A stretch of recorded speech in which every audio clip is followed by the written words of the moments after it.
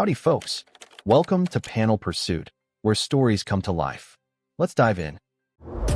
In a world of darkness, betrayal cuts deeper than any blade. Qin Feng, once a man who gave everything for his sister, is stabbed in the back. But fate has other plans.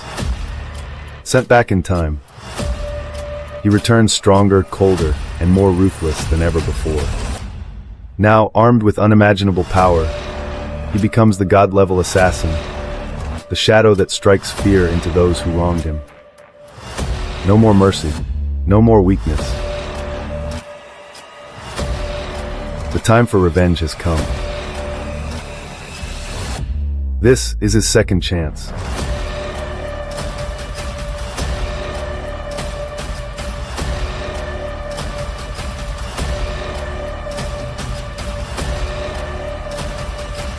And this time, there will be no escape.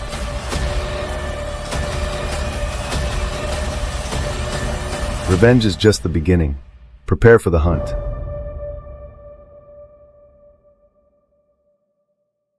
The story begins in a scene of utter devastation. The ground is littered with the lifeless remains of monstrous creatures, their grotesque forms scattered like discarded toys, evidence of a brutal clash. Standing amidst the carnage is a young girl, her grip tight around a dagger that glows with an ominous, poisonous aura, an artifact from a dark world.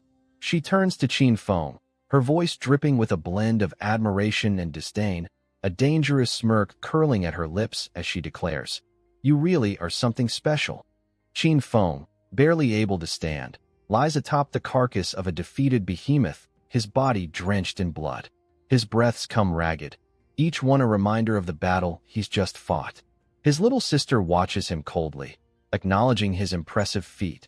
Despite his limited lifespan of only 100 years, he had managed to survive the ruins of the ancient gods and defeat a horde of monsters. Yet, she isn't here to celebrate his victory. Her eyes gleam with something far darker as she reveals her true intent, to claim the artifact, the Eye of Judgment, that he fought so hard to acquire. Through the blood-soaked haze of his vision, Qin Feng locks eyes with her, his heart pounding in his chest. The rage is barely contained in his trembling voice as he demands, "Why, sister?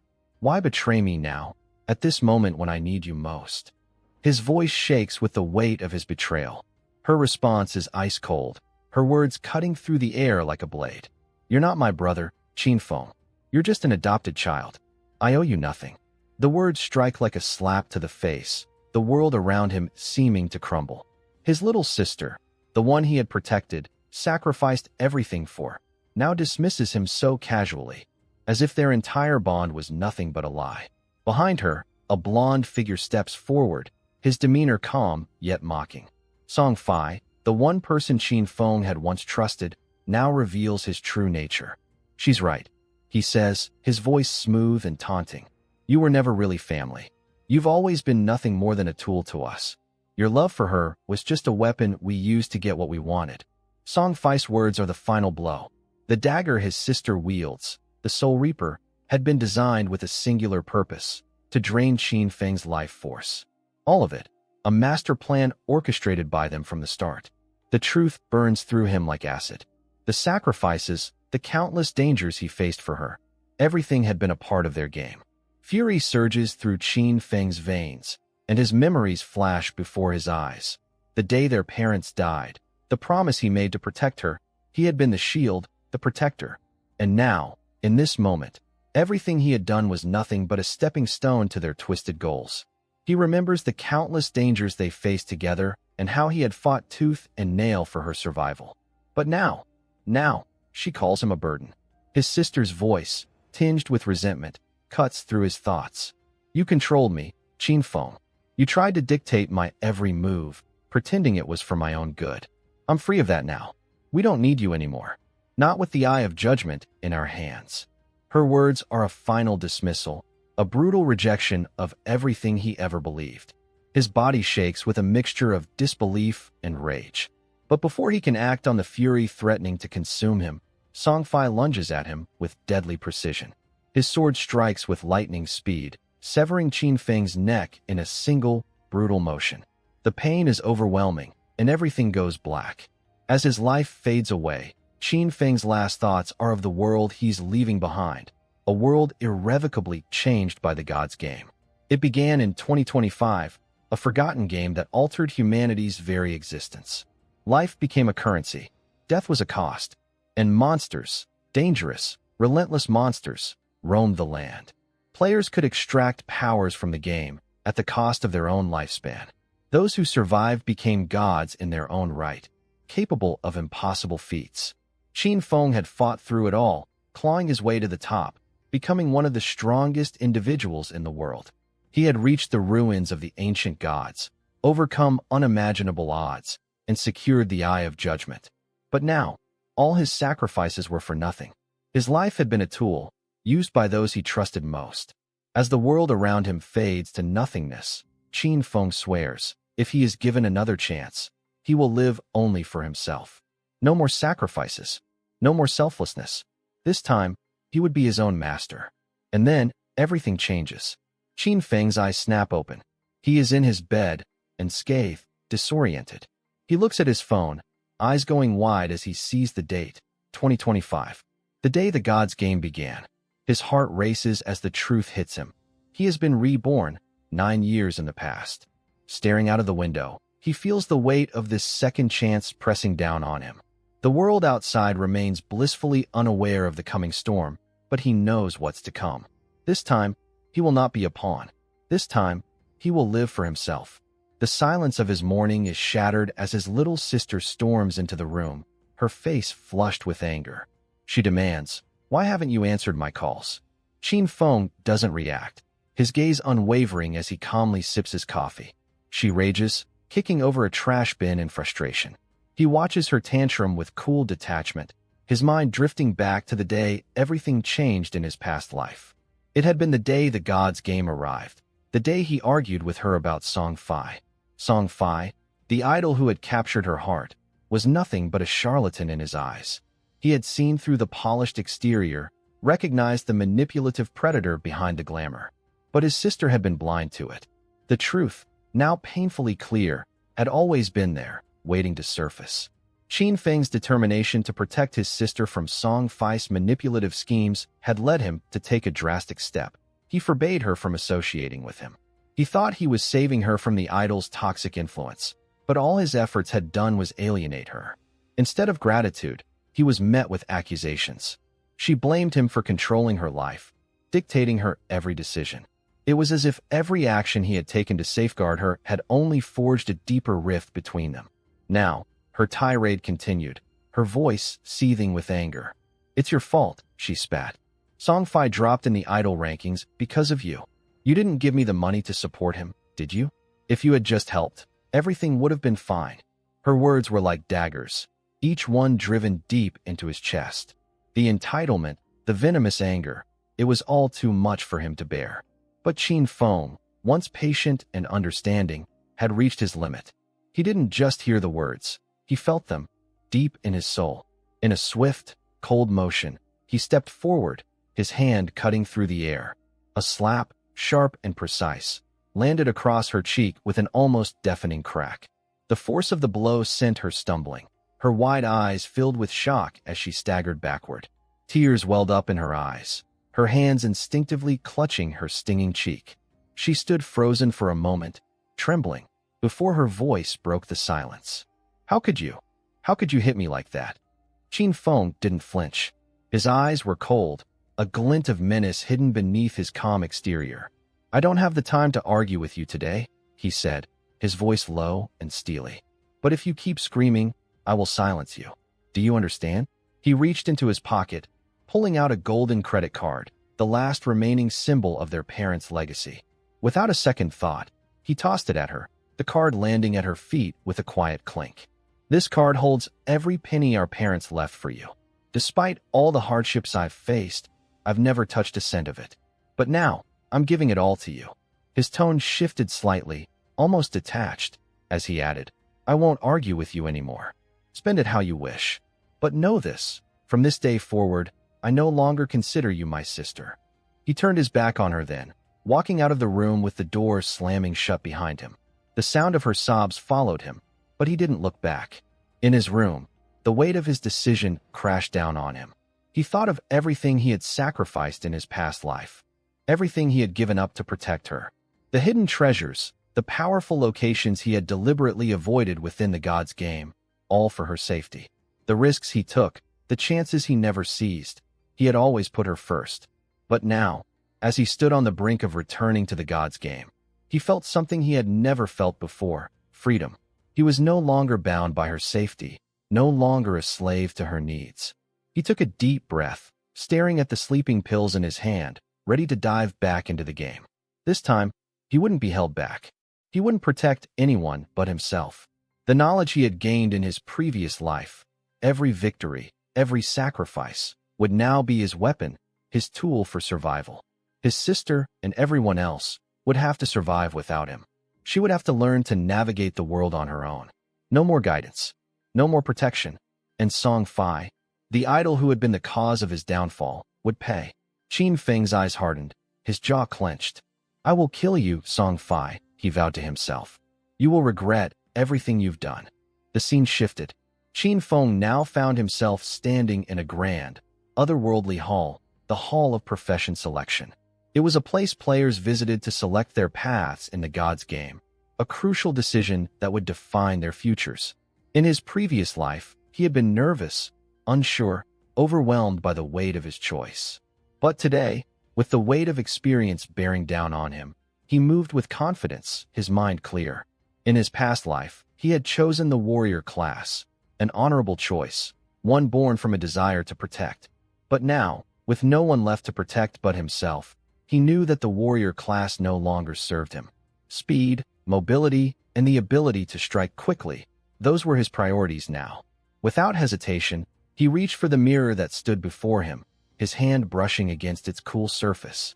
As his fingers touched the glass, a brilliant blue light enveloped him, and a system window materialized in front of him. The system chimed, informing him that the Eye of Judgment, the artifact he had claimed, had already been bound to him. The eye activated immediately, and with a low hum, a massive, otherworldly eye appeared behind him, its gaze powerful and all-knowing. Another system message appeared, detailing the attributes of the eye: might of judgment and the passive ability, might.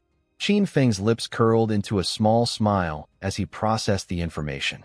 The power of the eye surged through him, making him feel like he was on the verge of something monumental. Could it be that the artifact had truly chosen him? Had its bond with him persisted, even through his rebirth? He speculated that the Eye of Judgment was what had brought him back to life in the first place. Could it be that the eye had given him a second chance to rewrite his destiny? Before he could contemplate further, a dark, swirling aura began to seep into his body. The system congratulated him, announcing that he had unlocked a hidden profession. The aura surrounded him completely, and when it dissipated, Qin Feng stood transformed. His hair had turned an ashen white, and an aura of overwhelming power radiated from him. The system informed him that he had become a shadow deity, a high-level hidden assassin class far superior to the warrior class he had chosen in his past life. Qin Feng's hands clenched into fists as he absorbed the information. The shadow deity class was rare, coveted, and granted incredible power. The transformation had been nothing short of fate. His fingers brushed over his face, a small smile tugging at his lips. He had defied the odds, and now the world would feel his wrath. The system detailed the powers granted by the Eye of Judgment. The first, Authority of Judgment, was an ancient, primordial power that defied the laws of reality itself. The system clarified that without divinity, Qin Feng couldn't wield the full force of this power, but its passive effects would give him a distinct edge over any other player. With his new class and powers, Qin Feng knew his destiny had just begun. No longer a pawn, no longer shackled by others. This time, the game was his to win. Qin Feng's mind raced as the revelation sank in. In his past life, it wasn't until the 7th year of the God's Game that humanity even knew of the existence of the power of order. A lone, powerful individual had somehow escaped the game world and ventured into the land of order, revealing the transcendent force hidden within. Yet, despite countless attempts, no one had ever been able to seize it.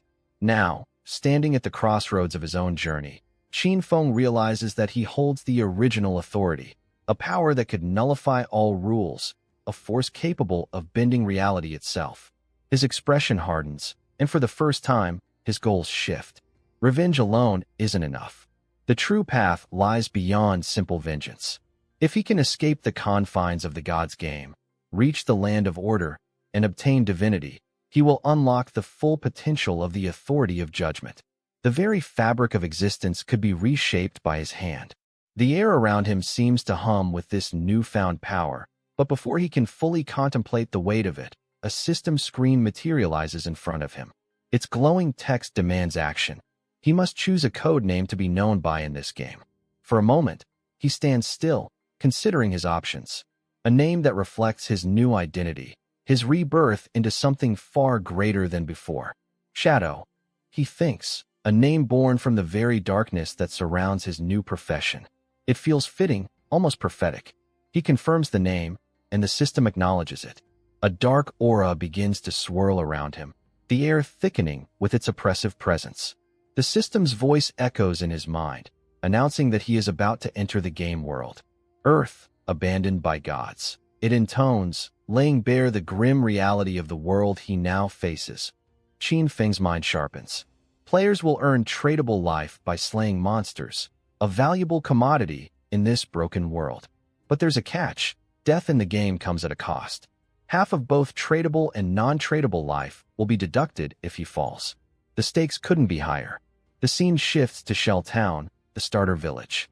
A place of fleeting peace amidst the chaos. It's a sanctuary where monsters cannot enter, and players are forbidden from attacking one another. It is here that Qin Feng steps into this new world, taking in the disorder around him. Other players, fresh to the game, scramble in confusion, their faces etched with disbelief. Some are pacing, murmuring about how they simply fell asleep only to wake up here, in this nightmare, thrust into a game they didn't choose.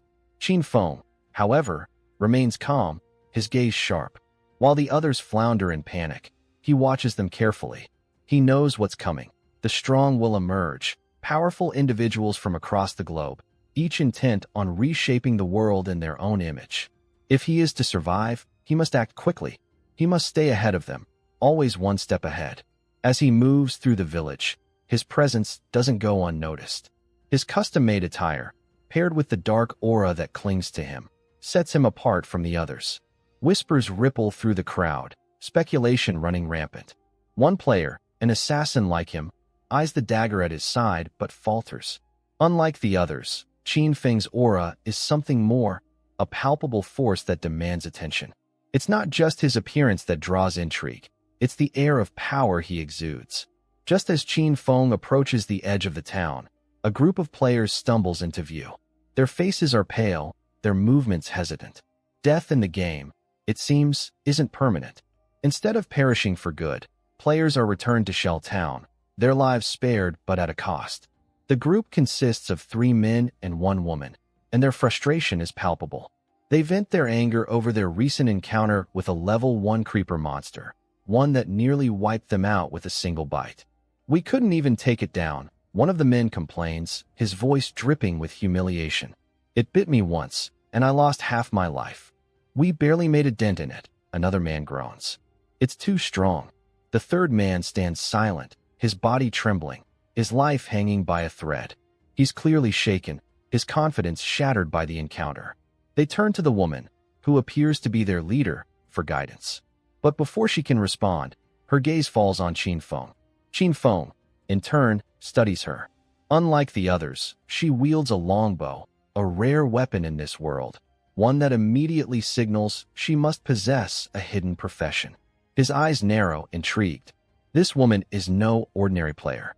The woman, sensing an opportunity, approaches him cautiously. "We could team up," she suggests. "The monsters outside are too strong for any one person to handle. We've already encountered one, and though we failed, we've learned something. We can help each other." Qin Feng's lips twitch with amusement, but he doesn't show it. Inside, he can't help but laugh at her logic. The only experience they have, he thinks, is dying. "I prefer to work alone," he replies, his tone polite yet firm. Her face falters, and the men in her group exchange glances. They mutter among themselves, questioning Qin Feng's arrogance. How could he possibly take on the monsters by himself when 4 of them couldn't even manage a single one? The woman, however, doesn't seem deterred. Her curiosity grows. She senses there's more to this man than meets the eye. Determined to uncover his secrets, she decides to check his status window. As she reads the name, Shadow, her brow furrows. She scoffs, assuming it's a display of arrogance. But something nags at her. There's more to him, something significant that he's keeping hidden. Turning to her group, she orders, "We'll follow him. Watch him. See what he knows." A sly grin spreads across her face as she adds, "Let's see how he fares, or how he falls." As Qin Feng strides toward the exit of Shell Town, the blonde woman and her companions trail behind, careful not to draw attention. They move quietly, slipping behind trees and rocks, their eyes never leaving his retreating form. The blonde girl mutters under her breath, her voice tinged with frustration. "This world, abandoned by gods. None of us understand why we're here. I thought I could handle this, but this is something else." She glances at her team, her gaze steely. "Even with my experience, I didn't expect this kind of brutality." The very first monster the group encountered outside the newbie village had decimated them with ruthless efficiency, a grim reminder of just how unprepared they were for the brutal reality of the gods game. The blonde girl's mind raced as she watched the carnage replay in her mind. "That thing," she muttered to herself, "is far beyond the abilities of any level 1 player. It doesn't matter how many of us there are. We couldn't even scratch it." Her 2 male companions couldn't help but stare at Qin Feng, their thoughts divided between awe and suspicion. One of them, an assassin like Qin Feng, studied him with sharp eyes. "His dagger is different," he murmured, his voice low. "It's not like mine. His weapon is short, but it gives off this aura, like it could kill you in an instant." The assassin's gaze flicked to Qin Feng's movements, observing the difference in speed. "And look at him. The way he moves, he's faster than us. His reflexes, they're not normal." The blonde girl observed Qin Feng, noting every detail. His attire was unlike anything she had ever seen. There had to be something valuable he knew, something that could give her team the edge they so desperately needed. But just as she was about to signal her team to close the gap, Qin Feng stopped abruptly, his head turning slightly, his eyes sweeping over the area with unsettling precision. The blonde girl froze, her heart hammering in her chest. Had he noticed them? Before she could react, the air around Qin Feng seemed to ripple. Without a sound, he vanished from sight. One moment he was there, the next, he was gone, as though he had never existed in the first place. The group stood frozen, staring in stunned silence, their minds struggling to process what they had just witnessed. The assassin was the first to snap out of his stupor. He must have used a stealth ability. "It's a basic skill for assassins," he muttered, though his voice trembled with disbelief. "But this was no ordinary stealth. I've never seen anything like it. It's like he erased himself from existence." The blonde girl, shaken to the core but still determined, made a snap decision. "We can't follow him now. It's pointless," she said, her voice firm.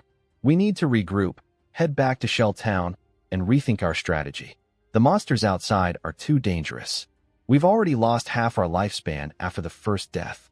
The men nodded reluctantly, one of them speculating, "Maybe we can find treasure chests or NPCs in the town with useful information.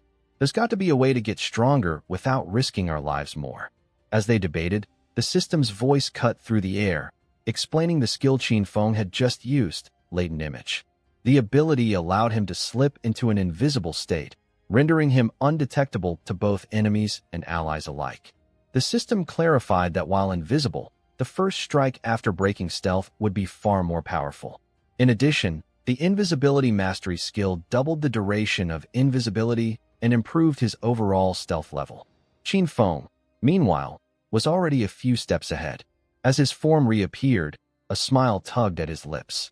His shadow class, unlike the standard assassin, granted him this enhanced version of stealth, something even the most seasoned players would have trouble detecting in the early stages of the game. No player, no monster would be able to sense him. And the best part? The invisibility cooldown began the moment he activated the skill. He could vanish again in mere seconds. As Qin Feng walked away, he silently dismissed the group behind him. They were naive, Fools who thought safety in the starter town would lead to power. The town, he knew, was nothing more than a sanctuary for the weak. It offered no shortcuts. It was simply a haven for the ill-prepared to regroup before they were inevitably devoured by the game's monsters. His thoughts were sharp as he moved forward, his focus unwavering. He would not waste his time in such a place. His path was clear: survival, dominance, and to claim the power the game promised. Soon, his latent image skill began to fade, but the brief invisibility had already given him a sense of exhilaration. The short duration meant he had to think on his feet, but it also meant he could disappear again and again, giving him the ultimate edge. A system screen popped up in front of him, displaying his current status. His code name Shadow blinked on the screen, his profession matching his title. Level 1, with a non-tradable lifespan of 75 years and a tradable lifespan of 0 years. His attributes were listed as follows: Strength, 10 plus 3. Constitution, 10 plus 3. Agility, 10 plus 8. Spirit, 10 plus 5. He paused as he reviewed the stats. The system confirmed that all players started with 10 points in each attribute, with bonus points allocated based on their chosen profession. In his previous life as a warrior, Qin Feng had received only a modest bonus in strength and constitution, but the shadow class was different. This time, his agility was bolstered with an impressive bonus of 8 points, making him faster than most players from the outset. Another system notification appeared, informing him that he had 5 free attribute points to allocate. Qin Feng's mind raced as he considered his options. Many players, eager to survive, often prioritized strength or spirit, hoping to enhance their combat abilities. But Qin Feng wasn't like the others. In a world where a single monster attack could be fatal, raw power meant nothing without the speed to avoid it. With this in mind, he allocated all 5 points to agility, boosting it to 10 points with a total bonus of 13. The system confirmed the allocation, and Qin Feng felt a surge of satisfaction. Agility was the key to surviving in this cruel world. Speed would allow him to strike first, evade damage, and outmaneuver any enemy that crossed his path. As he moved on, a faint guttural noise caught his attention. His sharp senses immediately narrowed in on the source. Lurking in the shadows was a grotesque creature, a level 1 creeper, its rank marked as normal by the system. Its twisted form sent a chill through the air, and the eerie sounds it made reverberated in the silence of the surroundings. But Qin Feng remained calm. This was the same creature that had torn through the blonde girl's team earlier. Its wounds, the remnants of their failed attack, were still fresh, bearing testament to their inability to defeat it.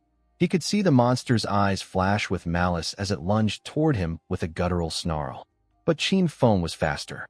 He sidestepped the creature's attack with effortless grace, his movements fluid and precise as he evaded. It was a beautiful dance of death, a reminder that agility wasn't just about evasion. It was about control. The creeper monster's insatiable hunger for life force is notorious across the game world. When it kills a player, it doesn't just end their life. It devours their lifespan, absorbing it to grow stronger and evolve. Qin Feng observes the wounds covering the creeper's twisted form, marks left behind by the blonde girl's team. It's clear they fought hard, fought valiantly, but their efforts only delayed the inevitable. The monster had grown too powerful, too quickly. With a flick of his wrist, Qin Feng draws his short sword. A dark aura begins to swirl around him, crackling with energy. His eyes flash red as he activates latent image, his body disappearing in an instant. The creeper's head swivels, its senses desperately searching for its elusive prey. It snarls, confused, thrashing wildly as it struggles to detect the threat. But Qin Feng is already above it, poised to strike. With the fluid grace of an assassin, he deactivates his stealth, descending like a shadow, his blade cutting through the air with lethal precision. Strike to break the stealth, a technique that capitalizes on the attack power granted by latent image, making the strike an unstoppable force. The system immediately confirms the success of his attack, a screen materializing before him with the damage dealt, 174 points. The creeper collapses, its body dissolving into a burst of energy. Qin Feng gains 10 experience points, but even he can't suppress his surprise. The sheer magnitude of the damage shocks him. He had expected a strong strike, But this was beyond anything he had anticipated. The system explains that the backstab skill played a crucial role in this. When attacking from behind or outside an enemy's field of vision, the damage is doubled. This mechanic transforms Qin Feng into a lethal predator, swift, efficient, and deadly. As the reality of this ability settles in, memories from his past life flood his mind. He recalls the battles he fought as a warrior, grueling, exhausting struggles where a critical hit would deal a mere 40 points of damage. Each battle had been a test of endurance. Every creeper had been a Herculean task, leaving him battered, exhausted, and always falling short. But that was before. This time, it was different. This time, he fought for himself. The rewards are swift and bountiful. The system informs him that he's earned 3 days of tradable life and a staggering 54 years and 155 days of non-tradable life. Qin Feng crushes the energy of the defeated creeper in his hand, savoring the rush of power. But the rewards don't end there. Another system window appears, announcing that the authority of judgment has been activated. The system congratulates him on unlocking the talent Infinite Evolution, a rare and powerful ability. Infinite Evolution grants him evolution points each time he slays monsters in solo mode. These points can be used to upgrade his skills, and every 24 hours, he will automatically receive 5 evolution points. Additionally, he can earn 100% of the evolution points from solo boss kills. Currently, he has 5 evolution points available. A thought crosses his mind. Could Infinite Evolution allow him to upgrade his existing abilities? In his past life, such a concept was unheard of. No matter the gear or skill books dropped by monsters, they always remained at their original level, static, unchanging. But this skill defies those very principles. It transcends the established order of the game, suggesting a limitless potential. His curiosity peaks, eager to test its limits. With a decisive nod, he selects 2 of his current skills, Backstab and Shadow, to undergo evolution. The moment he confirms his choice, a system notification pops up, confirming the consumption of 4 evolution points. The upgrade is successful. First, his Shadow profession is enhanced to Bronze tier. The improvements are immediately evident. He can now remain in stealth mode for 12 to 16 seconds, remaining completely invisible even while attacking. His strike to break stealth attack power increases from 60 to 80, and its cooldown is reduced from 28 to 26 seconds. Next, Backstab evolves from poor to normal quality. The passive effect now boosts damage by 15% when striking from behind or outside an enemy's field of vision, up from 10%. The changes are nothing short of astounding. The latent image stealth duration is now increased to 16 seconds, and with the mastery of invisibility effect, it doubles to 32 seconds. This makes it possible for him to stay in near-perpetual stealth, an ability so potent that even a fully healthy creeper could have been taken down in a single blow. He can't help but reflect. Had he obtained these enhancements earlier, the battle would have been over in seconds. But now, with his upgraded abilities, he was a force to be reckoned with. His strategic potential had just skyrocketed. Suddenly, a voice interrupts his thoughts. You? Kill a monster solo? Don't make me laugh. Turning toward the source, Qin Feng sees a muscular man standing with a girl, trying to impress her. The girl, clearly enamored, addresses him as Gongzi, praising his impressive build. With a body like yours, she says confidently, you could probably take on at least 10 monsters at once, right? Gongzi laughs, full of arrogance, and pats his chest. Don't worry, with me around, you've got nothing to fear, he assures her. But Qin Feng's sharp senses immediately notice something off. His gaze flicks upward, and he spots a massive spider-like creature lurking above them, hanging from a tree. Gongzi and the girl remain blissfully unaware of the danger that looms over them. Without hesitation, Gongzi turns to Qin Feng and, with a grin, extends an offer. Hey, join us. I'll protect you, he says, clearly amused by the idea of a weakling like Qin Feng trying to navigate the game on his own.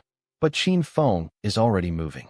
He recognizes the creature for what it is, a nurse, a formidable monster with a level 1 bronze rarity.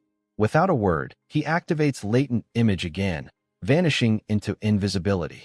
The girl gasps, pointing to where Qin Feng had been just a moment ago. Where did he go?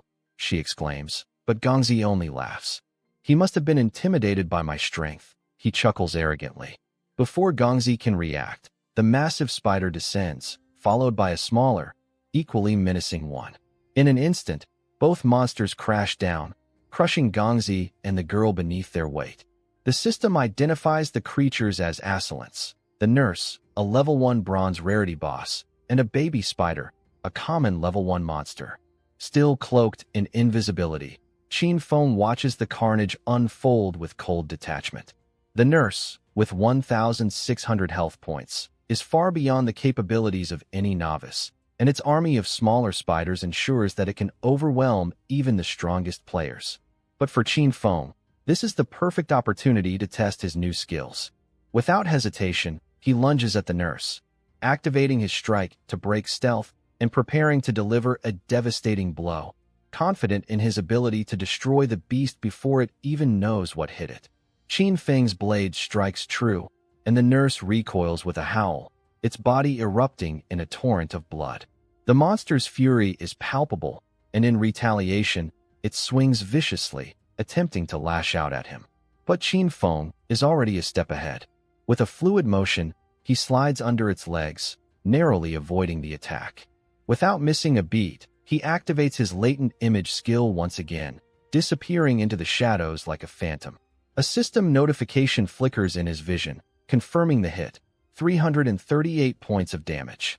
It's a solid blow, impressive, but not enough to put down such a formidable opponent. Almost immediately, another notification pops up, signaling that he's taken 9 points of damage. A minor setback. Considering his agility, it's nothing more than a scratch.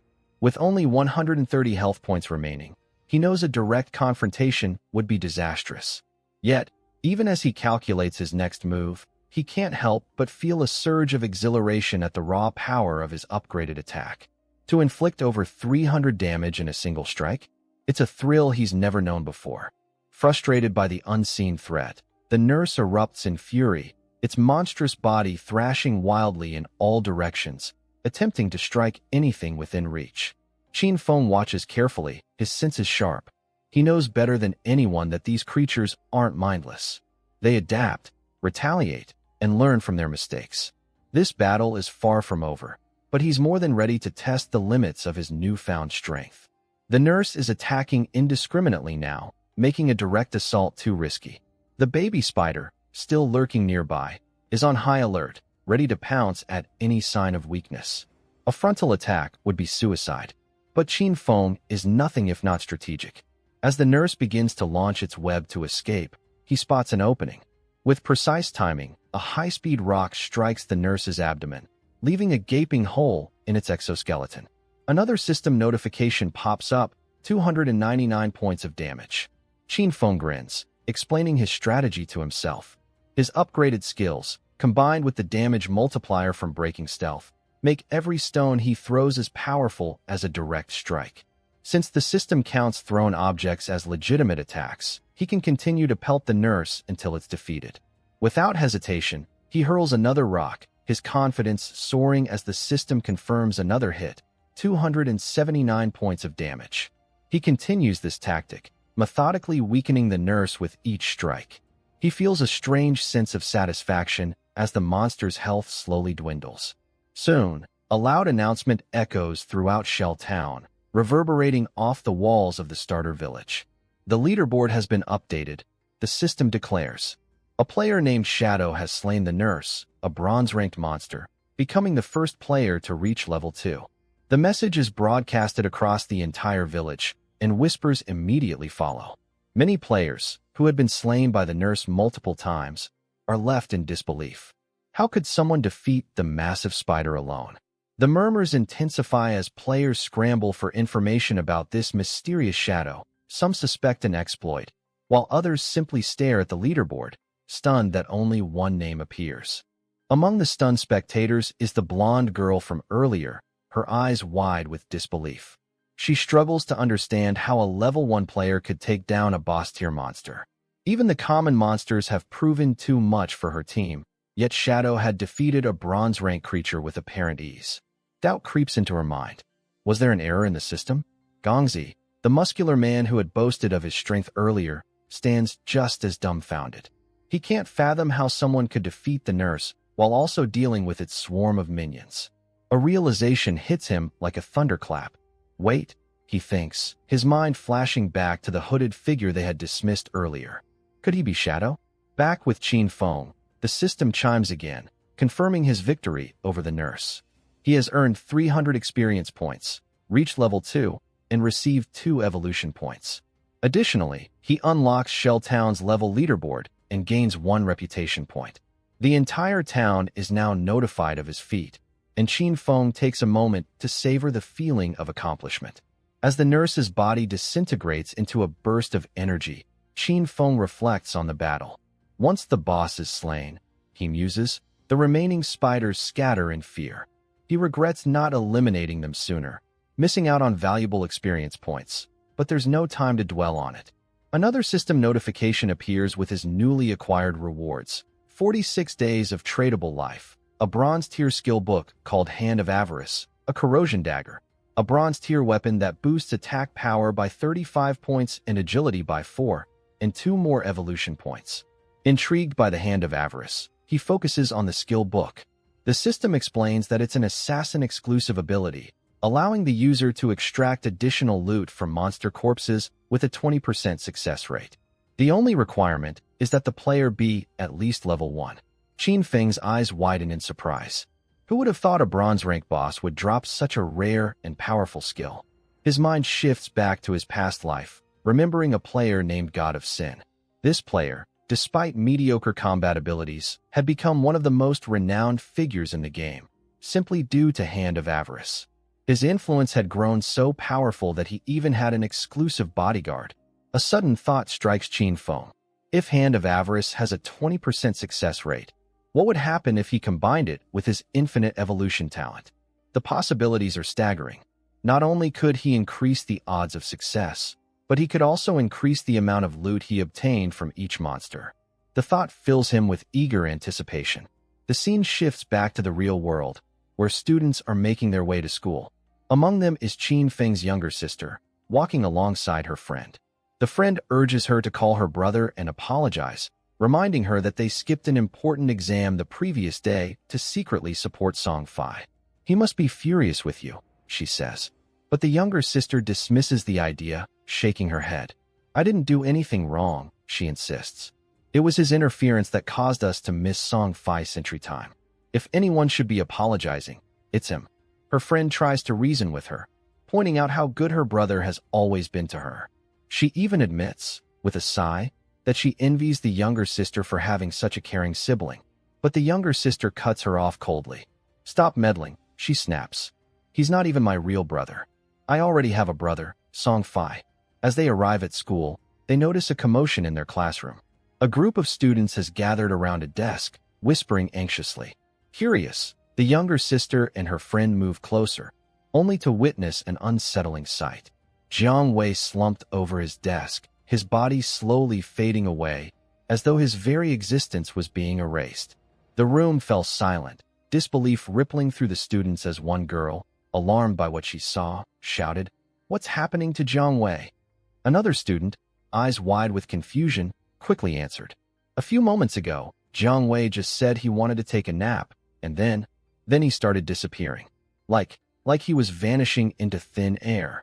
Murmurs spread like wildfire across the room. Some students whispered that Jiang Wei wasn't the only one experiencing this strange phenomenon. Social media was flooded with similar cases worldwide. People falling asleep and never waking up, their bodies becoming translucent, as if caught between worlds. No one could explain why it was happening, and fear began to grip the hearts of the students. One girl, panic rising in her chest, fumbled for her phone. "I need to call my parents," she said urgently, her voice shaking. "I have to warn them. You should do the same. Call your brother. He needs to know." But Qin Feng's younger sister, her expression cold, stubbornly shook her head. "I'm not calling him," she spat, her voice sharp with resentment. "I don't care. He's the one who caused all of this in the first place. He's the one who interfered with everything. If anyone should be apologizing, it's him. I hate him. Honestly, the world would be better off without him." The situation was spiraling out of control, both in the real world and, as Qin Feng knew all too well in the game world. Meanwhile, in the game, Qin Feng's mind was focused entirely on the Hand of Avarice skill he had just upgraded. The system's notification confirmed that the skill had evolved from a bronze-level ability to a gold-tier skill. His luck had skyrocketed. The success rate for obtaining extra loot had jumped from 20% to an astonishing 70%. Another notification appeared, confirming that he had successfully learned the Hand of Avarice and earned an additional 2 evolution points, along with a staggering 46 days of transferable life. The windfall was overwhelming. Qin Feng marveled at his good fortune. Not only had he gained extra evolution points, but he was now just 1 point away from maxing out Hand of Avarice. If he reached 3 evolution points, the skill would achieve its peak, a 100% success rate for extra loot drops. The thought of that kind of power sent a rush of excitement through him. His path to dominance was accelerating faster than he had ever imagined. His eyes narrowed with focus as he activated Latent Image once more, vanishing into invisibility. His mind raced with thoughts of the real-world phenomenon he had just heard about. By now, every country around the world must be aware of the strange disappearances. People falling asleep only to vanish, leaving their families and friends in terror. It was only a matter of time before an influx of new players joined the game, and Qin Feng knew he had to stay ahead of them. His primary goal now was to secure better equipment, gear that would give him a significant advantage before the competition could catch up.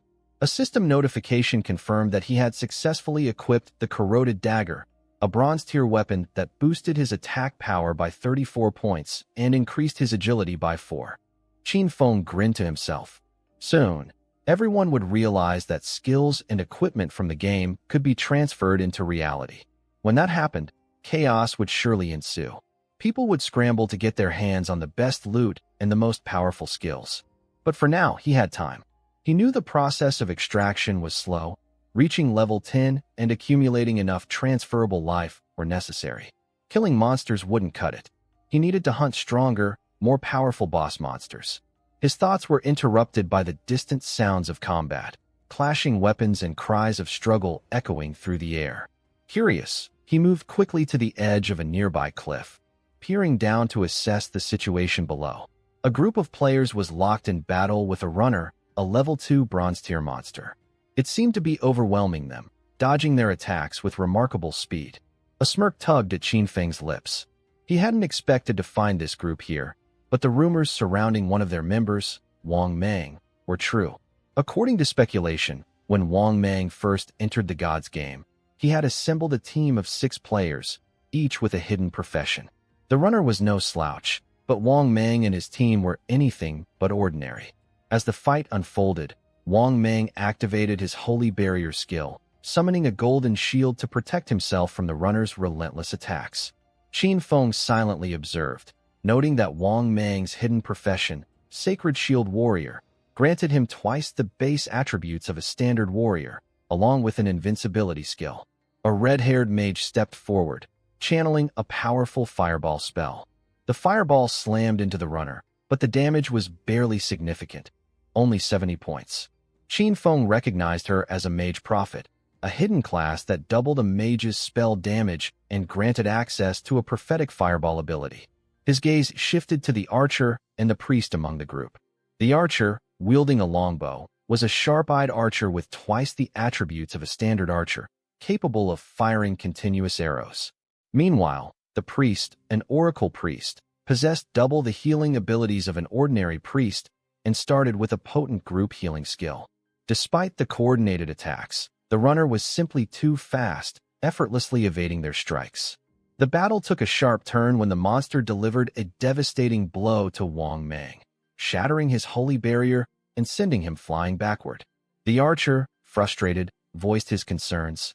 It's impossible to land a shot with that kind of speed. The priest, unfazed, began casting healing spells, determined to keep the group in fighting shape.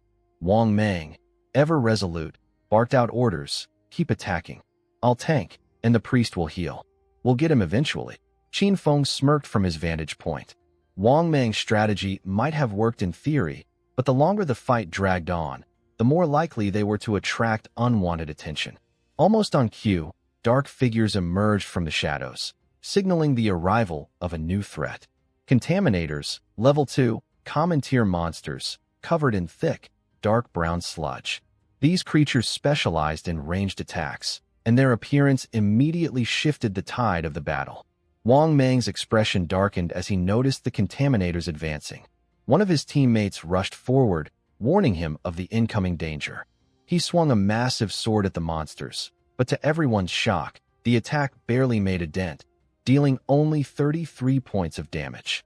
Qin Feng watched with cold amusement, knowing that this fight was about to take a deadly turn. Qin Feng watched intently, his interest piqued. The team before him possessed hidden professions he had never encountered before, each one uniquely powerful, yet even they struggled to deal with the relentless contaminators. As the creature launched its counterattack, it spewed a foul, sticky goo from its mouth, ensnaring the players in place. Wang Mang's teammates recoiled in disgust, their faces contorting as they gagged on the unbearable stench. Immobilized, their movement speed dropped to 0. Meanwhile, another contaminator relentlessly pursued the red-haired mage, who ran frantically, calling for help. In that moment, Qin Feng made his decision. Without a second thought, he vanished from his perch atop the hill. The battle below was about to take a turn, one that would leave his unseen intervention etched into the team's memories. A heartbeat later, the monster pursuing the mage was decapitated with a single, swift strike. The contaminator's body dissolved into loot, and the team stood frozen, stunned in the wake of the impossible feat. Had a contaminator really been slain in one blow? The mage hesitated before speaking, her voice shaky. Is someone assisting us? Freed from the creature's trap, the swordsman marveled at what he had just witnessed. Even a level 1 tracker monster would usually take several coordinated attacks to be defeated, but here was a level 2 contaminator being obliterated in an instant. Before they could even react, another contaminator fell under a second strike, the damage reading a staggering 441 points. Panic flashed across the swordsman's face, and he turned to the mage, Lizzie, asking in a hushed voice, "Did you see the attacker?" Lizzie shook her head in confusion. "No, I didn't see anyone." Wang Mang, ever the leader, quickly regained his composure. "Stay focused," he ordered, rallying his team. "Whoever's helping us is still out there, but we can't afford to get distracted. We're not out of danger yet." Meanwhile, Qin Feng, still cloaked in latent image, silently perched himself on a tree behind Wang Mang and his team, watching their every move. As the team turned their attention back to the runner, Wang Mang spoke up again. "With the contaminators dealt with, our only remaining enemy is the runner." Just then, a system screen materialized in front of Qin Feng, confirming his victory over the contaminators. He had earned 40 experience points and 1 evolution point. Another notification appeared, announcing that he had acquired a new skill book, Poison Dart, a standard-level assassin skill. Along with the skill, he received 8 days of transferable life. Qin Feng couldn't help but grin. The Poison Dart skill was an ideal addition to his arsenal. Designed for mid to long-range attacks, it inflicted continuous damage over time, a perfect fit for his assassin playstyle. Without hesitation, he chose to evolve it immediately. A new system notification flashed, displaying the upgraded stats of Poison Dart. The skill had evolved from normal to silver rank. The range had increased to 14 meters, and the base attack damage upon impact was now 120 points. Additionally, the skill would now inflict a poison status on the target, causing 50% continuous damage per second for 5 seconds. The cooldown was only 5 seconds, and it required the user to be at least level 2 to learn it. Qin Feng's smirk widened. With this skill, he could cripple enemies before they even realized what hit them. Back on the battlefield, Wang Mang's situation had grown increasingly dire. The runner monster dominated him, its speed and strength far outstripping his own. As he raised his shield to block, the creature's claws tore through his defenses, ripping into his side with brutal force. Before he could even recover, the runner struck again, its talons sinking deeper into his flesh, lifting him off the ground as if he were weightless. His shield clattered to the floor, and a cry of agony escaped his lips. His teammates watched in horror as the healer rushed forward, attempting to mend his wounds. But the healing magic had no effect with the runner's claws still embedded in his body. Blood poured from Wang Mang's mouth as he mustered the strength to issue one final order: flee. Now.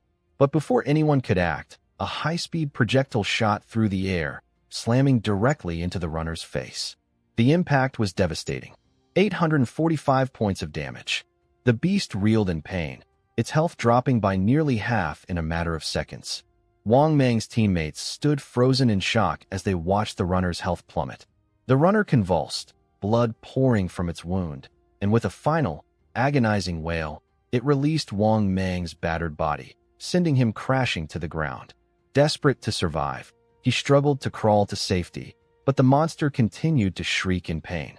Its health drained steadily, 324 points per second, until finally, the beast crumpled, succumbing to the relentless damage. A system screen materialized before Qin Feng, confirming the damage he had dealt. His strike had accounted for over 90% of the runner's total health, securing the loot rights entirely for himself. He had slain the runner, a bronze-level boss, earning 600 experience points. A second notification appeared, congratulating him on reaching level 3 and rewarding him with 2 evolution points and 55 days of transferable life. Standing with an aura of effortless dominance, Qin Feng assessed the outcome. He hadn't expected the poison dart's continuous damage effect to synergize so seamlessly with his break invisibility skill and overall class mechanics. The realization struck him: by leveraging his stealth abilities, he could remain unseen indefinitely, throwing poison darts endlessly. This strategy, he mused, would make him an unstoppable force in both the early and mid-game stages, ensuring no monster could stand against him. Meanwhile, Wang Mang, still in shock, watched as the runner disintegrated into loot before his eyes. The pain of being impaled felt so disturbingly real that he questioned whether this was truly a game. Just as his thoughts were interrupted, the loot vanished before him, snatched away in the blink of an eye. The mysterious figure who had delivered the final blow had moved so fast that Wang Mang hadn't even seen him. Struggling to his feet, Wang Mang lowered his head in gratitude.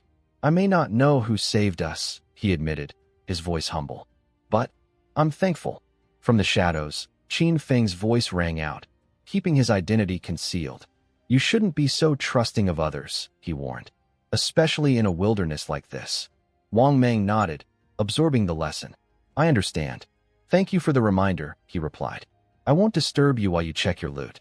My name's Wang Mang. If you ever need help in the future, don't hesitate to ask." The surviving members of Wang Mang's team embraced one another in relief. Meanwhile, Qin Feng stood silently, his gaze fixed on the loot orb in his hand. As the light flickered across the orb's surface, his mind raced. The hand of avarice skill had yielded him a fortune, and the rewards were already exceeding his expectations. Wang Mang, despite his visible weaknesses, had proven to be a capable and reliable ally. Moreover, his connection to the Tao, an influential organization, made him well-connected and incredibly wealthy. A cold, calculating thought crossed Qin Feng's mind. To maximize his potential, he needed a stable sales channel, somewhere to offload excess gear and items he didn't need. That way, he could accumulate more transferable life and further solidify his power. Without hesitation, he activated Hand of Avarice on the loot. A system notification flashed before him, congratulating him on the successful use of the skill. He had gained 3 evolution points and an additional 55 days of transferable life. Along with this, he acquired a bronze-tier item, the running leather leggings. The system elaborated on its benefits. Equipping the leggings would boost his physical defense by 9 points, enhance all elemental resistances by 5 points, and increase his cooldown speed by 15%. The only requirement to wear them was being at least level 2, a threshold he had already surpassed. Qin Feng paused, evaluating his current stock. His inventory was filled with equipment from multiple classes, an exceptional harvest by anyone's standards.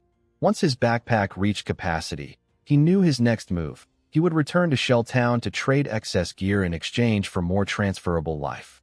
His growth rate was far exceeding what it had been in his past life. His smirk grew darker. If things continued at this pace, Songfei wouldn't know what hit him.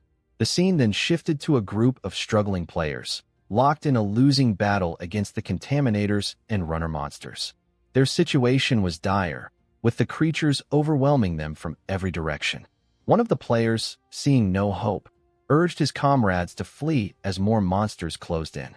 But before they could even attempt an escape, they froze in sheer terror. A towering monstrosity loomed before them, its grotesque form radiating an aura of menace. Before anyone could react, the creature launched a brutal attack. Parts of its body shot outward like arrows, piercing the players with unrelenting speed, killing them instantly. In the blink of an eye, they were wiped from the battlefield, their lives extinguished without mercy. Moments later, the players reappeared in Shell Town, their respawn a stark reminder of their failure. Frustration boiled over as they cursed their fate, lamenting the unfairness of the game. The reality was grim. Monsters always appeared in relentless packs, and when their health dwindled, the monsters would flee, showcasing a terrifying level of intelligence. One of the players raised the pressing concern. How are we supposed to leave the game when we can't even reach level 3? Another player grimly explained the harsh truth. Exit from the game is only possible after reaching level 3. We need to level up fast, before it's too late.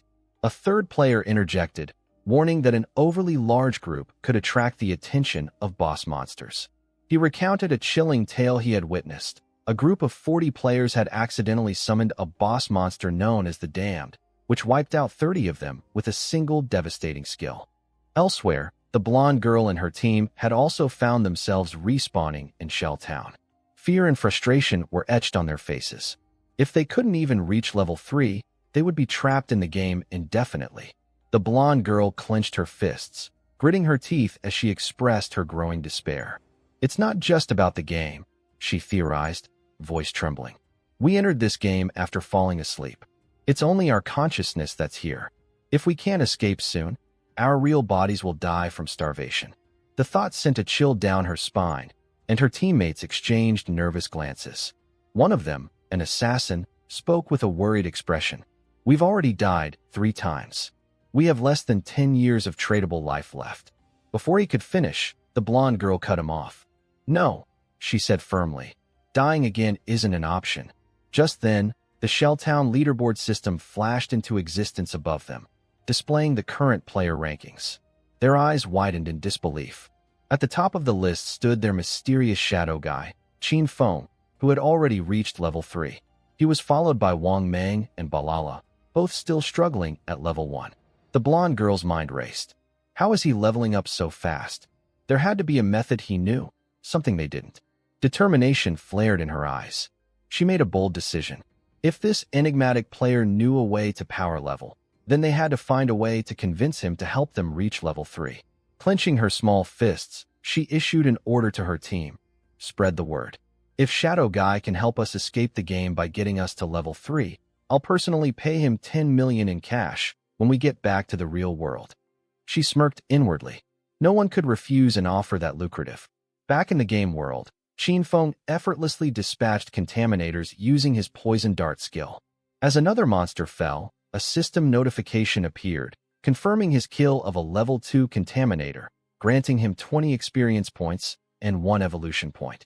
With enough points accumulated, he immediately initiated the evolution of Hand of Avarice. A confirmation screen materialized before him, deducting 5 evolution points and reducing his balance to 0. Another screen followed, detailing the upgrade. Hand of Avarice had ascended from Platinum to Jade tier. The system elaborated on its enhancements. The success rate of obtaining additional loot had increased from 110% to 160%, and there was now a 20% chance that the rarity of the additional loot would increase by 1 level. Qin Feng's eyes gleamed with excitement. A skill capable of increasing loot rarity was invaluable. If this trend continued, the skill could reach even higher thresholds, pushing the limits of what he could acquire. As he absorbed this information, his attention was drawn to a new, ominous presence in the distance. A towering, grotesque figure loomed. The Damned, the same entity responsible for wiping out an entire group of players. Qin Feng's smirk deepened. The game world was becoming more dangerous, and with each challenge, his power was growing. The real fun was only just beginning. Recognition hit Qin Feng immediately as the system identified the towering monstrosity before him. A bronze-level boss monster, the damned. Its hunched, grotesque form radiated an oppressive aura as it greedily absorbed the glowing blue energy remnants scattered around it, the remains of fallen players. His eyes narrowed in calculation. It was feeding, consuming the life energy of the slain to evolve into a silver-level boss. Judging by the number of glowing remnants, the creature had annihilated at least 40 players to reach this point. As he surveyed the situation, Qin Feng's thoughts grew sharper. His inventory was already full, leaving him with no space to collect the loot once the damned was defeated. This was a problem, but not one he couldn't solve. The monster's evolution would take time, providing him with a perfect opportunity to return to Shell Town and offload the unnecessary gear he had accumulated. With a calculated decision, he marked the location on his map. He would return for the monster later. Activating his elite shadow skill, Qin Feng vanished into the shadows, his body blending with the darkness, leaving no trace behind. Meanwhile, in Shell Town, a bustling starter village, the atmosphere shifted. The players had gathered in a tense silence when a blonde-haired girl, her voice filled with determination, made an announcement that would shake the crowd. "I'm offering 10 million in cash," she declared boldly, to the top-ranked player on the leaderboard. "If you can help us level up, I'll pay you once we return to the real world." Her words sparked a murmur through the crowd, but before anyone could respond, a distraught girl burst into tears, her sobs loud and raw. "We're nothing but commoners," she cried, her voice filled with despair. "We don't have a chance of escaping this game. We're stuck here forever." Her cries were abruptly cut short as one of her teammates dragged her away, reinforcing the grim reality they all faced. Amidst the tension, the air began to shift. An overwhelming aura of dominance settled over the crowd, causing everyone to look toward the newcomer. Qin Feng's presence was unmistakable. It wasn't just his appearance. It was the power that radiated from him, a raw force that left the crowd speechless. His confidence was like a wave crashing into them, and they could only watch in stunned silence. Without a word, Qin Feng opened his system window, his fingers moving effortlessly to the cell function. A massive system notification appeared above him, announcing that he had established an equipment and skill sales shop. "The shop will remain open for only 10 minutes, the message warned. "Act quickly." Seated with a calm and composed demeanor, Qin Feng displayed a collection of glowing orbs, the spoils of countless battles. The players stared, their eyes wide in shock and confusion.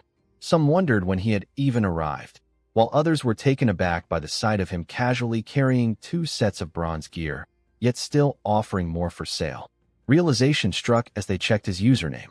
Shadow, the legendary #1 player. But despite his fame, no one could see his face. The game's hide face function ensured his identity remained a mystery. A woman, stepping forward with purpose, broke the silence.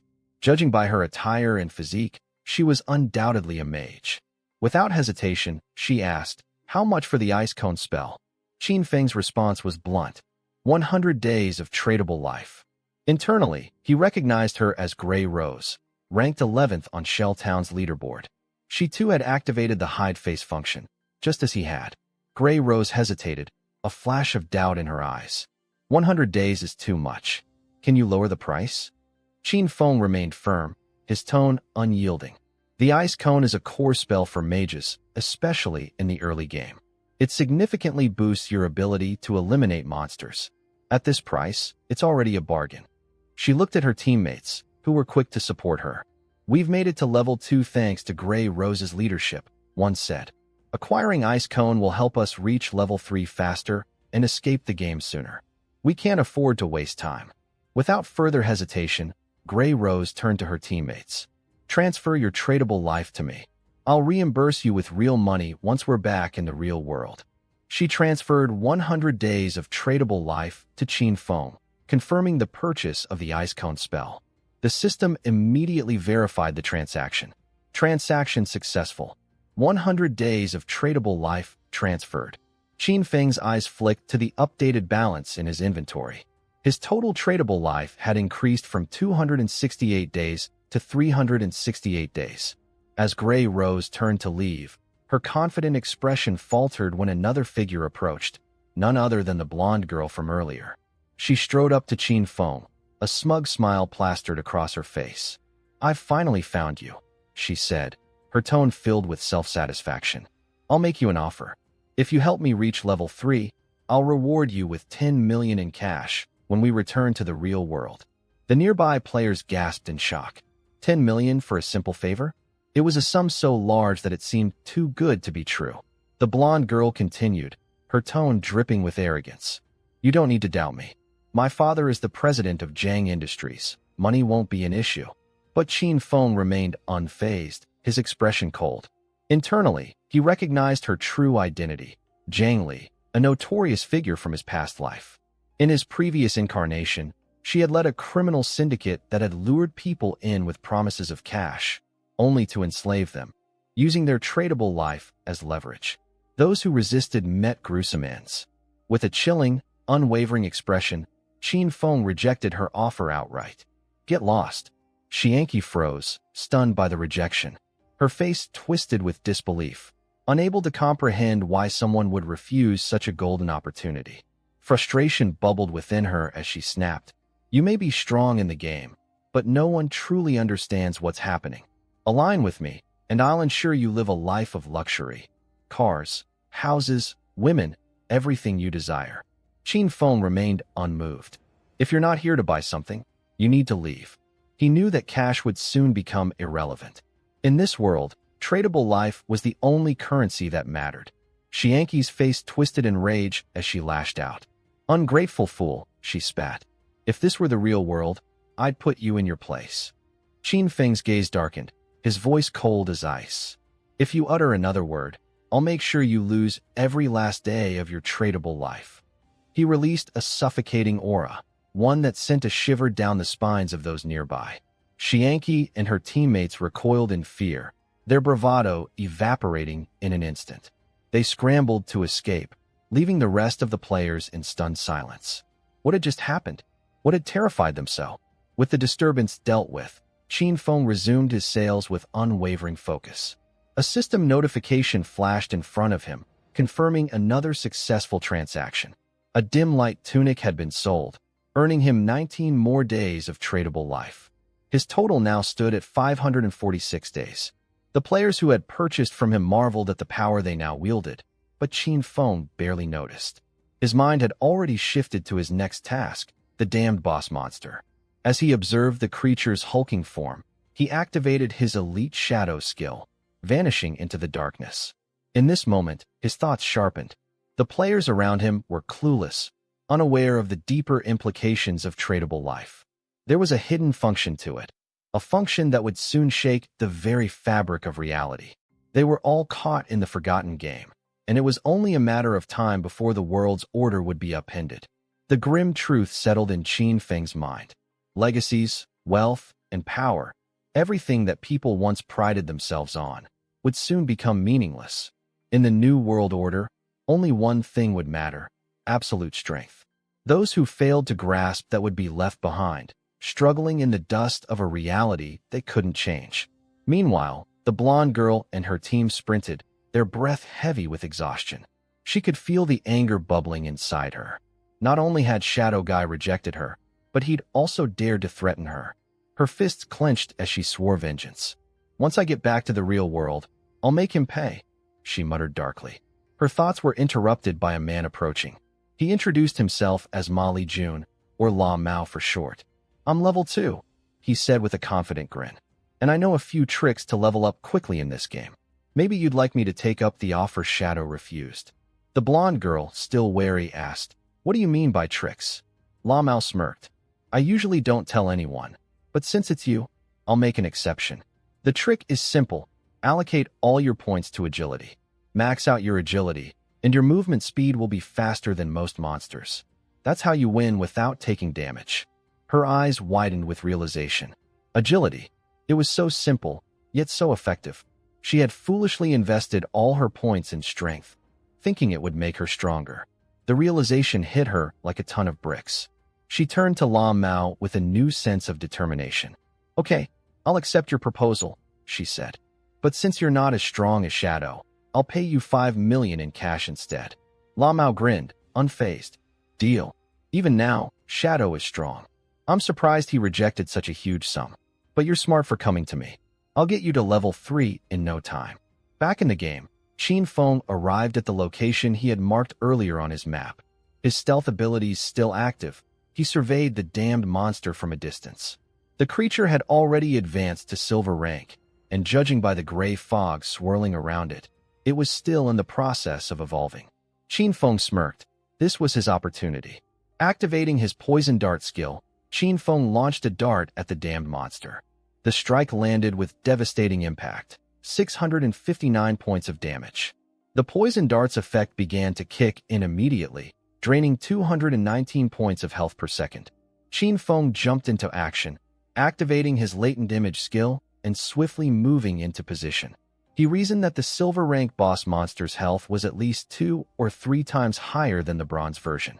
But just as he was preparing for his next strike, the damned monster began charging up an enormous amount of magical energy in its hands, growing larger and more menacing by the second. Qin Feng observed carefully. If I hit it with my poison dart 2 or 3 more times, I should be able to bring it down, he mused. But the damned had other plans. In an instant, the monster unleashed a devastating area of effect magical attack, tearing through the landscape and destroying everything in its path. Qin Feng immediately retreated, narrowly avoiding the blast, realizing that if he had been caught, his health and defense would have been insufficient to survive. The damned wasn't a typical monster, it was a magic-based boss. Most of its attacks were wide-range and dealt massive damage all at once. Qin Feng continued to track the monster's movements from his invisible position, keeping a close eye on his cooldown timer. His hidden shadow skill was still on cooldown, so he had no choice but to wait for the perfect opening. The monster began charging up again, and Qin Feng's calm demeanor never wavered. He carefully waited, watching the monster's movements. Then, in a moment of distraction, the damned faltered. This was his opening.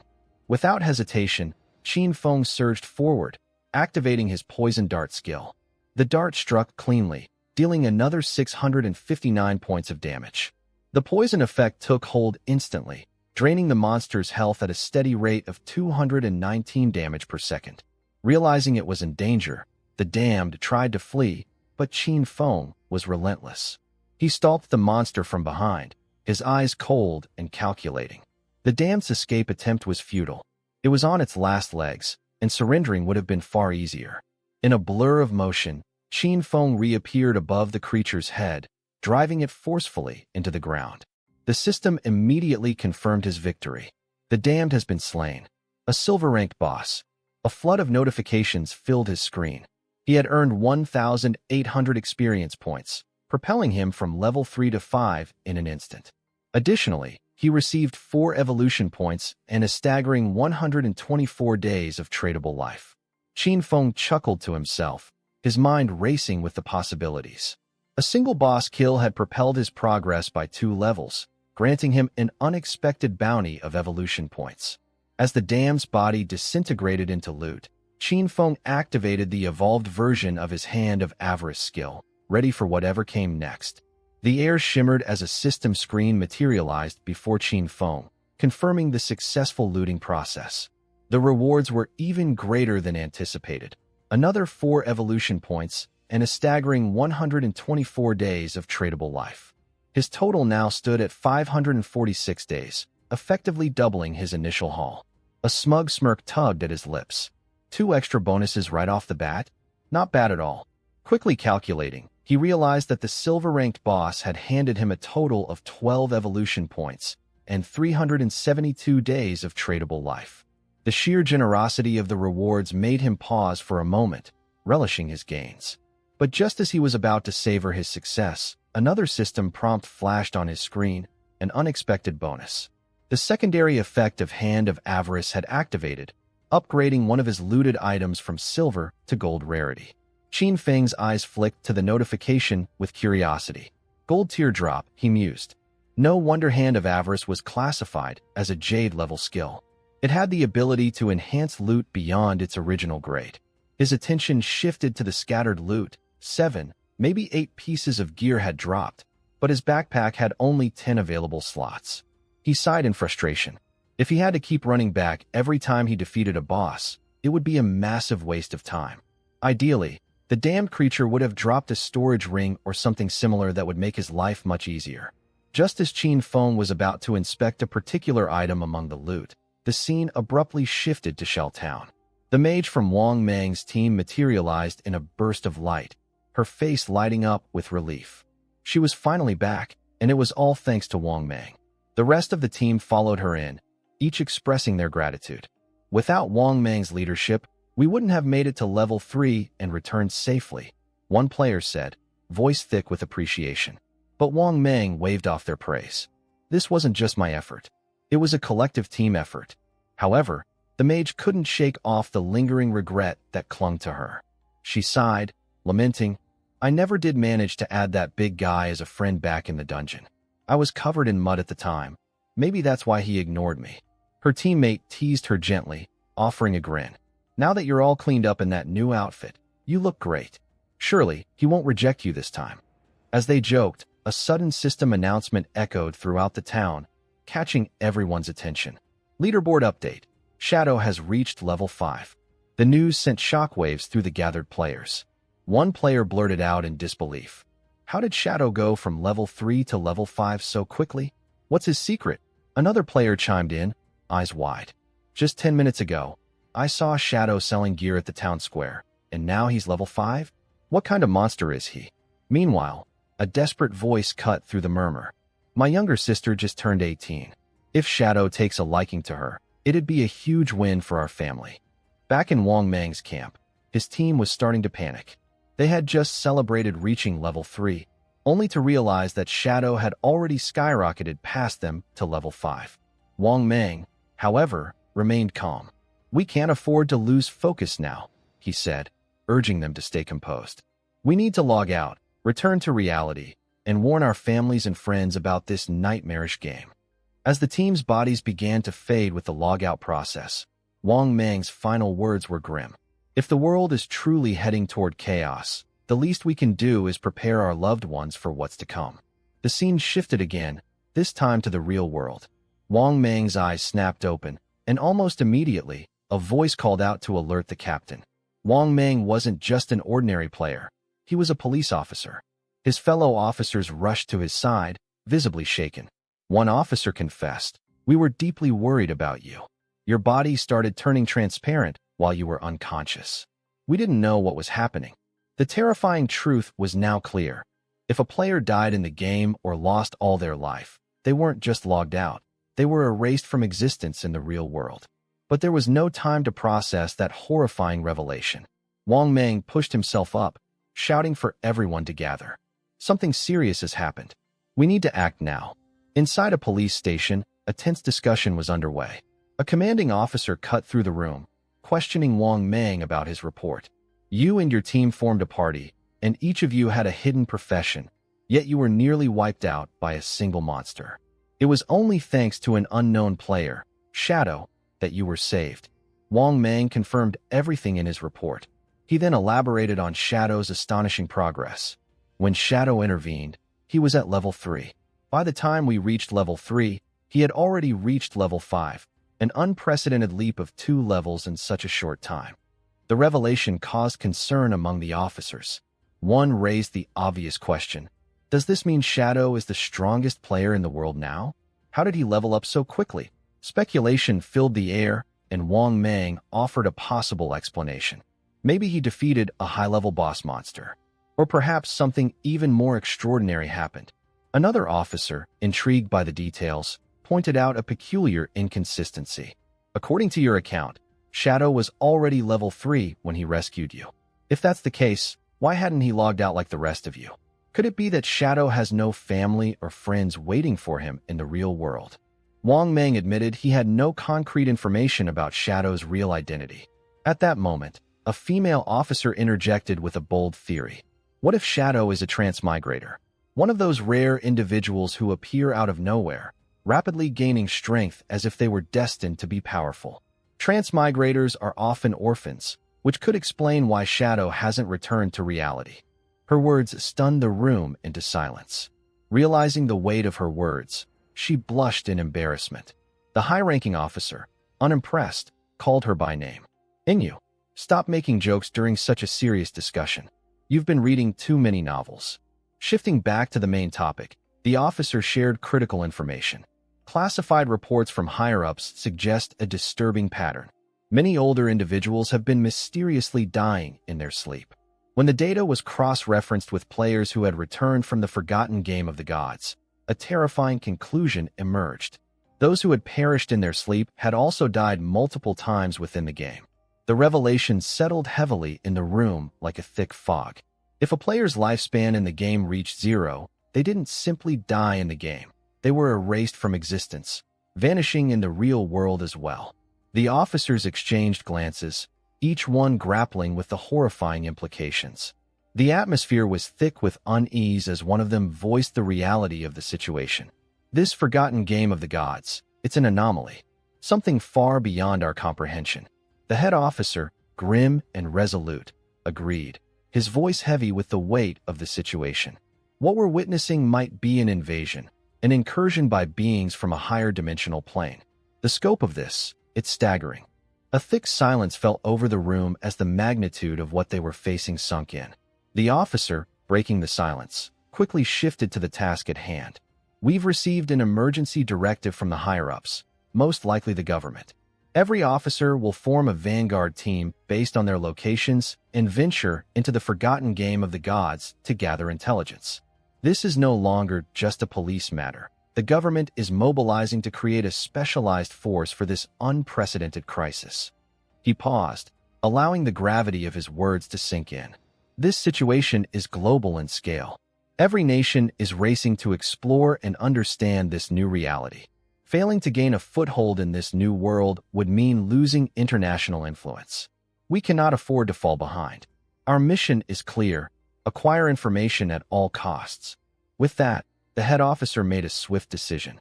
Inyu, you'll be captain of Team 1, he announced without hesitation. Wang Meng, you'll be her vice captain. You two will have the authority to choose your teammates. Wang Meng, understanding the weight of their new responsibility, nodded solemnly. This was no longer just a game. It was a global crisis. The officer then turned his attention back to the enigma that was Shadow. According to Wang Meng's report, Shadow didn't appear to be malicious or driven by ill intent. From all we know, Shadow seems to be operating under his own rules, the officer said. So, your objective is clear. Uncover Shadow's real identity and establish a working relationship with him. He continued, Inyu, your extensive knowledge of games and fictional stories makes you the perfect person to investigate Shadow. His abilities and actions seem almost mythical, like something out of a story. If you succeed in befriending him, we could secure an invaluable ally. The fate of the world might depend on their next steps. The rest of the officers were given their directives. They were to maintain public order and prevent mass panic. The meeting was adjourned with a sense of urgency hanging in the air. Outside, the sun began to set, casting a golden glow over the city as the officers prepared for the challenges ahead. The next day, the scene shifted to a high school classroom. Qin Feng's younger sister sat at her desk, lost in thought, as the buzz of excited students filled the room. Around her, a small group of students were discussing recent developments in the game. One of them spoke in awe. Shengi, you know, the guy whose body started vanishing. He made it to level 3 and logged out safely. The news rippled through the group, and one girl chimed in. Shengi told us something crucial. If multiple people in the same district fall asleep at the same time, they'll all be transported to the same starter village in the game. Meanwhile, Qin Feng's younger sister stared at her phone, frustration bubbling inside her. Why hasn't he reached out to me? She thought. With everything going on, I expected at least one message from him. The silence felt like a weight in her chest.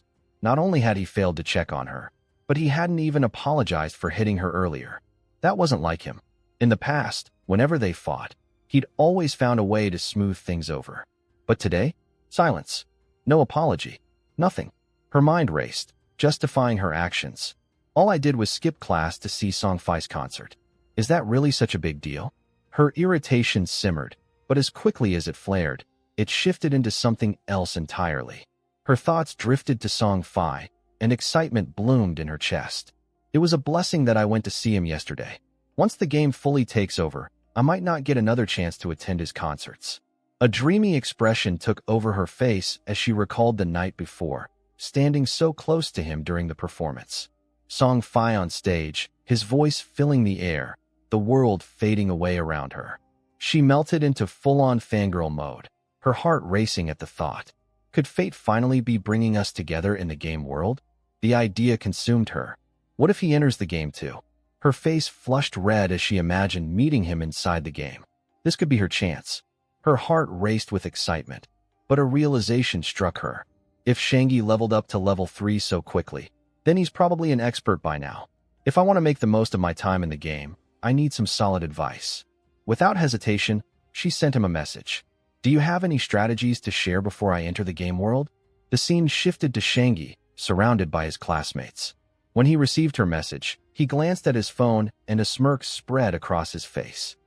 Without hesitation, Shangi Wei confidently replied, his voice dripping with assurance. You've come to the right person, he wrote. Then, he revealed a crucial secret about the game. At the start, you must invest all your attribute points into agility. Without it, he explained, she wouldn't be fast enough to escape the monsters, and she'd end up dying repeatedly.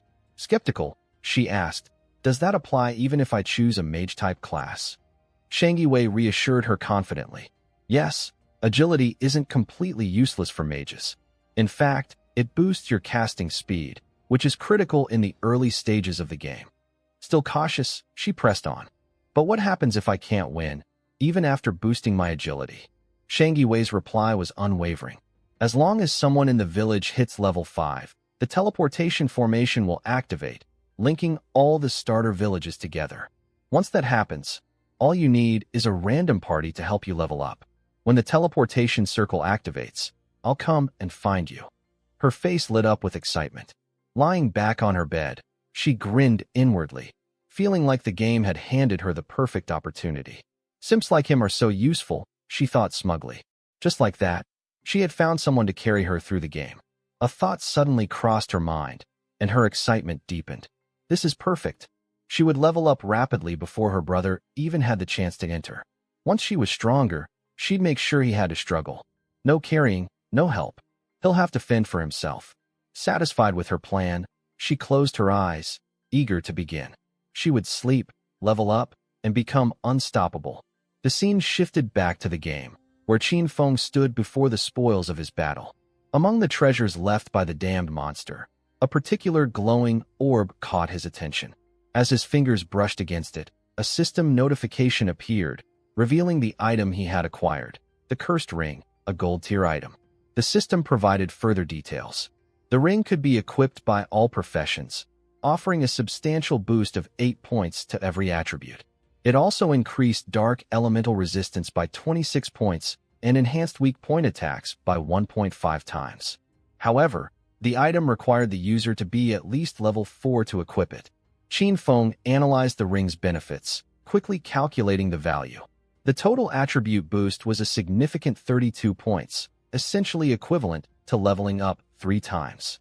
The dark resistance would be incredibly useful against a variety of enemies, and the weak point attack multiplier added yet another layer of tactical advantage. He recognized the ring's value as a powerful asset for his journey ahead. Before he could reflect further on his newfound loot, another system notification popped up, this time announcing that he had acquired a new skill, Instant Shadow Slash, a silver-tier assassin ability. The system elaborated on its mechanics. When activated, the skill unleashed multiple slashes in a single direction, up to 15 meters, granting temporary invincibility for 5 seconds. The slashes would strike all enemies within a 2.1-meter-wide path, each dealing 100 damage. The cooldown time for the skill was 12 seconds. Qin Feng immediately recognized the potential of this ability. It was a powerful area of effect attack, with the added bonus of temporary invisibility. Wasting no time, he immediately learned the skill, eager to test it out. Still with evolution points to spare, he turned his attention to Hand of Avarice, one of his core abilities.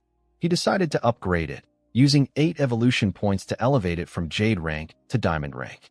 The effects were significantly improved. The chance of obtaining extra loot from defeated monsters increased from 160% to 220%, and the probability of the extra loot upgrading by 1 level jumped from 20% to 40%. As Qin Feng processed the upgrade, He quickly calculated the new rewards. With the enhanced Hand of Avarice, he would now receive 2 pieces of loot per enemy, effectively tripling the rewards for each kill. This was a massive boost to his progress. Determined not to waste his remaining evolution points, Qin Feng decided to further upgrade Instant Shadow Slash by 3 levels. The system deducted 3 points, bringing the skill from silver rank to gold rank and finally reaching platinum rank. The skill's attack range expanded from 15 meters to 21 meters, and the duration of invisibility increased from 5 seconds to 7. The number of slashes also increased from 3 to 5, striking all enemies within a widened 3.1-meter path. The cooldown was reduced from 12 seconds to 10.43 seconds, making the skill more efficient. Most notably, each strike now dealt 200 damage, double its previous potency, and every attack was guaranteed to count as a backstab, activating the backstab skill effect. Though it still couldn't target weak points, the upgrade was a game-changer. Qin Feng acknowledged that, while the cooldown hadn't been drastically reduced, the ability to maintain continuous invisibility and deal high damage would give him a huge advantage in battle. His attention turned to the remaining loot. Most of it was worthless junk, but one item caught his eye: a silver-tier warrior skill book titled Battle Roar. Recognizing its value, he knew selling it would grant him additional tradable lifespan. Before he could act further, a sudden movement caught his attention. Turning swiftly, he spotted 3 massive creatures charging toward him. Level 4 limb crawlers, grotesque and predatory. Rather than feeling threatened, Qin Feng saw this as the perfect opportunity to test his newly upgraded skills. Without hesitation, he activated Instant Shadow Slash. In an instant, his form blurred, and he unleashed a barrage of high-speed slashes, cutting through the creatures with effortless precision.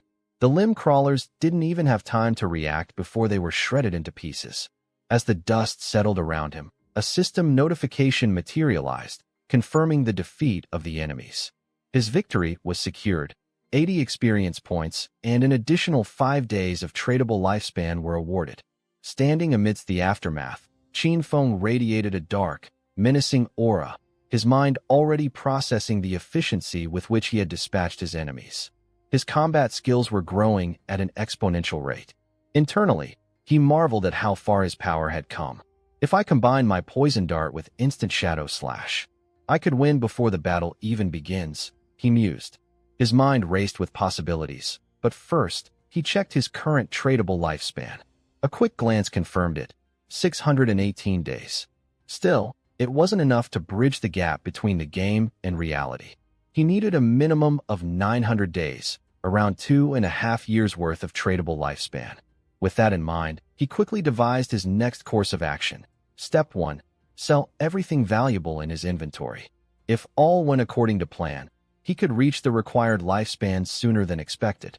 Once he hit level 10, he'd finally have access to the power he sought, unlocking the gateway between the virtual and real worlds. Shifting focus, Qin Feng made his way back to the starter town, moving silently through the streets with his latent image skill active, shrouding him in invisibility. As he passed unnoticed, he overheard a conversation that caught his attention. A man's voice drifted to him, congratulating a woman on reaching level 3. He glanced toward the source of the sound, recognizing the voices of the blonde girl from earlier and La Mao.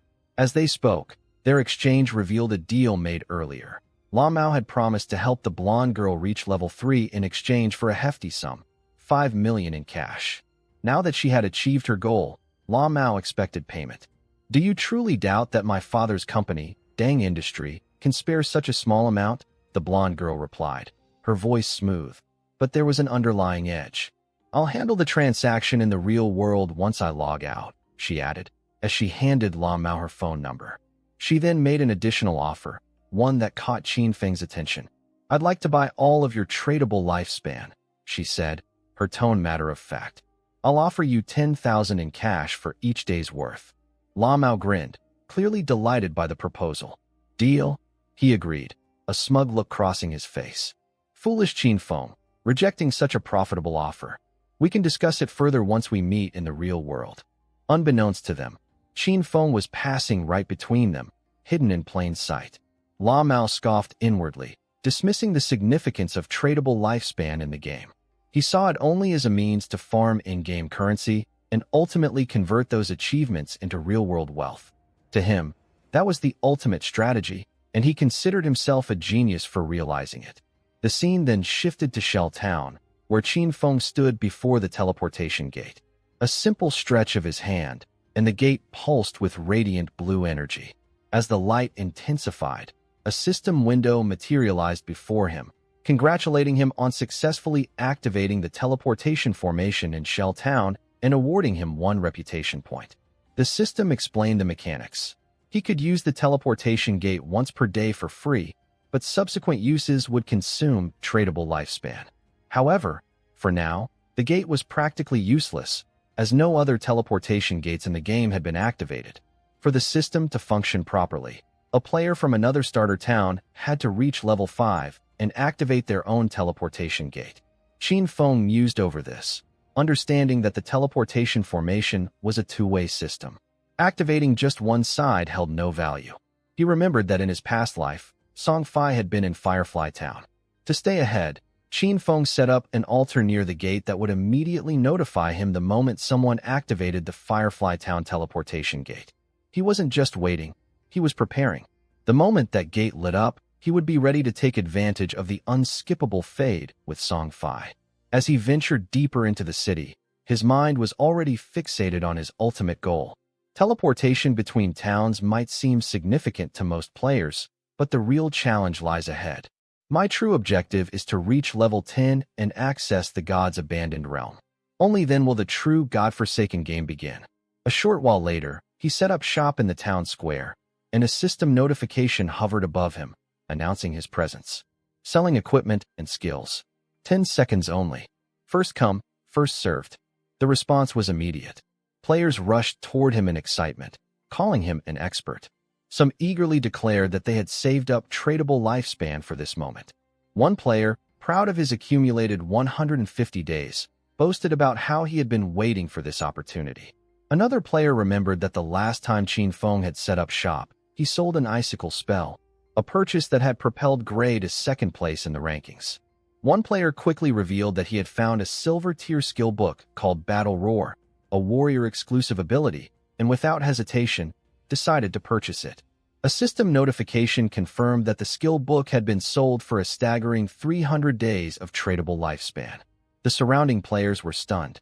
One questioned whether a single skill book was really worth such a high price, but another scoffed. You clearly don't get it. Battle Roar boosts a warrior's efficiency in farming monsters. With that skill, you can easily recover 300 days of tradable lifespan in less than 2 days. It's a steal. Realizing the value of the transaction, the remaining players rushed forward in a desperate frenzy, eager to snatch up any remaining loot before it was all gone. In a matter of seconds, everything had sold out. The air was thick with tension and excitement as Qin Feng glanced at his system window, assessing the results of his sales. In just 1 minute, he had amassed 650 days worth of tradable lifespan, bringing his total to a staggering 2,174 days. Yet, even with this impressive total, he remained unsatisfied. To truly bring his attributes, skills, and equipment into reality, he needed far more lifespan. Meanwhile, some of the players groaned in frustration, lamenting their missed opportunity. "Will you be setting up shop here again?" one asked, clearly disheartened.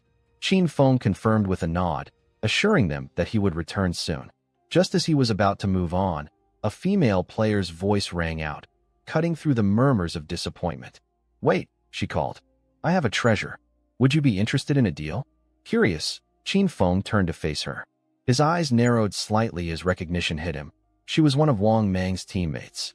The system promptly confirmed the treasure, a space ring with 12 inventory slots. The system went on to explain that the ring didn't take up the player's backpack or equipment slot.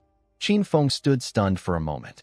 He inwardly recognized the space ring's true value. A rare item like this, one that didn't take up a backpack slot, was practically priceless. Players could only carry a maximum of 3 storage backpacks, making such an item invaluable. The fact that this girl, with her prophet profession, had obtained it so early in the game was nothing short of extraordinary. Her luck was off the charts. Without hesitation, he asked her the price. In his past life, a 12-slot space ring like this one had been sold for an astronomical 3,600 days of tradable lifespan. However, instead of asking for lifespan, the girl made an unexpected offer. "I don't want your lifespan," she said with a smile. "Instead, add me as a friend and form a party with me to take down a boss monster." Qin Feng didn't hesitate for long. "Deal?" he replied, and with a quick swipe of his hand, a system notification confirmed that Big Plum had accepted his friend request. As they began to leave the starter town, Qin Feng turned to Plum and asked about the boss monster she needed help with. She explained that it was a gold-tier boss, though she hadn't caught its name, as it had been too far away. However, she did describe its location, a tattered boat floating in the swamp.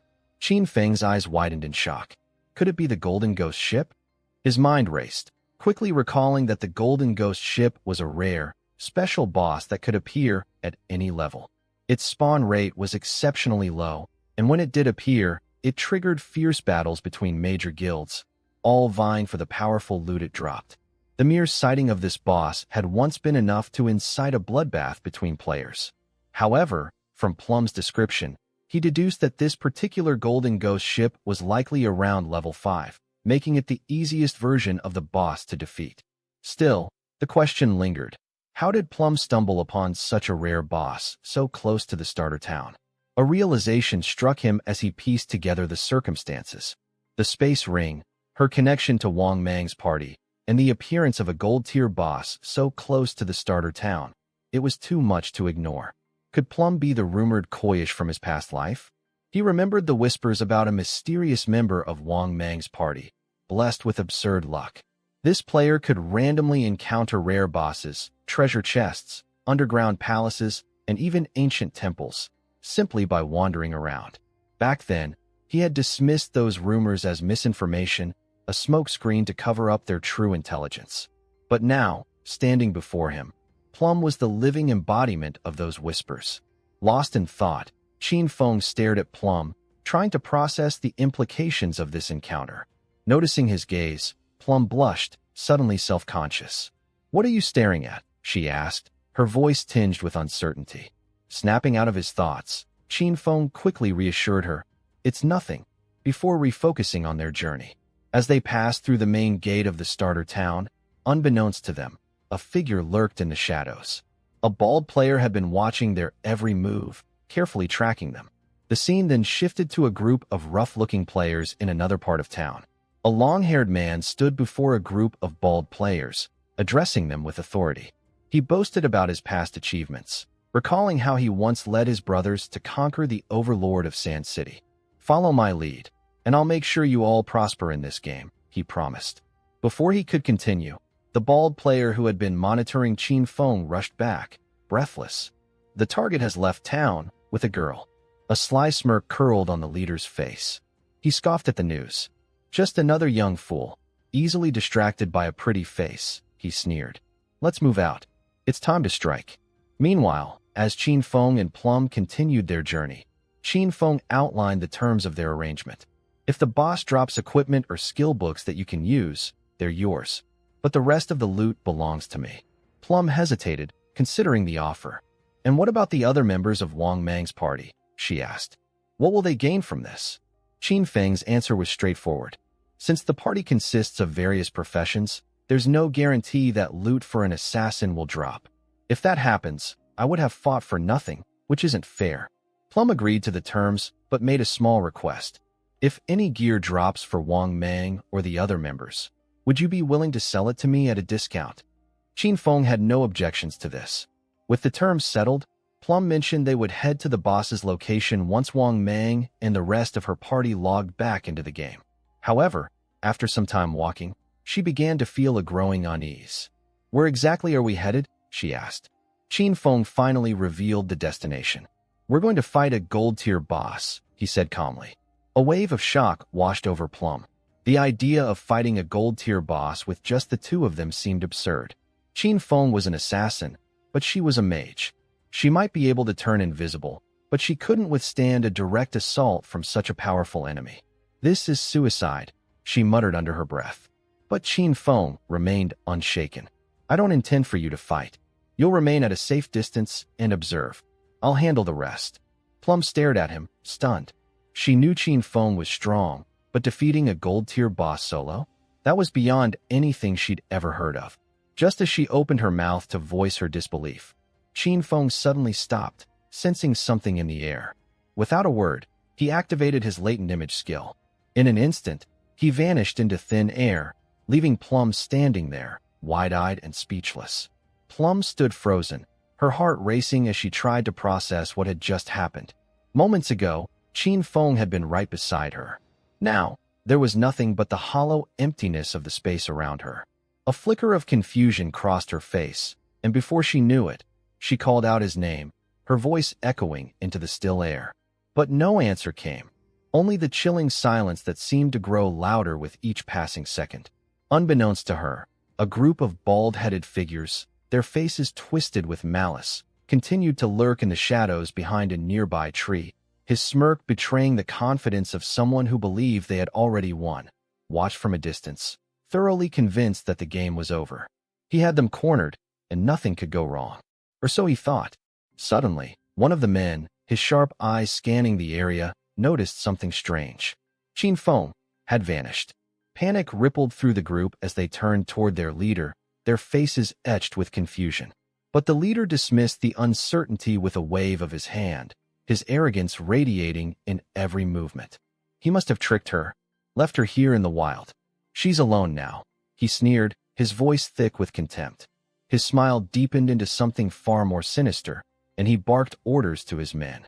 Capture her first. But just as they were closing in, something shifted. A shadow emerged from the darkness in front of them, its form like a wisp of night itself, materializing out of nowhere. The leader stopped dead in his tracks. His grin faltered, his heart skipping a beat. What in the world was this? His eyes widened, staring into the abyss of the swirling dark aura that loomed before him.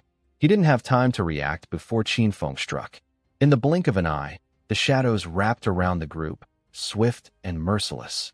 The outcome was sealed before they could even process what was happening. A cold, metallic gleam sliced through the air as bodies dropped one by one, torn apart before they could even scream. In seconds, the group that had once thought themselves victorious lay sprawled on the ground, lifeless and broken, their blood staining the earth beneath them.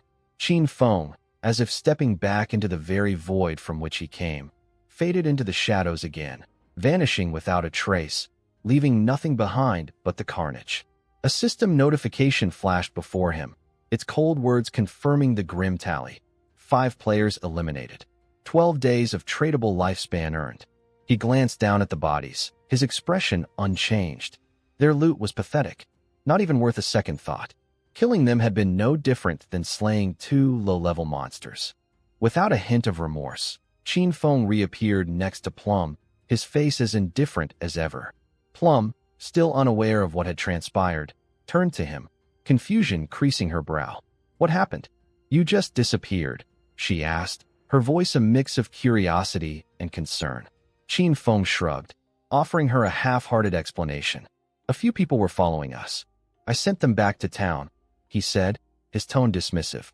For a moment, Plum seemed satisfied with the answer, but then her curiosity flared. She bombarded him with questions. "I thought you'd gone to the bathroom or something," she said, her voice light and teasing. "But with your invisibility skill, you could probably do anything. Pee, poop, whatever, without anyone seeing you." Qin Feng cut her off mid-sentence, his patience thin. "Focus," he snapped, his tone sharp and final. "We need to get to the gold-tier boss monster. We're wasting time." The scene shifted, taking us to the starter town, where Qin Feng's younger sister had just entered the game after completing her profession selection. The magic staff in her hand made it clear she had chosen the mage profession. Her eyes widened in wonder as she surveyed the bustling town, the virtual world around her more lifelike than anything she had ever imagined. Nearby, players chatted casually, commenting on her arrival, but she barely noticed them.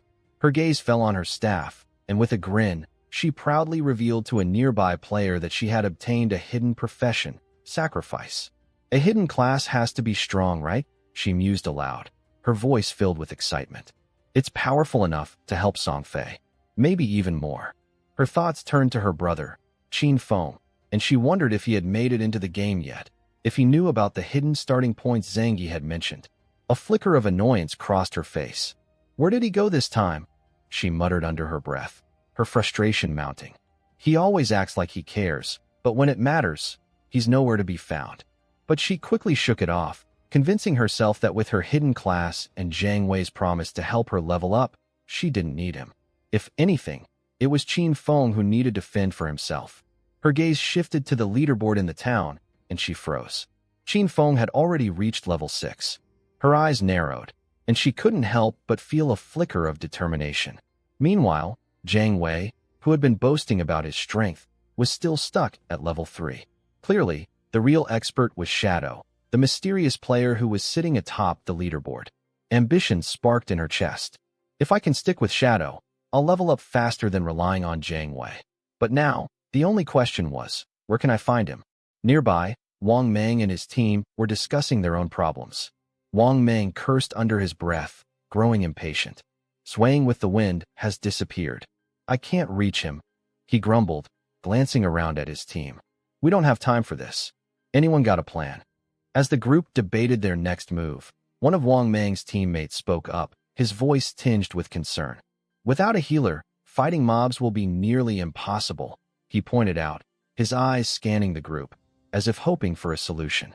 Another player, with a hint of frustration, added, unlike Shadow, we can't just farm solo without backup. We're not invincible. The murmurs of agreement rippled through the team as the leader remained quiet, his mind racing for a way out of this predicament. Then, a suggestion was made. We should recruit another healer. That would fill the gap.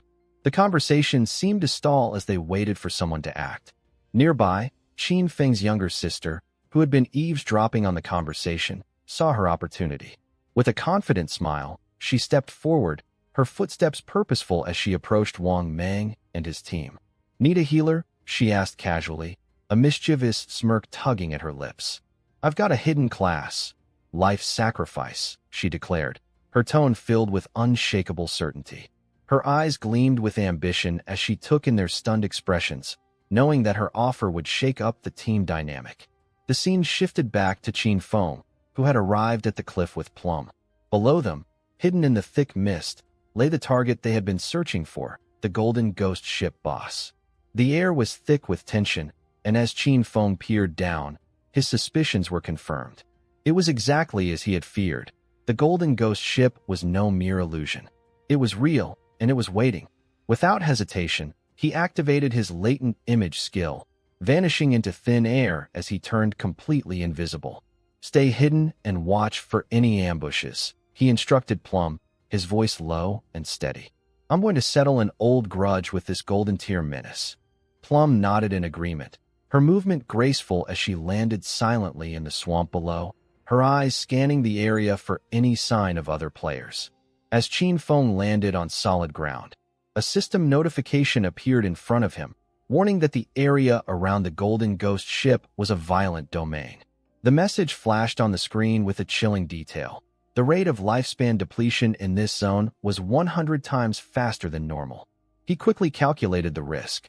Staying here for just 15 minutes would cost him an entire day's worth of lifespan. But Qin Feng was unshaken. He had dealt with temporary violent domains before. They were dangerous, but they wouldn't be enough to stop him. Not today. The system then identified the boss, Golden Ghost Ship, level 5, with a countdown timer of 45 minutes and 25 seconds until it vanished. More than enough time, Qin Feng thought. Without wasting a second, he launched his first attack. The instant shadow/skill was unleashed in a blur, the darkness streaking forward to strike the boss. The result was immediate and devastating. 549 damage, 3 times over. The ship groaned as its health bar took a heavy hit. Not satisfied with just that, Qin Feng followed up with a well-aimed poison dart. The eerie green glow bells on the ghost ship's boat were his target. With his stealth attack bonus, the dart landed perfectly, and the impact was catastrophic. The poison dealt 621 damage, and a critical strike notification flashed across the screen. The Golden Ghost ship shuddered under the force of the attack, and Qin Feng's eyes locked onto the boss, knowing that he had just begun the battle. As the poison dart struck its target, a surge of system notifications followed, registering an additional 207 damage per second for the next 5 seconds. But the Golden Ghost ship wasn't about to take this punishment lying down. It roared to life, its engines whirring in a way that suggested it was ready to retaliate. Qin Feng wasn't surprised. He'd studied this boss long enough to know that whenever its weak point was struck, the monster would respond violently, controlling the surrounding water to unleash a devastating AoE attack. And right on cue, towering water pillars erupted from the swamp, crashing down in all directions like massive tidal waves. The sound was deafening, and the pressure in the air made every breath feel heavier.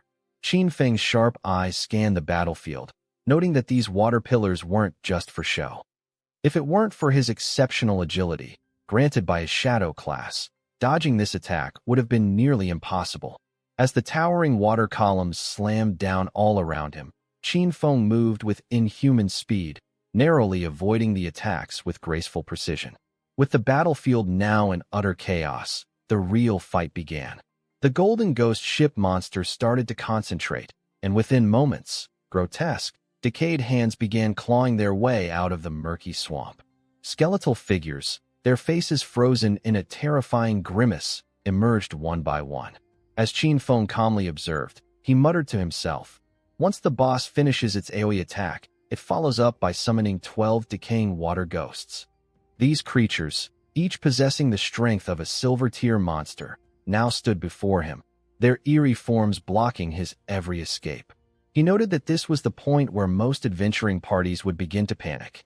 But this was far from over. The Golden Ghost ship didn't just stop with summoning a dozen of these horrors. No, every 3 minutes, it would conjure more. If left unchecked, their numbers would spiral out of control, leading to a full party wipe. The key to survival was simple: take them down before they overwhelmed the battlefield. Fortunately, Qin Feng had been invisible from the start. The summoned ghosts, unable to detect him, stood no chance. He positioned himself at the perfect angle, and in an instant he unleashed his instant shadow slash, a blur of deadly precision. The attack was so swift that the decaying water ghosts barely had time to react. Within seconds, every last one of them was obliterated, their bodies evaporating into nothingness as the shadows consumed them. Watching from a distance, Plum was left speechless. She had heard rumors of top-ranked players before, but seeing one in action was an entirely different experience. Qin Feng's speed, his precision, his ability to appear and disappear like a phantom, it was unreal. In a matter of moments, the gold-tier boss had already lost half of its health, and the monster hadn't even managed to land a single proper counterattack. Plum's admiration grew, but there was something else that caught her attention. Qin Feng, seemingly casual as ever, suddenly called out to her, "Little Black." Plum blinked in confusion. "Little Black?" She didn't understand. "What do you mean?" she asked, her voice edged with curiosity. She was still trying to process his last comment when he added, "I'm about to die soon." "Die?" Plum repeated, incredulity creeping into her voice. What was he talking about?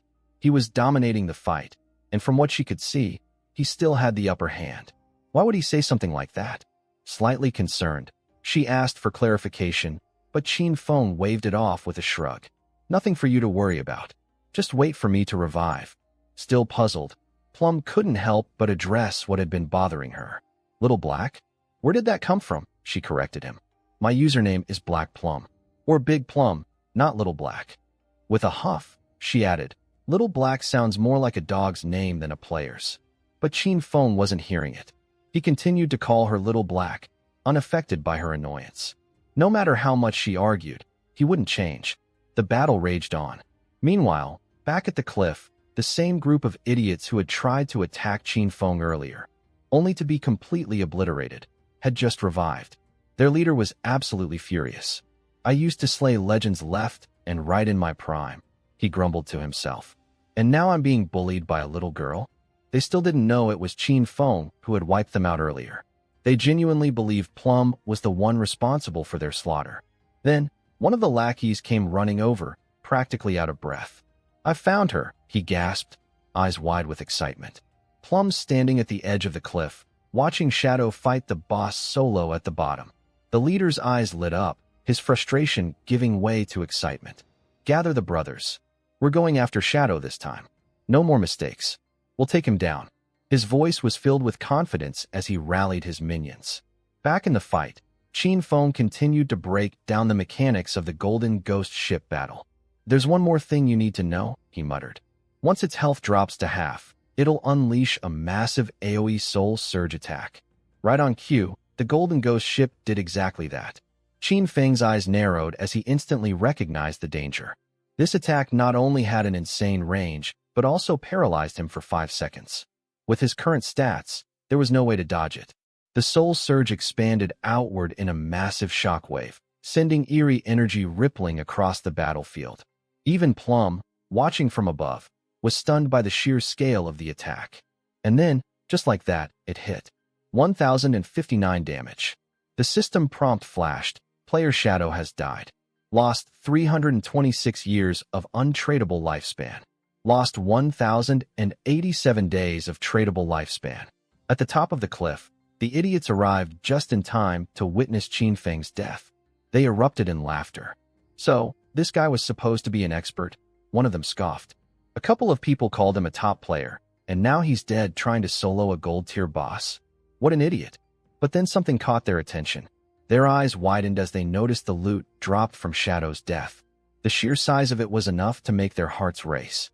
It must contain at least 300 days worth of lifespan, they estimated. A surge of excitement filled the group, and their greed took over.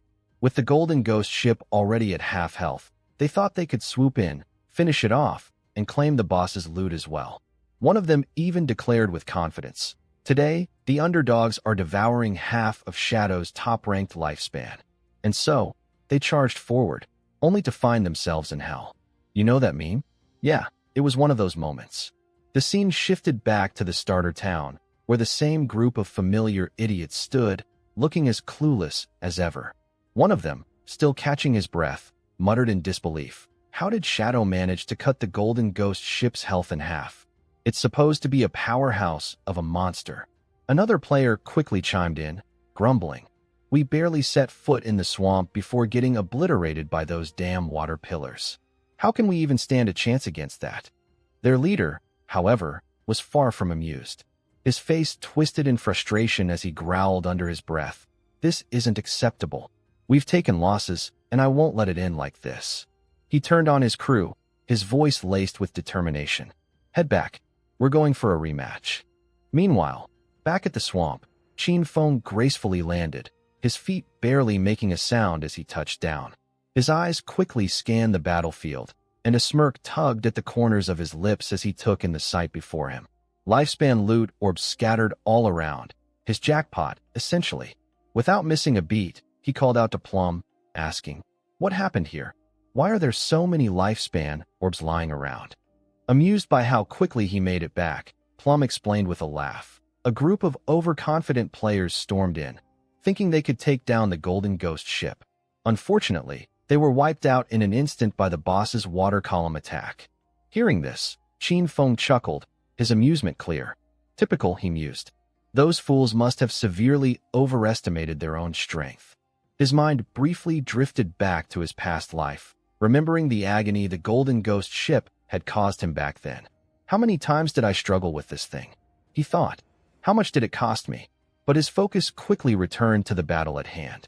Analyzing the boss's attack patterns, Qin Feng noted, "Its immobilization skill is a one-time trick. After that, its remaining health is easy to deal with, at least for me." He had learned to recognize that when the boss dropped below half health, it often had a chance to teleport away, frustrating most players who couldn't finish it in time. For him, however, that was nothing more than a minor inconvenience. Without wasting a moment, Qin Feng activated his poison dart skill, expertly aiming at the glowing bells hanging from the Golden Ghost ship's mast. The dart landed cleanly, and the Golden Ghost ship immediately began to prepare its counterattack, a menacing purple energy radiating ominously from its core. But Qin Feng remained unfazed. Still under the effects of his invincibility skill, he dashed forward, a smirk forming on his face. "I've memorized your movement patterns," he calmly stated, knowing that he had already anticipated the ship's next move. Closing the distance in an instant, Qin Feng unleashed a devastating instant shadow slash, his blade cutting clean through the boss with deadly precision.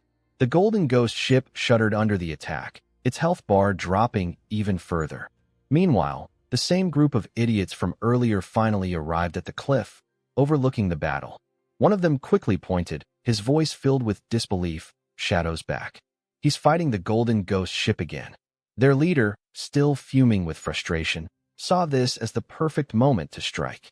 With both Shadow and the boss locked in battle, it's an opportunity to eliminate them both and claim the rewards for ourselves, he growled. Plum, noticing their arrival, wasn't surprised. Trouble seems to follow these fools wherever they go, she thought with a sigh. Seeing that the battle was reaching its climax, she knew she couldn't let them interfere. Without hesitation, she activated a lightning-based spell, her body crackling with energy as the bolt shot out from her fingertips. The powerful strike hit its mark, sending the leader and another lackey sprawling as electricity surged through them, leaving them dazed and burned. The idiot leader, struggling to his feet, scanned the battlefield, his eyes searching for the source of the attack. One of his men, still trembling from the shock, quickly gestured toward Plum's location, confirming that a mage was responsible for the lightning strike. A twisted grin spread across the leader's face as his anger shifted into something more sinister. "So, it's you," he muttered darkly. "I'll deal with you later." Without wasting any more time, he picked up his weapon and signaled his men to attack. Realizing that she had drawn their full attention, Plum immediately took off, calling for help as the idiots chased after her with single-minded determination. To them, eliminating her had now become their top priority. Meanwhile, hidden behind the trees, several other players quietly observed the unfolding chaos. Unlike the reckless fools chasing Plum, these players remained serious and patient, focused entirely on the true prize, the battle between Shadow and the Golden Ghost ship. Circling the massive ship-like entity, Qin Feng remained composed. The fight was nearing its end, just as he had anticipated. Despite being only a level 5 boss, the Golden Ghost ship had proven to be a formidable opponent, especially when faced alone. The battle had taken longer than expected, mostly due to his low damage output, but it had also drawn too much attention. Qin Feng was well aware of the threats surrounding him. The group on the cliff, currently occupied with chasing Plum, and another group, positioned by the swamp, waiting for the right moment. Their plan was obvious. Wait for him to land the finishing blow, then ambush him before he could collect his rewards. Before any of them could make a move, the battle reached its climax. With one final strike, the Golden Ghost ship was sent crashing down, its massive form shattering upon impact. At that moment, the system registered his victory. Player Shadow has successfully defeated the gold-grade boss monster Golden Ghost ship. A system notification flashed, confirming his achievement. 4,800 experience points earned. Level 8 reached. 7 evolution points gained. 216 days of tradable lifespan awarded. As the Golden Ghost ship began to disintegrate into loot, Qin Feng allowed himself a brief moment of satisfaction. The monster put up a good fight, he thought. But in the end, it miscalculated. It never stood a chance.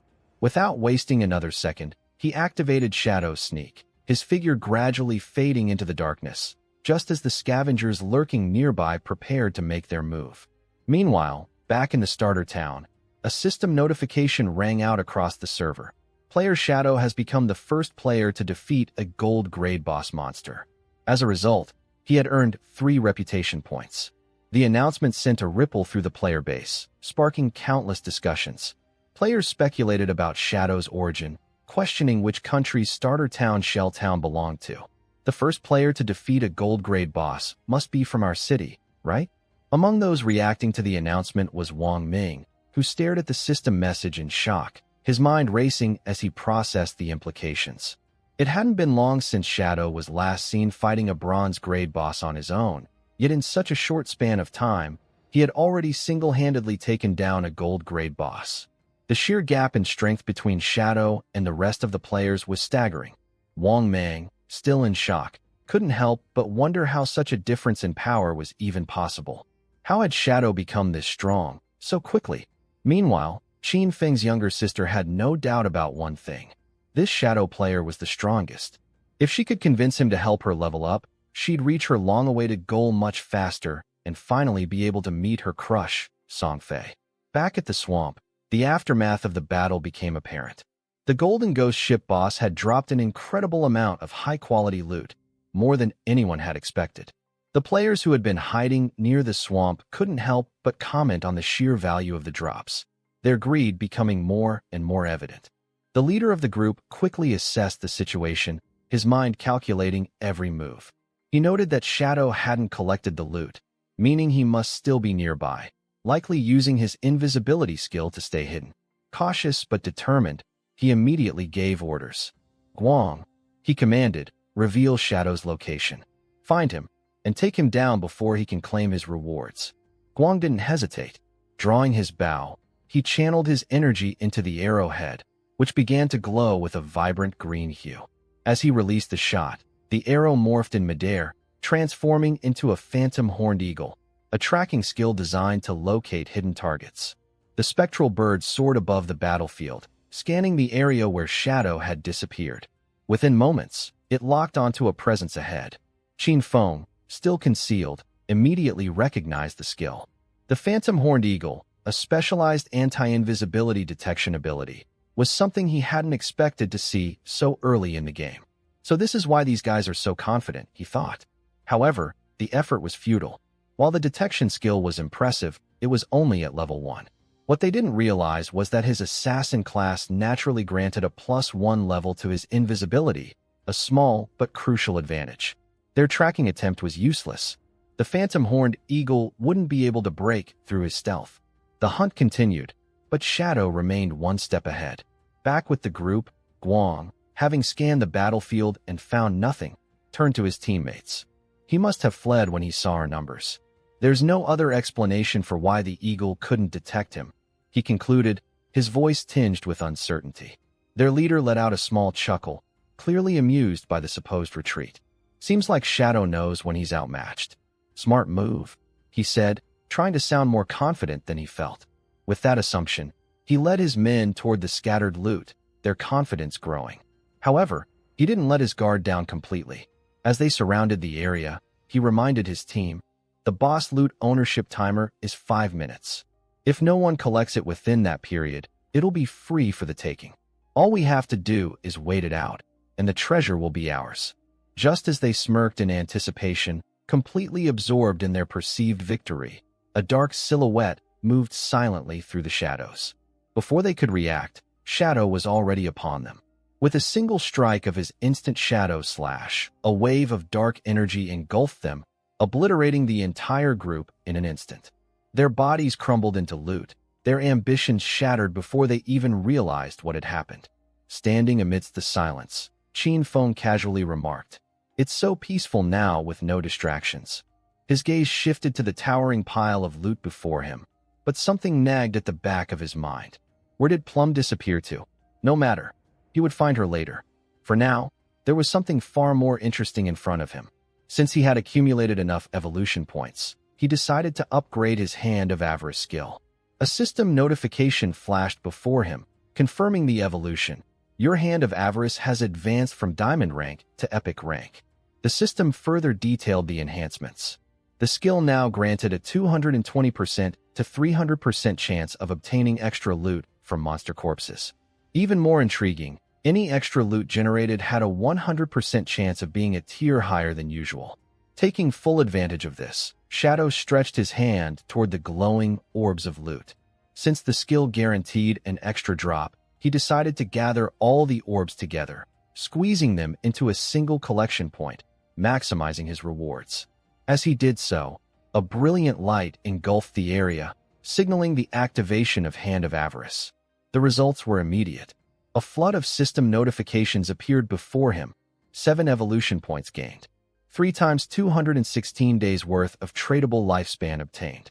3 times special item Ghost Fire Bell acquired. Holding the 2 Ghost Fire Bells in his hands, Shadow couldn't help but marvel at his luck. He hadn't just obtained one, he had gotten 2. The system quickly provided an explanation. The Ghost Fire Bell is a special item that, when equipped, causes the player not to lose lifespan upon death. It has a cooldown of 15 to 60 seconds and possesses 3 key abilities. Soul Absorb. Passive increases the amount of lifespan dropped by monsters by 20%. If 2 Ghost Fire Bells are equipped, this effect doubles. Soul Shock. Active when activated, the player can shake the Ghost Fire Bell to immobilize all enemies within a 100-meter radius for 3 seconds. Cooldown, 521 seconds. Inventory Efficiency. Since the Ghost Fire Bell is categorized as an item, it doesn't take up an equipment slot. Even better, both bells only occupy a single inventory space. A rare and highly efficient item, Shadow silently praised his luck. This haul was beyond worth it. But his moment of satisfaction was short-lived as a familiar voice pierced through the swamp. Plum's desperate cries for help reached his ears, and he immediately inquired about her location. The scene shifted to Plum, who found herself at the edge of a cliff, the foolish leader and his minions closing in on her. The leader remarked, his tone mocking, "You've managed to evade us for a while, but now you've nowhere to run." One of his lackeys urged her to surrender peacefully, promising, "We'll make sure you feel good about ascending to heaven." Plum glanced down at the steep drop, considering her predicament. In a bold move, she decided to leap off the cliff, leaving the group in stunned silence. The fall was significant. As Plum closed her eyes, she braced herself for the impact. She landed with such force that her head bled from the strike, and her body instantly transformed into loot. Despite the pain, her determination was clear, and the leader, watching from above, couldn't help but acknowledge it. Jumping to one's death is no easy feat, he thought, a grim sense of respect for her courage lingering for a moment. Meanwhile, back with Qin Feng, he received a message from Plum. "No need to rescue me. I've already died and respawned in the starter town," she explained, her tone practical. She went on to share that while her death had been excruciating, their party's tradable lifespans were controlled by their captain, Wang Mang. Qin Feng, after reading the message, let out a sigh of relief and quickly refocused on the loot he had gathered. "I've made significant gains this time," he muttered to himself. His tradable lifespan was now at 3,115 days, and his evolution points had risen to 21. Not bad, he thought, pleased with the results. He decided to upgrade his Hand of Avarice skill, but was met with an unexpected notification. Skill already at epic rank.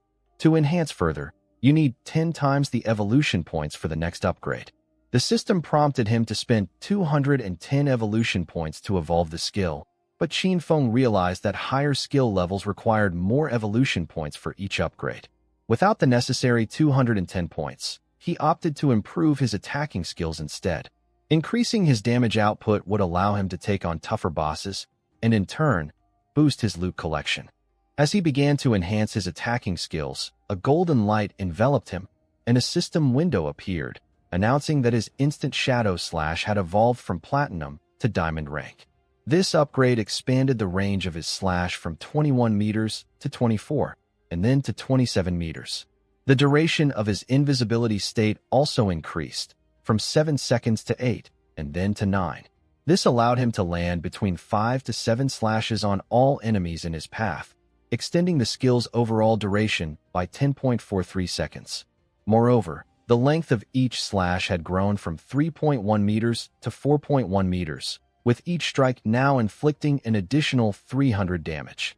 Another notification flashed across the screen. You have spent a total of 10 evolution points, leaving you with just 3 remaining. His backstab enhancement had also advanced to gold tier, boosting the damage from 15% to 30% when executing a backstab. Gazing at his hand, still shimmering with golden energy, Qin Feng couldn't help but feel a sense of accomplishment. After evolving the instant shadow slash twice, its damage has doubled, he reflected. Now even outside of stealth mode, I can inflict 3,000 points of damage using the stealth breaking effects. Combining this with the backstab skill meant that the total damage from the 7 slashes of instant shadow slash could soar between 6,000 and 7,000 points.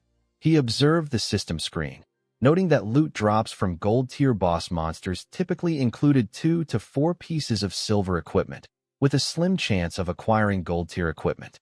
Thanks to the effects of Hand of Avarice, however, he had acquired an impressive haul, 11 pieces of gold-tier equipment and skill books, 2 pieces of platinum equipment, and 1 platinum skill book. The loot was decent, especially since 3 of the items were perfect for assassin-type characters. Among the items, he received a ghost ship dual blade, classified as a platinum weapon for assassins. This weapon enhanced attack power by 136 points, agility by 22 points, and attack speed by 24%. It also featured armor penetration of 17 points, with the requirement that the player be at least level 5, a requirement Qin Feng had already surpassed. A system notification clarified the only special effect of the weapon. Every normal attack will inflict double damage. Holding the dual blades in his hands, Qin Feng examined them thoughtfully. The effect isn't particularly beneficial, he mused. Since I primarily rely on skills for damage, it won't boost my output by much. But the weapon's high base attack, added agility, and increased attack speed will enhance my skill casting speed, reducing recovery time. It's still useful, especially considering the armor-piercing capabilities. Another notification introduced him to the Ghost Fire Leather Armor, a gold-tier item. This armor boosted physical defense by 25 points and provided 50 points of fire elemental resistance. It blocked 14 points of damage and increased overall health by 419 points, with the requirement of level 5, another requirement Qin Feng had already surpassed. As he donned the Ghost Fire Leather Armor, Qin Feng noted that while leveling up hadn't improved his constitution, leaving his health at 350, this armor significantly boosted his health by 419 points. Most players would struggle to breach my defenses while wearing this, he thought. He then decided to make the armor invisible, opting to maintain the appearance of an assassin-class character. This way, other players wouldn't be able to see his gear unless they checked through the system interface. Finally, he discovered one last piece of loot, a Ghost Shadow Blur skill book. This gold-tier skill, designed for assassins, was passive, providing a 15% dodge rate. When activated, it granted immunity to all damage for a short period. Observing the system window, Qin Feng asserted, finally, an assassin survival skill. He knew, however, that this skill was rather weak. Increasing the dodge rate in this game was challenging, and focusing on it could cause other attributes to suffer. Furthermore, if the dodge rate failed to activate, it could lead to serious trouble. But Qin Feng believed he was different. With his ability to infinitely evolve the skill using evolution points, he could enhance the dodge rate without sacrificing any other attributes. This would only benefit him in the long run. As he headed back to the starter town, Qin Feng reflected on the remaining loot. It consisted mostly of items suited for warriors, priests, and archers. According to his agreement with Plum, he planned to sell these items to Wang Mang and his team at a 10% discount. He knew they might not be able to afford them right away, but Wang Mang's personality suggested he could easily sell them on credit. He also reflected on the significant upgrades he had received, all thanks to Plum, whom he still affectionately called Little Black.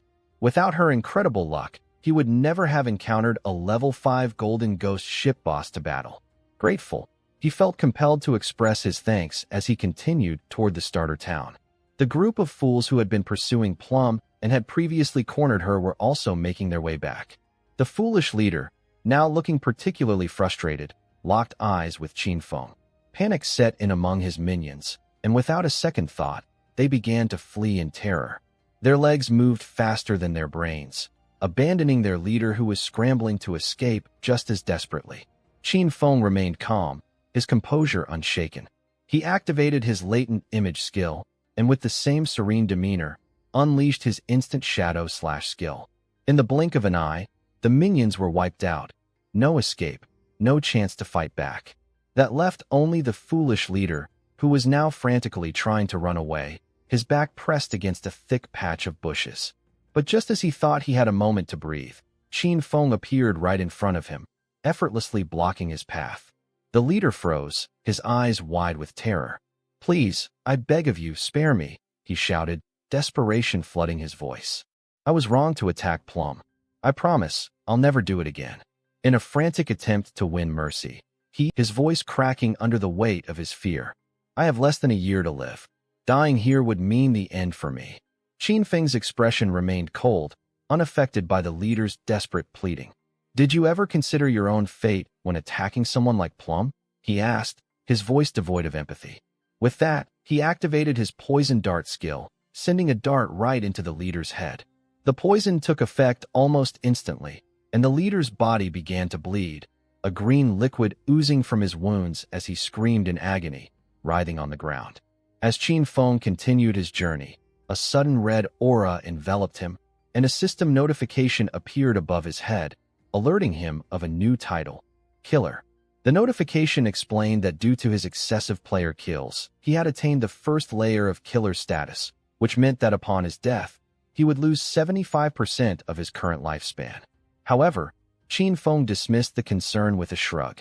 He knew that with the ghost fire bell in his possession, he wouldn't lose any lifespan even if he died carelessly.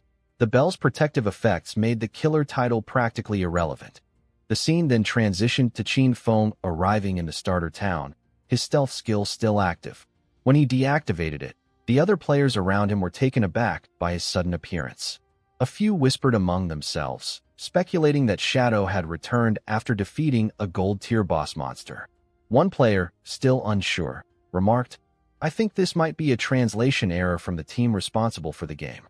Suddenly, Qin Feng encountered one of the teams that had previously tried to attack him during his battle with the Golden Ghost ship. The team leader, his expression filled with contempt, accused him outright. "You exploited bugs to defeat the boss solo, didn't you? That's why it didn't drop any loot," he sneered. "And why aren't you wearing any equipment?" His tone was dismissive, clearly mocking Qin Feng for his strategic use of invisibility. Qin Feng noticed the anger on the team leader's face as he approached them, his presence now becoming a tangible force. The leader quickly tried to smooth things over, sensing that Qin Feng wasn't someone to be trifled with. "Hold on," he said, raising a hand. "It was a mistake to attack you. We've used some of our lifespan to buy you this assassin skill book. Please, just accept it, and we'll move on as if nothing happened." Qin Feng glanced at the book. The system window popped up, revealing that the skill book was called Impale, a common skill for the assassin class. It granted a single target attack that added 20 points of damage and inflicted a 2-second stun effect with a 22-second cooldown. Recognizing the skill as a control ability, Qin Feng accepted it without a word. As he turned to walk away, one of the team members, his face twisted with frustration, turned to their leader. "Xia Sha," he shouted angrily. "We were defeated by Shadow, and now we're the ones expected to appease him with a skill book? Isn't that a sign of cowardice?" Another companion chimed in. "When have we ever been treated like this?" The first member insisted. "We need to leverage our connections and rally more players. Even a small effort from everyone could overwhelm Shadow. Why should we fear him?" Their leader, Xia Sha, interrupted them, his voice cool and calculating. "Shadow is leveling up quickly. He must have a significant secret. If we can locate him in the real world, we can capture him. Not only will we uncover his secrets, but we can also force him to gather resources for us as a slave." Upon hearing this, the others' faces lit up with excitement.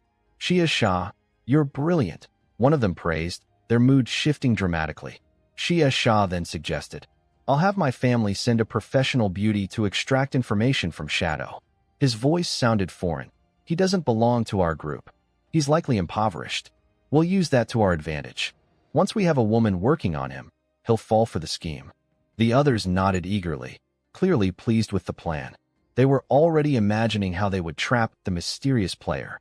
Meanwhile, Qin Feng was reunited with Plum, who greeted him with her usual bright smile.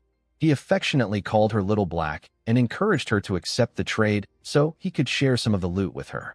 With a giggle, Plum corrected him. "Actually, my name is Big Plum, not Little Black." She then excitedly tried out the loot she had received, exclaiming, "This is amazing. I'm going to level up so fast." She explained that the skill and necklace Qin Feng provided had significantly boosted her damage output and more than doubled her mana regeneration. Gratefully, she thanked him. "No problem." Qin Feng responded with a smile, reminding her that he was just fulfilling their agreement. Qin Feng then asked for the space ring Plum had promised him, and she happily handed it over. As she did, she shared that while escaping through the forest, she had stumbled upon an underground cave that seemed to be an entrance to a ruin. "Are you interested?" she asked. Momentarily surprised, Qin Feng pondered her words. First the Golden Ghost ship, and now a ruin entrance? he thought. He realized that befriending Plum might be more advantageous than he had originally thought. He wondered if she would have shared this information with him without receiving the 2 gold-tier items from the loot, or if she had just been deceived into giving him the space ring. His inventory had finally expanded to 27 slots, so he decided to go along with it. He asked Plum about Wang Meng's whereabouts. After selling some loot to her and the rest of their group, he planned to visit the ruins she had mentioned. Plum agreed to this, but informed him that Captain Wang Meng and the others were busy training the new priest and might not return for a while. Checking her system window, she pointed out that she had marked the entrance to the ruins on her map. She also mentioned that there were stone slabs behind the bushes and explained how she had moved one aside to hide while escaping. Plum went on to recount. I only took a few steps inside when I heard screams. It frightened me so much that I ran. Otherwise, I wouldn't have been caught by those fools. Qin Feng quickly activated his latent image skill, becoming invisible as he reassured her. I understand. I'll head to the ruins right away and plan to trade with Wang Meng when they return. Plum was surprised by his swift invisibility, but she smiled and nodded. Qin Feng stealthily approached the location Plum had indicated, reflecting that he had originally planned to grind until level 10. But with the ruins nearby, grinding seemed unnecessary. His next adventure awaited. Qin Feng's voice carried a quiet but deadly certainty as he spoke, his gaze locked ahead. In a starter town like this, 3 types of ruins were the usual suspects: tombs, cursed ruins, and temples of faith. He knew the drill: bronze-tier mobs, maybe even a few silver-tier ones. For him, it wasn't just an ordinary challenge. It was a gold mine waiting to be mined for lifespan and evolution points. When he arrived at the spot Plum had mentioned, he quickly spotted the stone slab she'd shoved aside earlier. Without wasting a beat, he slipped inside, his footsteps echoing in the silence. Tombs are the bread and butter of these places, he mused, his tone detached as he walked deeper into the darkness. Endless waves of monsters, and usually a gold-tier boss waiting for you at the end. Trying to clear them? A pipe dream. His eyes scanned the dimly lit path before him, the air thick with the weight of what lay ahead. Cursed ruins, though, those are a different breed. Full of monsters twisted by ancient, dark gods. Some were human once, now driven insane or transformed into something far worse. And the temples, those are designed to test you. The people inside are devout followers, and their layouts are always twisted, full of traps and dead ends. But if you can get through them, you're rewarded with either a special item or a skill book. He walked deeper, the walls of the temple covered with murals that seemed to come alive under his gaze. His suspicion was confirmed. The place was indeed a temple of faith, dedicated to the ancient god of judgment, the same god whose power pulsed within him. The symbols on the walls mirrored the ones he knew well. His eye of judgment flickered in response. Suddenly, from the depths of the temple, faint cries echoed, distant but sharp. His senses went on high alert. Something was wrong, and he could feel it in his gut. In a dense, murky forest far from the temple, Wang Meng was fighting for his life. The monster's claws came down like thunder, and his holy shield barely held the line. His body shook with the force of each strike, but he refused to let up. This was his team's only chance. He had to keep them alive. A bone-crushing roar shattered the air, and before Wang Meng could even process the sound, the beast struck with the force of a freight train. He was sent flying, crashing into the ground with a sickening thud. His shield didn't stand a chance, and despite his best efforts, he felt the damage ripple through him. Behind him, his younger priest froze, eyes wide with terror. "Heal him," one of the teammates screamed, but she couldn't move. Her body was locked in place, fear paralyzing her. She didn't even know how to use her skills properly, let alone save him. Her hands shook as she whispered, "Please, someone help." But the monster was already upon them. It was too late. The rest of the team could see the inevitable. They were done for. In their last moments, they begged the priest to heal Wang Meng, their tank, but the girl couldn't even stand up, her voice trembling. "I'm scared," she repeated, her voice cracking, each word heavier than the last. She had no answer, no way to save them. The silence that followed was unbearable, the air thick with defeat. They had lost. Back in the starter town, Wang Meng and his team returned, the weight of their failure heavy on their shoulders. Their faces were grim, and frustration was written all over them. Plum, ever cheerful, greeted them with her usual bright smile. What happened? Back so soon? Shadow still hasn't come back, so we're stuck without new gear. But the team had reached their breaking point with Qin Feng's younger sister. One of Wang Mang's teammates, his anger boiling over, stepped forward. She's useless, he spat. She doesn't know how to dodge, doesn't know how to use her skills. What's even the point of having her on the team? Plum blinked in shock. This was the first time she'd seen them this enraged. She turned to look at Qin Feng's sister, whose face was already wet with tears, and a protective instinct kicked in. She stepped forward, standing between them. Why are you being so harsh on her? She asked, her voice soft but firm. She's just starting out. Everyone dies a few times in the beginning. It's normal. The angered player shoved her aside, his voice seething. I'm going to scold her into oblivion, he snarled. Another teammate stepped up to clarify, his voice sharp with bitterness. We didn't just die once, Plum. We died 3 times. In under an hour. The word struck Plum like a slap. She was stunned for a moment, but then her eyes softened, and she made a decision. Let's give her a chance, she said, her tone resolute. I just got 2 valuable items from Shadow. If she joins us, we won't die again. Wang Mang, sensing the tension simmering, spoke up, trying to smooth things over. Plum's right. If she joins, we'll be more coordinated. Plus, maybe we'll run into Shadow when we head out again. Qin Feng's younger sister, still apologetic, nodded. I'll try harder, she promised. But inside, her thoughts were far from humble. Wang Mang and his team are failures. They can't even hold their ground. If it weren't for their connection to Shadow, I wouldn't waste my time with them. A bunch of amateurs. Deep within the temple, Qin Feng pressed on, his steps deliberate as he moved through the crumbling ruins. The silence around him was suffocating, broken only by the eerie cries he'd heard earlier. His senses were heightened, and soon, he spotted 2 figures kneeling in the center of the temple. The system immediately flagged them as devout followers of the ancient god of judgment, level 10 silver tier monsters. Without a moment's hesitation, Qin Feng activated latent image, cloaking himself in an invisible shroud. In the blink of an eye, he was a ghost, and then, with a burst of speed, he unleashed instant shadow slash. His blade flashed through the air, landing perfectly on the 2 devout followers, but even with the advantage of stealth and a backstab, their health barely budged. Level 10 silver bosses. Qin Feng's mind ran the numbers.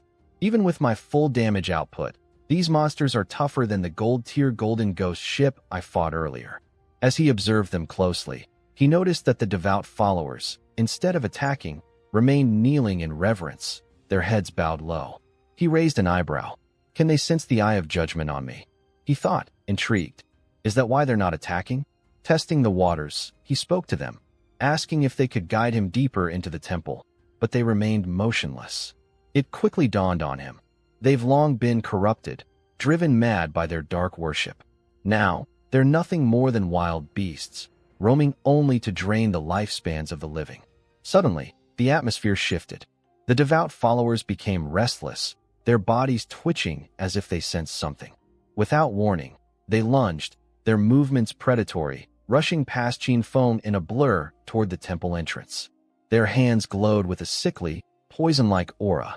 A group of players had just entered the temple, and upon seeing the approaching threat, chaos erupted. The players began to warn one another, frantically trying to prepare for the oncoming attack.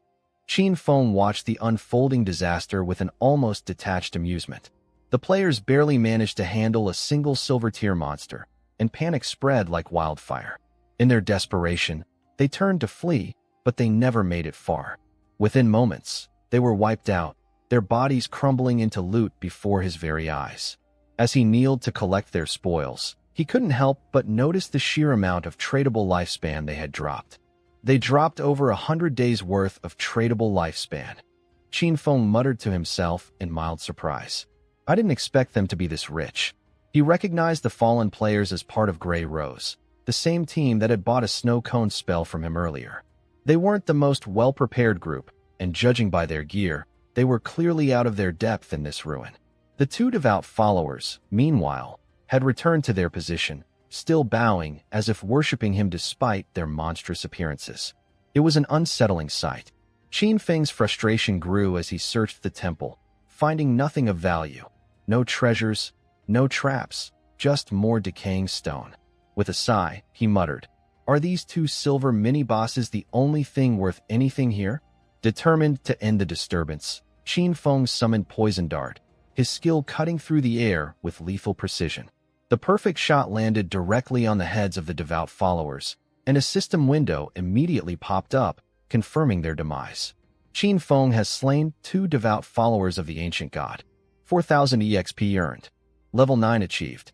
4 evolution points obtained. 188 days of tradable lifespan acquired. A satisfied grin tugged at his lips. The rewards were substantial, but he didn't stop there. He activated Hand of Avarice on the loot, curious to see the results. The power of an epic tier skill like this never failed to impress him, and sure enough, his evolution points shot up to 32. The tradable lifespan increased to 154 days, and among the loot, he found several gold tier items and 10 silver tier ones. One item in particular caught his eye: Pendant of the Faithful, a gold tier accessory for assassins. It boosted agility by 15 points, reduced cooldowns by 20%, and required level 8 to equip. The system went on to explain its unique effect: summons a silver tier devout follower to fight on your behalf with a cooldown of 600 seconds. Qin Feng examined the pendant closely. Its stats were impressive, but what truly intrigued him was the 20% cooldown reduction, which would drastically improve his combat efficiency. His stealth skill cooldown would drop from 22.65 seconds to 19.25, Poison Dart from 4.35 seconds to 3.75, and Instant Shadow Slash from 10.45 seconds to 8.85 seconds. This is going to make grinding so much more efficient, he thought, satisfied. Since everything else in his inventory required level 8 to equip, he decided to hold on to the pendant for the time being. He could always sell it later, but right now, it was far too valuable. But then, something unexpected happened. As Qin Feng approached the temple's mechanism, the entire structure shifted. The floor beneath him began to descend slowly, like an ancient elevator. Curious, he wondered aloud, is this truly an elevator? As the platform sank deeper, the upper section of the temple sealed itself off. After a few minutes of descent, the platform came to a halt, and Qin Feng estimated he had traveled at least 300 to 400 meters underground. He glanced around, immediately recognizing the area. A hidden maze, he realized, his instincts kicking in. I've seen this pattern countless times in my previous life. Hidden mazes, he explained to himself, were a common feature in ruins. They were full of traps, sure, but with enough cannon fodder, they weren't too dangerous, just a test of time and patience. With a quick glance at the Pendant of the Faithful, he realized that if he triggered any traps, it would likely mean his immediate death. Thankfully, the pendant had a saving grace. Its agility boost and cooldown reduction would give him the edge he needed. More importantly, it allowed him to summon a silver-tier devout follower to fight for him. Without hesitation, he activated the pendant, summoning the devout follower. In an instant, the ally appeared before him, ready for action. Wasting no time, Qin Feng ordered it to scout ahead. Navigating this maze will be much easier with a lackey clearing the way for me, he mused, a slight smile creeping onto his face. Still, danger could strike at any moment, so Qin Feng decided it was time to evolve his Ghost Shadow passive skill. A system window appeared, confirming that he had spent 5 evolution points to upgrade his skill from Gold tier to Epic tier, leaving him with 24 evolution points. The upgrade was massive. His passive dodge rate increased from 15% to an impressive 75%. On top of that, activating the skill now granted him full damage immunity. Qin Feng felt the power surge through him. This is going to make things a lot more interesting. Qin Feng took a moment to admire his recent upgrades, the weight of his decisions settling on him. A 75% dodge rate, that's a game changer already, he thought, a satisfied grin pulling at the corners of his lips. But there's more I can do. I've got just enough points to take Instant Shadow Slash to the next level. Epic tier, here I come. The system prompt confirming the upgrade appeared on his screen with a satisfying chime. He'd spent 13 evolution points, leaving himself with just 11 remaining. The improvements were nothing short of extraordinary. His dash distance increased from 27 to 30 meters, The invisibility duration stretched from 9 to 12 seconds, and now, instead of 7, 9 slashes would rain down on his enemies, each delivering a brutal 400 damage instead of the former 300. Even the slash width expanded, from 4.1 to 5 meters, while the cooldown was slashed to a mere 12 seconds, all of which made the skill even deadlier and far more efficient. Qin Feng's eyes gleamed as he considered the implications of the upgrade. Evolving from epic to legendary costs 10 times the usual points, he mused. The higher the starting tier of a skill, the better its long-term cost-effectiveness. His thoughts continued. Epic skills are a goldmine. If a skill starts at epic tier, upgrading to legendary only costs 10 evolution points. A skill that starts at normal tier, though, requires 7 evolutions just to hit epic, and by the time it needs 10-fold evolution points, it's a monster in terms of costs. Qin Feng's confidence grew as he reflected on the future of his skills. Once a skill hits epic tier, upgrades get much more efficient. From here on, all my skills are guaranteed to be at least epic. With only a handful of points remaining, Qin Feng turned his attention to his next upgrade. His starter skill, Latent Image, was in need of an upgrade. A system window confirmed that he had spent evolution points to evolve it from silver tier to gold tier and then to platinum tier. As the new stats popped up, Qin Feng's excitement grew. The stealth duration increased from 16 to 24 seconds, and the first strike that broke invisibility now dealt 90% more damage. The cooldown was trimmed down from 26 to 22 seconds, further enhancing the skill's effectiveness. With my 35% cooldown reduction, Qin Feng added with a smirk, Latent Image is running smoother than ever. However, his thoughts shifted to the practical implications of his upgrades. His Latent Image cooldown had now dropped to 16.3 seconds, but something felt off. It's still a bit long for a skill that doesn't exactly offer high burst damage, he mused.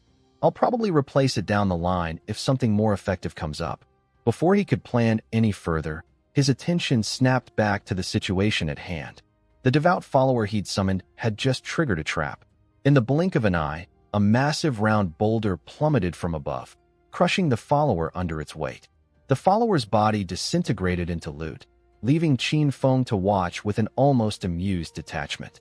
I'll need to wait for the cooldown before summoning another, he muttered. But with this maze's complexity, I can't afford to rush through it.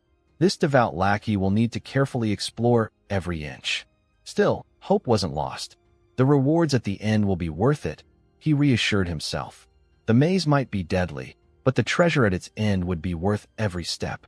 Meanwhile, on the upper level of the temple, the players from earlier, those who had been wiped out, sneaked around the entrance, cautiously inspecting the area. One member quietly reported to their captain that the 2 monsters that had killed them had vanished. The captain, brows furrowed in thought, was piecing things together. Where did they go? And what happened to the lifespan loot? It didn't take long for the captain to put the pieces together. There's only one player capable of taking down 2 silver tier bosses so effortlessly this early in the game, she said with certainty. None other than Shadow, Qin Feng.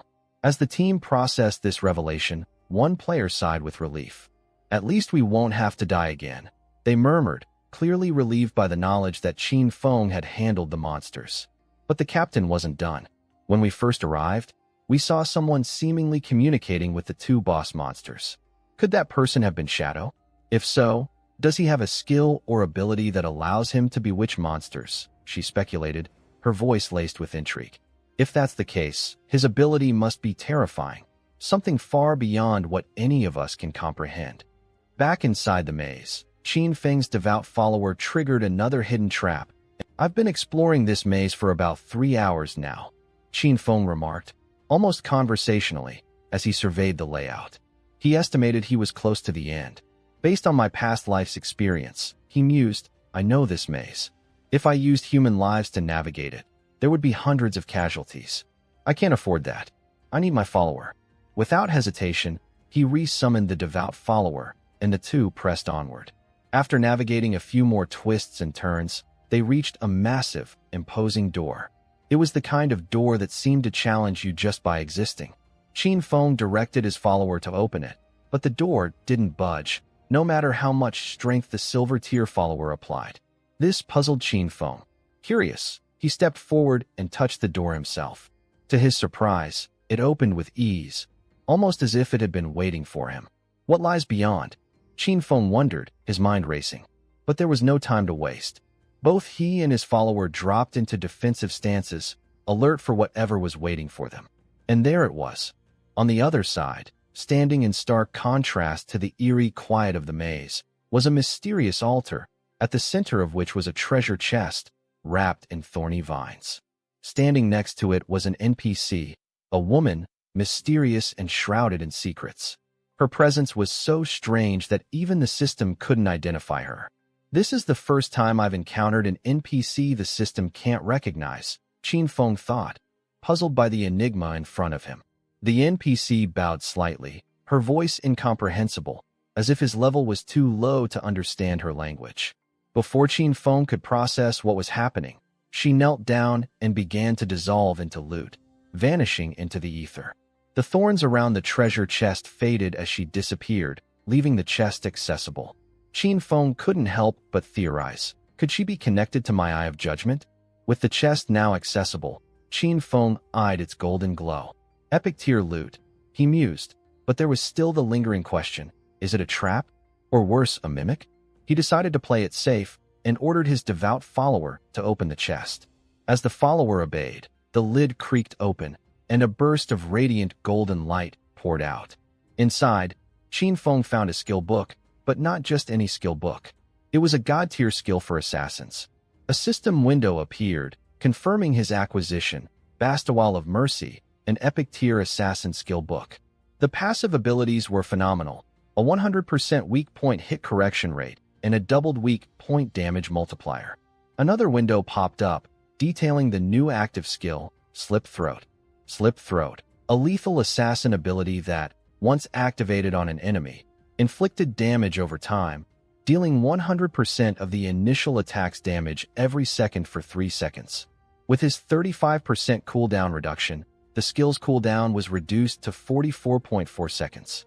This is going to make my stealth kills a lot more efficient, Qin Feng thought, his mind already racing with plans for how to incorporate the new skill into his growing arsenal. Staring at the system window, Qin Feng couldn't help but smirk at the sheer power of the Betrayal of Mercy skill. Double the hitbox size for weak points? That's a game changer, he mused, mentally calculating the potential. If my initial attack deals 300 damage, Slip Throat will apply 300 damage per second for 3 seconds. That's 1,200 damage, essentially tripling my output in a single strike. The realization hit him. This skill wasn't about spam attacks like his instant shadow slash, which rained down hits rapidly. Slip Throat was about precision, focusing on that first strike to create massive damage. It was a sniper shot, not a machine gun spray. Timing and accuracy would be the difference between life and death. What really caught his attention, though, was the skill's potential for evolution. Since it was an epic tier skill, upgrading it to legendary would only cost 10 evolution points, which was practically peanuts for the destructive potential it held. For a skill like this, it's a steal, he thought, tapping his fingers against his leg. Feeling satisfied with the acquisition, Qin Feng grinned. The loot from this maze is insane. My burst damage is off the charts now. With that, he started heading toward the exit, planning his next moves. As he walked, his mind drifted to Plum, his always reliable partner, who had made this entire venture possible. Though I still call her Little Black, he thought, shaking his head with a smirk. She's been helpful, most of the time.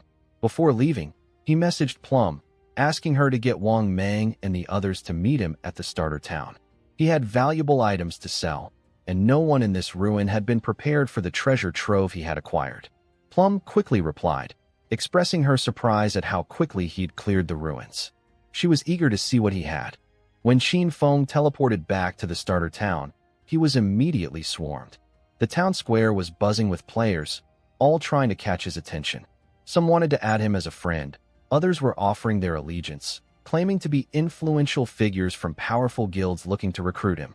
There were even a few who had traveled across towns just to meet him. This was the kind of chaos that followed in the wake of someone as infamous as Shadow. Amidst the crowd, one girl stepped forward, looking a little too eager. She introduced herself as being from a place called Underwear Town. a name that made Qin Feng blink in confusion. "Hey, Shadow," she practically begged. "Please carry me so I can level up. I'll even give you my wife in return."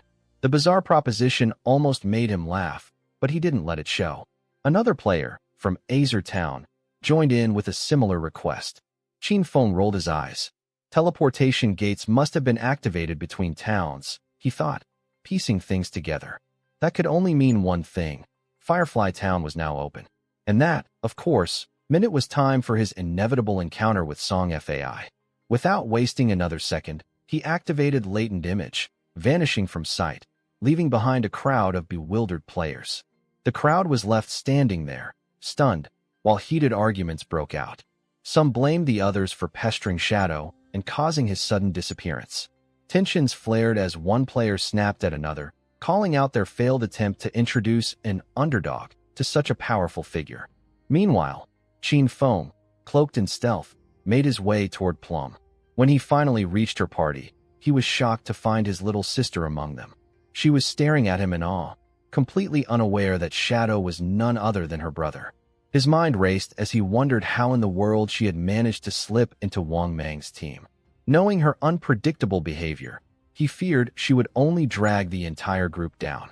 Qin Feng reminded himself that he couldn't afford any mistakes. His identity as Shadow was no longer something that could be hidden easily. It was a fragile shield, and if it was pierced before he had the chance to transfer his powers to the real world, everything could come crashing down.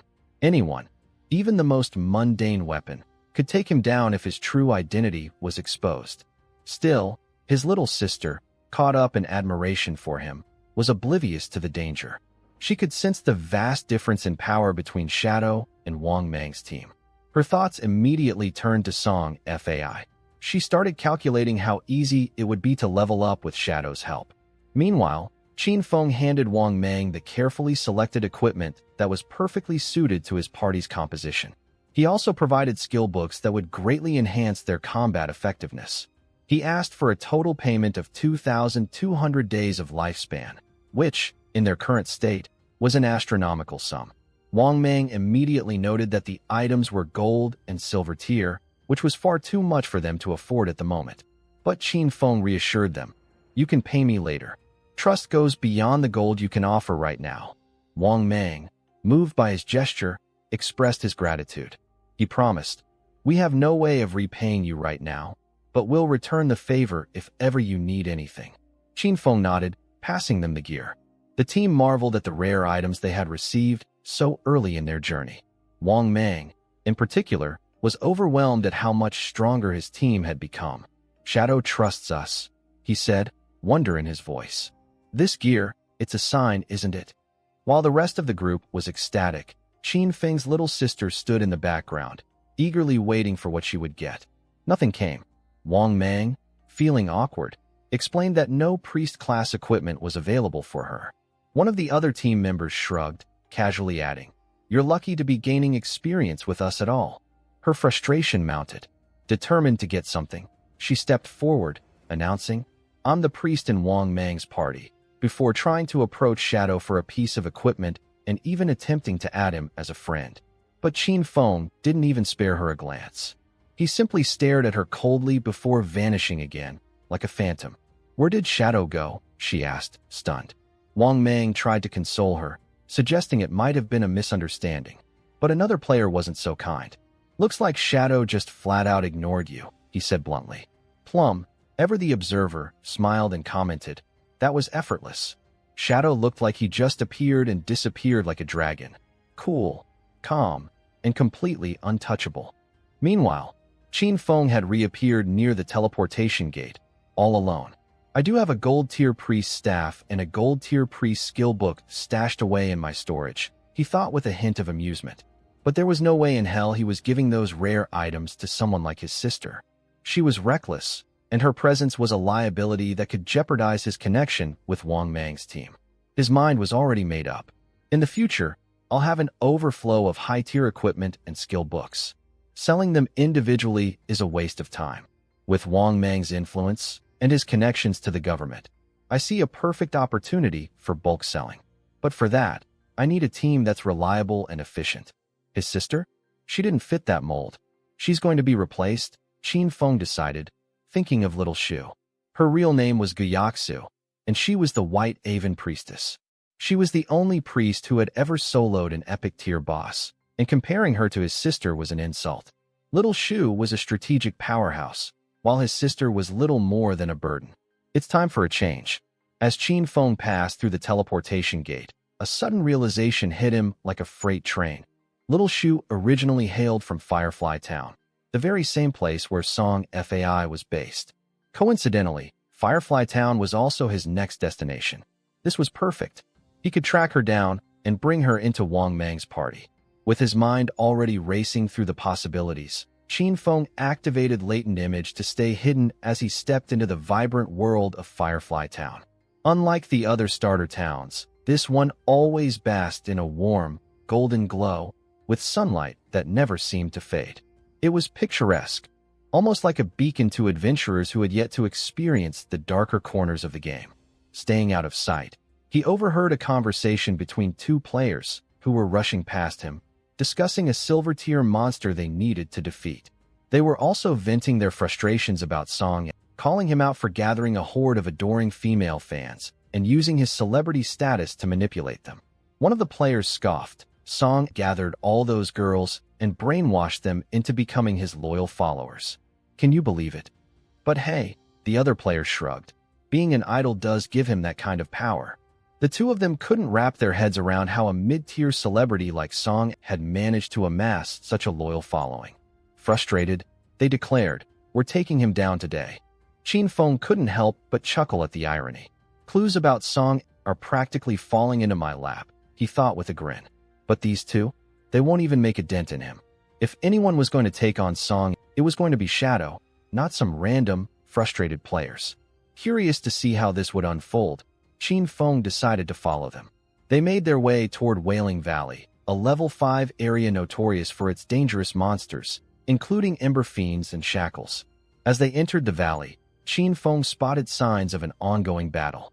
The chaos unfolding before him was too intriguing to ignore, so he couldn't help but move closer. What he saw was utter madness. A group of players was struggling against a two-headed flame wreath monster, a silver-tier Ember Fiend. Instead of coordinating to bring the monster down, some of the players were actively attacking each other. In the middle of the chaos, Song stood, calm and collected, surrounded by his female fans, who had formed an impenetrable protective circle around him. It was clear that Song had little to fear from the ongoing battle.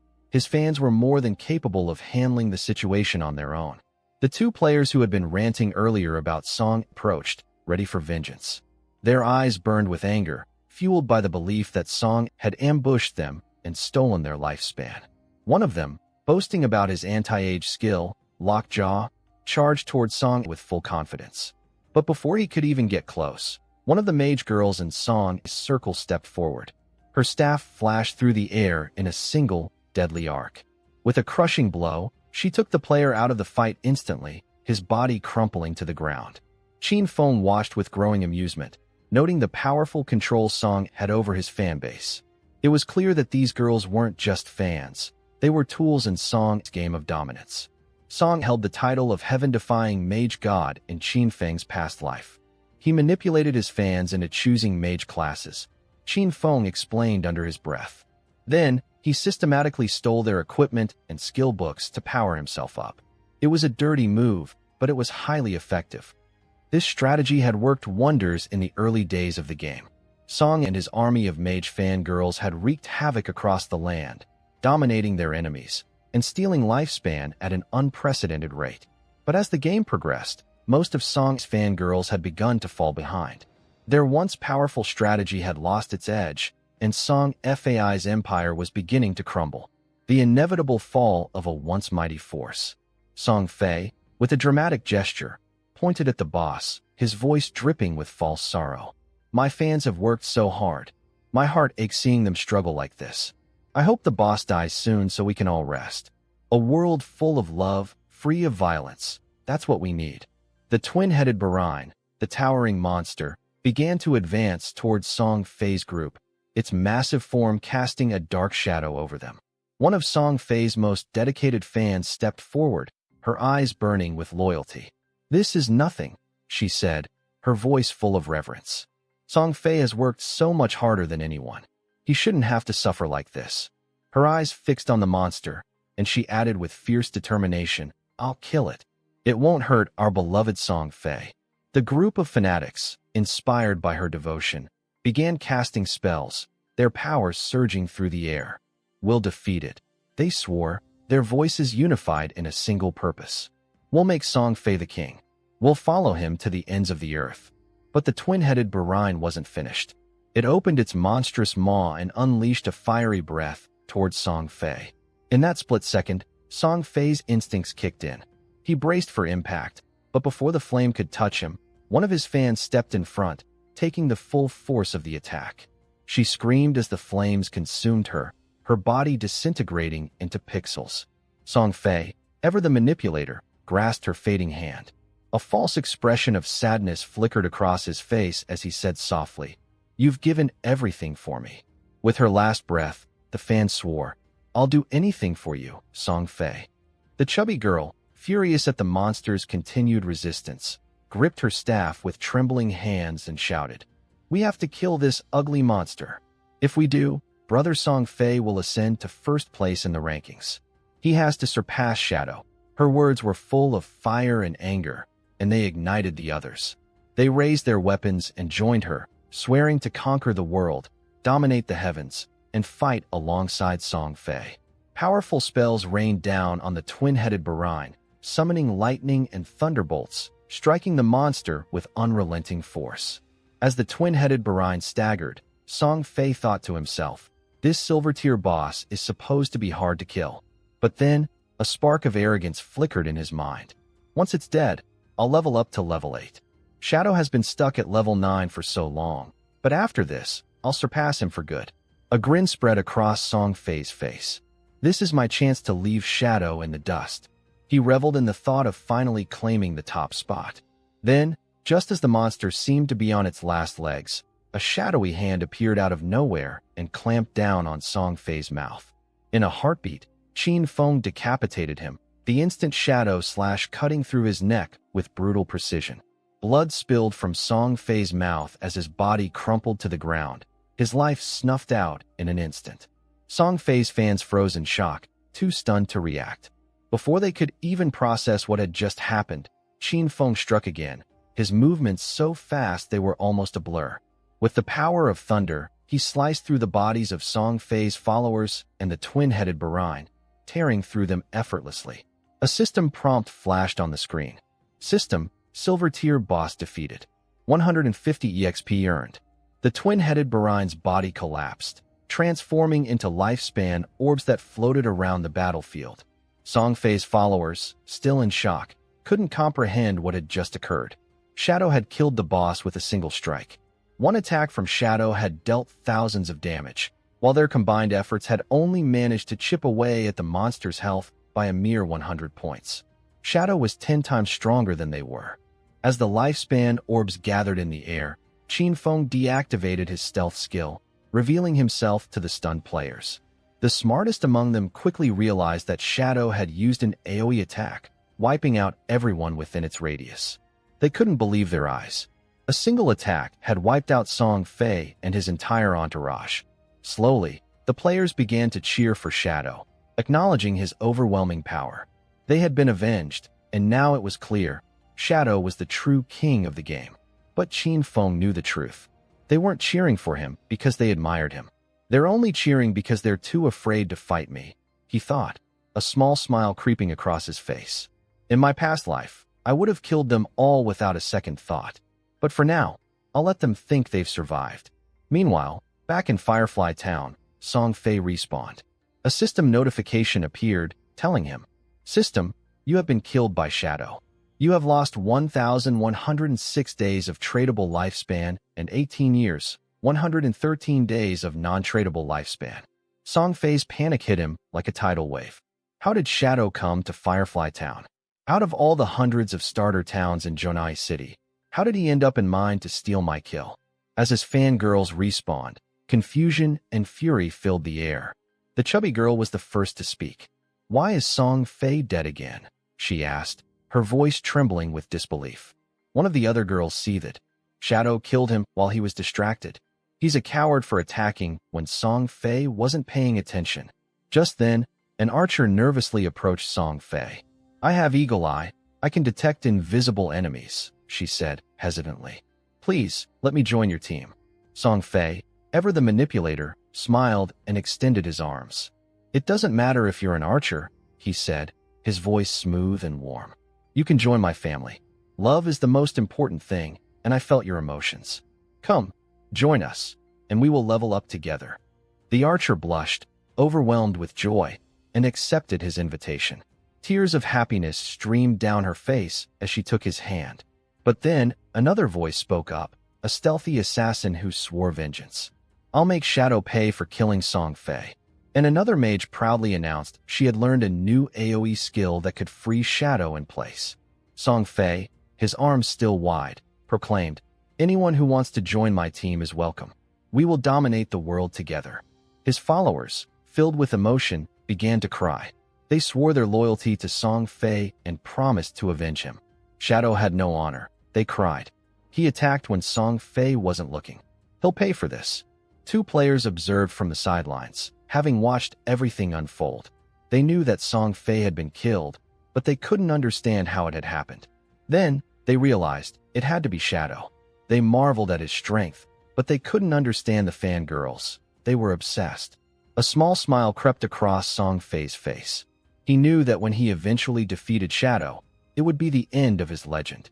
With so many witnesses, they'll see that Shadow was just a soft assassin who dared challenge me, a noble mage. Qin Feng crouched, collecting his loot with a flick of his wrist.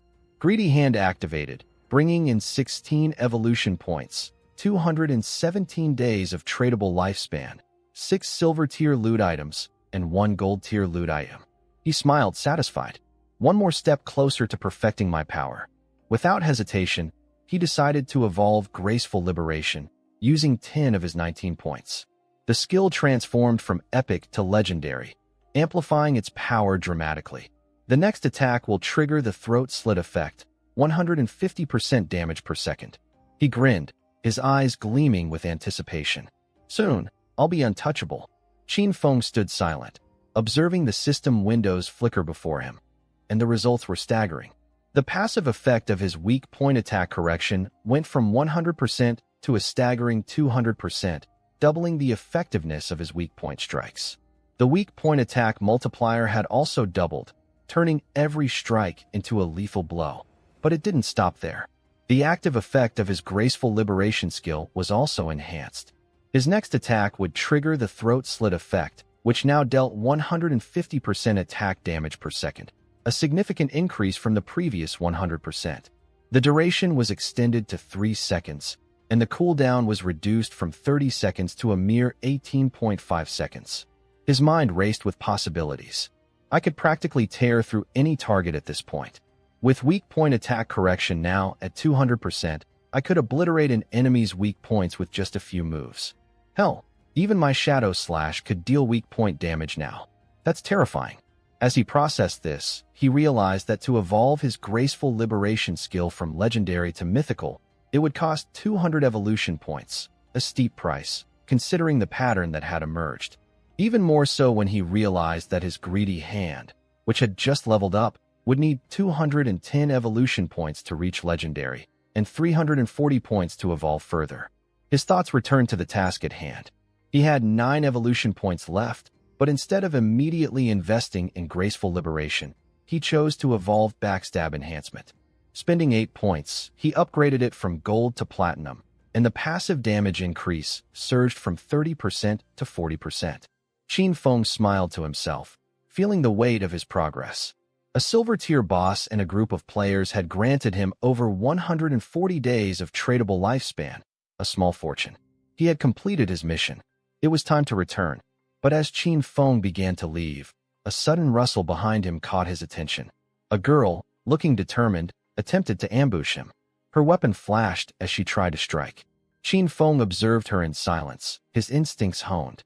With minimal effort, he dodged her attack, the movement barely even registering.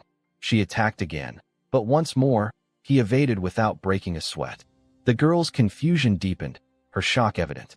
She vanished into stealth, trying once more to surprise him. Just as Qin Feng prepared to move, a familiar presence loomed above the cliffs, Song Fei's fans. They had cornered him, swearing to avenge their fallen idol. The mages raised their staffs, and the archer, who had just joined Song Fei's team, knocked her bow, aiming at Qin Feng. They were enraged, their anger spilling over. "We'll avenge Song Fei," they shouted, their voices filled with righteous fury. Qin Feng knew they were making a fatal mistake.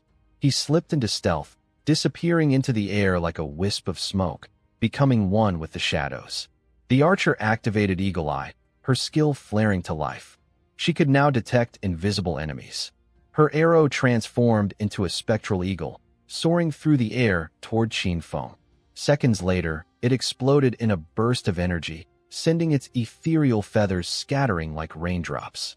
The feathers rained down, striking the assassin from Song Fei's party and deactivating her stealth. She became visible, her position revealed. The chubby girl clenched her fists, a wicked smile spreading across her face. "They've detected Shadow." She gave the order, "Attack with everything. Use your strongest skills." The fans obeyed, launching their most powerful spells at the now revealed Qin Feng. A torrent of magic filled the air, bolts of lightning and flames seeking their target. But Qin Feng, ever calm, wasn't caught off guard. The girl from Song Fei's group, panicking, tried to scream that she wasn't Shadow, but it was already too late. The spells hit her body with devastating force, and in an instant, she exploded in a massive blast, leaving nothing behind but the smoke of a failed attack. The chubby girl felt a twisted satisfaction. She wasn't even a mage, and now she's gone. This was a punishment from the heavens, proof that she didn't truly love Song Fei. She didn't care about the girl. All she cared about was getting the archer to attack Shadow again. "Launch Eagle Eye again," she ordered. But just before the archer could launch her skill, Qin Feng drew the ghost fire bell, the ancient artifact clutched in his hand. With a single, precise shake, he activated its soul attack effect, immobilizing everyone within a 100-meter radius for 3 seconds. The air grew heavy with tension as the group stood frozen, confusion written on their faces. The realization that they were now completely vulnerable hit them like a wave. Qin Feng, still cloaked in invisibility, appeared in the blink of an eye. With a motion as swift as thunder, he cut through them, his instant shadow slicing through their bodies before they even had time to react. The ground became littered with the remnants of Song Fei's fans. From behind a corner, Song Fei peeked out, his eyes wide with confusion. He had no idea what had just transpired, why his followers had died so quickly. Could it be Shadow? He wondered. But then, he dismissed the thought. If it were really Shadow, he would have revealed himself. But just then, Qin Feng approached, still invisible. His gaze was arrogant, filled with the certainty of a predator about to claim its prey. Song Fei's heart skipped a beat as he heard the voice of Shadow, the very man he had just underestimated. His eyes widened in fear and shock, his body trembling. Without a second thought, he activated his magic shield, summoning a protective barrier around himself. But Qin Feng was already moving. He launched a poison dart, a perfect strike that pierced Song Fei's shield with ease, shattering it like fragile glass. The dart hit Song Fei's forehead, and he crumpled to the ground, screaming in agony as his body dissolved into lifespan orbs. As Song Fei's body disappeared, Qin Feng observed the lifespan orbs with interest. He had more than 2,000 days of tradable lifespan. Song Fei's followers, however, had no tradable lifespan to offer. Realization hit him. They had given it all to him. They had devoted everything to their false idol. Qin Feng stood tall, knowing that the game had just shifted.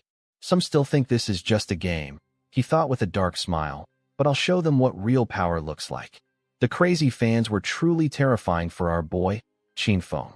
It was a shame because, in total, the tradable lifespan he had gathered amounted to several hundreds of years, and now, all of that was going to be lost to the nearby monsters. Song Fei's devoted fans had been willing to sacrifice everything for him, but now that their devotion was gone, their lifespan would be scattered across the world, lost to time. Back in Firefly Town, Song Fei and his followers respawned. Furious, Song Fei glanced at his dwindling lifespan.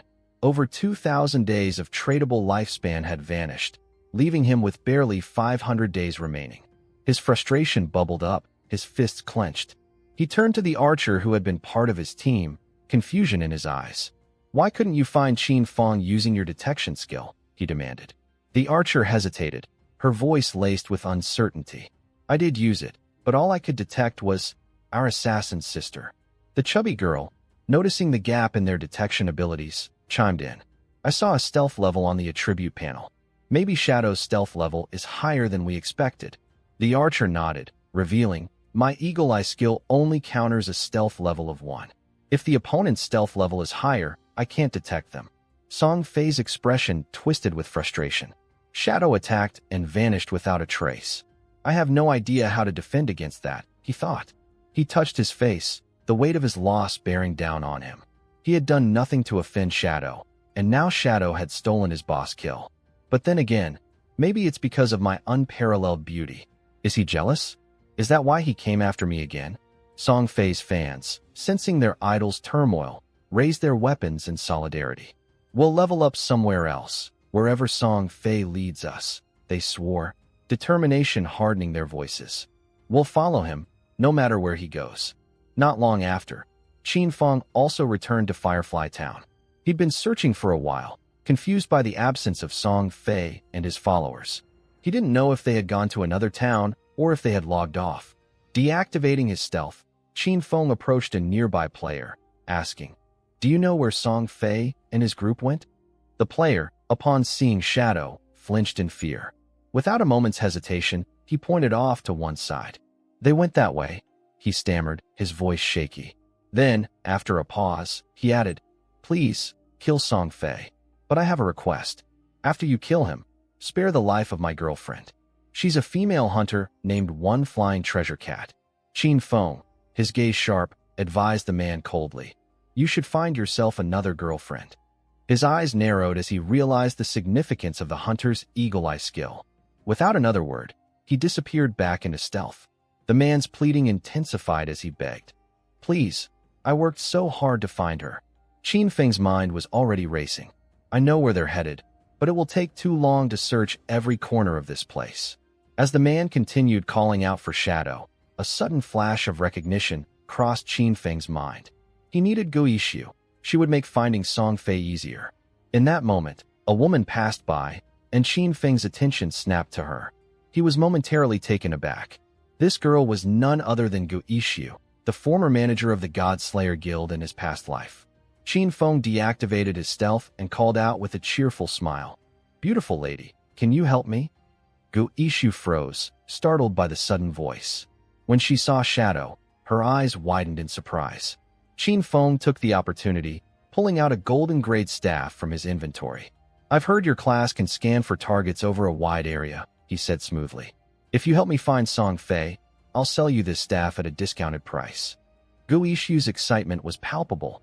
"How did you know about my abilities?" she asked, her voice tinged with curiosity. Qin Feng smiled again, teasing her. "I know more than you think. You want this golden-grade staff, don't you?" She nodded eagerly, but a moment of doubt crossed her face. I don't know if I can afford it." With a raised eyebrow, Qin Feng asked, "Don't you have 500 days of tradable lifespan?" "It's the discounted price. The original price is over 700 days." Guishu checked her system window, and to her shock, she found she had 700 days of tradable lifespan. Her excitement peaked as she agreed to the deal. The transaction was completed, and Qin Feng handed her the staff, a system window confirming the purchase. With a tap on her cheek, Qin Feng urged her, "Hurry up now. Don't keep me waiting." Guishu blushed, her smile widening. "Thank you," she said, barely containing her joy. She gripped the staff, eyes sparkling with anticipation. "I'll find Song Fei for you." As Guishu began using the staff's powers, an owl appeared, flying in tight circles around her. Her excitement grew as she looked up at Qin Feng, a curious glint in her eyes. "Are you not worried I'll just take this and run?" she teased. Qin Feng's gaze softened as he replied with a serene smile. "Do you hate Song Fei?" Guishu's eyes widened in surprise. She hadn't expected him to know, yet something about him felt oddly familiar, as though his voice echoed in some long-forgotten memory. Could he be someone from my past life? She wondered. Qin Feng smiled knowingly. Yes, he urged, his tone playful. Gu Ishu raised her hand, the owl circling higher. She wasn't in the mood for guessing, but then, her eyes widened as the owl suddenly flew off, its wings beating rapidly as it soared toward the distant canyons. Her focus narrowed, and her expression shifted from casual to intense. In the distance, beyond the town, she spotted Song Fei and his remaining fanatics, moving through the rugged landscape. I've found them, Gu Ishu whispered, her voice filled with resolve. They're in the canyons. Qin Feng smirked, ready for the next phase. It's time to finish this. Qin Feng watched intently as the owl, with its sharp focus, soared across the vast expanse, guiding him towards Song Fei's last known location. The owl's keen eyes had found Song Fei hiding deep within the rocky canyons. It didn't take long for the owl to relay the location, its voice filled with urgency. Hurry, Qin Feng. They might leave before you get there. The owl, though fast, was already showing signs of exhaustion. Qin Feng gave a confident smile. Don't worry, he said. I'll be there in no time.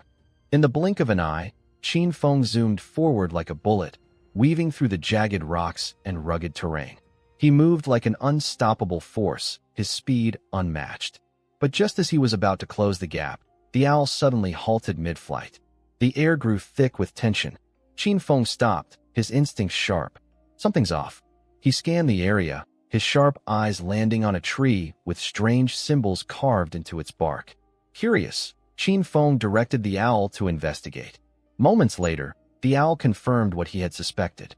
It had found 2 more trees, each bearing the same peculiar signs. One was 100 meters ahead, and the other 100 meters to the left. With methodical precision, Qin Feng approached each tree, touching the symbols gently, channeling a bit of his energy into them. In an instant, a bright light connected the trees, and the ground beneath his feet began to glow. Before he could react, a treasure chest materialized from the earth, its green light shimmering with an otherworldly radiance. A gasp escaped Qin Feng's lips. A treasure chest here? His heart raced. Treasures like these, left behind by ancient gods, were incredibly rare. They could appear anywhere, but the dangers surrounding them were just as legendary. Some brought waves of monsters, while others unleashed terrible swarms. And some, like this one, held incredible treasures. On the other end, you, still watching through the owl, was equally stunned. That chest, she thought, it could be worth over 1,000 days of tradable lifespan, or even 10 million in real money. Qin Feng couldn't help but admire Yu's quick thinking. In my past life, he thought, a year of lifespan was worth 10,000 at the start. By the second day, it shot up to 50,000. His mind buzzed with possibilities. Yu's eyes gleamed as she observed the symbols, taking mental notes for later use. A sharp intelligence flickered in her gaze.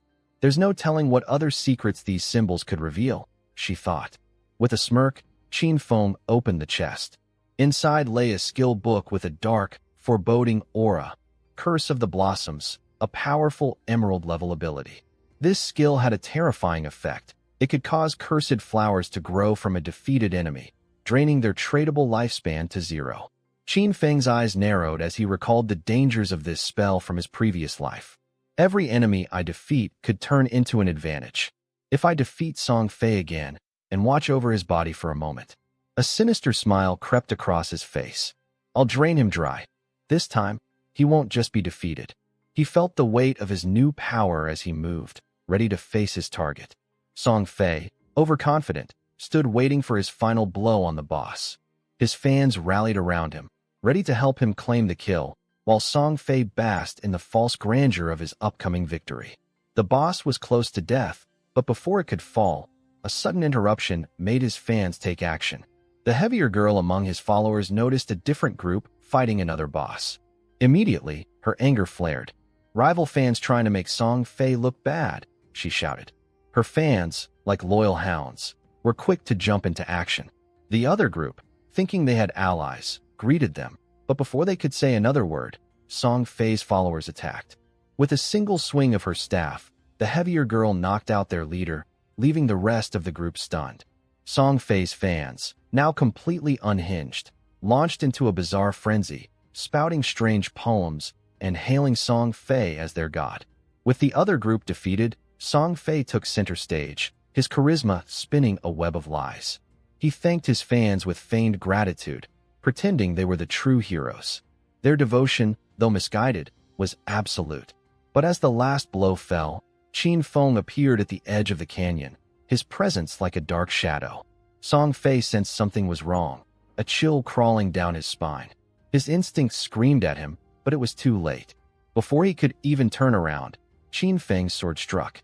The head of Song Fei fell in one smooth, lethal motion, his body slumping to the ground. Song Fei's fans, shocked and unable to react, could only watch in horror. Qin Feng didn't stop there. He knelt beside Song Fei's body, and the Curse of the Blossom's skill activated. A massive red flower erupted from Song Fei's chest, its petals writhing as they drained his tradable lifespan down to zero. The fangirls watched in shock, unable to comprehend what was happening. Qin Feng finished draining the last of his lifespan, his expression cold and calculating. Back in Firefly Town, Song Fei respawned. Confused and annoyed, he couldn't understand why Shadow was always after him. Maybe he's jealous, he mused, jealous of all the attention I get from my fans. Song Fei convinced himself that Shadow's constant attacks were part of some complex revenge scheme, one he couldn't quite understand. As his mind spun in confusion, a system alert popped up, catching him off guard. System, your tradable lifespan is decreasing rapidly. Song Fei froze. The reality of what had just happened hit him like a ton of bricks. The lifespan he had so carefully accumulated was slipping away faster than ever before. No, he thought, this can't be happening again. At first, Song Fei thought his tradable lifespan rapidly vanishing was some kind of penalty for dying too many times. But before he could fully comprehend what was happening, his fan club began arriving at the portal. Among them was the heavier mage girl, out of breath, who quickly reported the strange event. A creepy red flower had sprouted from Song Fei's body, draining something important from him. The realization hit Song Fei like a ton of bricks. He immediately connected the cursed flower to Shadow, the one responsible for draining his lifespan through this terrifying new ability. His hands clenched into fists as the truth sunk in. Shadow again, he thought. This was no mere coincidence. Log off, he barked at his fans, his tone cold and decisive. We need to get out now before it's too late. If we keep losing to Shadow, we'll lose all our tradable lifespan, and once that happens, it's game over. His fans, still enchanted by his charisma, were quick to follow. Song Fei, never one to show weakness, continued to act as their leader, calling them his family. He promised that they would step into the real world, extend their lifespan, and return stronger, armed with new gear bought with the lifespan they'd saved. The girls, still caught in the spell of his words, eagerly nodded, imagining their grand return to defeat Shadow with newfound strength. But as Song Fei logged off, anger and frustration twisted his face. I can't lose like this, he thought. Not after 2.5 years of building this empire. I won't be taken down by some unknown player, not like this. In his mind, with enough money, he could crush any obstacle. He just needed time. Back at the canyon where the battle had occurred, red flowers were everywhere. Each one grew from a fallen player, quietly siphoning away their tradable lifespan. Shadow, meanwhile, didn't seem bothered by this at all. In fact, thanks to his relentless attacks, his rank as a killer had surged to level 4. The loss of tradable lifespan upon death for these players now stood at an incredible 96.88%. But Shadow felt no remorse. In fact, he realized that the surprise attack had netted him around 1,000 days of tradable lifespan, all thanks to Song Fei and his misguided followers. They had done all the hard work of defeating monsters, only to end up feeding him their gains. But, like all good things, the bounty didn't last forever. The flowers slowly began to fade, and the energy stopped flowing. Shadow understood immediately that the players had logged off to avoid losing any more lifespan. From his vantage point, the white owl continued to soar in silence, keeping watch. Yu, through her owl, had seen the entire exchange and was momentarily taken aback by such a display of strength. Seeing what the top player could truly do was eye-opening. Did Song Fei really log off? Shadow asked, his voice calm but filled with curiosity. You nodded, her expression thoughtful. Yes. The whole group disappeared to save their remaining time. Good, Shadow responded. Keep an eye on them. Let me know if they come back. As you pondered whether her job was done, Shadow casually added, I've just acquired a golden tier priest skill, sort of divine judgment, and I'd like to make a trade. The mention of the skill caught Yu's attention immediately. Sort of divine judgment. Her eyes lit up with genuine interest. Shadow grinned. I'll trade it to you for 500 days of your lifespan, but I'll cut the price in half if you agree to one thing. Her eyes narrowed with suspicion. I'm not trading my dignity, she said firmly, catching Shadow off guard. Shadow laughed, realizing the misunderstanding. No, I just want you to join my team as our main healer. Relief washed over you, and she chuckled. Oh, I see. Well, you've got a deal. But if the team's a disaster, I'm holding you responsible. Shadow smiled, reassured by her agreement. We're a solid group. No worries. He immediately contacted his team, ready to add another powerful player to their ranks. Meanwhile, the scene shifted to a different part of the game world. Wang Mang stood tall, feeling proud after defeating a poisonous monster. The experience points were a nice reward, but the poison still coursing through his veins needed attention. Jay, he called out to his teammate, heal me, and bring something to counter the poison. Jay, his priest teammate, stood frozen, unsure of what to do. Wang Mang tried to remind her, again, that as a priest, she had the ability to remove toxins. But instead of helping, she accidentally used the skill on a tree instead of him. The poison continued to course through his body, and Wang Mang collapsed to the ground, succumbing to the poison before he could even recover. His victory, once so sweet, was now wasted, and the team stood around him in disbelief. The frustration was palpable as they looked at Fong's sister, unsure of how someone with such a priest class could be so ineffective. Later, in a private conversation, the team leader faced a difficult decision. Jay was proving to be a liability, and finding another skilled hidden class priest was no easy task. Every healer with such a powerful class was already taken. Meanwhile, Jiao, blissfully unaware of her failure, was lost in fantasies of grandeur. She believed her quick leveling was a sign of her destined greatness. She dreamed of joining Song Fei, imagining their combined rise to glory. But just as she was lost in her own world, a system alert reached Wang Mang, bringing a surge of excitement. A hidden class healer, the Whitebird Priest, someone who could wield healing powers like no other, had agreed to join their team. The path forward had just become clear. Jiao had always been strong in other roles, but this was the opportunity the team had been waiting for. As Wang Mang made plans to bring in the new healer, he turned to Shadow for her location. Shadow confirmed that she was in Firefly Town. Not the ideal place for leveling up, but it was important to meet up and get the team rolling. Wang Mang agreed and began preparing to head there, but before they left, he had to address the ongoing issue with Jiao. He approached her carefully, speaking in a way that would spare her feelings. We're heading to a higher level zone, he explained, his tone warm yet firm. Shell Town is too crowded. We need to move on for the group's growth. He made it seem as though Jiao's low level was the only issue, a subtle way of saying her lack of utility as a healer had become a liability. Before Jiao could respond, the team took off without hesitation, clearly relieved to leave behind a healer who had yet to prove herself. But Jiao wasn't bothered. She viewed their departure as a blessing. They're not strong enough for me anyway, she thought. I'll find Shadow and make him help me level up. That'll show them.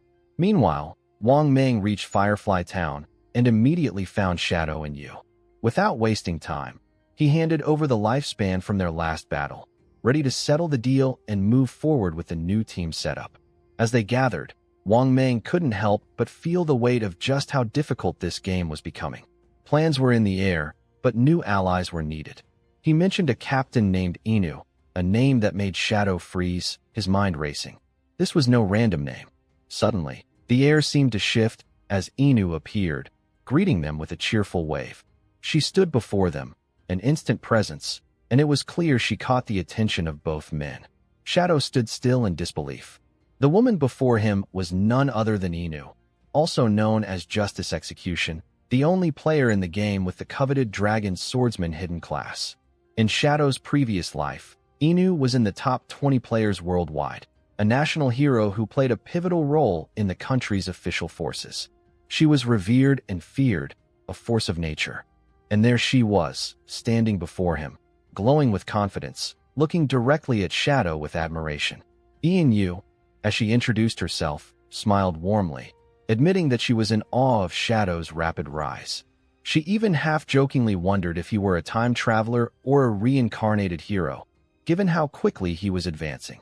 Shadow remained silent, his mind flooded with memories of their paths crossing in the past under far darker conditions. Back then, she hadn't been part of Wang Mang's team, so this early encounter came as a complete surprise. Inu likely had a good amount of tradable lifespan, probably gathered through official channels for government-backed groups. As a dragon swordsman, known for their strength and resilience, she was a natural choice to wield such power. Shadow respected the government's decision and saw the wisdom in it. Inu, always straightforward, got to the point. "If you have any gear to sell," she said, her voice sweet but commanding, "my group and I are interested." She smiled, but the underlying strength in her words was clear. "I carry the responsibility of my city on my shoulders. It's important we make wise decisions." Shadow recognized the unspoken agreement between them. There was no benefit in opposing her, and they both understood the unspoken rule, mutual benefit. Shadow agreed, acknowledging that it would be short-sighted to pass up such a lucrative deal. Although Inu appeared cheerful and unthreatening, Qin Feng knew better. Beneath that friendly exterior lay a woman who was as formidable as she was calculating. This was no ordinary ally. The scene shifts to the real world, where inside a building a young girl sat on her bed, her phone clenched in her hand, her face a portrait of shock as she listened to the conversation on the other end. Her voice broke through the tension in the room. "Oh my God, ladies. Have you seen the official announcement? The lifespan in the God-forsaken game is real, and if it reaches 0, you will die in the real world." She couldn't believe what she was hearing, and the words spilled out of her like they didn't belong in the world she knew. The other girl on the call, now furious, shouted back, "What? So this isn't just a game? I gave all my tradable lifespan to Brother Song Fei." The realization hit her hard, and panic clawed at her chest. The game was no longer just a game. Another voice, quieter but filled with sadness, joined in. "Oh no, I only have a few years of lifespan left. I've killed a lot of players, and I've got killer status. Every time I die, I lose 2 days of lifespan." The regret in her voice was sharp, and she felt the weight of her actions.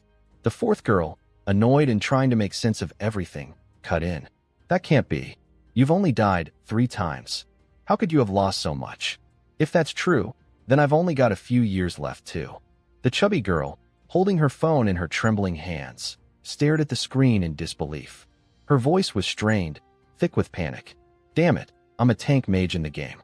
I charge in first, kill a lot of people, but I also die a lot. Now, I only have 1 day of lifespan left." She shook her head, her thoughts frantic. "This can't be real. I won't die like this. It's not true." But as the words left her lips, her phone chimed, and she quickly read the new message. Her face lit up. "What's this? Brother Song Fei is buying lifespans." She couldn't help the excitement in her voice. "That's perfect. I'll go find him. He'll definitely help me." Her fear was replaced by hope as she jumped out of bed, scrambling to change.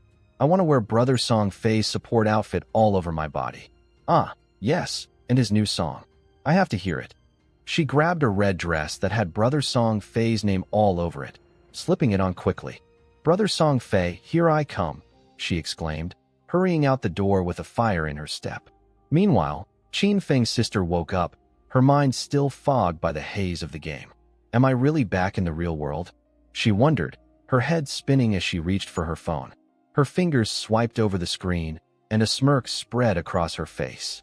"Wow, 15,000 yuan for just 1 day of lifespan," she mused aloud, eyes scanning the numbers. "I have 200 days saved up. I'm practically a millionaire already." Her excitement was palpable, but as she kept scrolling, her face froze. Her eyes widened in disbelief. "What? Shadow is massacring Brother Song Fei, and he's killed him 3 times already?" Her voice cracked, panic flooding her as she read more. How can this happen? Her hands shook as she read the article, tears welling up. "That idiot told me that if our lifespan hits 0, we'll die for real. How can he be so careless? Her voice broke, her chest tight with grief. Even if Brother Song Fei had a non-tradable lifespan of 100 years, after dying 3 times, he'll only have 12 years left. The weight of the truth crashed over her, and she began to sob, her body shaking. Brother Song Fei, no. The pain was overwhelming, and she cried harder, her voice a broken whisper. Why does Shadow want to kill him? What did he do? Suddenly, a new message flashed on her phone. It was from the chubby girl. Beauties, Brother Song Fei needs our help. Sisters in Jianghai City, you can sell your tradable lifespan to him at Dajiang Plaza. The ratio is 1 to 10,000. We'll be rich, and we'll help him at the same time. Her heart raced. Dajiang Plaza? That's just down the road from me. Without hesitation, she leaped out of bed, her resolve solidifying. I can't sit here and do nothing while his lifespan fades away. She quickly dressed, her mind set. I've saved up more than 200 days of tradable lifespan. I can help Brother Song Fei. I have to.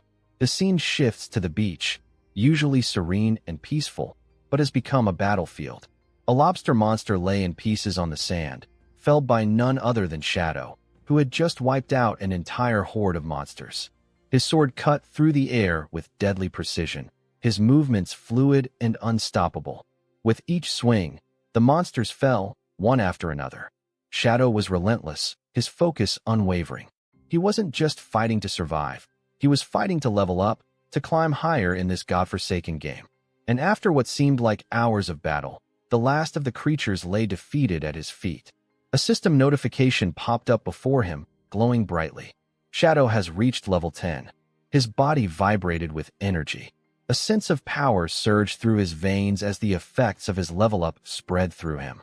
A powerful aura radiated off of him, his body glowing as the energy coursed through his every cell. Shadow exhaled slowly, his chest rising with the weight of this achievement. The game had become something more now. The level up wasn't just about numbers. It was a mark of how far he had come. Another notification flashed in front of him. 4-dimensional attributes, +2. You have gained free attribute points and unlocked career advancement. As Shadow took a moment to let the weight of his new power settle, a third notification appeared. You are the first player to reach level 10 within Jianghai City and Xia Country, gaining 7 and 14 reputation points. You are the first player to reach level 10 globally, gaining 21 reputation points. When 7 level 10 players are present within Jianghai City, the teleportation function to the abandoned continent of the gods will be activated. Shadow's mind raced. First globally. He had done it. He was the first. But the excitement was fleeting. He wasn't done yet. More challenges awaited. He needed to get stronger. He needed to move forward. The game was still far from over. Meanwhile, in the heart of the town, players stopped dead in their tracks as the global announcement rang out across the town square. Global announcement. Player Shadow is the first player to reach level 10. The players in the square were struck dumb by the news. A ripple of disbelief spread through the crowd. One player near the fountain whispered in awe. Sure enough, it's Shadow again. The first kill at the gold level was him, and now he's the first in the world to reach level 10. The whispers grew louder. Boss Shadow is too powerful, another player added, shaking their head in disbelief. I heard he killed that little idol, Song Fei, several times already.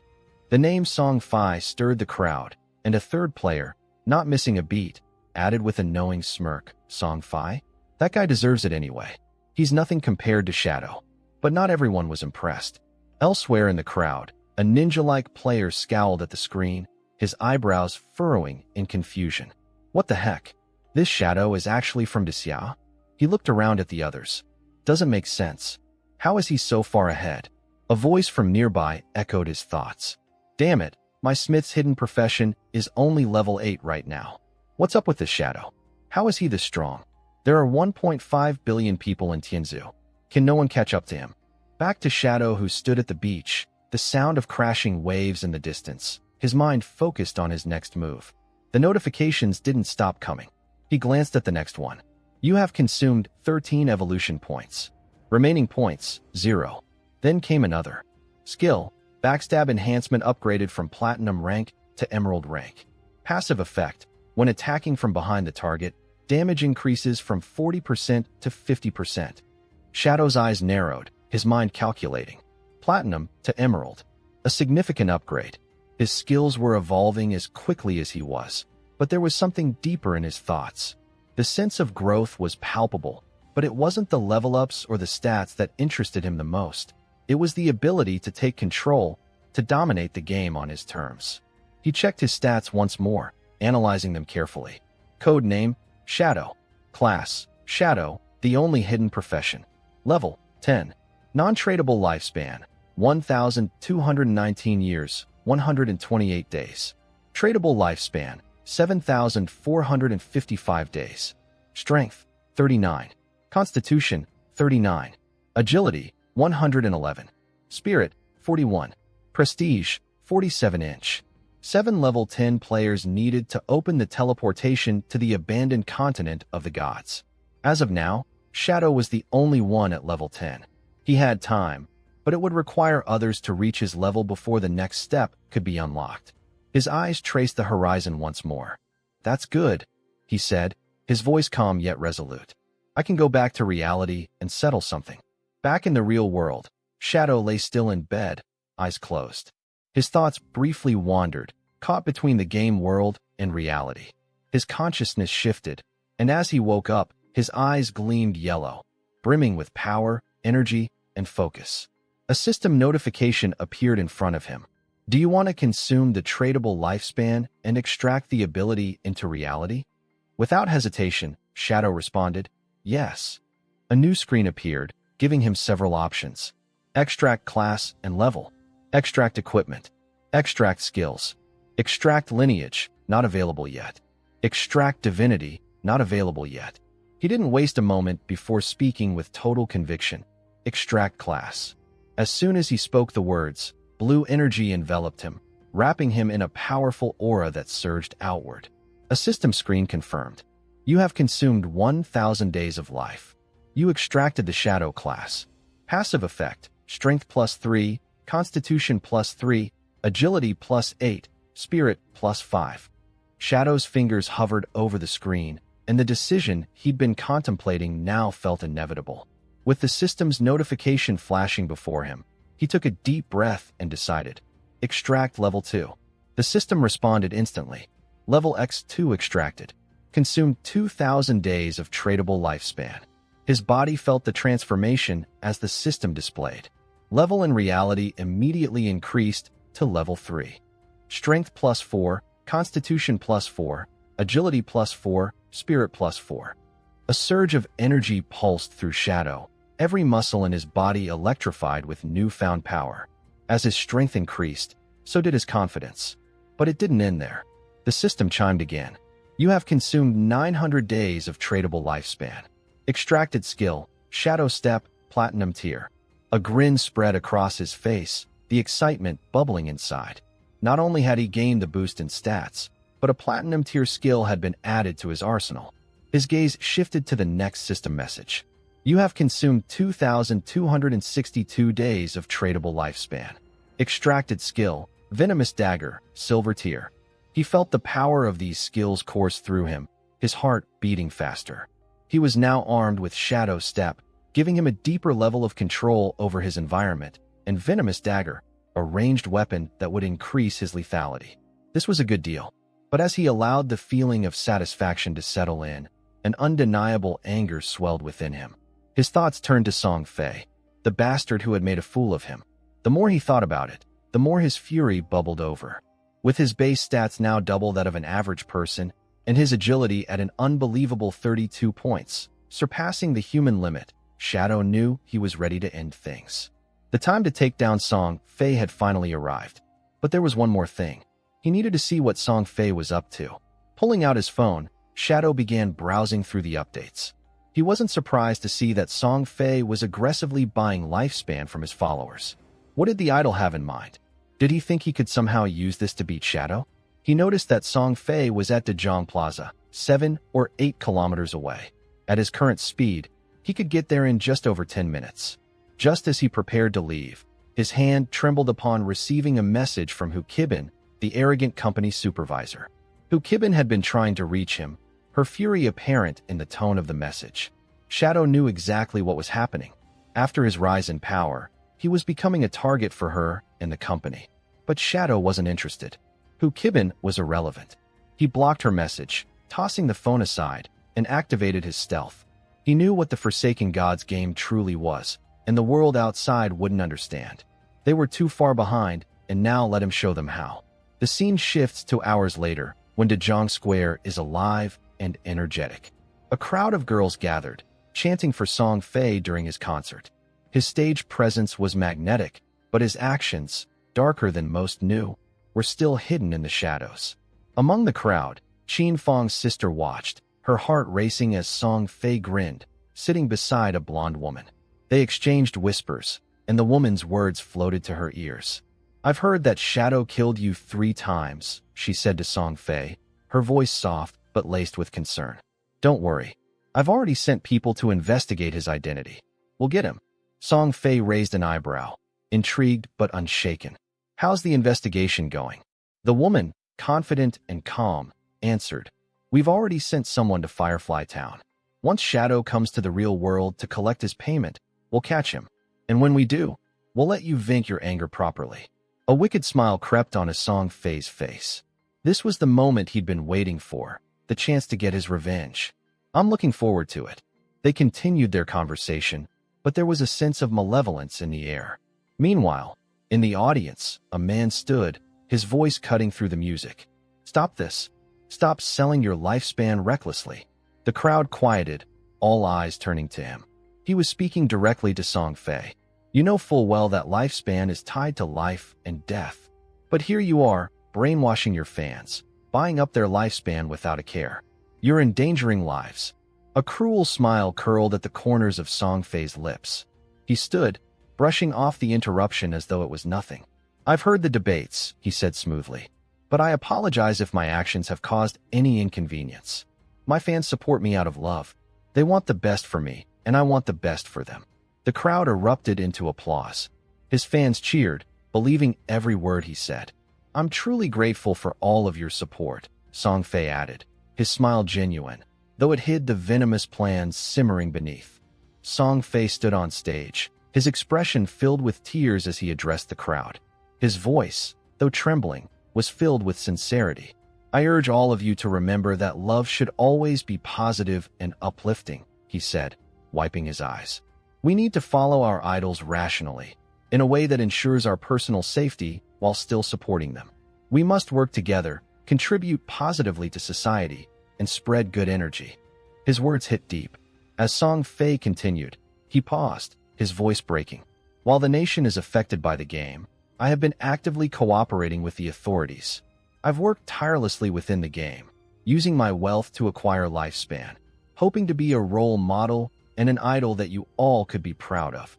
The fans in the crowd listened intently, hanging on to his every word. Song Fei, with his eyes glistening, added, "This was all for you, my fans. I wanted to give back, hoping that everyone would gain something meaningful outside of the game, live a happy, peaceful, and safe life. We are in this together for a better tomorrow." He swallowed hard, his tears now flowing freely. "I never expected that my actions would cause so much trouble for all of you." His voice broke on the last sentence, the weight of the situation settling over him. The crowd was moved, unable to hold back their tears. His fans shouted words of encouragement, assuring him that he had done nothing wrong. One of them even turned toward a man in the audience who had spoken out, anger filling her face. "You savage! How dare you insult our true feelings?" she screamed. "Leave now. We are here willingly, and we will support Brother Song Fei no matter what." With that, the chubby girl jumped up on stage, her voice filled with righteous anger. "Don't listen to the lies from the outside," she cried. "These rumors are ridiculous. Only fools with pig brains would believe such nonsense. How could the lifespan in a game possibly affect real life?" She placed her hand over her chest, her voice now soft but resolute. "I'm willing to die for him." Her declaration rang out like a challenge, her conviction unwavering. "When I logged out, it showed that I had less than a day left, but I'm fine.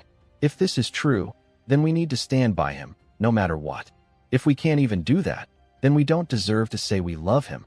Her words were like a spark, igniting the crowd's passion. The fans screamed in agreement, ready to give up everything for Song Fei, even their own lifespan. Song Fei, his face illuminated by the glow of the crowd's fervor, extended his hand toward the chubby girl. To be loved by someone like you. It's an honor, he whispered, his voice filled with gratitude. The girl, overwhelmed by the moment, burst into tears. I would die for you, brother Song Fei. But then, something unexpected happened. A dart zipped through the air and it rushed towards Song Fei. Hitting its mark, it pierced Song Fei's head. No one noticed from where the dart came, and within moments, everything changed. Time seemed to freeze as blood began trickling from his mouth. His hair fell like dead leaves, his body crumpling to the ground with an awful finality. The crowd gasped in horror as they could not believe their eyes at what really happened in front of them. The chubby girl stood motionless as she saw Song Fei get hit in the head. She was in shock as she could not believe Song Fei's body came crashing onto her after the hit, with blood spilling everywhere. Her eyes, wide with fear, fell back on the stage. She screamed, unable to comprehend what had just happened. Song Fei was dead.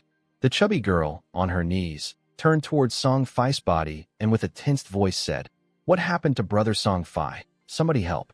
Panic erupted instantly. Fans screamed in disbelief, rushing to his side, but it was too late. The guards scrambled, trying to regain control, but it was chaos. They turned to the young lady and escorted her to safety. In the midst of it all, the young lady, the company's supervisor, had tears in her eyes as she made her way out among the crowd who were still in disbelief at Song Fei's death.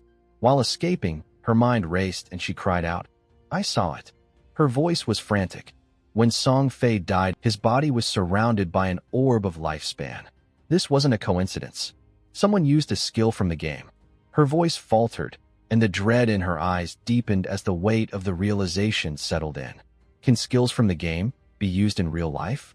She murmured to herself, shaking with fear. The situation was too grim to understand fully, but the answer was already beginning to form in her mind. Shadow, the one person who could pull this off. The killer, the shadow behind the chaos. And just as the young lady's suspicions came to light, and she made her way to her car in order to escape, another dart flew through the air, striking her in the head. She had no time to react and collapsed instantly, dead. The guards around her were too stunned to react, their eyes wide in horror. The crowd stood in stunned silence, unsure of what had just transpired. Among them, Shadow stood tall, eyes filled with bloodlust and energy radiating all around him like sparks. He was still using his stealth skill and had made his move, and now, nothing would ever be the same. The sun rose over the city, casting a warm glow on the landscape as birds soared high above. The peaceful morning contrasted sharply with the chaos that had unfolded the day before. News broadcasts flashed across the screens, announcing the tragic death of Song Fei in Dajang Square. The report revealed that his extremist fans had sacrificed their lives, donating their lifespan to their beloved idol. As the anchor continued, it was revealed that Song Fei's cause of death was deemed to be supernatural, a chilling notion that left the city in disbelief. Meanwhile, inside a moving car, Xiaoyu and her friend sat in stunned silence. The air was thick with grief, and both girls were glued to their phones, unable to process the reality of what had happened. Xiaoyu's fingers trembled as she read the breaking news. Tears welled up in her eyes, her voice barely a whisper. "I can't believe it. We were just watching Brother Song Fei's concert yesterday, and now he's gone?" Her words came out broken, her world now torn apart. Her friend, equally distressed, turned to her with wide eyes. "Throwing knives? Stealth?" she stammered. "These are powers from the godforsaken game, right? Do you think someone assassinated Brother Song Fei? I heard the player's shadow has already killed him 3 times in the game." Xiaoyu's eyes remained locked on her phone, her expression frozen in disbelief. Her mind raced as the implications began to set in. Her friend hesitated, trying to make sense of it all. "But how could powers from the game show up in real life?" she asked, the words lingering in the air.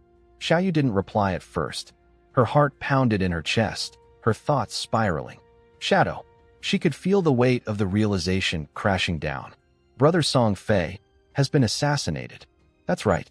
It's Shadow. It must be. Throwing knives, cloaking, those are assassin abilities. It's all him. A grim determination filled her. Shadow killed him. He really did it. He's the only one who could have done this in the real world. As the cab made its way through the streets, Xiaoyu's thoughts continued to spiral, a dark vow forming in her mind. My world has lost its light. But I'll change that. I'll get closer to Shadow. I'll get stronger, no matter the cost. The cab stopped, and Xiaoyu stepped out, her movements slow and unsteady, like a person in a trance. Her friend placed a gentle hand on her shoulder, her voice low and concerned. Xiaoyu, are you all right? You look scary right now. But Xiaoyu, lost in her thoughts, didn't even notice. A vow had been made. Starting today, my only goal is to kill Shadow. I will avenge Brother Song Fei's death. Her expression hardened, and she sobbed harder, the weight of her words hitting her. Her friend watched her, worry etching her face, but the world had already shifted for Xiaoyu. Her heart was set on a single path now, vengeance. Meanwhile, Qin Feng was enjoying a hearty meal. His expression relaxed as he savored each bite. The chaos of the world outside seemed so distant, a blur of noise compared to the contentment he felt. He had found a brief moment of peace after the relentless grind of the God-forsaken game. As he chewed thoughtfully, his mind wandered to the game. It was clear that being invincible in reality didn't mean you'd be invincible in the game. Playing the game consumes energy, he mused silently. If you get hungry, you still gotta eat. But then his phone vibrated on the table, snapping him from his thoughts. He picked it up and read the message, his brow furrowing. Qin Feng, Fatty who is pissed at you. He says you've blocked his number and WeChat. If you don't come now, you won't see your salary this month. The message was from Yang Xiaoya, and it was accompanied by a string of laughing emojis. Qin Feng couldn't help but chuckle. Yang Xiaoya was an easygoing, yet often bullied, member of his team in their previous life. He remembered how she'd been a part of the Godslayer Guild, a great ally in times of need. This girl, Qin Feng muttered to himself, shaking his head. He replied quickly, don't bother with him. There's no point in going to work for you anyway. Get on the game. Let's grind. The words were simple, but there was an understanding between them, a camaraderie that went beyond the game. Not long after, Xiaoya's reply came through. Oh, so you've entered this godforsaken game? I heard it's difficult, and many players have already lost their lifespan. How's it going? Qin Feng smirked as he typed his response. Don't think too much. Whatever profession you choose, just put all your points in agility at the beginning. Xiaoya's response was almost immediate. How's the grind going? How much have you earned? He replied casually. Not much, but I've spent it all. Xiaoya laughed on the other end of the chat, her reply laced with humor. No wonder you blocked Fatty Who. Qin Feng couldn't help but smile, but his thoughts quickly returned to the task at hand. Qin Feng sat back in his chair, a slight smile playing at the corners of his lips as he scrolled through his phone. Fatty Who. What a piece of work. But as much as who irritated him, the real problem was Qin Shishir, the daughter of the CEO of Qin Group. Qin Group, the company he once worked for, had always been a thorn in his side, but it was Qin Shishir who had truly made his life miserable. She had a reputation for being a domineering force, always picking on the men below her, always stepping on anyone who dared cross her path. And now, it seemed she had turned her sights on him. He gritted his teeth, remembering how she used to fawn over foreigners and neglect her own country. After the launch of the God-forsaken game, she packed up and left Daxia to chase her dream of joining some Alice in Wonderland association, a far cry from the nationalist she pretended to be. In his past life, Qin Shishir had been a thorn in the side of Daxia and his Godslayer Guild, but now she was becoming an even bigger threat. She won't leave the country this time. I'll make sure of it, he thought to himself, his expression darkening. If she dies, the entire Alice in Wonderland association will crumble. The rumors are true. They're all having affairs with her. Once she's out of the picture, the entire group will implode. Their plans will fall apart. Just as he was deep in thought, his phone vibrated again, pulling him from his plans. It was his sister, Xiaoyu. Great, he muttered, rolling his eyes before answering.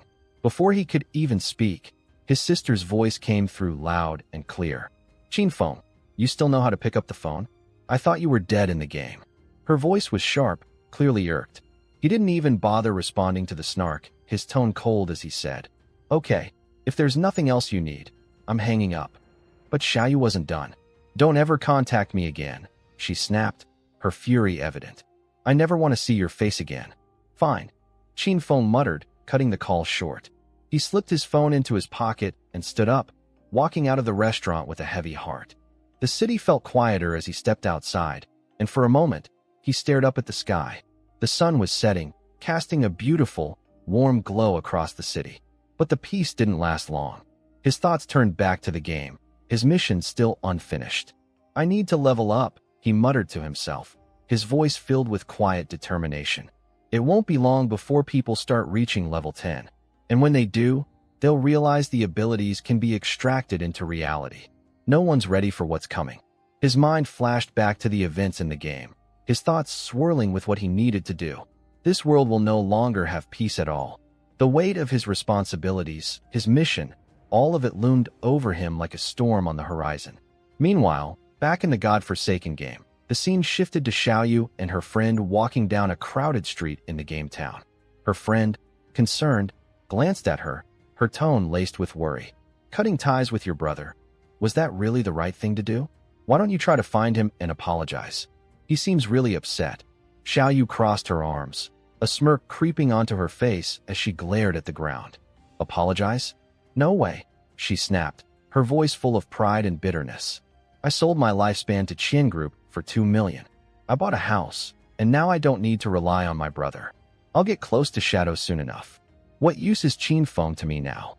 Her friend, shocked, stood frozen, her jaw practically hitting the ground. You did what? You sold your lifespan for money, she asked, eyes wide with disbelief. Xiaoyu turned to face her friend with a superior expression. Of course.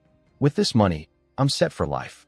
I'll get to know Shadow, and soon enough, I won't need to deal with people like you or Qin Feng anymore. Her words were cold and calculated. She was already looking ahead to her future, one where Shadow was her focus.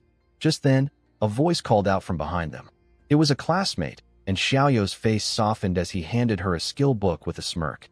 Here's the assassin's ability you wanted, he said, rubbing his chin as he looked her over. Don't forget what you promised me. Xiaoyu's eyes sparkled with excitement as she eagerly took the book. I know. I'll fulfill your wish once my work is done. Her voice had a layer of excitement and impatience. But inwardly she thought, what a bootlicker. Just wait until I get to know Shadow. I won't need to deal with trash like you anymore. Xiaoyu walked briskly down the street, the assassin skill book clasped tightly in her hand. She couldn't suppress the sense of excitement bubbling up inside her. With a quick swipe of her finger, she called Wong, her voice cheerful as she spoke. Brother Wong, I have an assassin skill book here. It's a control skill. Do you think Brother Shadow might need it? If he does, I'll just give it to him for free. But beneath her bright tone, her mind was already racing, twisting her thoughts darker. Zhang Wei, still such a useful bootlicker. He's got a solid skill book, though. This one skill book will be what gets me closer to Shadow. It's the perfect opportunity. Her thoughts turned even colder as she imagined the possibilities. Shadow, I'll get close to you soon enough. I'll stay by your side, healing you, clearing enemies with you, leveling up with you. I'll make you feel cared for, loved even. And little by little, you'll begin to trust me, rely on me. Maybe even treat me as your significant other. A wicked smile tugged at the corner of her lips. When the time is right, when your value is used up, I'll strike. I'll kill you myself. And I'll make sure to scoop out your eyes, avenging Brother Song Feist's death. But just as her darker thoughts solidified into a plan, a message from Wong interrupted.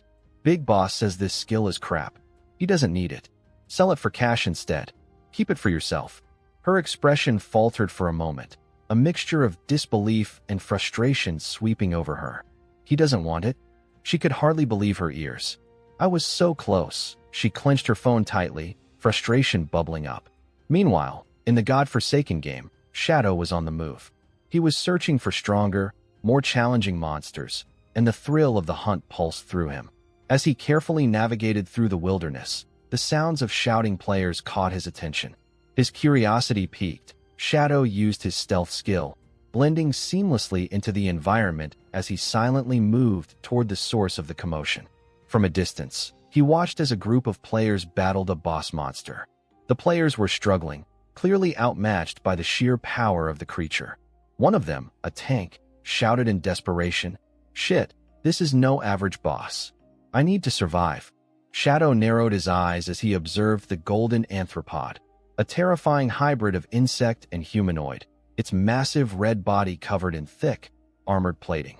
The creature wielded weapons in its many limbs, its eyes glinting with malice. Suddenly, the tank player, running for his life, screamed, "Oh shit!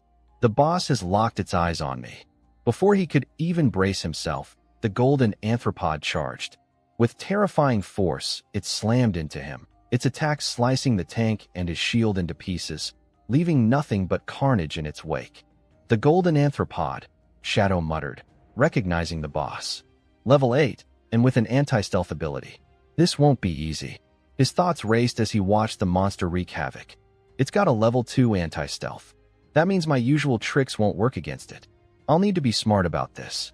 The golden anthropod roared, stomping the ground as it glared at the players still trying to engage.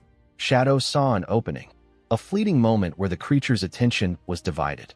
Without hesitation, he sprang into action, drawing his dagger with swift precision. "This is my shot," he thought, focusing on his agility and stealth. In a flash, he closed the gap between them, striking the golden anthropod multiple times with his instant shadow slash. The damage numbers exploded in his mind's eye. 3,042 points, then 1,013 points. The beast staggered, letting out a roar of pain, its fury ignited. But Shadow remained calm. "If I can strike from the shadows, my damage output is optimized. But if it sees through my invisibility," he trailed off, a sense of tension creeping in. The golden anthropod had learned to pierce through invisibility, and the consequences were clear. His damage would be halved. But then something else clicked.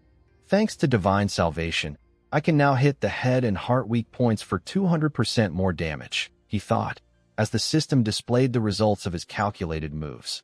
3 of my strikes hit the weak points. This compensates for the missing damage." Shadow's mind raced, analyzing the battle as he watched the golden anthropod stagger from the previous blow. The damage had been substantial, but not nearly enough. "It really is a legendary skill," he muttered to himself. "I owe Qin Xiaoyu for this."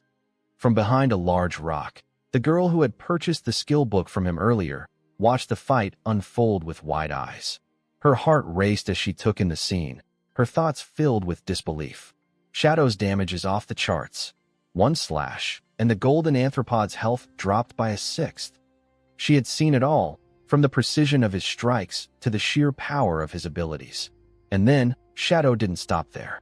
With a flick of his wrist, he launched a poison dart, the blade cutting through the air with terrifying speed. It struck the golden anthropod in its massive eye, causing the beast to roar in agony as poison seeped through its veins. 1,785 points of damage popped up in the system log, but Shadow was already analyzing the outcome. "Poison dart, silver rank, not bad, but not nearly as effective as I'd like. I need to level up my profession. I need a higher stealth level," he mused, his gaze never leaving the writhing monster. As Shadow focused on the boss, he failed to notice the creature's multiple arms reaching behind him, closing in like a trap. "Shit," he cursed inwardly, realizing his mistake too late. The golden anthropod was upon him, its massive arms surrounding him from all sides. With a loud roar, it raised its weapons, preparing for a deadly strike. "Shadow, watch out," a player from across the battlefield yelled, panic lacing their voice.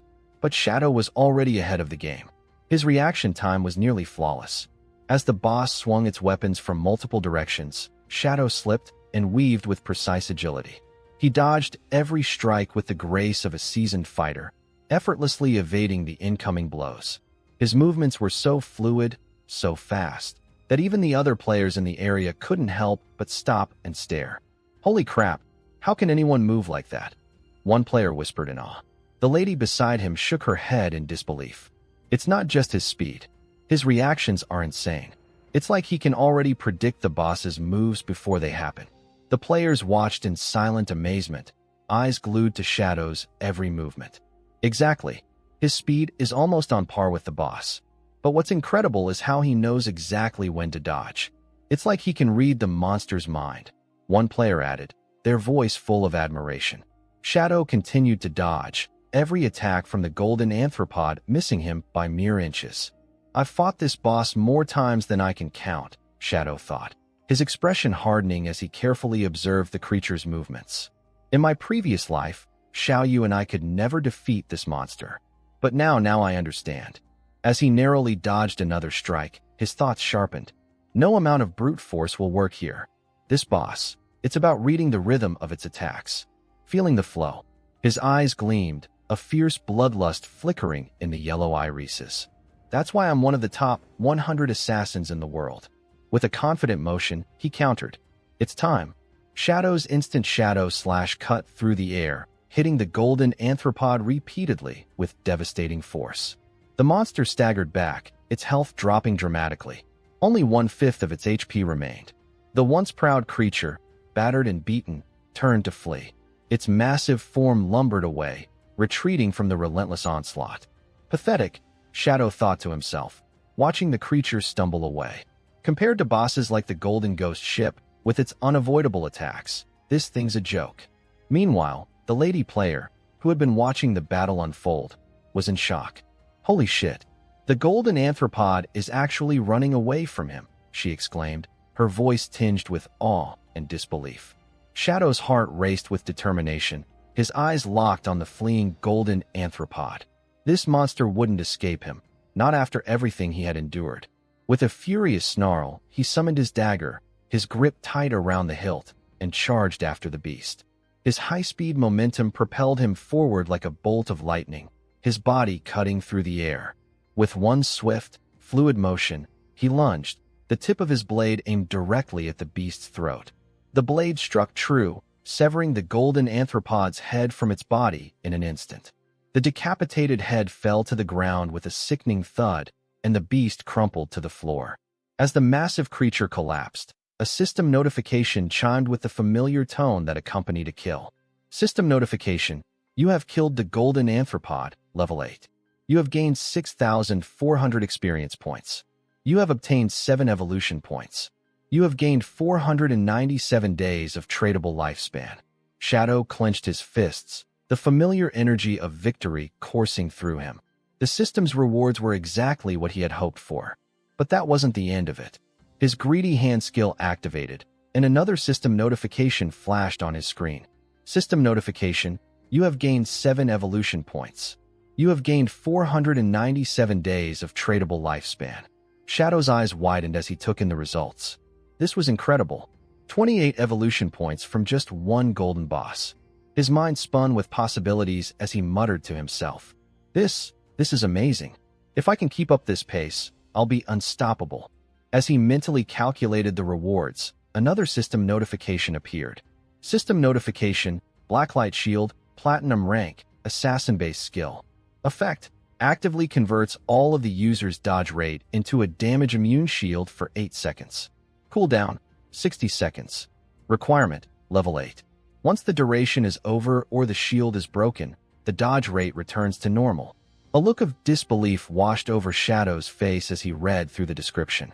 Wait, what? He whispered, half in shock, half in excitement. A skill book? And a shield skill? His mind raced as he thought aloud.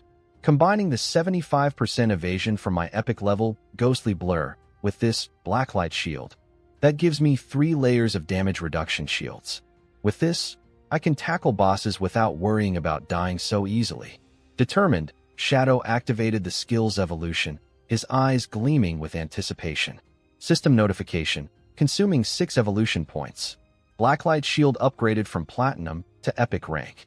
Effect: the Assassin skill now provides a 12 to 14 second damage reduction shield.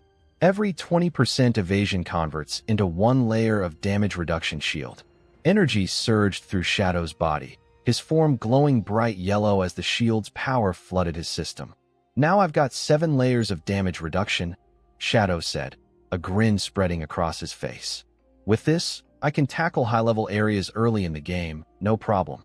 With 22 evolution points left to use, Shadow didn't hesitate to continue powering up. His next target was the Poisonous Dart skill. He wanted more damage, and he was going to get it. System notification: 16 evolution points consumed. Poisonous Dart skill upgraded from Silver rank to Emerald rank. The maximum range of the attack has increased to 17 meters. The attack power is now 240, and it also deals 80% continuous damage per second for 5 seconds. Shadow nodded in approval. Doubling the damage on this skill, perfect. With a 5-second cooldown, it's now comparable to my instant Shadow Slash in sustained damage. As he looked at the drops from the golden anthropod, Shadow's eyes sparkled with excitement. 2 more pieces of assassin-type equipment had dropped. He wasted no time equipping them, eager to see the boost in his stats.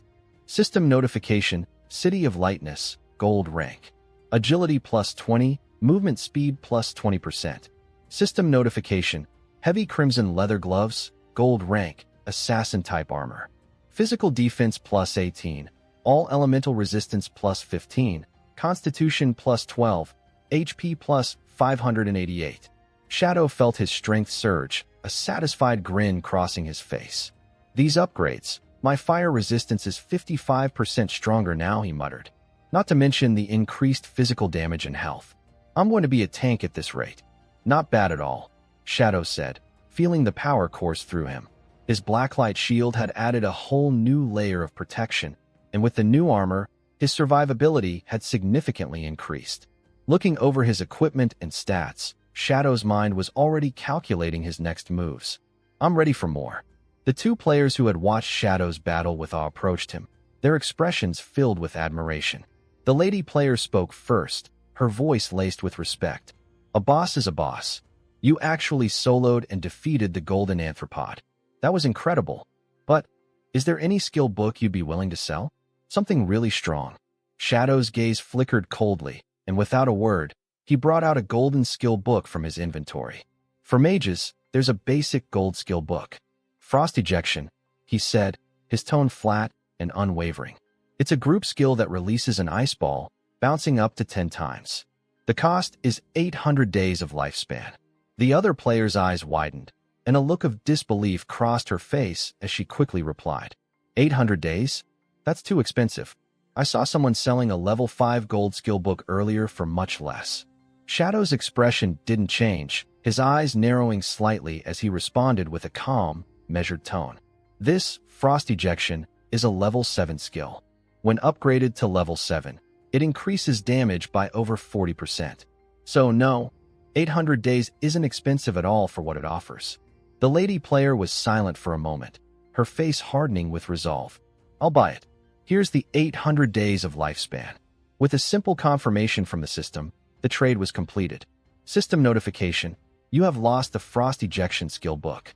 You have gained 800 days of tradable lifespan. Shadow turned to leave after the trade, his mind already shifting gears. As he walked away, he thought, first, I'll spread the news in the small town. Gather info about the boss's locations, get intel on the golden level creatures. This way, I'll have an endless supply of bosses, and my development speed will increase exponentially. Just as he was deep in thought, his phone buzzed, pulling him out of his plans. It was a message from Wong. Hey, earlier our team conveyed that little Zhao's mentor wants me to contact you. She wants to give you a skill book.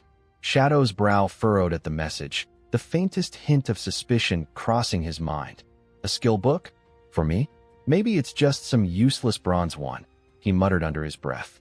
His mind sharpened as the thoughts ran through. Everyone outside is already questioning whether Shadow killed Song Fei. Now, they want to give me a skill book? Who do they think I am? Some charity case. I'm not buying it. In a casual but stern tone, Shadow replied. Let her keep the trash and look at it herself. Inwardly, Shadow's thoughts turned darker. I don't know if you're trying to impress me, or if you're planning to avenge Song Fei. Either way, it's a game I'm not going to lose. A few minutes later, Wong replied to Xiaoyu. Shadow said that the skill is trash, and you can keep it or sell it. Shadow, still walking, turned his attention to Wong, his voice taking on a more serious tone. Come to town, I have something to sell you. Prepare your lifespan. Wang Ming's expression shifted, his demeanor turning serious. Boss, I have a question for you, he said hesitantly. Song Fei, was it you who did it? Shadow narrowed his eyes, already knowing this moment would come. He had been expecting it. That's right. I killed Song Fei. The words hung in the air, sharp and cold, and Shadow's mind flickered briefly to his earlier moments offline. Wang Ming is my friend. He knows that during the time Song Fei was killed, I was offline. The motive and time of the crime line up perfectly. If Wang Ming is asking, it means the authorities have probably figured it out too. With an edge to his voice, Shadow asked, "Why? Want to arrest me?" His thoughts were already shifting forward. In another 2 hours, players will start hitting level 10. Once they do, the fact that abilities are being extracted into reality won't be kept secret anymore. It's the perfect opportunity to test the authorities' reactions. A kind of probe, I suppose. As he let the words hang, Shadow's gaze turned to the horizon. The game world was changing, and so was he. Shadow arrived back in Firefly Town, the familiar sights of the place bringing a strange sense of calm.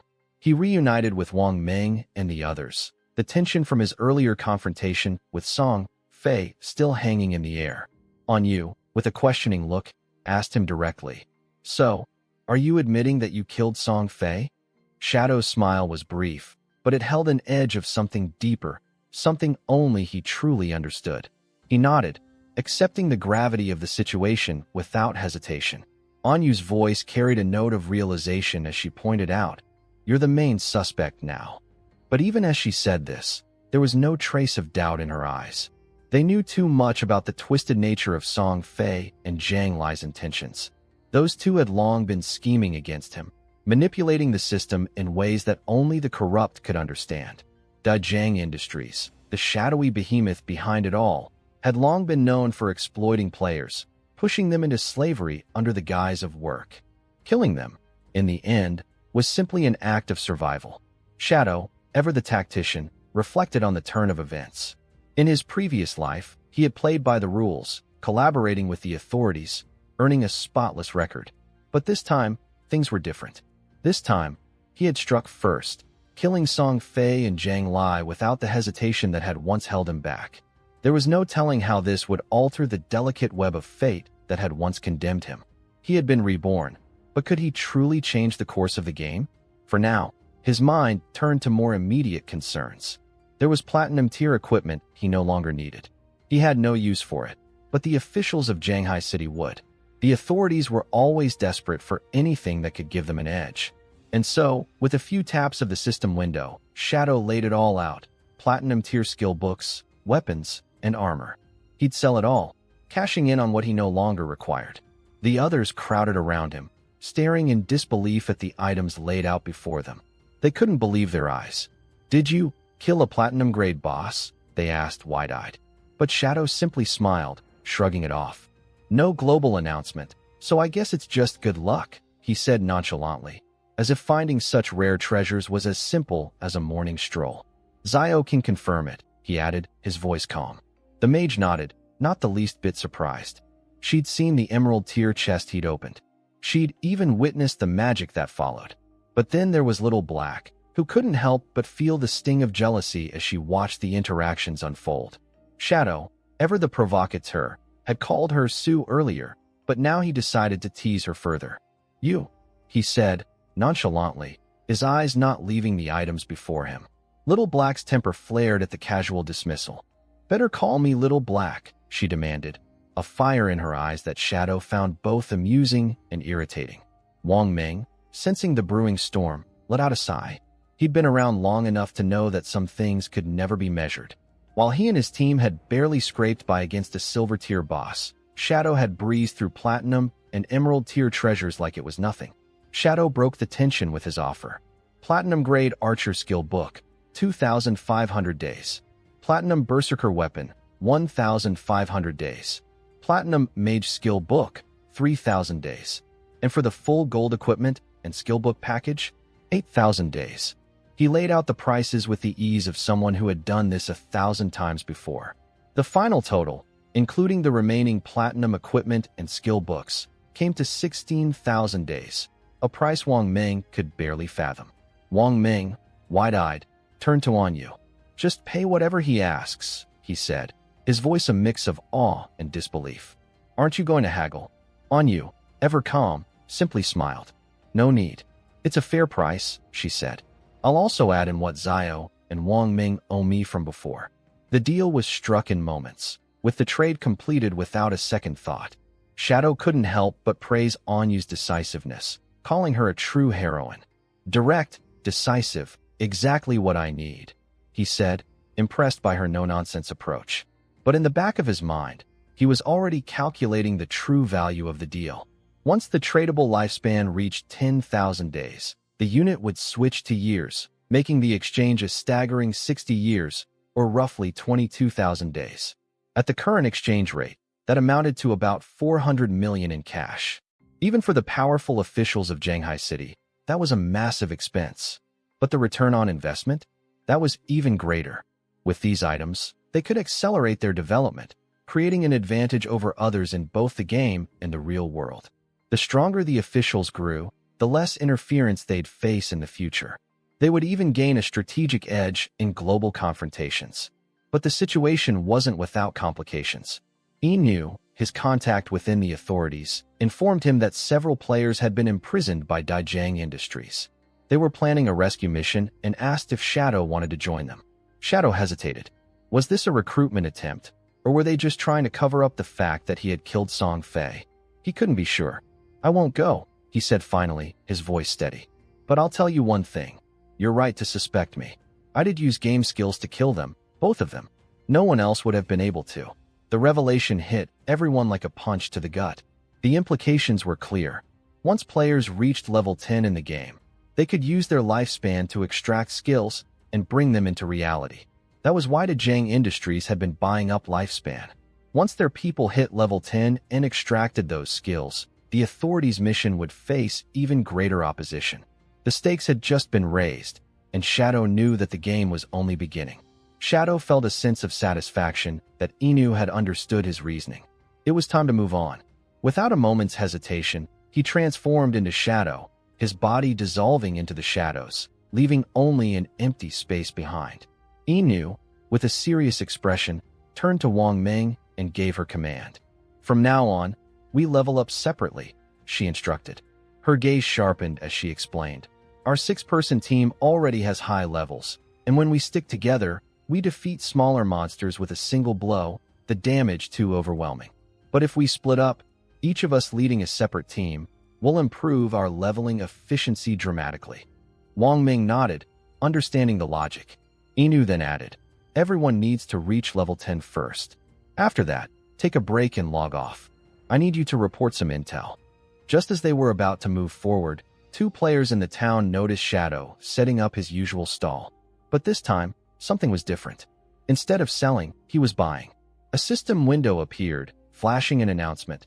"Shadow is purchasing silver boss coordinates for 30 days and gold boss coordinates for 100 days.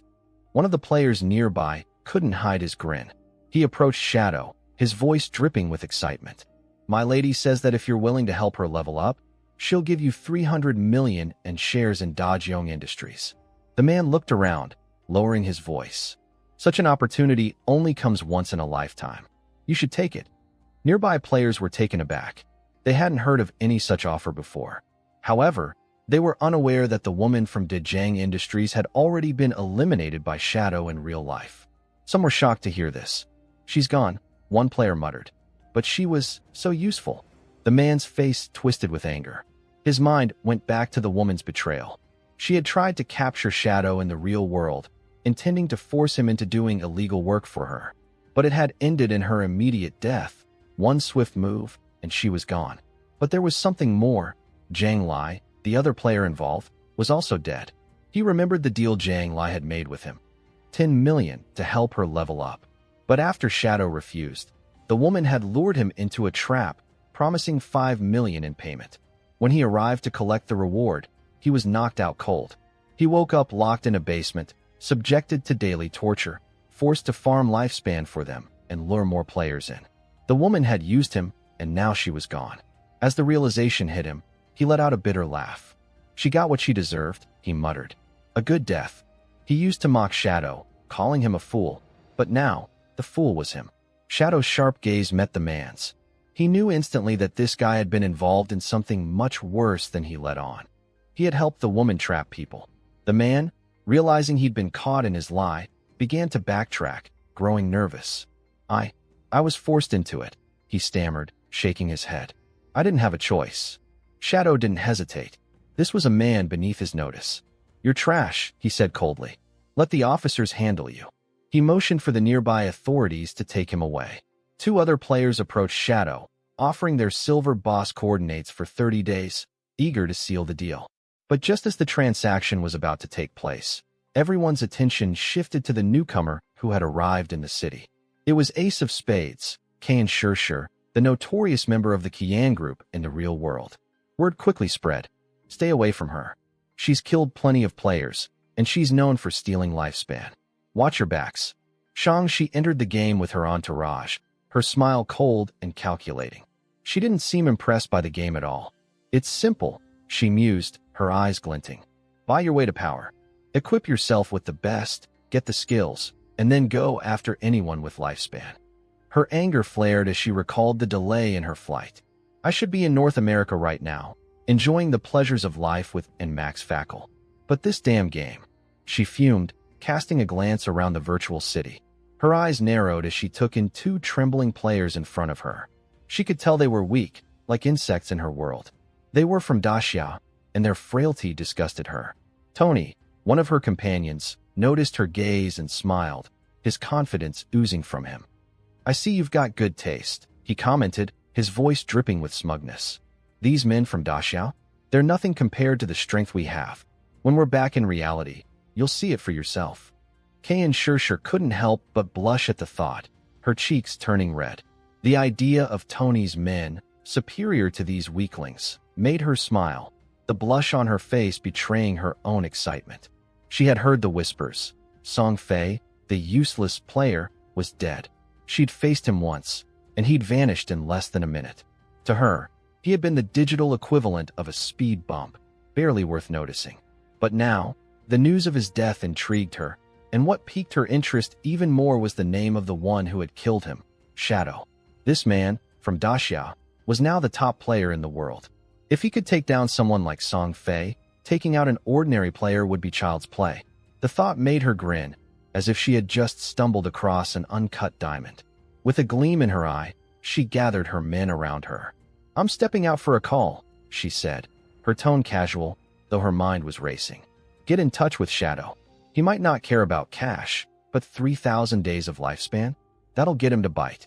Inwardly, she chuckled at the simplicity of it all. She could practically hear his voice when he rejected her, and she couldn't wait to see it. But deep down, she knew what it meant. Soon, Shadow would be no more. She would be in control, and the world would have to reckon with her. Elsewhere, in the forest, a player had just felled a monster, its body transforming into tradable lifespan as Zoe, the healer, patched him up. The man groaned, exhausted. Next time, don't go all out on the healing. I was about to meet my great-grandmother with the way you've been treating me. Zoe turned her back with a sly grin. You're not dead yet, she quipped, clearly enjoying the banter. He blinked in confusion, then replied, I wasn't being harsh. Just letting you know. She didn't miss a beat. The system says my hunger level is at 90%. I'm logging off. You should get some food too. The man, now visibly irritated, cursed under his breath. Great, now she's got that attitude. All because of Shadow. His fist clenched in frustration. She used to call him boss, but ever since meeting Shadow, it was like she'd forgotten who he was. He promised himself, in that moment, that he would make her regret it. Meanwhile, Zoe had logged out and woke up in her new house, her stomach growling in protest. She glanced at her phone and froze. All delivery services were closed. Has everyone gone nuts over this game? She thought bitterly. Always took care of me. Always fed me, she realized, her mood souring. She'd never had to lift a finger, never had to think about anything. And now, here she was. I don't need him, she steeled herself. I'll do fine on my own. Her eyes hardened as she clenched her fist. Without him, I'll be better. I'll show them all I can make it on my own. At the same time, in the game, Shadow was doing what he did best. A small crab scuttled out of a cave near the shore, trying to flee. Before it could take another step, Shadow sliced through it effortlessly. Another one down, he muttered, his tone a mix of boredom and satisfaction. In just over an hour, he'd killed 4 silver bosses, each granting 16 evolution points. He couldn't help but feel a bit smug. His efficiency was off the charts. The crab's body melted into lifespan, and Shadow smirked. Average silver boss yields 3,500 days of tradable lifespan. Not bad, he mused. Thanks to the kills, his equipment was now gold tier, or better. His cooldown speed had increased dramatically, from 55% to 75%. The Shadow Slash, which had once taken 12 seconds, was now down to 6.8 seconds. Still, there were no platinum bosses on the outskirts of the safe town. For now, gold-tier equipment was the best he could get. But to push further, he'd need to advance his profession. Platinum bosses had at least level 2 anti-stealth, and he wasn't ready to face them with only level 1 stealth.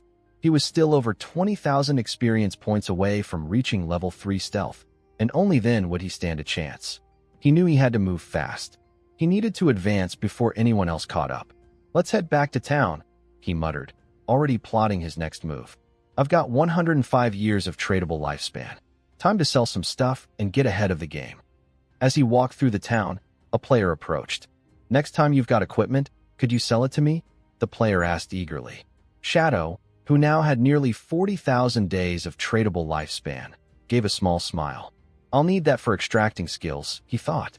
It was tempting, but before he could respond, a man hiding behind a pillar emerged, his eyes lighting up as he recognized Shadow. "It's him," the man whispered to himself, a smile creeping across his face. Shadow kept walking, unnoticed by the crowd. He wasn't about to stop now. He had bigger things to worry about. The man approached with a purposeful stride, his eyes glinting with something darker. "I've got a job for you," he said, voice low, as he slipped a contract into Shadow's hands. "I need you to kill someone in real life. The payment will be more than worth your time." Shadow didn't even glance at the man, his indifference radiating. Without a word, he simply turned and began walking away. The man, panic creeping into his voice, stepped in front of him, blocking his path. "Wait, just hear me out." He wasn't used to being dismissed so easily. "It's just an ordinary person, some guy named Fong. I'll give you the address, and I promise, the payment won't be a small amount. You killed Song Fei, right? This should be a piece of cake for you. Don't turn down free money." Shadow's cold gaze finally met the man's, his expression unchanging. "Did I provoke you?" he asked, his tone low and dangerous. "Do you want to die here today?" The words hung in the air, like a promise, as he watched the man's face turn pale. The man swallowed hard but maintained his arrogant smile. "Don't worry, no one's dying yet. But trust me, the payment is worth it. You'll get 3,000 tradable lifespan days." Shadow's interest peaked, and he let out a low chuckle. 3,000 days, that's around 50 million in cash. Not a bad offer. He narrowed his eyes, wondering who was behind this contract. He had never met this person in real life, nor did he recall anyone from his previous life being involved. This felt more like a proxy mission than something personal. Whoever wanted Fong dead clearly had deep pockets and no qualms about paying top dollar. He thought back to his past life, to all the grudges that had surfaced in the later stages of the game, familiar faces from forgotten alliances. The man before him didn't seem like someone who had personal animosity. It was more likely that he was just a messenger. The man smiled, clearly pleased that Shadow was considering his offer. Shadow, however, knew this was more than just a simple assassination contract. Whoever was behind this wanted something more. "It has to be Qin Feng," he mused. She had both the motive and the financial means to hire someone to eliminate Fong. But if she really wanted to kill him, she would have done it before the game had even started. No, this was something else entirely. Shadow smirked to himself. "She wants to get familiar with me. Killing Fong is just a side effect, an afterthought, really. She's still upset that I turned her down." The thought made him chuckle internally. "I haven't even looked for her, but she's already found me." With a sharp smile, Shadow finally spoke. "I'll take the job," he said, voice dripping with calculated ease. "But I want half the payment up front, and I'll decide when to make my move." The man's eyes widened. "Wait, what?" "You need to inform my superiors first," he stammered, panic settling in. "I can't just—" Shadow raised a hand to silence him. "Do whatever you need, but I won't start until I have my payment." After a tense moment, the man nodded and quickly left to make a call. Moments later, he returned and, with great reluctance, handed over the first half of the deposit. 1,500 days of tradable lifespan. Shadow smiled, taking it without hesitation. Considerate interest, he thought to himself. With a smirk, he added, "Tell your superiors I'll be coming for them soon." The man, now visibly nervous, handed over the address and details of Fong's location. Shadow glanced at the information, shocked at how accurate it was. It seemed like his target wasn't a ghost after all. He nodded, then turned to leave. "I'll be in touch," he said coldly, leaving the man to stew in his growing frustration. The man cursed under his breath, watching Shadow's retreating figure. Isn't he working for Miss Qian, just like me? Before he could get too lost in his thoughts, a woman's voice called out to him. "Hey, wait." Shadow turned to see a woman approaching, holding a sly grin on her face. "I heard you're collecting boss coordinates. I've got one, gold tier. Interested?" she asked, a playful gleam in her eyes. Shadow raised an eyebrow, intrigued. "What's the price?" 100 days of lifespan. "You can pay after you see the boss," she replied smoothly. He thought for a moment. A gold tier boss? That's worth a shot. "I'll go with you," he decided, a faint smile tugging at his lips. The woman gestured for him to follow. "It's a bit far north of the city," she said as she led the way. "The boss is called the Plague." Shadow's interest spiked. "You've seen it?" he asked, eyeing her carefully. She hesitated, then nodded. "Yeah, but I'm not sure if you can handle it alone. The boss has a toxic area of effect damage. You might want to bring a healer." Shadow shook his head, his smile widening. "I'll manage. No healer needed." He already knew that the Plague is a formidable gold-tier boss, capable of dealing poison damage over time. But Shadow was no stranger to tough fights. He had to take it down fast, using every skill he had. This wouldn't be a problem. As they made their way, Shadow's mind raced. This was more than just another boss fight. Something bigger was happening, something that would eventually bring him face to face with enemies he hadn't even realized he had. But for now, he focused on the immediate task. The Plague awaited, and he was ready. The mysterious woman led Shadow through the winding path, her pace quickening as they neared the cave. The rocky cliffs loomed like silent sentinels, the thick trees casting long shadows in the dim light. She glanced at him, her voice a little more than a whisper, but with an air of urgency. "My team cleared out the smaller monsters, but we couldn't take down the boss. It's a real beast down there," she said, her eyes narrowing as they neared the entrance. Shadow, his presence as imposing as the landscape itself, walked ahead, his steps silent and assured. He was already calculating every possible scenario, his focus unwavering as the faint sound of dripping water echoed through the narrow, dark tunnel. As they moved deeper into the cave, the temperature dropped, the air thick with the smell of damp earth. The woman guided him to a cliff edge. With a slow, deliberate gesture, she pointed to the abyss below. "There, that's where it's waiting. The boss." The sight before them was straight out of a nightmare.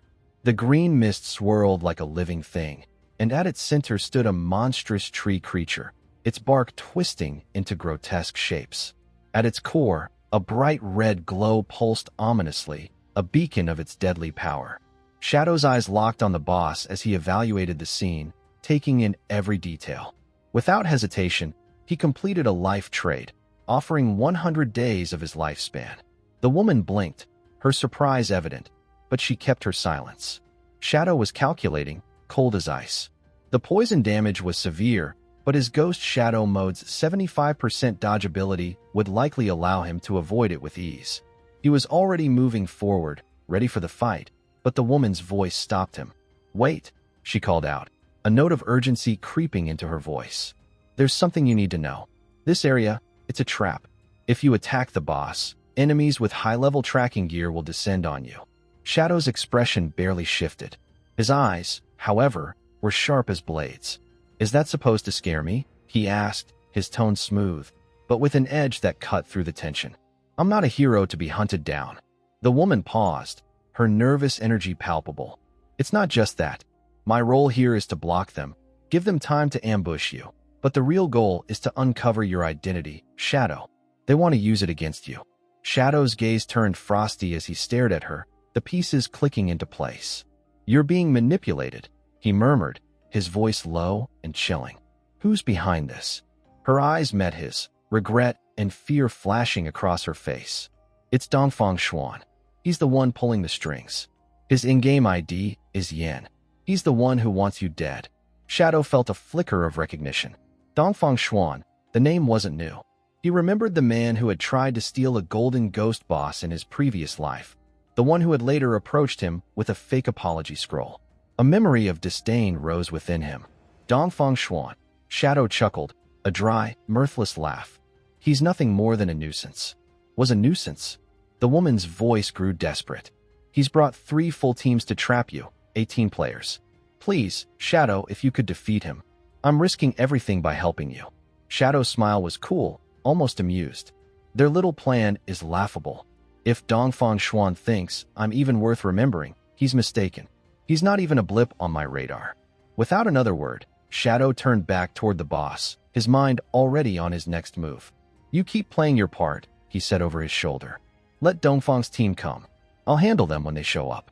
The woman stood frozen, her anxiety escalating as she recalled how Dongfang had once brought 18 players, only for them to be wiped out in less than a minute. Is Shadow walking into certain death? She wondered. The toxic aura of the boss flooded the battlefield, a wave of poison that seemed to sap the very air of life. In that moment, the woman remembered the struggles of previous teams, how none had even been able to reduce 50% of the boss's health due to the constant toxic damage. Shadow was playing a dangerous game, and she feared he was about to pay the price. But then, like a shadow of death itself, Shadow moved. His escape skill activated, and he glided through the air with the grace of a predator, avoiding the boss's deadly attacks. The boss's weak point, a red glowing core, became exposed, and Shadow didn't hesitate. He struck with surgical precision. Weak point burst and throat slash, his skills triggered in rapid succession. Damage numbers exploded across the screen, like fireworks in a midnight sky. Shadow's assault was relentless, a blur of motion that shattered the boss's defenses. Each strike landed with brutal force, reducing the boss's health by a third in mere seconds. The woman gasped, her hand flying to her mouth in disbelief. Did he just... She couldn't even finish the thought.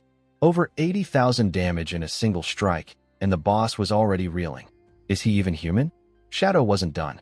The boss roared in fury, but Shadow stepped back, his movements smooth and calculated. He was giving himself a moment to recover, letting the cooldown on his escape skill reset. Normally, it would take 25 seconds, but with his 75% reduction, it was down to a mere 14.3 seconds. With a cold smile, Shadow knew exactly what he was doing. The boss wasn't the real challenge. Dongfang's team was, and they were coming right into his trap. Deep within the shadowy tunnels, Dongfang's men finally arrived, their boots echoing off the cavern walls. Their leader barked orders with a brutal edge in his voice, his aggressive energy palpable as he addressed his squad. Get ready. We're going in to take down the boss. Show no mercy to anyone who gets in our way. Dongfang's squad surged forward, like a swarm of hungry wolves. The leader's voice rang out again, urging them to push forward with no hesitation. Anyone who dares to block us, deal with them. One of Dongfang's men, eyes widening in disbelief, stopped dead in his tracks. He spotted the girl, standing resolute with a golden shield raised before her. You, he shouted, pointing at her. You're siding with them now? His voice held a mixture of accusation and disbelief.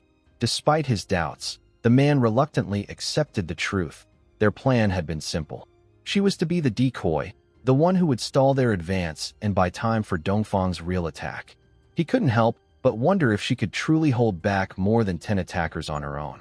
With a fierce determination, the girl tightened her grip on the massive golden shield, her focus intense and unwavering. As the enemies rushed at her, they slammed into the shield with all their might, only to be stopped dead in their tracks.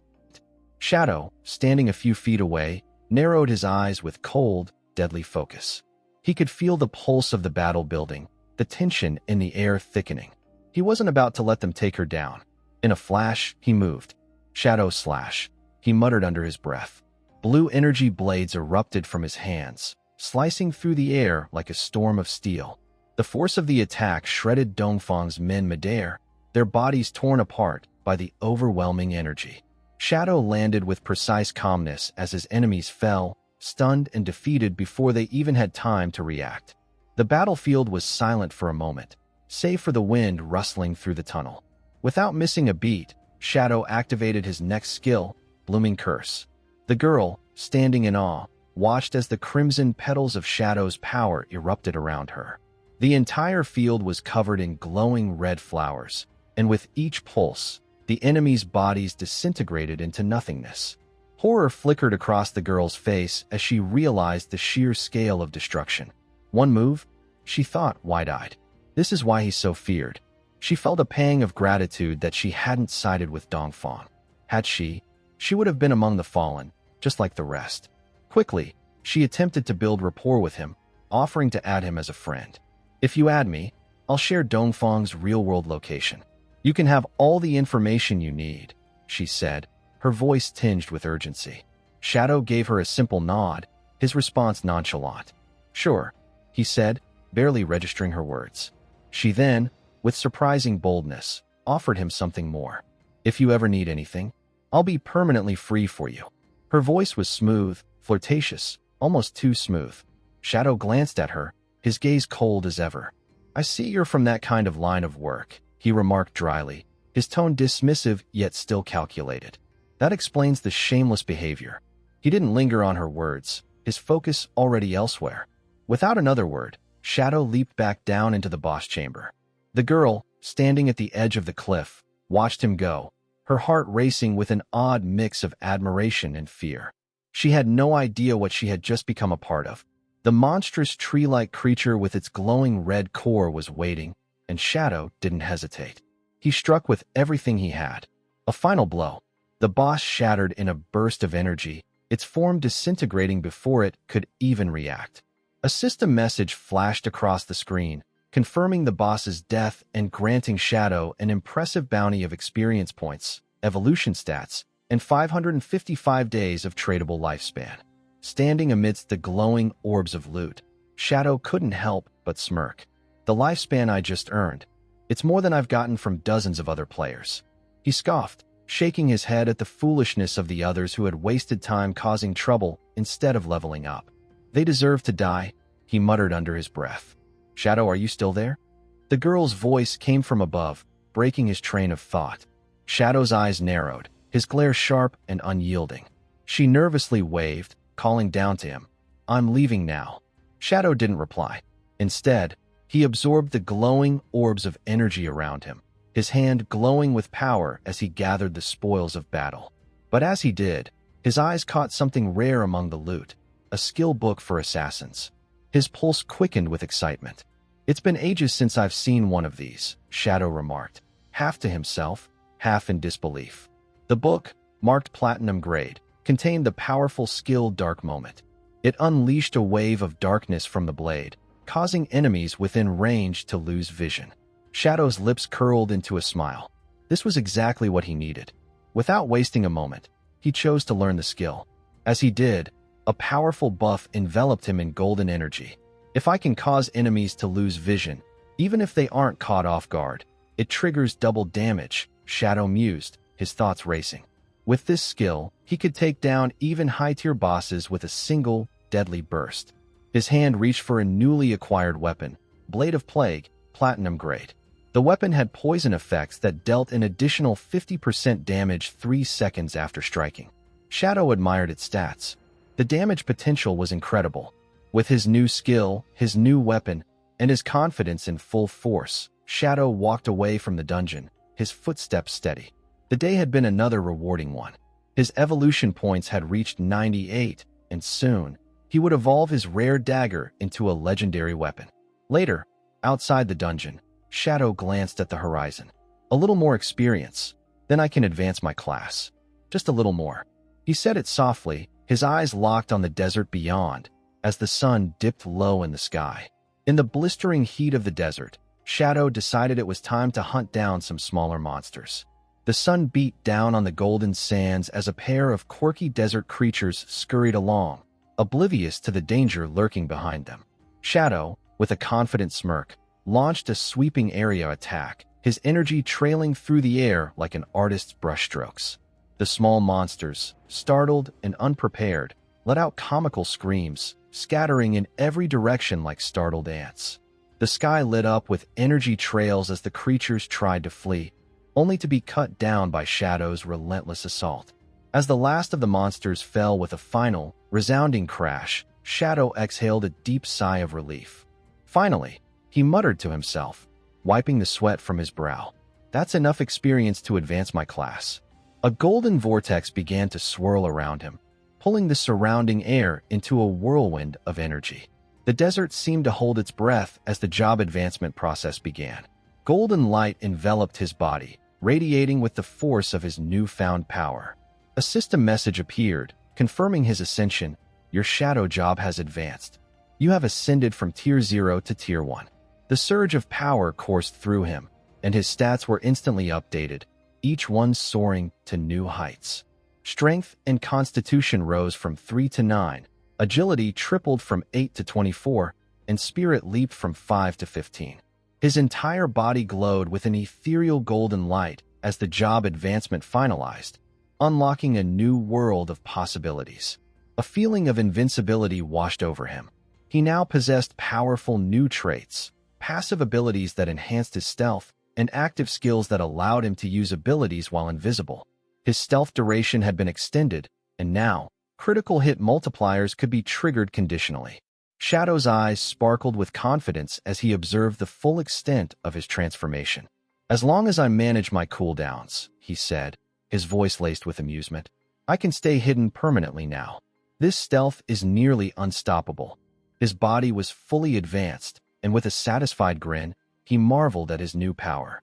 Attacks launched outside an enemy's field of vision now dealt triple damage instead of double. Triple damage? He thought, impressed by the sheer power of his new skills. No wonder this class is considered the strongest hidden class. Suddenly, a system announcement echoed across Shanghai City. Over 10 players have reached level 10 in just 10 minutes. Qualified players will be transported to the Divine Spirit Ruins. Shadow glanced up, his eyes narrowing as he prepared to head out. He quickly checked the leaderboard. Dark Shadow, his in-game alias, stood proudly in the top spot. Below him were familiar names, players he recognized from his previous life, many of them professional foreign players who had dominated the rankings. But this time, things had changed. Shadow had altered the course of the game, and with it, the fate of the world itself. As night fell over the city, the authorities were already in motion. A long line of arrested individuals, members of the notorious Zhejiang industrial crime group, was being escorted out of a building by police officers. Their hands were bound tightly as they were led away in shame. One officer, saluting as he reported, explained that most of the group's core members had been apprehended, but 3 key suspects were still active within the game, their physical bodies unconscious and unreachable. The superior officer gave his command, his voice firm. Notify the team that we must find a way to force them offline from within the game. We need to bring them to justice before they can escape. The officers quickly brainstormed a clever tactic. Players who hid in the game's safe towns couldn't be attacked, but their real-world bodies still suffered from hunger. Once they logged off to eat, they would be vulnerable, and they could be arrested immediately. Shadow has made this operation easier, the officer added. Not only did he expose the Zhejiang industrial crime group, but he also warned us about the power these game abilities have in the real world. The officers exchanged tense glances as explosions rocked the city. They had received intel that several countries were already facing unrest due to these game powers manifesting in real life. The officer emphasized, our team has reached level 10, thanks to the equipment and skills Shadow provided. He's a critical asset now. We can't afford to lose him. With grim determination, the officer ordered, do whatever it takes to ensure Shadow stays loyal to our cause. Meanwhile, Shadow arrived town, the gentle hum of the evening creating a stark contrast to the tension he had just left behind. A familiar voice broke through the quiet.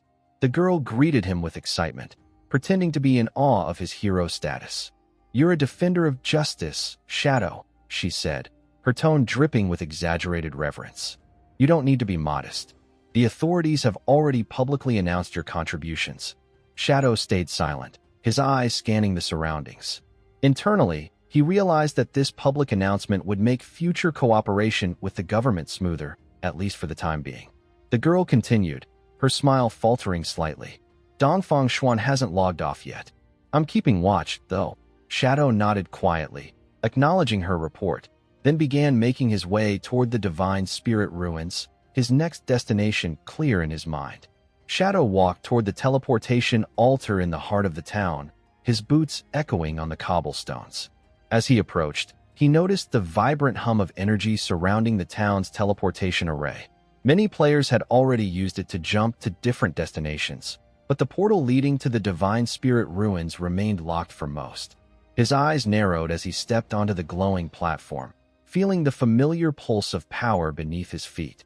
A system notification popped up, confirming his destination, teleporting to the Divine Spirit ruins. With a satisfied smirk, he muttered to himself, "The beginner towns were just the start. Now the real game begins." A fiery burst of light erupted from the teleportation platform, the energy crackling with power. Nearby players, who had been chatting and going about their business, froze, staring in shock. They hadn't seen anyone standing on the platform. It was only when one player, with level 2 stealth detection, looked around frantically, trying to pinpoint the figure that he realized something was off. "Wait, Shadow." The player's voice was a mixture of awe and confusion. He had sensed something but couldn't spot Shadow at all. The others, who had gathered around, quickly pieced it together. His stealth must be even higher, one player whispered, confirming what they already knew. Shadow's elite status wasn't just a rumor. He was already beyond the reach of their detection abilities. The crowd watched in stunned silence as Shadow emerged from a glowing portal, his form materializing against the backdrop of a desolate urban landscape, bathed in the fading golden light of the sunset. As the light from the portal faded, he took in his surroundings with a calm expression. The skyline was a familiar one, but it had an eerie, ruined look. This wasn't just any city. He recognized it immediately, the ruined version of Shanghai City. Each player was teleported to the ruins corresponding to their city when they entered the Divine Spirit ruins for the first time. These ruined cities mirrored their real-world counterparts in geography and layout, though the reasons behind the synchronization remained a mystery to everyone, including Shadow. He felt the hairs on the back of his neck prickle. A presence, he wasn't alone. Caution swept over him as he moved deeper into the ruins, every step deliberate and measured. The air was thick with the scent of decay, the once bustling streets now deserted and silent. Suddenly, a shrill screech pierced the air, snapping Shadow from his thoughts. A massive mutated beast launched itself from a nearby rooftop, its claws stretched wide, aiming directly at his head.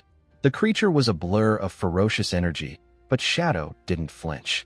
Instead, he leaned slightly to the side, vanishing into the shadows with a fluid motion. The creature's claws crashed into the ground with a thunderous impact, but Shadow was already gone.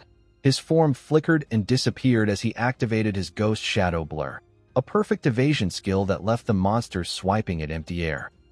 With a cool, calculating expression, Shadow surged forward and activated Instant Shadow Slash, releasing a blue arc of energy that tore through the air.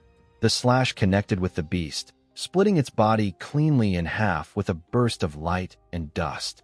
The mutated creature fell, crumpling to the ground in a heap of twisted limbs and blood. But just as he thought the threat was over, the ground beneath him trembled. Shadow barely had time to react as enormous tentacles erupted from the earth, each one thrashing toward him. His instincts kicked in. He flipped backward through the air, narrowly avoiding the deadly grasp of the ambush. Red energy surged around him as he activated Graceful Escape, breaking free from the trap just in time. Without missing a beat, Shadow unleashed another Instant Shadow Slash, this time tearing through the newly risen tentacles with blinding speed. The mutated monsters that had emerged from the ground were no match for his precision. One by one, they fell, their grotesque forms disintegrating under the force of his strikes. Breathing steady, Shadow observed his surroundings with a calm, almost detached focus. No more safe zones in this city, he thought, his eyes scanning every corner for potential threats. Danger lurks from every direction here, but if I find a hidden refuge, I can turn the tables. His mind quickly moved through the ruins layout. There was a place in the northwest, his former guild's base from his past life. Shadow had a perfect memory of it. It had been the safest and most strategic base in the entire Shanghai ruins. If he could reclaim it, he'd have the perfect vantage point to not only defend but to dominate. The scene shifts. Amidst the ruins, a grand statue loomed tall and silent, a monument to something forgotten. Its towering form stood proudly, undisturbed by the decay around it. The group of adventurers arrived at the site, their eyes wide with awe. One girl, unable to hide her curiosity, whispered, "Is this the land of divine flames? It doesn't look like it, more like a modern city's ruins." Her companions glanced around, their expressions slowly shifting to recognition. One of them gasped. "It's Zhongyun City," she said, pointing toward the horizon. The iconic tower, still standing amidst the devastation, confirmed their suspicions. The group stared in disbelief at the remnants of a once great city. One girl, caught up in the excitement, eagerly scanned the area, muttering under her breath, "If this is Zhongyun City, then Shadow should be here already." Her voice wavered with anticipation. "Where is he?" Her companion, a seasoned veteran, raised an eyebrow. "Don't get too excited. He's a stealth master. He's probably already hidden." Before they could discuss further, the ground beneath them suddenly trembled.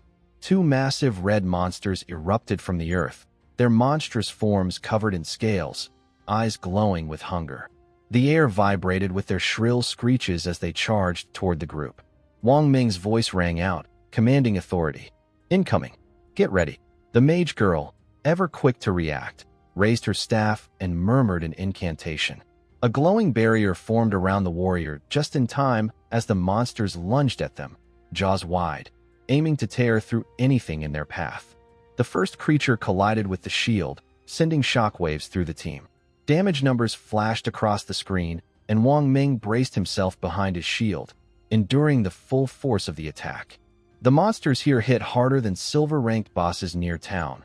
The mage warned, her eyes narrowing. "Be careful." Without missing a beat, the archer launched an arrow imbued with energy. The arrow flew with incredible speed, striking the charging monster dead center. A wave of glowing energy wrapped around the beast, binding it midair, halting its advance. The monster struggled, unable to move as the team prepared for their next move. The mage concentrated her energy, raising her staff with precision. "Everyone, go all out while it's immobilized," she shouted. With a determined glance, the mage cast Prophetic Fireball, a spell of immense power. Two massive fireballs appeared above her head and, with a sharp motion, she sent them hurtling toward the bound creature. The fireballs exploded with fiery fury, engulfing the monster in a storm of flames. The beast screamed in agony before collapsing, defeated by the combined might of the team. As the smoke cleared, the group exchanged looks of triumph. Their teamwork had paid off. The leader turned to Zio. "Send your owl to scout the area," he ordered. Zio nodded, preparing her staff and summoning her owl, which flew high into the sky to survey the surroundings. The owl swooped over the ruined streets and returned with troubling news. "There's a horde of monsters flooding the streets," Zio reported. "There's no sign of any safe zone nearby." The group exchanged nervous glances. One member commented, "This place is starting to feel more like a brutal survival game than anything else." The girl, who had been eagerly searching for any sign of Shadow, turned to Zio. "Can the owl find the Shadow boss?" she asked urgently. "If we can find him, we'll be safe." Zio directed her owl to fly ahead, but it soon returned with bad news. "No trace of him anywhere," she said, a hint of disappointment in her voice. As they stood there, trying to decide what to do next, a glowing trail of monster drops caught their attention in the northwest. One of the group members spoke up. "That must be the work of the Shadow Boss. He probably didn't collect the loot because his inventory was full." The group exchanged a quick glance, then nodded in unison. They moved quickly, following the glowing trail, hoping it would lead them to Shadow. But as they rushed forward, more monsters appeared from the shadows, charging fiercely at the group. "Stay alert," one of them yelled. "Let's stick together." As the monsters closed in, they saw a lone figure standing in the distance. The unmistakable flash of blue slashes cut through the air.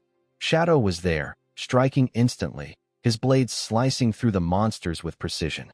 Within a blink, the creatures were shredded, their bodies disintegrating under the force of his attacks. Even without his ultimate skill boost, the damage he's dealing is insane, up to 30,000 for weak monsters. This place is like a grinding paradise. Shadow didn't break his stride. He landed on a deserted crosswalk, surveying the area with a calculating gaze. "This is it," he said, a smirk curling on his lips. "My hidden base." He remembered this place well. This was the spot he had used in his past life. Beneath the ruined city lay a massive underground palace, a sprawling hideout that had remained hidden for a long time. The palace had thousands of rooms for resting, dozens of large hall zones, and a labyrinthine network of corridors. It had been the largest hideout in Shanghai City, and it had served as the main base of his former guild, God. This underground city had once been filled with mechanical monsters and guarded by a powerful boss, whose strength increased with the size of the hideout. In his past life, Shadow had assembled 3 elite teams, and only after reaching level 15, with full gear, had they been able to clear the palace together. It had taken everything they had, but they had succeeded. Now, Shadow was prepared to take it back. Shadow descended into the massive underground chamber, his determination unshakable. "This time will be different," he thought to himself, his eyes scanning the eerie darkness. As he reached the depths of the soul purification zone, enemies began to stir around him. He didn't even flinch as he sized them up, his confidence unwavering. He raised his head, declaring to no one in particular, "I'm enough to handle this place alone." A system prompt appeared, confirming his thoughts. Control of the area will be granted upon defeating the Guardian. The air grew heavy with tension as several ominous, glowing figures emerged from the shadows. Guardians, powerful, ancient entities, reacted to his presence, their eyes glowing with an eerie intensity. Shadow's gaze sharpened. He was ready.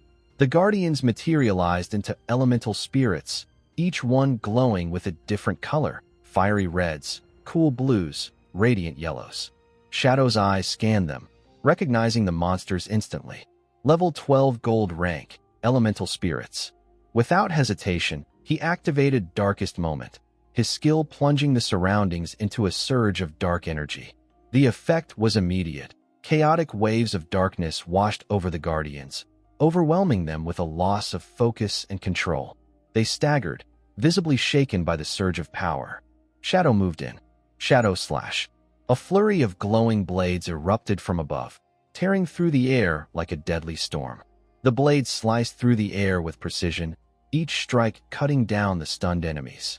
With a flash of blue energy, Shadow dashed forward, cloaked in his ghostly form, slicing through the elemental spirits with seamless efficiency. His movements were fluid, his strikes an unstoppable cascade of devastation. The entire room was lit with the brilliance of glowing slashes as the Guardians fell one by one, their bodies shredded by the relentless assault. Shadow noted with calm satisfaction that all of his attacks dealt bonus damage to stunned targets. This made the already powerful level 12 enemies fall instantly, their attempts to recover futile. As the last of the 15 minor monsters in the hall collapsed, Shadow surveyed the vast underground space before him. Dozens of chambers stretched out, filled with untold dangers. Thousands of rooms awaited, many still teeming with monsters. He felt a flicker of excitement and anticipation. Fully clearing this place will be a massive undertaking, he realized. Approaching a raised platform, he prepared to take on the next phase of his mission. But before he could act, something unexpected happened. A glowing entity materialized in front of him, the protector of this hidden zone. A blue teleportation circle flared to life beneath them. The world around them shifted in an instant. Light engulfed them, and when it faded, they found themselves standing in the middle of a ruined street, bathed in the warm glow of a setting sun. The air was thick with the scent of decay and rust, and debris littered the ground. He wasn't just in any ruined city. He recognized this place immediately. "This is New York?" A voice, quiet with disbelief, murmured from behind him. The girl beside him was gazing around, confusion written on her face. "It's a ruined version of it," she said, her voice cracking as the realization hit. "The Statue of Liberty, it's gone." Their surroundings were eerily familiar, but twisted in a way that didn't match anything they knew. The boy, who had been scanning the area, looked up with wide eyes. This is Mountain City," he said in awe. "We're in the ruins of a city from our region." Suddenly, a chilling thought struck them. What if this wasn't just a random teleportation? Is there a pattern behind this? They wondered. Before they could process this new theory, a screech split the air. Two massive creatures with long, sinewy necks appeared before them, snapping their jaws with vicious hunger. The duo froze for a split second before bolting. Run! Their instincts screamed. The monsters charged, their feet shaking the earth beneath them as they closed in. Without a moment's hesitation, the duo turned and fled in panic. Behind them, an explosion rocked the air, shaking the ground near the crumbling Statue of Liberty.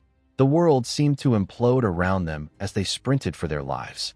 In the Zhonghai ruins, several glowing orbs of light rose above the waterline. Elsewhere, Wang Meng crouched low in a crater, carefully scanning the surroundings for threats. The area seemed eerily quiet. No monsters in sight. Let's take a moment to recover, one of the group members suggested, voice low but filled with relief. Wang Meng agreed, keeping a vigilant eye on the surroundings. His voice was calm but firm. We need to wait until everyone hits level 10 before we move forward. We're not ready yet. As they huddled together, the girl's gaze fell on the desolation around them. The shadow. He cleared all those monsters, she said, awe in her voice. We overestimated our own strength. The mage girl nodded, visibly relieved. If the area hadn't been cleared beforehand, we wouldn't have made it. I wonder where we would have respawned if we had died here. Wang Meng's advice came again, pragmatic as always. Don't rush in. Wait until we're all at level 10. The girl beside him glanced up at the sky. The owl, sent on its scouting mission, circled above them, watching with steady eyes. The owl hovered, golden particles drifting down between the ruined buildings. As the owl surveyed the area, the girl noted how all the monsters seemed to have vanished. It's strange, she murmured. Where did the shadow go? He vanished without a trace. Suddenly, her eyes caught something on the ground. Glowing loot dropped from the now-dead monsters. She felt a wave of temptation to collect it. Wang Meng's eyes flicked toward the wreckage and nodded. I'll contact Shadow. Let's see if he still wants any of the leftover items. Meanwhile, far away, Shadow stood at the center of the destruction. His energy crackled around him as glowing golden energy flooded the hall. All minor monsters wiped out, he thought. A system prompt confirmed it. You have cleared over 40 large halls and hundreds of rooms, defeating more than 400 monsters. 4 bronze-tier bosses and 2 silver-tier bosses have been eliminated. You've earned a massive amount of experience and pushed your evolution points to 205. A satisfied smile crept onto Shadow's face as he absorbed the information. What a day! Shadow stood in the vast expanse of the ruins, the weight of his mission clear in his mind. Only 5 more points, he thought, and I'll unlock a powerful new evolution. The thought of the new power at his disposal energized him, but just as he was about to make his move, one of his allies contacted him. We found some uncollected loot near the monsters you killed, the message read. Shadow's mind briefly flickered to Wang Meng and his team. They had also arrived in the area. I'll reach out later, Shadow replied, his focus sharp. He had plans of his own, specifically to sell off a batch of gear he had accumulated. Send me your coordinates, and I'll be there soon. Without waiting for further response, Shadow focused back on the task at hand.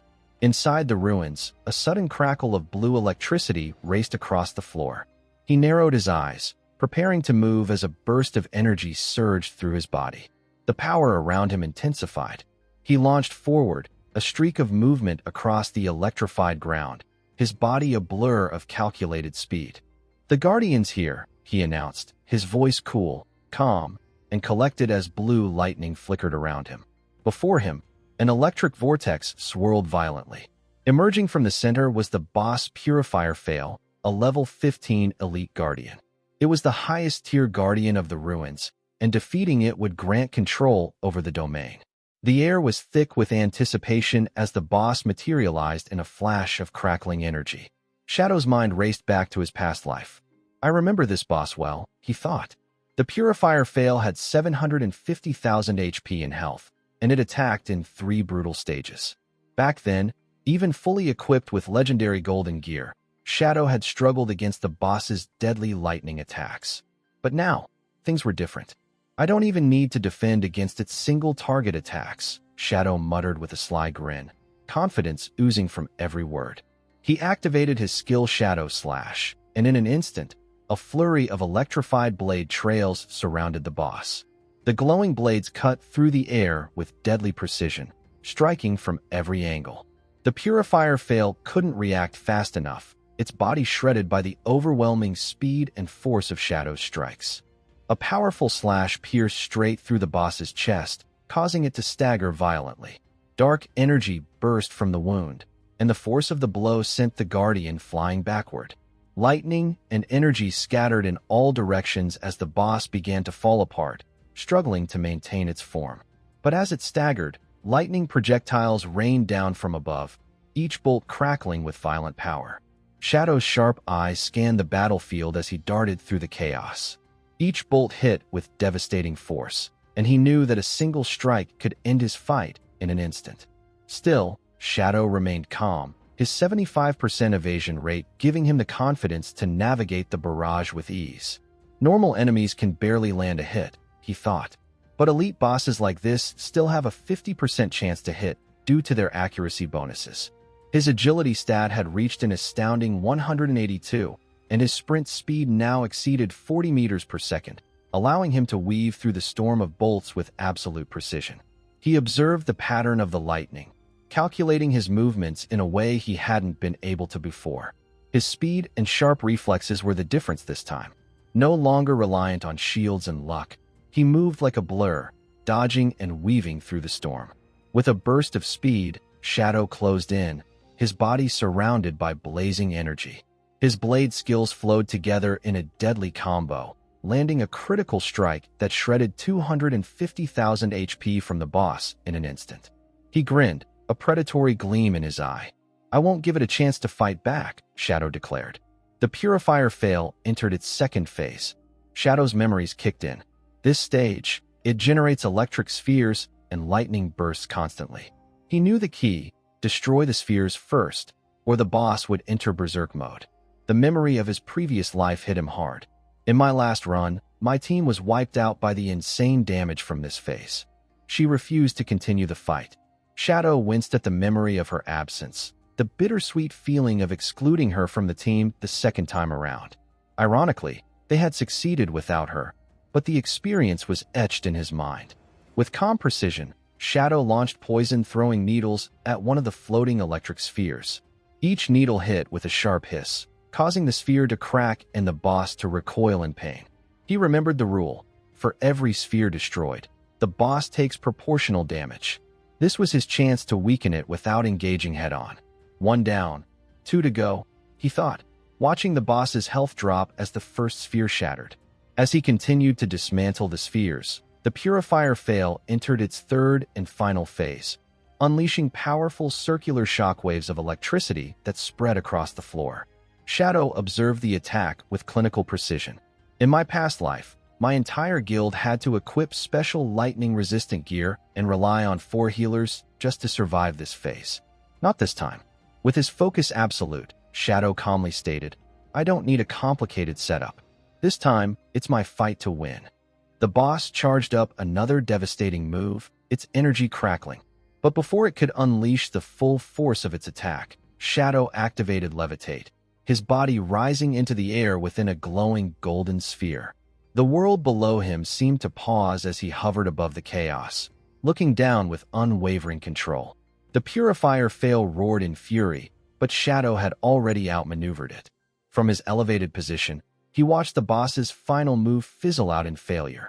The fight was over, and Shadow had once again come out on top, his eyes full of determination as he prepares for the next phase of the battle. Qin Feng stood tall, a quiet confidence in his posture as the air around him crackled with energy. He activated Graceful Release and the Black Light Shield, his eyes gleaming with a newfound determination. The surroundings seemed to fade away as he focused entirely on the task at hand, the Platinum Tier boss before him. Without hesitation, he activated Shadow Slash, his weapon moving with a lethal grace. A flurry of sharp blue blades surged forward, cutting through the air with precision. In an instant, the boss's head was severed cleanly, the action swift and efficient. The massive creature crumpled, defeated, its body falling lifeless to the ground. As Qin Feng landed lightly, a system window popped up. "You have killed the Soul Cleanser Platinum Tier boss."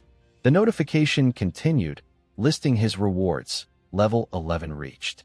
His 4 main attributes increased by 4 points each, and he received 10 free attribute points, 20 evolution points, and 1,520 days of tradable lifespan. A quiet sense of happiness washed over Qin Feng as he processed the rewards. World's first kill of a platinum tier boss, 10 reputation points earned. The ground around him was littered with glowing lifespan orbs, and he could feel the weight of the accomplishment settling in. He had also gained control over the sanctified grounds, a hideout that carried far more significance than the game alone. The hideout was a powerful tool, not just a safe zone or storage space, but a place that could be extracted into the real world. As he stood there, the importance of his actions weighed heavily on him. When the game had descended into reality, real-world weapons had begun to deteriorate. Nuclear bombs had become nothing more than paperweights, and planes and tanks would soon be useless, rusting into oblivion. The battle for the future was no longer about guns or artillery. It would depend entirely on the skills players extracted from the game. Qin Feng's thoughts turned inward. Once a hideout was brought into the real world, it would activate a magical defensive barrier, ensuring complete safety. He could already feel the immense potential of the sanctified grounds. This hideout could be a sanctuary for the future, an advantage he couldn't afford to overlook. He began to move away from the area, his thoughts drifting back to his past life. In my previous life, my guild, God, used this same place as their base. He had countless fond memories of the time spent there, but he had also witnessed the darker side of the guild, the endless intrigue and deceit. His eyes hardened with new resolve. This time, I'm not going down the same path. I'll get stronger on my own, no more relying on anyone else. Suddenly, outside, the sound of rain echoed against the ground. A loud, violent screech cut through the storm. Xiaoyu's friend, still on the battlefield, dodged desperately as a massive monster swung its axe. "Step aside," she cried, her movements frantic, but she was too slow. The axe came down with brutal force, cleaving through her body in a single strike. Back in the town, Xiaoyu was notified by the system. She had died, losing 14 years of non-tradable lifespan and 2 days of tradable lifespan. The shock of it hit her hard. Again, her heart sank. Her friend's voice crackled in her earpiece, filled with anger and frustration. "Idiot! How could you not dodge the boss's attack?" His tone was harsh, laced with bitterness. Xiaoyu, her hands trembling, responded, her voice sharp. "Who do you think you're insulting? You're the tank, not me. If you didn't properly hold the boss's attention, how was I supposed to dodge its skills?" Their conversation escalated into a heated argument, with Xiaoyu's friend storming off and leaving the party in anger. Panic crept in as Xiaoyu's friend fled, leaving her exposed to the boss's onslaught. Soon after, she was gone. Another death, another set of lost lifespan. In the Shanghai ruins, a different scene was unfolding. A system announcement echoed through the ruins. Player Shadow from Shanghai City has achieved the world's first kill of a platinum-level boss, earning 10 reputation points. The chatter in the town exploded. Players marveled at the feat. Soloing a platinum-tier boss was unimaginable to most. "How is this possible?" one player muttered in disbelief. "Some of us haven't even seen a gold-tier monster yet, and here he is, farming platinum bosses alone." The name Shadow rang through the game like a whispered legend, and players began speculating on his true identity. His achievement was so remarkable, it left most in awe. Xiaoyu felt a sense of confusion growing inside her. Why are so many players so weak? She wondered, watching others struggle to even kill a silver-tier boss. She knew the fight to defeat a platinum-tier boss was a monumental task.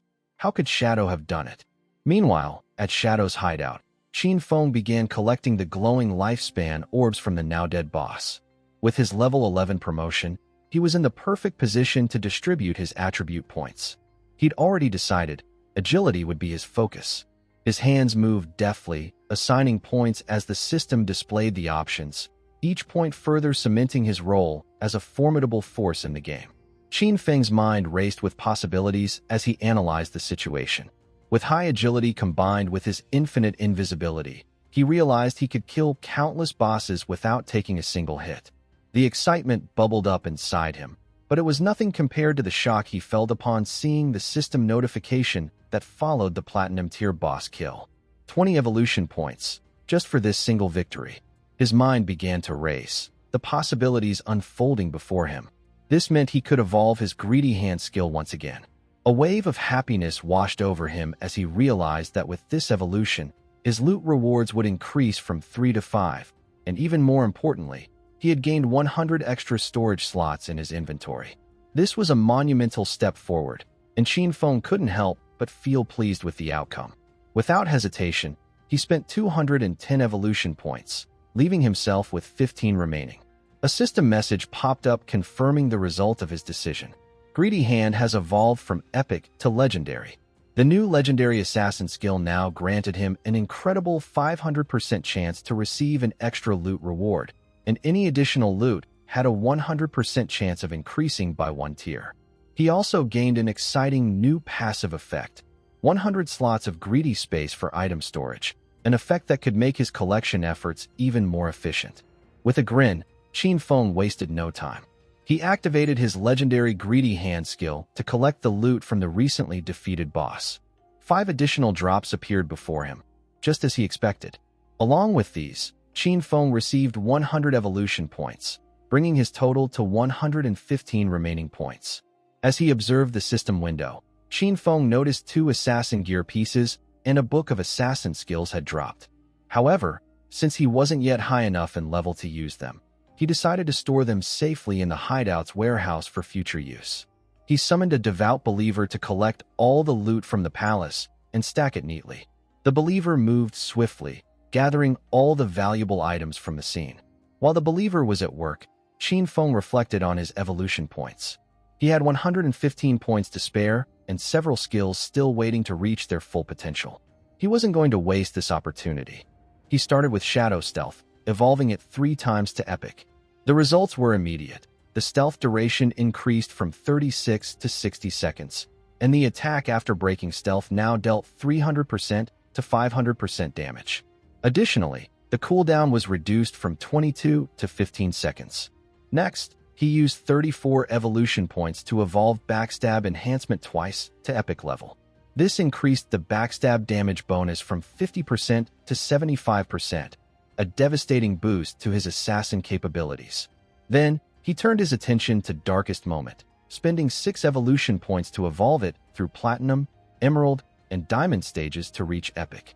Now, the ability unleashed a burst of dark light that blinded enemies within a 50-meter range, with a base duration of 16 seconds, though it would be shorter against targets with a higher spirit attribute.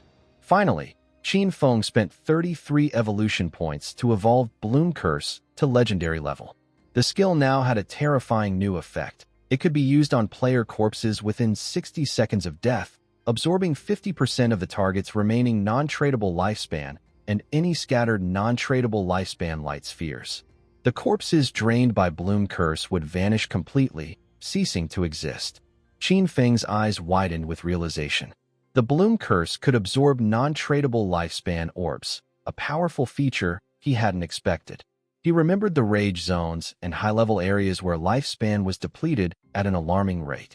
This ability would be essential when dealing with those areas, especially as non-tradable lifespan was consumed much faster than tradable lifespan. At that moment, a notification from Snowy appeared, congratulating him on the world's first kill of a Platinum-tier boss. She also shared some vital news. The Eastern Sage just logged off, she informed him. His clan is gathering at the Zhongjin Hotel, preparing to turn a large amount of lifespan into combat power. Qin Feng praised her for the information, though Snowy responded coolly, "No need to thank me. It's my job." Then, her tone turned more serious. "You must defeat Eastern Sage. If you don't, I'm doomed." "Don't worry," Qin Feng replied calmly, already focused on his next move. He began storing the loot he had collected, noting how much storage space he had left. With 100 additional slots, his inventory capacity had increased significantly, allowing him to continue collecting without worry. The loot was easily stored, and Qin Feng decided to look for Wang Mang and sell everything they didn't need. As he made his way through the ruins, a familiar face appeared. Shadow had returned. The others, including Little Black, were elated, their eyes wide with joy. Yu was the first to run toward him, excitement bubbling in her steps. But just before she reached him, Qin Feng raised his hand, stopping her with a gentle but firm motion. His tone turned businesslike as he addressed the group. As usual, I set the price. If you don't accept it, feel free to pass. Qin Feng looked over the loot, his mind calculating the value with the precision of a seasoned gamer. More than 30 of these are just common grade and bronze junk, he remarked, eyes narrowing in thought. So, I'll give you a discount. 950 days of lifespan for the entire batch. And you flashed a quick smile, not missing a beat. That sounds fair to us, she said, acknowledging the deal with a nod. They had already tallied up the items they had gathered earlier, 1,000 days of lifespan worth. To streamline things, she proposed a deal. Let's just give you 2,000 days for everything. Qin Feng raised an eyebrow, his attention sharpening. Wait a second, he said, his voice calm but firm. This batch includes silver, gold, and even platinum-level items. The total value here is closer to 18,000 days of tradable lifespan. You froze, her fingers racing over the system window as she scrolled through the loot, her eyes widening with disbelief. Platinum-level equipment? She whispered. I only have one gold-tier item myself. Who in the world would be willing to sell this stuff? Her excitement was palpable, her voice rising as she understood the implications. This is a game-changer for Shanghai City. This will accelerate everything. Qin Feng simply shrugged, as if this were no big deal. It's just us helping each other out, he replied, unfazed by the praise. But Little Black, ever the skeptic, raised her eyebrow. How do you have so many inventory slots? She asked, a trace of suspicion creeping into her voice. Wait, are you? Dorian. Qin Feng chuckled lightly, a knowing smile playing on his lips. I'm not Dorian, he said, his voice calm but with a hint of amusement. Your bags are probably already full. Under the statue in the center of the city ruins, there's a teleportation portal back to the starting town. The first use is 500 days of lifespan, but after that, it's free. He turned to leave, adding, think about it. You looked at him with a knowing smile. I told you so, she said playfully, her grin wide.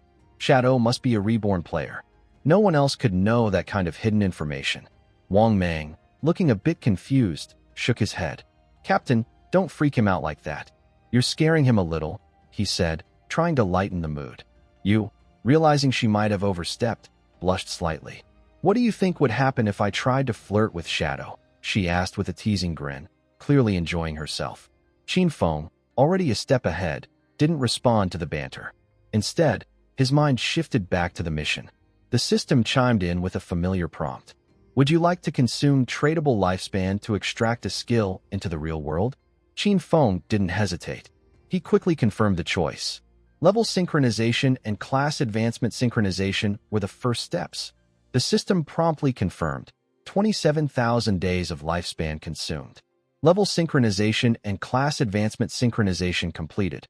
Excitement surged through Qin Feng's veins. The game was no longer just a virtual world. It was now directly tied to his real-world power. He wasted no time.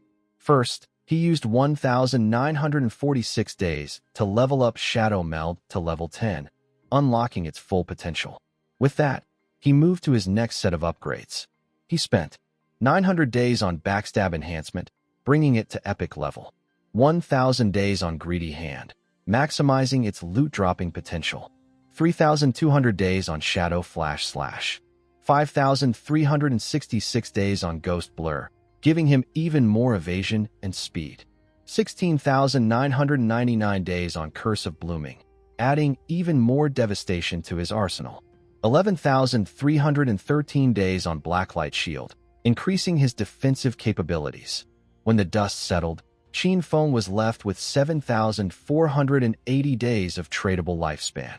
But he didn't stop there. Next, he focused on equipment. He spent 3,600 days on Boots of Concealment, Gold Tier. 3,394 days on Pendant of the Devout, Gold Tier. The Pendant of the Devout wasn't just a cool piece of gear. It reduced cooldowns and summoned a Silver Tier follower in the real world, one that was nearly invincible. Now that's a game changer, Qin Feng thought, already plotting his next moves.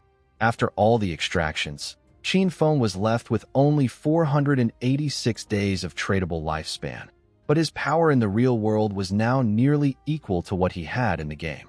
He could feel the energy surging through him. This is what it's all about, he thought, as he vanished into the shadows.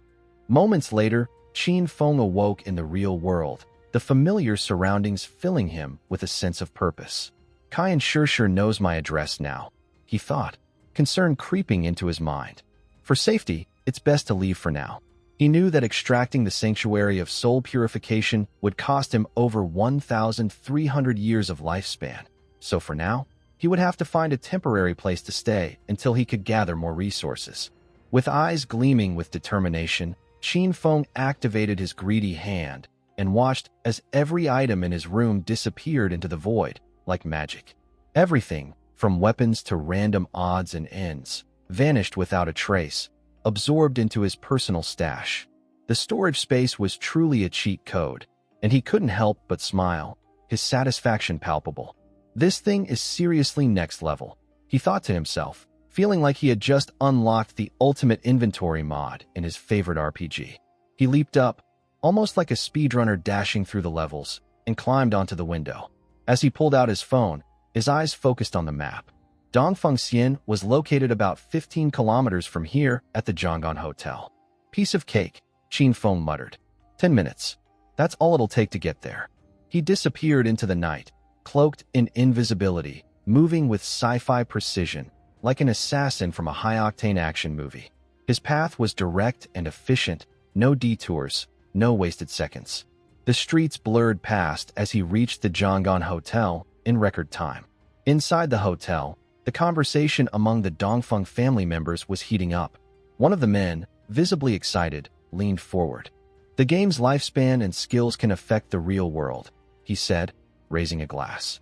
This is a golden opportunity for our family.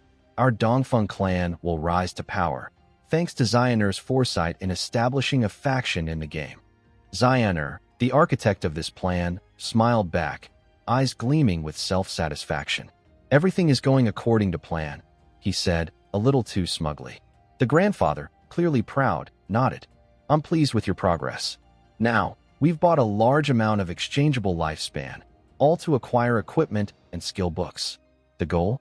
Level 10 for all the key players. We need an advantage in both the game and the real world. Once we have that, we'll build our influence and establish ourselves as a dominant power. Xioner's eyes flickered with cold malice.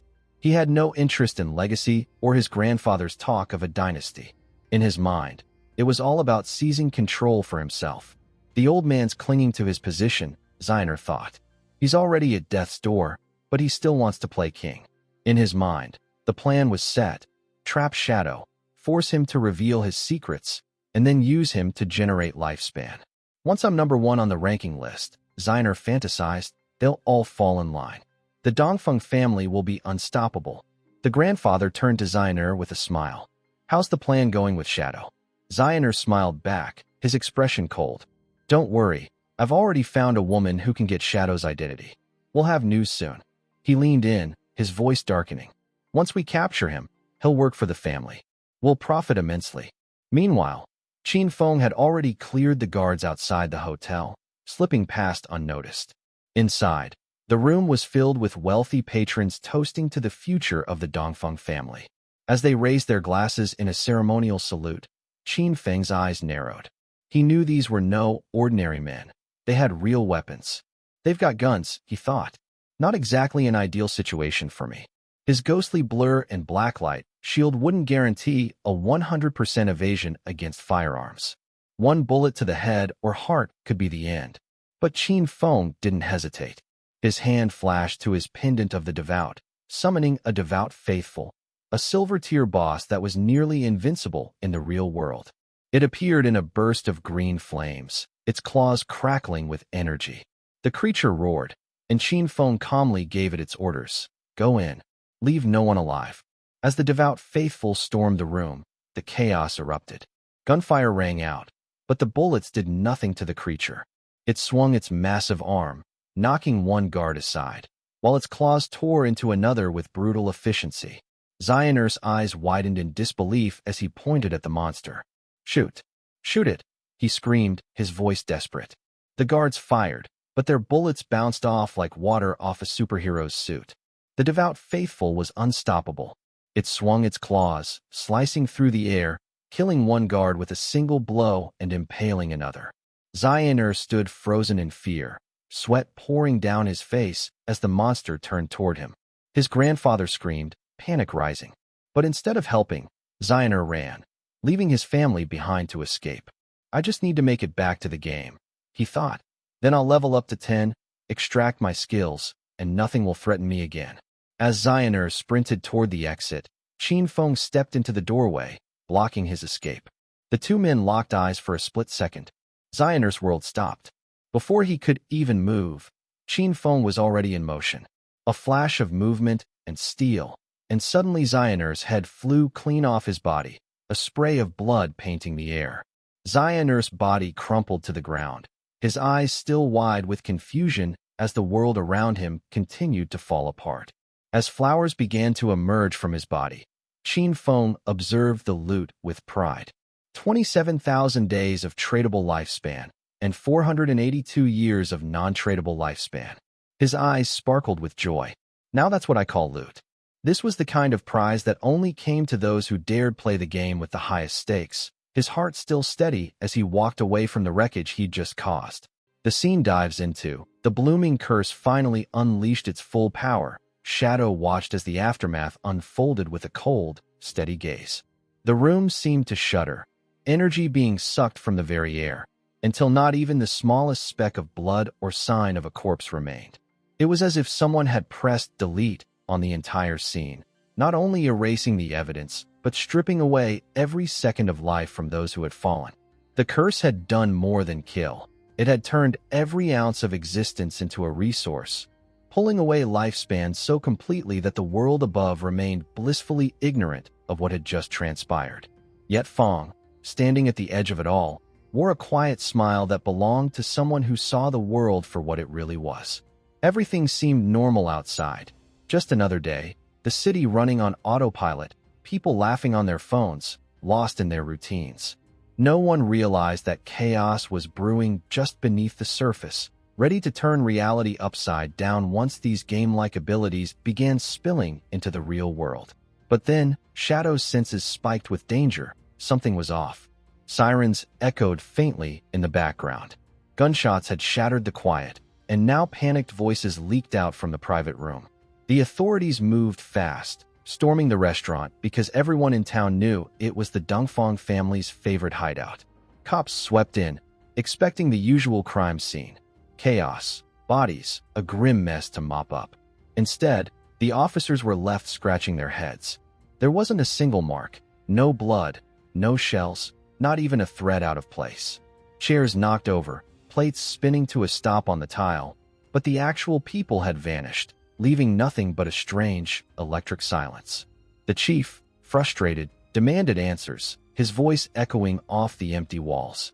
None of the staff had seen anyone leave. No security camera had caught a thing. It was as if the whole Dongfang clan had just glitched out of existence, a real-world bug that nobody could patch. Meanwhile, Shadow melted away from the scene, completely unseen, his stealth skill wrapping him in perfect silence. He slipped into the city streets like a shadow at dusk, already planning his next move. His focus was razor-sharp now. He needed to act fast before the authorities pieced together what had really happened. The Qin Group, another powerful force who'd set their sights on him, was next on his list. But their headquarters had long since relocated to North America, taking the bulk of their influence with them. Only one piece remained in play: the president's daughter, Sure, still trapped in the city's magical district. If she escaped, things would spiral quickly out of control.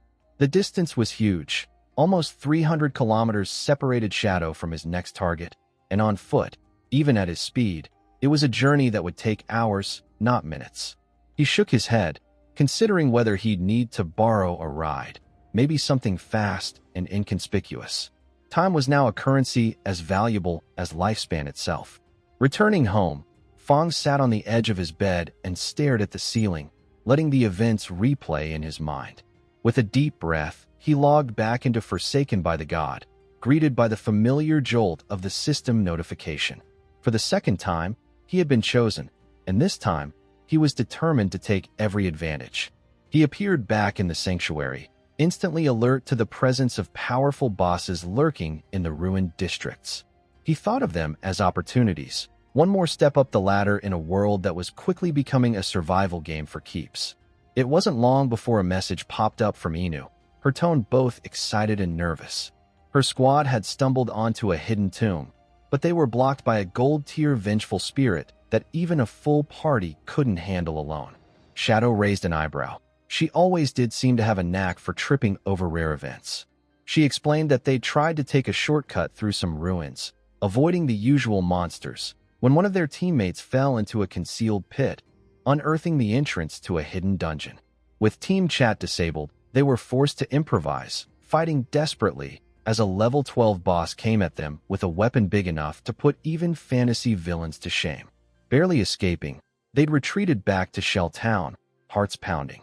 Inu sent her coordinates, inviting Shadow to check out the tomb from where they narrowly escaped. He smiled slightly, thinking that in a world where the impossible was starting to bleed into reality. He was fully aware that these ruins weren't some cozy tutorial zone. One wrong move, and you'd respawn without even knowing what hit you.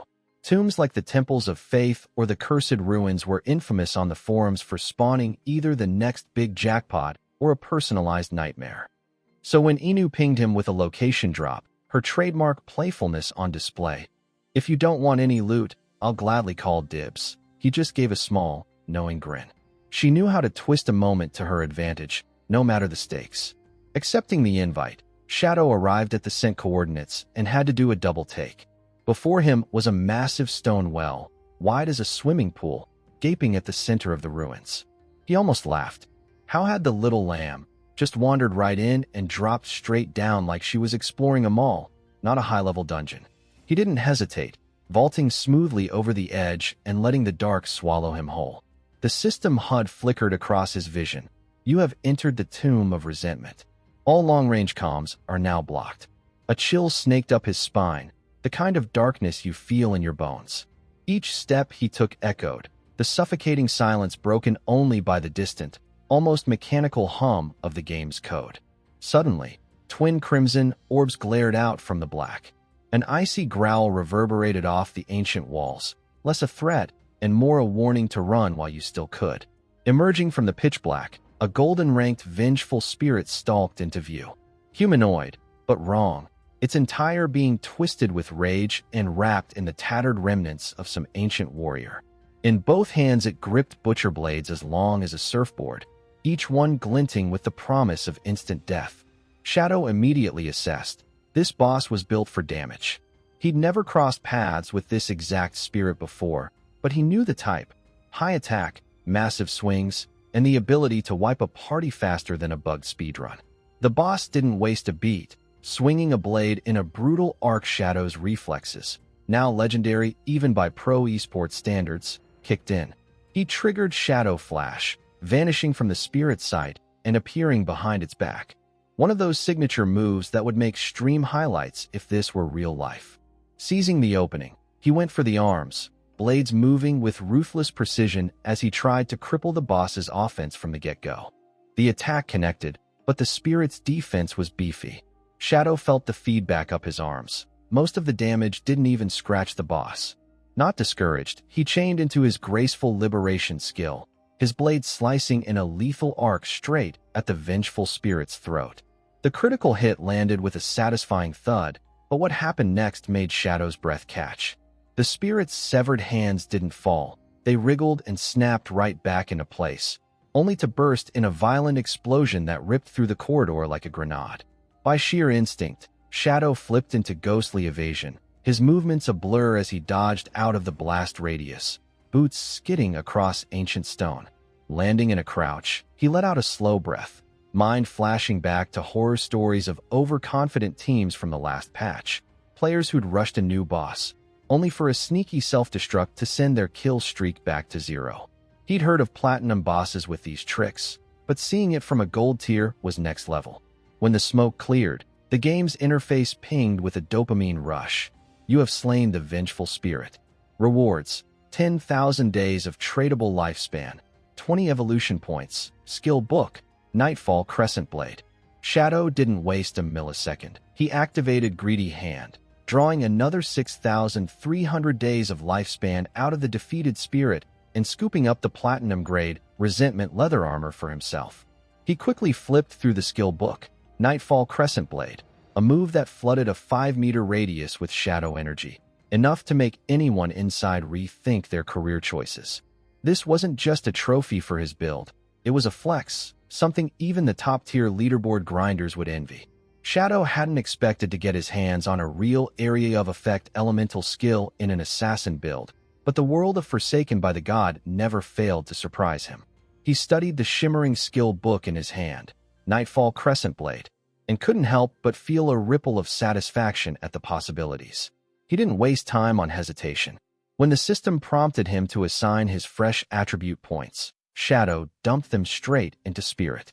Strength was great for muscleheads who wanted to brute force everything, but he knew that for an assassin operating at the cutting edge, Spirit was the difference between being a generic NPC and a game-breaking glitch. His build was all about versatility, fast movement, sharp instincts, and devastating combos, and Spirit made those skills sing. Next came the gear evolution. Shadow spent his hard-earned evolution points, watching the interface update as Nightfall Crescent Blade surged from Platinum to Epic. Instantly, the skill's range exploded. Now it could sweep a dozen meters in a single cast, delivering bursts of shadow energy that hit like a storm. He ran a quick mental calculation, surprised by the spike in numbers. Each wave could now deal over 1,300 points at peak, and even if the damage spread across a crowd, it was perfect for mowing down mobs or making a statement in a PvP scrum. For true boss fights or single-target duels, Shadow Slash was still his bread and butter. But for clearing out a small army, this was the move that'd make YouTube highlight reels.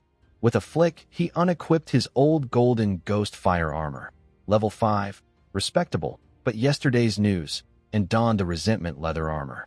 The change was immediate. It wasn't just a visual upgrade. His resistance to physical attack shot up, his block rate soared, and core stats ticked higher. He knew from the in-game economy, now irreversibly tied to real-world money, that selling these would net him over 10,000 days of tradable lifespan.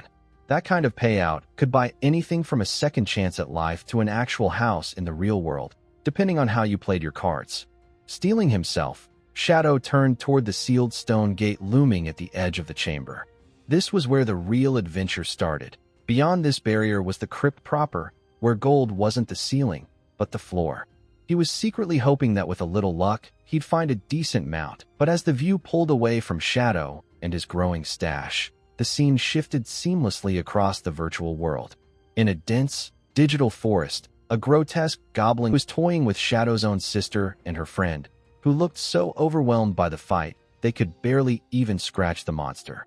Instead, the two of them kept dying in a brutal respawn loop that would have made even Dark Souls veterans rage quit. Nearby, one of their teammates finally snapped, his patience shredded by repeated wipes and wasted lives. Grabbing Shadow's sister by the collar, he unleashed all his frustration in a single outburst, his voice trembling with fury and exhaustion. He called her a useless liability, nothing but wasted space, and then took it a step further by mocking her for leaning on looks she couldn't even leverage in-game. "If you ever show your face at the academy again, you'll regret it," he spat, logging out with a rage that was almost palpable. Left shell-shocked, Xiaoyou's friend hurried over, trying to offer comfort with a gentle voice. She invited Xiaoyu to join her own parents' community group, a quiet, supportive guild built for older players, slow grinders, and anyone who just wanted to survive without the pressure of high-tier play. But Xiaoyu wasn't listening. Her mind was locked on revenge. She seethed, convinced she was making a sacrifice by teaming up with such nobodies. As far as she was concerned, the team's failures were all on the tank. If he couldn't do his job, what was the point? Shrugging off her friend's offer, she sneered and told her to run back to her little family guild, then logged out. Back in the real world, she woke in her supposed luxury bedroom, a room that now felt empty and fake, the family fortune mortgaged to the hilt and her world closing in. Restless, desperate, and unable to let go of her anger, she picked up her phone and started texting every guy she knew, throwing out invitations to grind with her, hinting at help and protection if they joined her team. The responses, when they came, stung worse than any goblin's claws. Most of the boys replied with cringy offers, interested only if she was willing to trade favors. The more she messaged, the more obvious it became. They didn't want to help, they wanted something else. Still, Xiaoyu wasn't ready to give in so easily. Changing tactics, she tried an emotional angle with one guy, texting that she'd always had feelings for him, but her brother Fong had always kept her too sheltered. She claimed she'd finally cut ties with Fong and was now free, but his reply came back ice cold. He laughed it off, called her a joke, and told her straight up, "If you can betray your own brother, who'd ever trust you in a real relationship?" And just like that, Xiaoyu realized that in both the game and reality. Frustration boiled beneath Xiaoyu's polished exterior as she fired off message after message. Insulted, Xiaoyu tried to convince herself it was all their fault, that none of these men deserved her trust anyway. But reality crept in, cold and hard. Her non-tradable lifespan was down to just 6 months. She'd squandered more than a year without anything to show for it, and panic started to close in, squeezing her chest until it hurt. Desperate, she finally allowed herself to think of Fong. Surely he wouldn't turn her away, not after all the times he'd helped before. Even if she had to act the part of the little sister in need, she'd do it for now. Once she got what she needed, she could always distance herself again, she thought with a stubborn glint. Determined, Xiaoyu headed straight for Fong's apartment, running through her plan. No apologies, just enough sweetness to get what she wanted. She knocked at his door, first politely, then with impatience building in her fist. No answer. Her irritation peaked, and she kicked the door open, storming inside as if nothing could stop her. But her bravado faded instantly. The place was stripped bare, not a single piece of furniture left behind. Even his old desk was gone. Confused, she tried calling him, but the number was unreachable. The realization landed heavy. This time, Fong really had left her behind, and there was nothing she could do about it. Back and forsaken by the god, Shadow carved through wave after wave of monsters in the shadowy halls of the Grave of Resentment, racking up more than 200 kills and taking down several bronze and silver bosses on the way. His undead companion waited for his command. "Open the coffin," he ordered, his voice low. The creature obeyed, and the moment the heavy lid moved, a shriek tore through the silence. Black fog exploded outward, engulfing the undead and tearing it to pieces as a golden tier boss, Dark Miasma, emerged. Shadow recognized the monster immediately, a formless terror immune to physical damage, infamous for wiping out teams in his previous life. Back then, one careless move had unleashed a nightmare that swept through entire regions. This time, though, Shadow was ready. He summoned Knight's Embrace, letting magical armor shield his entire body. He focused his attacks on the core hidden in the fog, remembering that only magical damage could make a difference. The fight was brutal, but Shadow was relentless, pressing in with everything he had until, at last, the core shattered. The system announced the kill, though the rewards felt underwhelming for the effort it took. A golden tier loot drop, nothing more. Still, as he checked the drops, he found something that made him pause. A bell, deceptively plain, but on closer inspection, it turned out to be a rare mount summoning bell. A genuine game-changer, and not just for looks. Shadow's mind was still racing as he stared at the golden summoning bell in his palm, its surface shimmering with an energy that felt both ancient and futuristic, like something out of a high-budget Netflix fantasy series. He could hardly believe his luck. With one flick of his wrist, the phantom Night Walker wolf materialized behind him, its spectral form pulsing with blue light, fangs bared, ready to devour anyone who dared stand in its way. For a moment, Shadow tensed, half expecting the wolf to snap at him, but instead the beast bowed its head, a silent promise of loyalty and power. This was no ordinary mount. This was the fastest steed you could score at this point in the game, the kind of early-game loot that made speedrunners salivate. The wolf's stats were no joke. It was born for agility, every sinew and shadowy muscle tuned for speed. Even more, the wolf would grow stronger as Shadow leveled, learning alongside its master and unlocking new battle potential. Of course, trading the bell would reset the wolf to square one, a high-risk, high-reward mechanic that kept even veteran players on edge. Shadow couldn't help but feel a little like he'd just unlocked the Batmobile in a world full of bicycles. When Shadow rang the bell, the air shimmered and his steed surged forth, almost as if it had torn itself out of a Marvel movie. Its power was breathtaking. Movement speed soared by nearly 250%, enough to blur the world into streaks of color. By night, the wolf's stealth mode kicked in, dropping Shadow to a razor-thin 1 HP for ultimate invisibility. But if he attacked, the mask dropped, unleashing a devastating bonus of piercing damage before a short cooldown locked stealth again. The risk made every ambush feel like playing Russian roulette with superpowers. In this state, even his allies benefited, receiving an attack bonus just by fighting near him. With every stride, the wolf was a living cheat code. Riding the Phantom Wolf felt like parkouring through a futuristic cityscape. Tokyo Drift meets World of Warcraft, as Shadow surged between rooftops and darted down alleys in total invisibility. His mind was already strategizing. Reach level 15. Amass enough tradable lifespan to summon the wolf in the real world. And then, the next time he logged out, head straight to the heart of the magical city to settle unfinished business with the queen. This wasn't just a game. This was the new law of survival, and Shadow played to win. The arena at Shanghai was his next destination, a colossal, labyrinthine space built like a cross between a Roman Colosseum and an underground cyberpunk maze. 2 vast levels, endless twisting corridors, and a horde of monsters made it the best grind spot on the map. Shadow and his mount crashed the gates in style, moving like legends out of a viral TikTok highlight reel, unseen by the patrolling soldiers, but already sensed as a coming storm. Without hesitation, Shadow unleashed his signature Shadow Slash, turning the grind into a ballet of destruction, his wolf leaping and biting through waves of enemies as they leveled up together. Meanwhile, far from the chaos of the arena, the burning sands of the desert became a battlefield for Inu and her team. With her black lamb companion and a plump, self-important boy named Noli, the son of a city director, they faced down monsters that would have sent most parties running. Noli clapped from the sidelines, thoroughly impressed by Inu's dragon swordsman class. Her attacks landed with the kind of weight you'd expect from a Souls-like boss fight.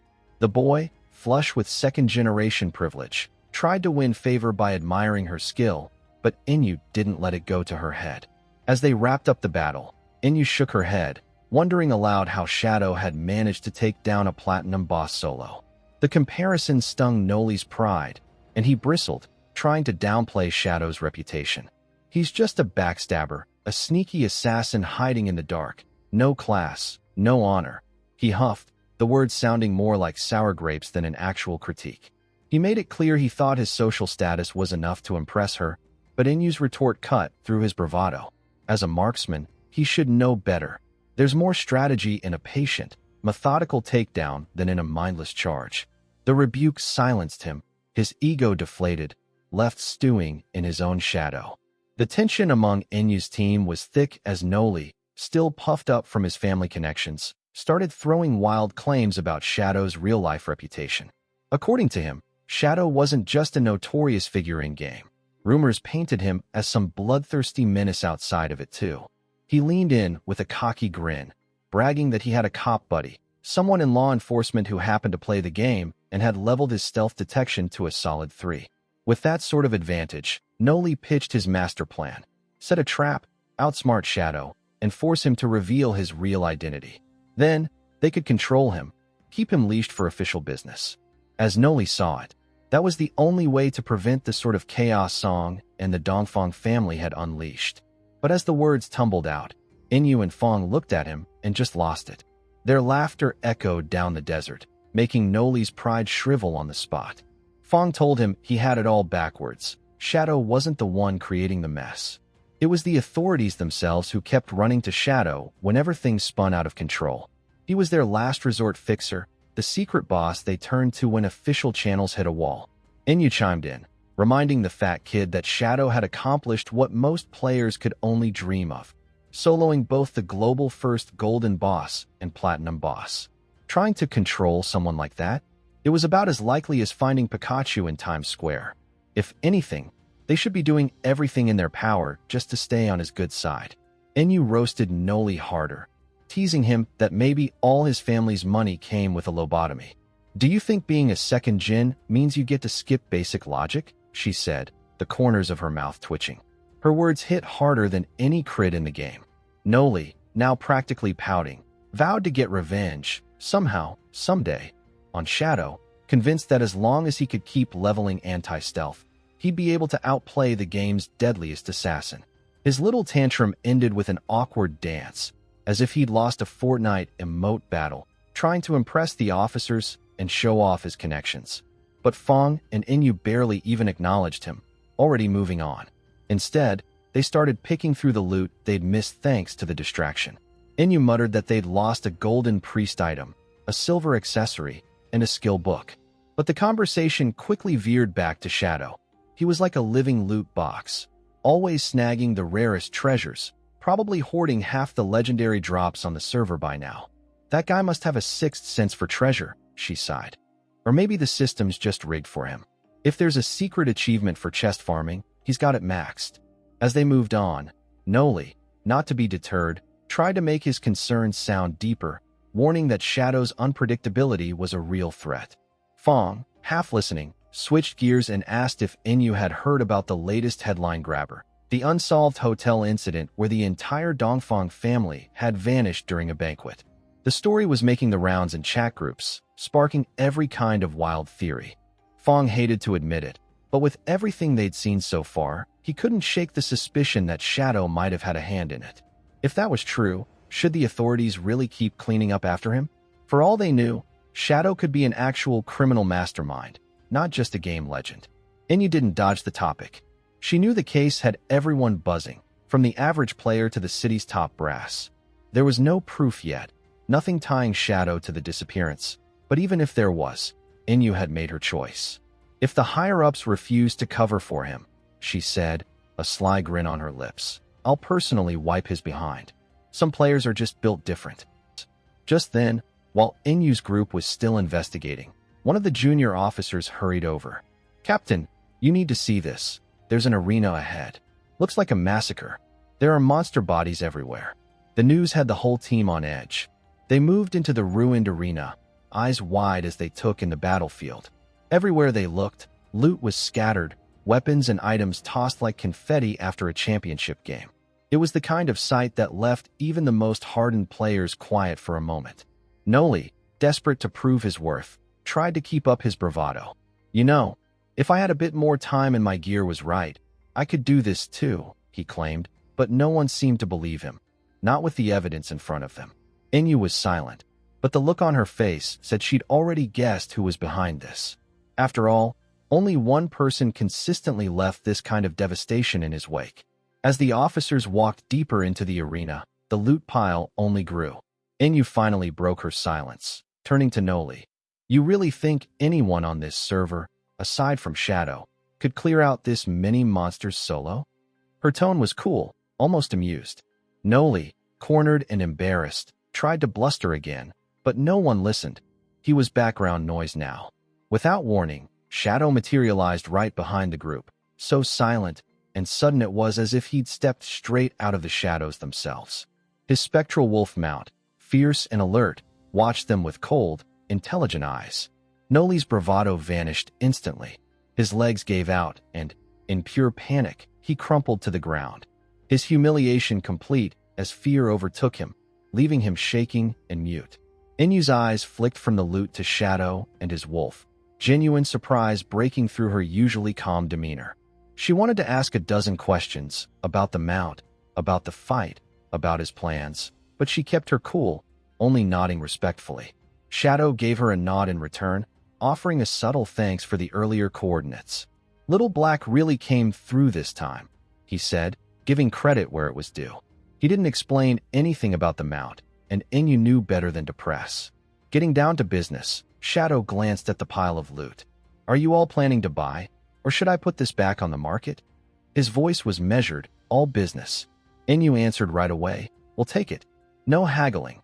We know how you work. The exchange was smooth. Shadow always priced his goods fairly, and Inu's group had the resources to pay up front. As the deal wrapped up, Noli was still on the ground, seething with frustration but too scared to do anything about it. Shadow had completely overshadowed him, and everyone knew it. The team chatted among themselves as they collected the gear, talking about the loot, speculating about what kind of boss could have dropped such a haul. Meanwhile, Shadow silently checked his stats. His tradable lifespan now totaled an astonishing 245 years. Evolution points stacked high, 255 of them, with plenty of upgrades still to make. Among the rewards was a rare skill book, Silent Whale, a stealth technique that let him vanish from sight indefinitely if he stayed perfectly still, and unleashed a powerful burst of piercing damage with the first attack. The cooldown was long, but the potential was immense. He knew, with this skill, it wasn't just about hiding in the game. If he brought this into reality, he could disappear from every camera, every eye. It only took a handful of evolution points to push Silent Whale from gold to epic. Shadow watched as the skill's power leapt, the numbers climbing higher than he'd expected. Without wasting momentum, he continued to enhance his arsenal, upgrading venomous poison to epic, extending its range and intensifying the toxin. Every hit now did lasting harm, the sort of damage that even seasoned players dreaded. He didn't stop there. Pouring evolution points into Gift of Liberation, he boosted it to a new level of lethality.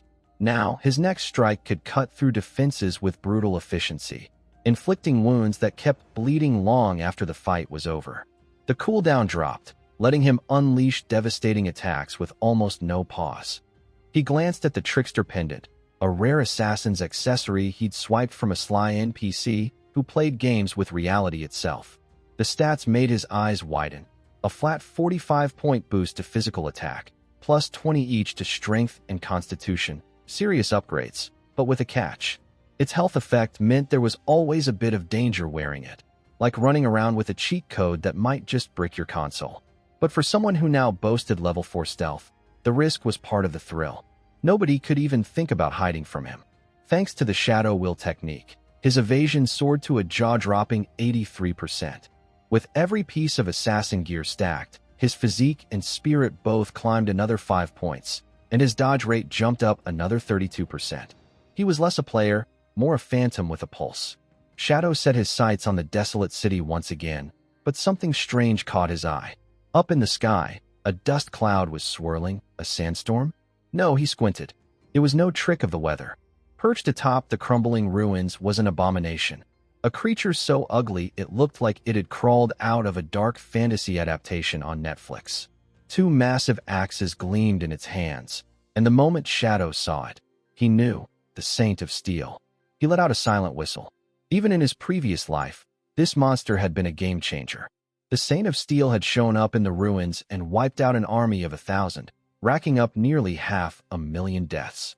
It barely took a scratch. This iron giant was the guardian of Church Haven, the city's second-largest sanctuary, and usually appeared much later in the timeline. Shadow had intended to take down the Queen first, but since someone had triggered the spawn early, he wasn't about to walk away empty-handed. He activated invisibility, vaulting onto his spectral wolf and racing toward the chaos. As he closed in, he saw dozens of players trying, and failing miserably, to take down the Saint. Their avatars got chopped apart, faces twisted in agony, their bodies dissolving before they could even shout for help. Every respawn cost them precious lifespan. Shadow watched, shaking his head. Challenging the Saint right now was like speedrunning Elden Ring with a level 1 character, brave, but utterly pointless. Then, a flash of white first streaked across the field. Shadow's eyes narrowed. There, riding a rare lion mount, was Chun, a familiar rival.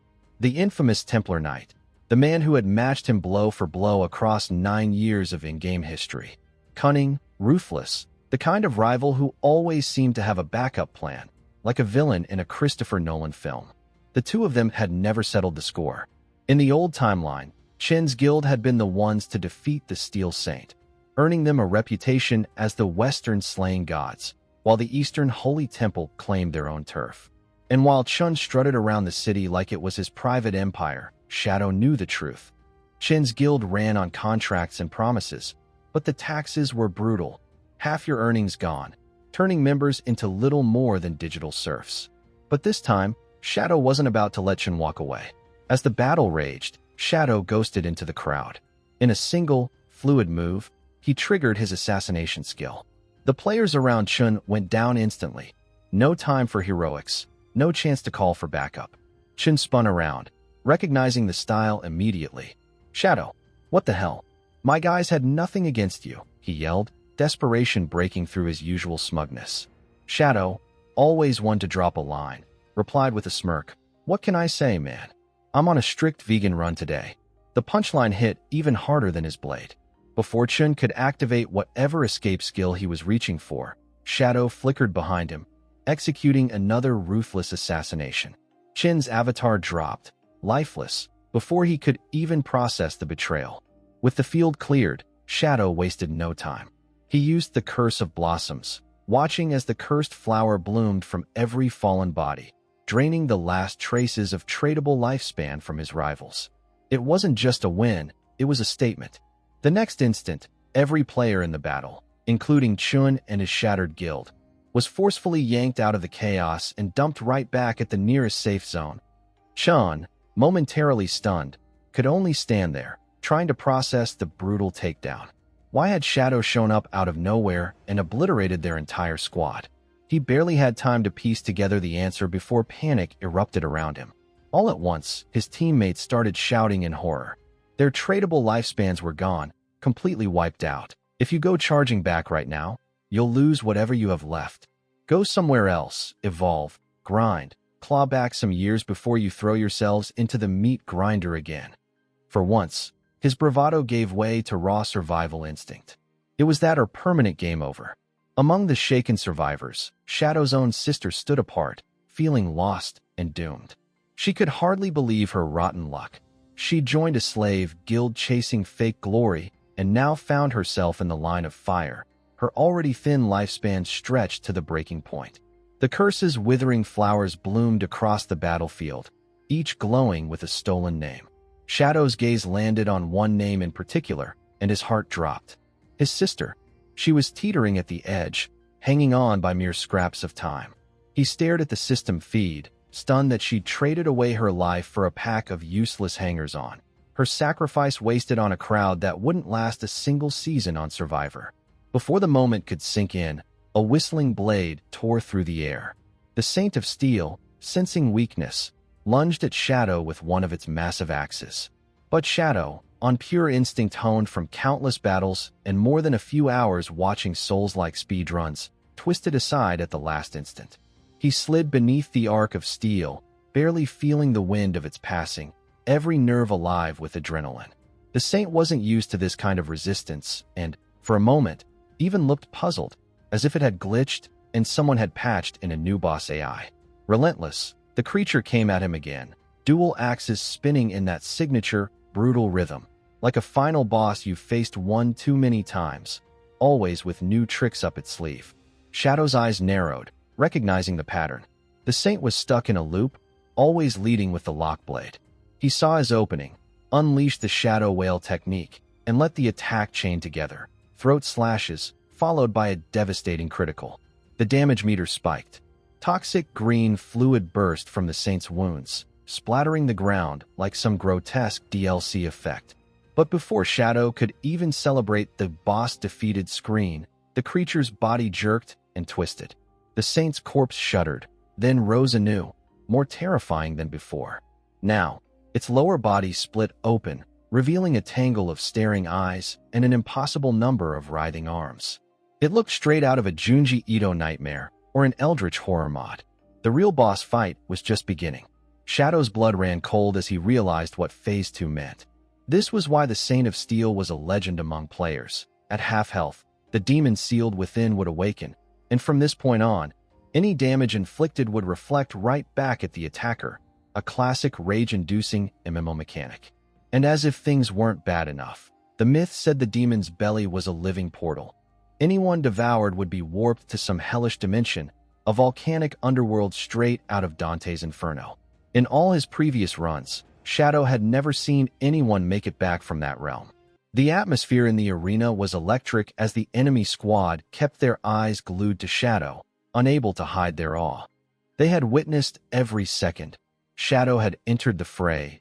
The transition was brutal. Saint of Steel's health bar snapped to half, and it began its monstrous transformation.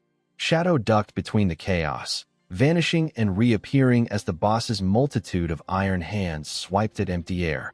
He kept his cool, calculating that in this new form, the Saint's reflect damage only faltered for a split second during an attack. That was the window, a true gamer's clutch moment. If he could strike exactly when the boss swung, he could cut through without suffering the deadly recoil. But the timing was vicious. At this point, his arsenal was limited to Shadow Slash, Shadow Dominion Blade, and Venom Dart, each a double-edged sword, since their lingering effects could backfire and obliterate him thanks to the boss's reflect. He scanned his skill set, heart pounding like a soundtrack in a suspense thriller, knowing a single mistake would be instant game over. That's when Shadow's eyes landed on a group of players stationed on the upper balcony. They'd clearly been spectating for a while, and a strategy clicked in his mind: use their presence to gain an edge. Upstairs, the mood was tense. The arrival of their senior brought instant relief, a respected figure in their group, someone with a reputation for dissecting boss fights like a chess grandmaster. He quickly debriefed them, asking for every detail. The players explained that they had tracked all of the Saint's moves up to the point its health dropped to half, and it started manifesting new, more ominous powers. The senior's analytical mind caught on. Shadow was the only one left standing, fighting solo against a monster that normally required a full coordinated team. As the boss changed form, Shadow melted away, vanishing in classic assassin style. A girl in the group, her nerves steady, was asked to activate her Crimson Gaze, her sensory ability for detecting stealth players. With a flick of her wrist, she conjured a small, cartoonish rabbit, its digital nose twitching as it darted around the platform. But this wasn't a Marvel movie with CGI powers. Her rabbit wasn't strong enough, and even after sniffing around the battlefield, it failed to locate Shadow. She shrugged, assuming he'd retreated. The senior wasn't so easily convinced. The clash of blades and the echo of steel on steel still rang through the arena. If the rabbit can't see him, he muttered, his stealth level must be off the charts, definitely level 4 or higher. Determined, he leapt from the balcony to join the fray, tossing a final instruction back: eye sharp. If he shows up, shout immediately. For him, this was the kind of high-stakes boss fight you dream about in the middle of a long night raid. Onlookers exchanged worried glances. Even a legend like their senior, taking on a platinum boss solo, seemed reckless. But then, someone recognized him. Wait, isn't that the guy from the opening zone? The soul warrior who soloed a gold boss without breaking a sweat. Heads nodded. This was Senior Safety, a name that floated around forums like myth. Known for never dying, always dodging, and streaming some of the best Souls-like content in the world. His reflexes were the stuff of reaction montage videos. With zero hesitation, Senior Safety threw himself into combat. Axes whistled past his head, but he spun and rolled, each movement pixel perfect, as if the game was coded for him alone. The Saint's many hands lashed out, but he dodged with mechanical precision, never missing a beat. The crowd above couldn't contain their admiration. His rolls, counters, and last-second sidesteps felt more like a viral speed run than a desperate boss fight. Everyone watching Senior Safety could feel the tension, like they were witnessing a viral pro-gamer highlight reel unfold in real life. The man's movements were a masterclass in real-world discipline. His nerves of steel meant not a single step was wasted. His concentration laser-focused, as if this was a $1 million championship match. Trigger discipline, perfect posture, not even a flinch. A smaller group of players, half in awe and half in disbelief, started picking up on something bizarre. Each time Senior Safety executed one of his flawless rolls, the Saint of Steel's health bar dipped further, almost like the boss itself was caught off guard.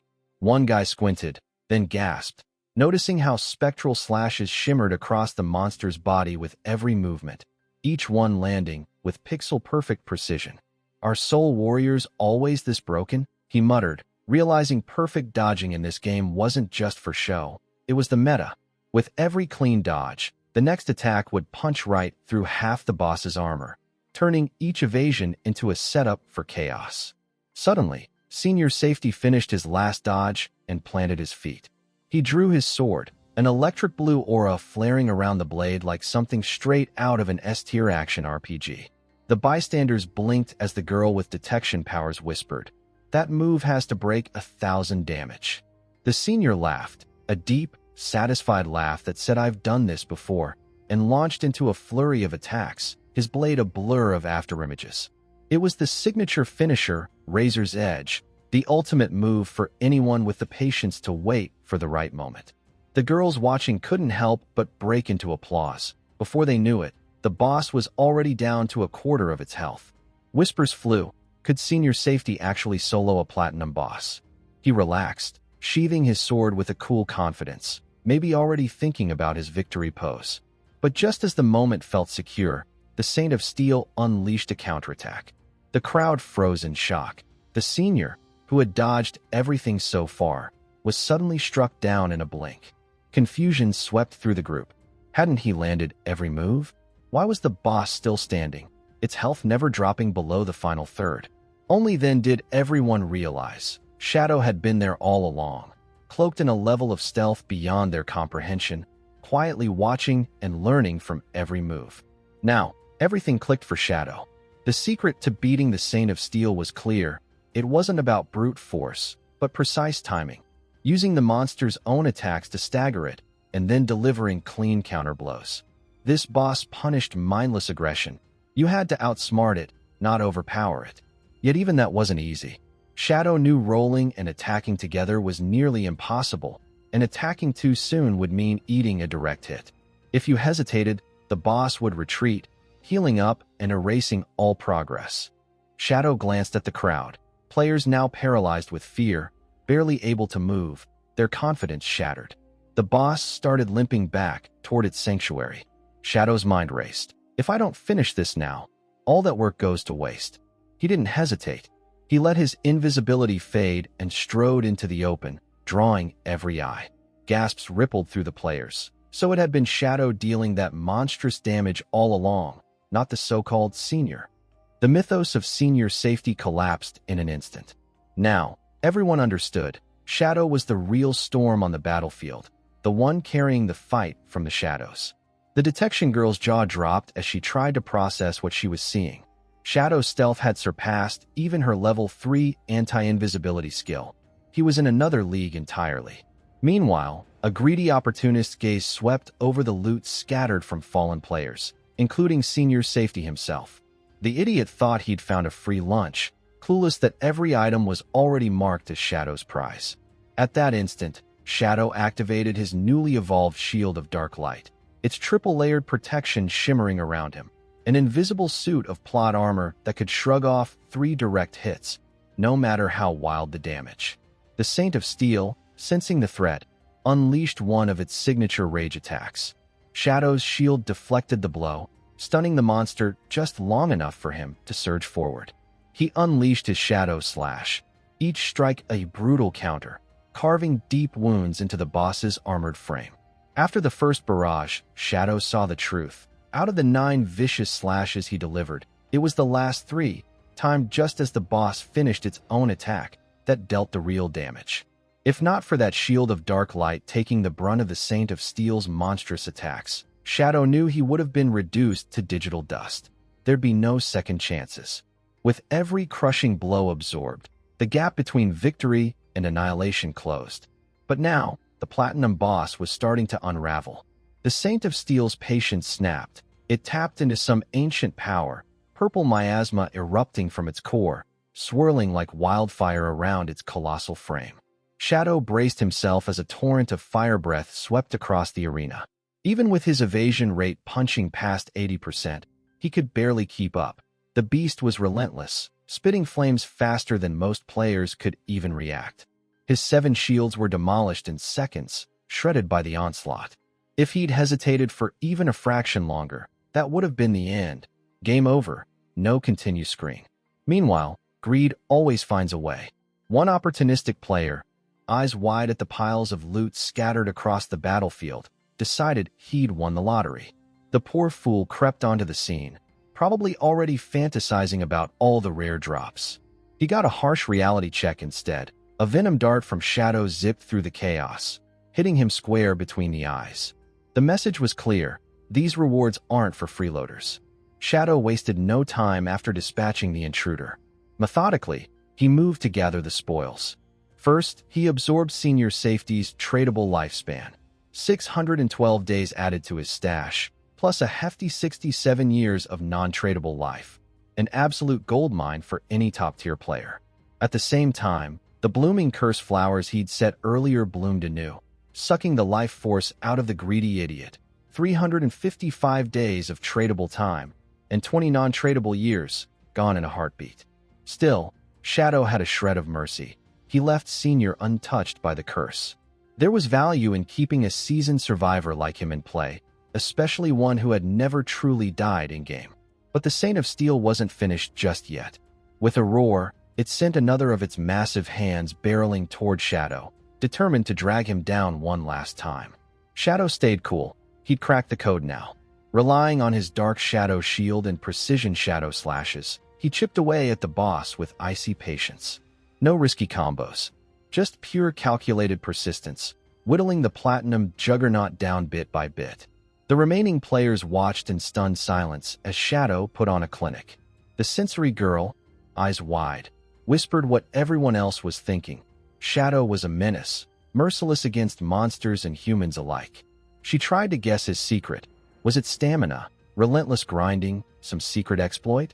But she realized, in the end, it was pure strategy and overwhelming force, a level of gameplay that turned try-hard into an art form. And then, the breaking point. The Saint of Steel fell, collapsing in a clatter of steel, shattered by Shadow's final, perfectly timed stealth slash. System notifications exploded into the air. Platinum-ranked Saint of Steel defeated. 48,000 experience points. 120 evolution points. Key to the Sacred Sanctuary hideout. Unlocked. The crowd was dumbstruck. They'd just witnessed the impossible. One player soloing a platinum boss, a feat that instantly cemented Shadow as the uncontested king of the leaderboard. He barely paused, activating Greedy Hand to scoop up every shred of loot, like a kid with an unlimited shopping spree. As he tallied his haul, he distributed his new attribute points, racking up 77 points across damage, resistance, and constitution. The real jackpot, though, was the Frostbite leather armor, level 13 assassin gear with 95 physical defense and a whopping 120 in elemental resistance. Shadow grinned, realizing that a single Jade-grade piece like this was tougher than full sets worn by most players. Gear like this wasn't a luxury, it was survival. On top of it all, the system awarded him a new power-up. Every layer of Black Flame he stacked on a target now ate away 7% of their defense and resistance, stacking up to a brutal 35%. And with each hit or block, those layers built up even faster, turning every battle into a war of attrition Shadow was destined to win. After his victory, Shadow wasted no time diving into his spoils. He poured evolution points into his arsenal, upgrading Assassin's Instinct to Emerald tier, a game-changer. Now, stealth units couldn't hide from him for long. Their outlines shimmered at the edges of his vision, and his anti-stealth stat climbed by another 2 levels. Hidden threats would never catch him sleeping again. That wasn't even the biggest prize. Among the loot, Shadow discovered a reverse stealth skill, something so rare it could be pushed all the way to legendary. He didn't hesitate, investing 33 evolution points to unlock its full potential. Instantly, his ability to strike enemy weak points shot up, now a 50% modifier. With level 5 anti-invisibility, legendary level sneak attack, and his divine liberation passive, he could stack up a monstrous 350% total damage bonus. At this point, Shadow felt like he could land a perfect hit blindfolded. He still had 97 evolution points burning a hole in his pocket, so he took his signature move, Ghostly Shadow, and evolved it into a legendary skill as well. His evasion rate soared from 75% to a staggering 85%. Now, he wasn't just hard to kill. He was practically untouchable, the kind of Shadow that slipped through the cracks of reality itself. Just as Shadow finished his upgrades, the mood in the ruins shifted. Officer Inyu showed up with her team, waving as if she'd just run into an old friend at a pop culture expo. She strolled over, grinning. "So what kind of next-level loot have you got for me today?" she teased, eyes already darting to his inventory. Shadow smirked, privately wondering if Inyu was part bloodhound. She always seemed to turn up whenever there was fresh gear to be claimed. Before she could ask, another officer congratulated him on his crazy progress. "We've been grinding all night, and we're barely halfway to level 11. How are you already 13? Inu just laughed, giving Meng a playful smack on the back of the head, reminding everyone not to take it too seriously. Shadow, ever businesslike, kept things professional. "I've got new stock, and the price is set." Inu didn't argue. She just paid up and swept up the hall. But Shadow had another card to play. "There's something even better," he said, producing a gleaming golden key. "You know about sanctuaries?" Inu's eyes widened, immediately catching on. In Forsaken by the Gods, sanctuaries and hideouts were the real endgame. No safe zones existed in the ruins, but these strongholds could be claimed and fortified. The authorities already knew a medium-sized one had been uncovered in the Magic City, but nothing like this. Shadow laid the key on the table, watching the greedy gleam in Inu's eyes. "This isn't just any hideout. This is the key to the Platinum Tier Sanctuary, a stronghold covering 800 acres. He watched as the officers tried to wrap their heads around the sheer scale. Inu apologized for getting ahead of herself, but had to ask, "How much are you asking for it?" Shadow, remembering his past life, kept his cards close. "Talk it over. Come back with a fair number, and we'll deal." He knew exactly what the key was worth. Last time, it had fetched him 2,000 years of lifespan. With a stash like that, he could start bringing his gear and power into reality, no questions asked. Inu nodded and promised to check with her superiors. But as she was leaving, she hesitated, turning back to Shadow with a more serious request. "One more thing. I've had word from Moontown. 7 golden tier bosses have appeared together. It's a slaughterhouse. We're offering 10 years of lifespan if you can deal with them." Shadow's eyes narrowed, sensing a complication. With 7 gold bosses, the officials should have been able to handle it themselves. If Inu was asking him in person, things had gone sideways. Inu explained the problem. The bosses wouldn't stay dead. Every time one fell, it resurrected, stronger, faster, and even more vicious. The entire police team sent to clear them had been wiped. That's when it clicked for Shadow. Bosses reviving together, amplifying each other? That could only mean one thing. A cursed artifact, some ancient god's tablet causing all this chaos. A rare jackpot for someone like him. He didn't waste another second. "Send me the coordinates. I'll handle it," he said, already plotting his next move. Inu's face lit up. She knew she'd just secured the best player in the game for the mission. The scene shifts, and now Shadow moved like a ghost across the shattered skyline, his new spectral mount bounding from rooftop to rooftop, a blur among the broken ruins. But as he crossed another battered avenue, something caught his attention. Down below, a nasty scene was unfolding. His own sister, cornered in a dark alley, was getting stomped by a gang of mean-looking girls. They weren't pulling any punches, literally. Shadow paused, surveying the mess with a cold detachment, like a seasoned player scrolling past drama in a chat window he's seen 1,000 times. He watched as the girls threw insults sharper than daggers, calling his sister out for trying to cozy up to the president of a major guild. Apparently, she'd been scheming to seduce her way into the knight's sanctuary. Hardly original, but enough to ruffle feathers among the guild's jealous elite. Now, the mean girls were working her over, both physically and emotionally, threatening to destroy what little was left of her pride if she didn't back off. One of them even declared, "Next time you show up, you'll wish you'd just rage quit instead." His sister, bloodied and desperate, tried to plead with them, sobbing and begging for mercy. But the ringleader just grinned, enjoying every second. Shadow watched in silence, unmoved. In his previous life, he'd always cleaned up his sister's messes, protected her from exactly this kind of in-game backstabbing. But this time was different. He knew just how crafty she could be, how many times she'd manipulated others and come running to him when things went south. Now, he figured it was only fair that she learned what real consequences felt like. Let her soak it in. Without a second glance, Shadow left her to her fate, slipping away into the ruins. He made for a colossal, crumbling statue, one most players ignored as just set dressing, but Shadow knew better. Hidden deep inside was a secret teleportation chamber, a portal known only to those who'd combed through the game's deepest secrets. He stepped inside, the air thick with old magic. The portal's fee wasn't cheap. First time, It demanded 500 days of tradable lifespan.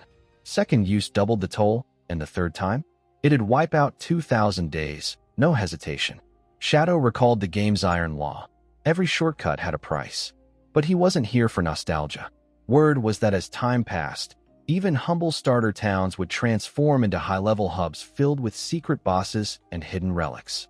This time, rumor had it that the ancient god's stone tablet, one of the most coveted items in the entire game, had dropped somewhere nearby. He couldn't miss out. The portal shimmered, asking if he wished to travel to the forbidden domain of Dark Moon Town. That name jolted him.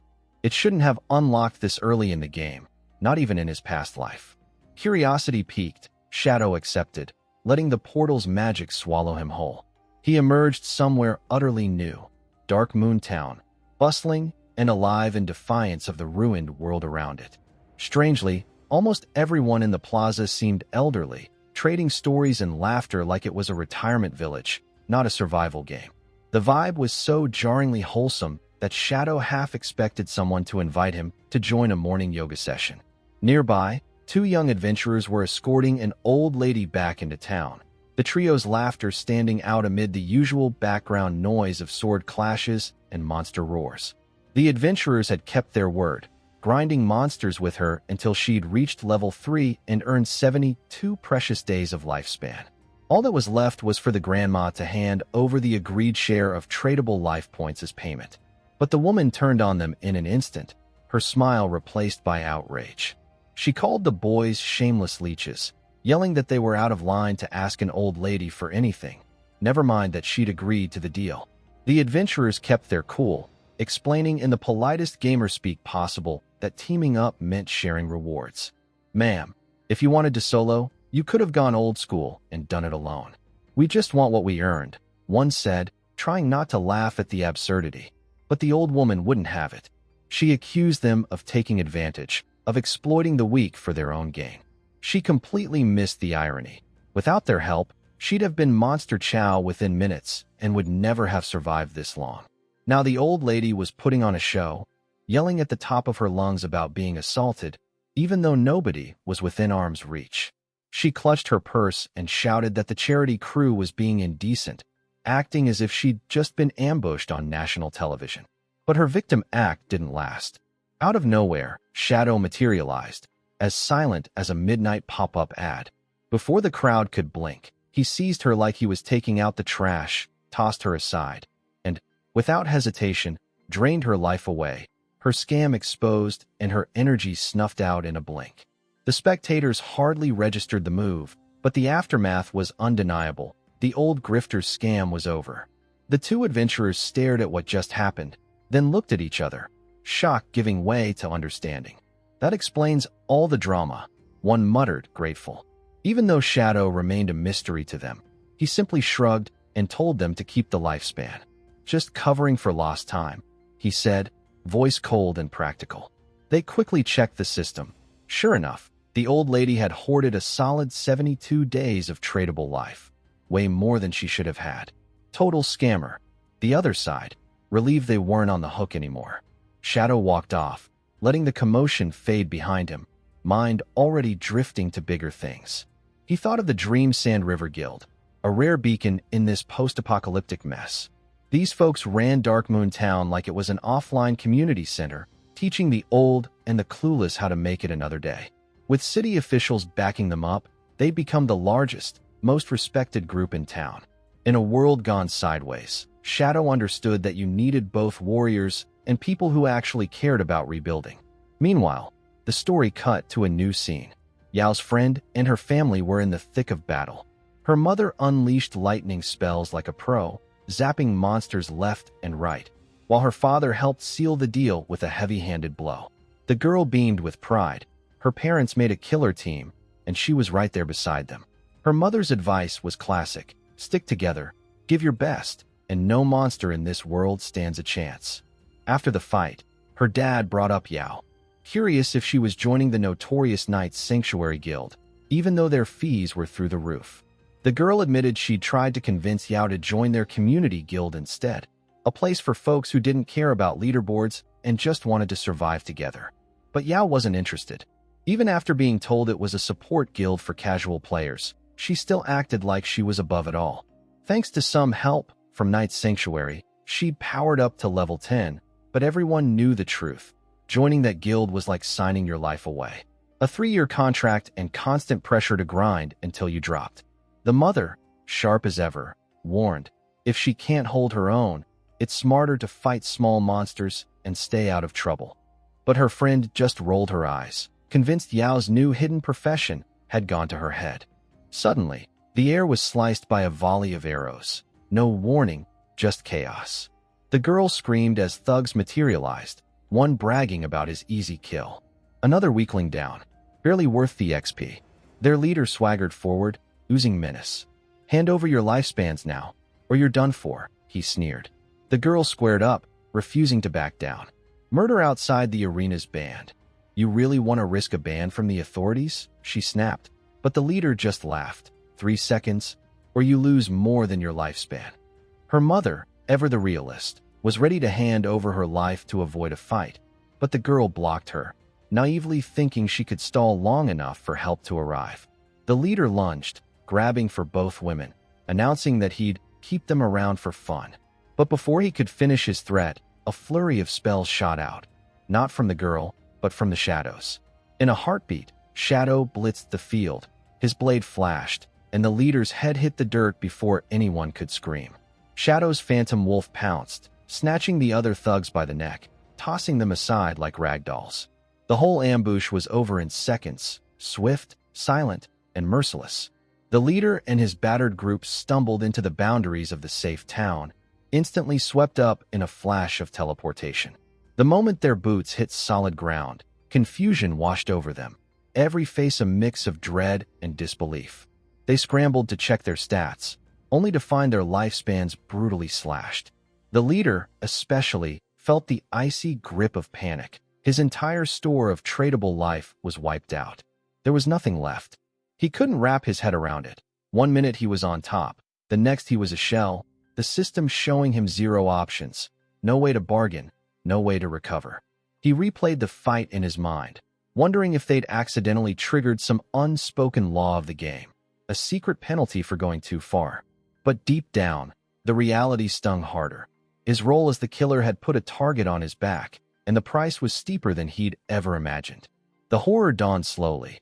If things kept going this way, if his lifespan drained out completely, he'd face not just a game over, but real-world consequences. The thought gnawed at him. For the first time, he understood that survival now meant grinding for every last monster, clawing for scraps of lifespan just to keep breathing. Just as he began to plot his next desperate move, disaster struck. Without warning, a blade of pure, radiant energy sliced through the air, its brilliance catching the entire group off guard. It happened so fast they barely registered the attack. By the time they reacted, the sword had already done its work. Reeling, the leader demanded answers. "Who the hell are you?" he shouted, voice cracking. Their attackers stepped into the light, faces steely and badges gleaming. They were official hunters, the game zone enforcers. One of them stepped forward, voice cold as steel. "Let's make this simple. Identify yourselves with your real-world accounts. Otherwise, we have every right to terminate you here and drag you before the law outside the game. Resist, and you'll find out just how many times a person can die before they lose everything for good." The warning landed like a gavel. The leader, stripped of his swagger, stared at the ground. For all his bravado, he was no match for the true rules of this new world. Meanwhile, elsewhere in the wilds, Shadow was already at work. He finished draining the last slivers of experience and lifespan from the fallen boy, his cursed ability working quietly but mercilessly. Standing beside him, the rescued girl breathed a sigh of genuine relief. "Thank you," she whispered, voice trembling but sincere. "If you hadn't shown up, my mother and I, we wouldn't have made it." For a moment, Shadow almost faltered, caught off guard by actual gratitude. It was a rare currency in this brutal world. She introduced herself as Qin. Not even Xiao or anyone else would have guessed she and Shadow would cross paths like this. And yet, here they were, a brief alliance forged in chaos. Before Qin could say anything more, Shadow simply faded into the shadows, vanishing without so much as a word. She stood alone, holding tightly to the life points she'd recovered for her father, still processing what had just happened. Her mother glanced around, whispering, "Where did he go? Why didn't he want anything in return?" Neither of them realized they'd just been saved by Shadow, the legendary number 1, the player ranked just beneath the gods themselves. The story jumped to another part of the map, a dense, hostile jungle where a group of high-level adventurers waited in uneasy silence. Captain Anna had sworn that Shadow would show, but 30 minutes had dragged by with no sign of him. Tension simmered. Some of the team grumbled in hushed tones, doubting if anyone could really handle the horror show that awaited them. The rumors were wild. Bosses in this zone didn't just respawn. They came back faster, smarter, harder to kill every time. Even the name Shadow seemed just a legend here. What they didn't know, Shadow was already among them, invisible, slipping through the ruins like a ghost. He heard every doubt, every whispered question. His focus, though, was on something far greater, a stone tablet buried nearby, said to be carved by an ancient god. Shadow knew from hard-earned experience that once awakened, the tablet didn't just tweak your stats. It could alter your very class, bless your gear, and curse you all at once. The risks were real, but so were the rewards. He remembered seeing it before, long ago, watching from the shadows as the world's 7th-ranked players summoned the phantom forms of 7 gods with these very tablets, turning the battlefield into a mythic clash straight out of a AAA game trailer. With that power, legendary bosses were nothing but kindling.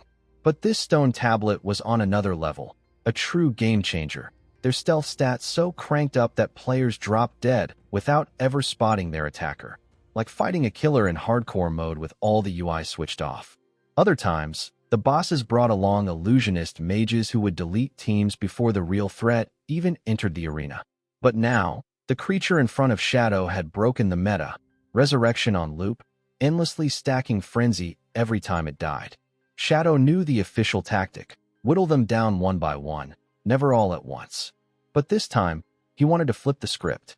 If the old strategy got you nowhere, why not break the rules? So he decided to go full rogue, summoned his undead legion, and let chaos off the leash. His skeletal army surged forward, taking hits but dishing out just as much pain, forcing the bosses onto the back foot. Shadow watched, eyes sharp, analyzing every move. These monsters were absolute tanks, easily twice the threat of a standard golden tier boss, even at level 10, and, crucially, they didn't have reflect damage. Perfect. He faded into his Dark Knight form and slipped among the chaos, carving down boss after boss while the undead drew aggro. One by one, they fell, until the last one dropped, and the real insanity started. Every corpse began to warp, flesh and bone fusing together, twisting into a grotesque titan. Shadow stared, pulse pounding, recognizing the trigger. This was what he'd gambled for. The true boss, the final act. The abomination's body was a canvas of ancient glyphs, divine runes burning across its armored skin. Shadow felt a chill. It was Aos, the ancient god of calamity, straight out of the apocalyptic lore he'd obsessed over in his last life. Each glyph held a single word, and when read in sequence, they formed a cryptic sentence, a blueprint for victory, if you knew how to read it. A slow, dangerous smile spread across his face. All those nights he'd spent studying forgotten ruins and obscure strategies were about to pay off. While everyone else had thought it was flavor text, he'd memorized every symbol and every order. Now it was time to flex that knowledge. Shadow moved with surgical precision, targeting each glyph in perfect sequence, his blade dancing over the boss's skin. As he finished the pattern, the giant began to sink, like a bug caught in a system crash, desperately trying to reboot. But the nightmare wasn't over yet. The ground split, and a monstrous form clawed its way out of the riverbank, howling in defiance. Dozens of stone tablets and sealed coffins erupted from the mud, circling the battlefield like a raid boss arena straight out of the hardest in-game content. Shadow's eyes scanned the coffins. Every inscription matched the glyphs on the monster's body. He instantly grasped the trick. The only way to end Aos was to drag it to its coffin and finish the fight there. Anything less, and the beast would respawn again and again. Now, with the ancient god's tablet tight in his grip and every move calculated, Shadow knew he had the cheat code in his hands. There was no more room for second thoughts. This was the final round. He sprinted in, eyes blazing, ready to end the calamity and claim the ultimate reward. Dark crows circled overhead, their wings slicing through the heavy air above the valley where Shadow had just clashed with the ancient god slate. The whole region seemed to tremble. At first, nearby players felt like they were caught in the middle of an earthquake, or maybe witnessing a boss in full-on berserk mode. The disturbance was impossible to ignore, curiosity winning out as teams began to drift toward the epicenter. A mage squinted into the cracked earth, mumbling, "Where the hell is Shadow? There's no way anyone could solo a freak like that. He's probably bailed." But before anyone could answer, the swordsman shouted, eyes wide, "You all better come here. Quick." They gathered around, but the battlefield was just empty. No sign of Qin Feng, no sign of the boss. Even the chaos on the ground seemed frozen, split by fresh fissures. Baffled, some wondered if the boss had just been swallowed by the earth, or if something even crazier had gone down. Right then, Captain Anu's voice buzzed over team comms, telling them all to retreat. Shadow had already cleaned up the boss. The news hit like a thunderbolt, stunned silence, disbelief. The 7 bosses were supposed to be unkillable, endlessly respawning, and just moments ago, everyone had doubted Shadow could even scratch them. Now, not only were the bosses gone, but so were the chains and coffins that held them. It began to dawn on them why Anu put so much faith in Shadow. The man didn't just break records, he rewrote the patch notes. Somewhere beneath the moonlight, Qin Feng walked alone, the slate of the ancient god tucked securely under his arm. A small, private smile played across his face. Tonight's haul had been next level. With the 7 bosses down and Greedy Hand at max grind, he'd just hit level 14. The numbers felt almost unreal.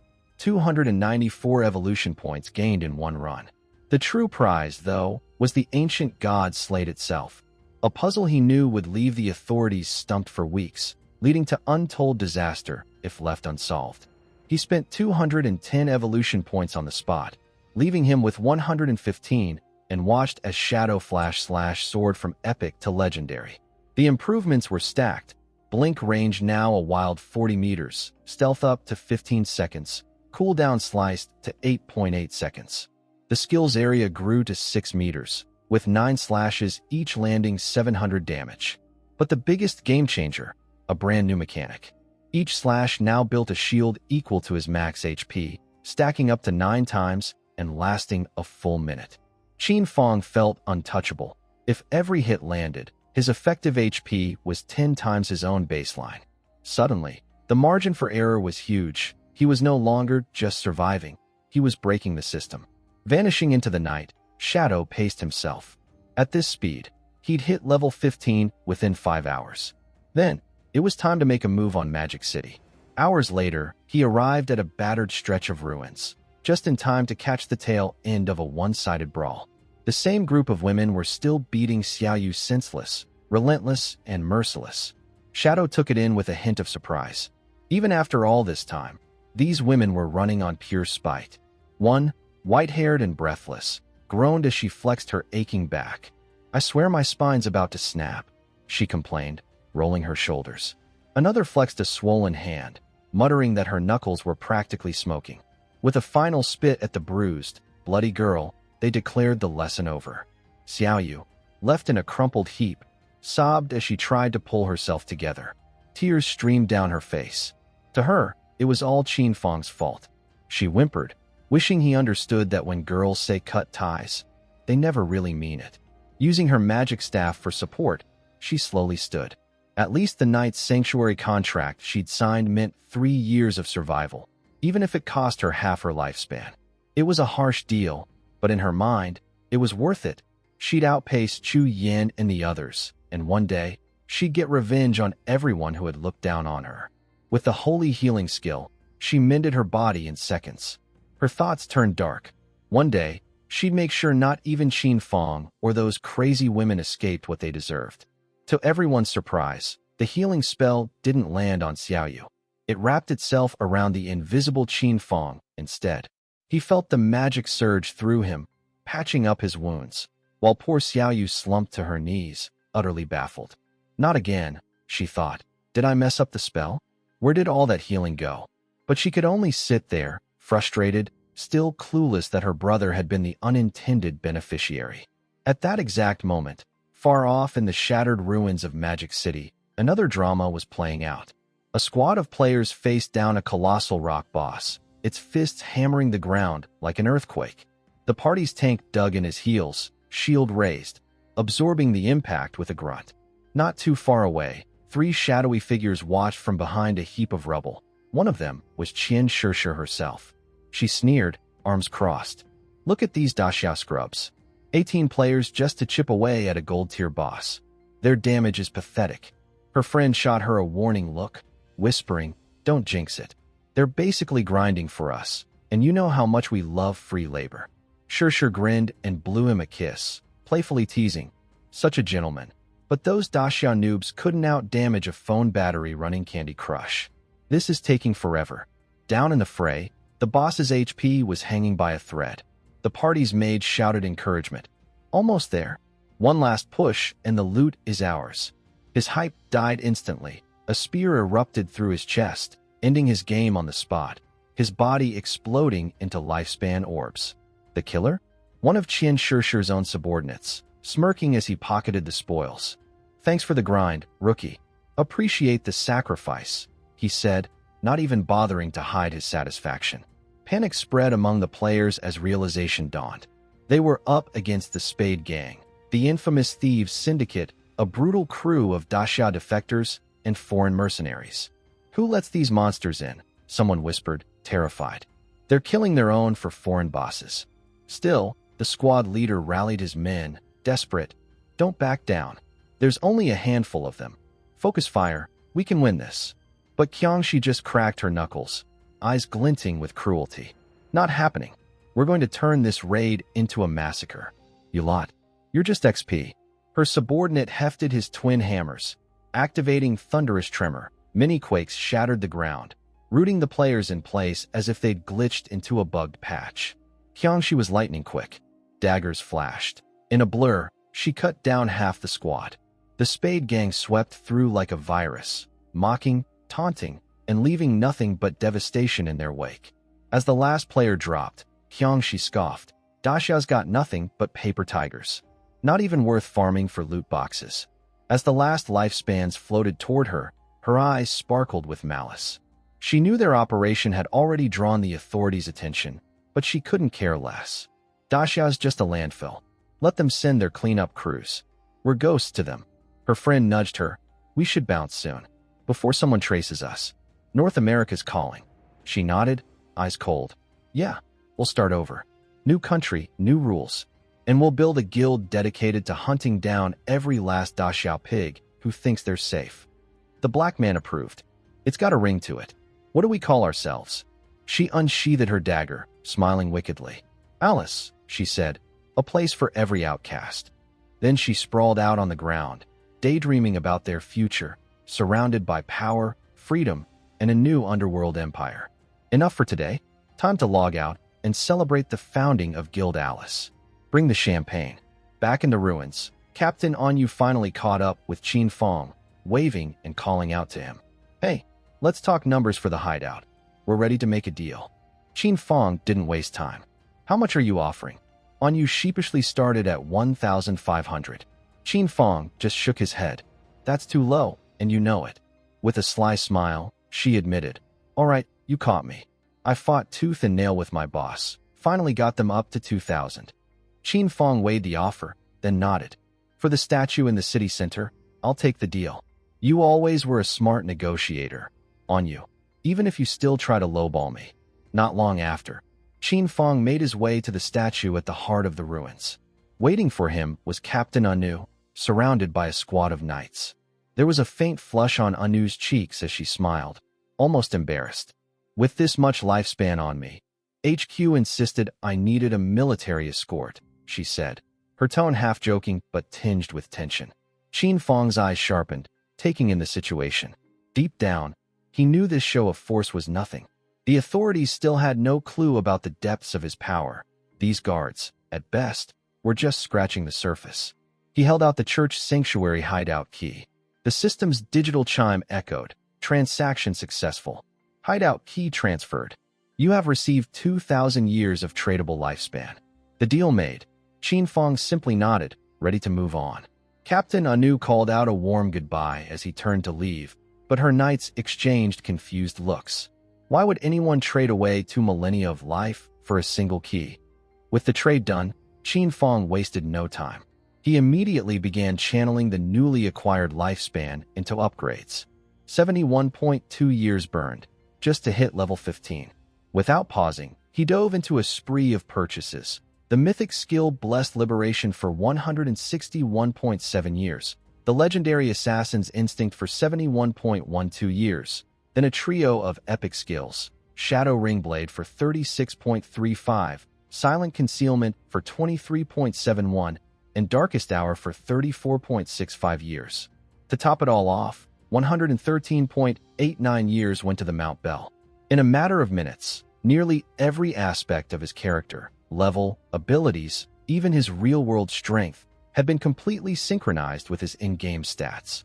Just as the final skill synced, a warning flashed, hunger level at 90%. His stomach twisted with real pain. He'd gone far too long without food. Reluctantly, Qin Feng logged out to grab something to eat. When his eyes opened, reality slammed back into focus. He was trapped in a rusted cage in a dingy room at the Hoi Lun Hotel. A group of rough-looking men noticed him stirring and wasted no time. Weapons out, they leered at him. "Hand over all your lifespan, unless you want to end up like the others," sneered their leader. Another thug, smirking as if this was all a game, mocked. "End of the world's not so bad. You can do whatever you want, kill whoever you want." Qin Feng fixed them with a cold, steady stare.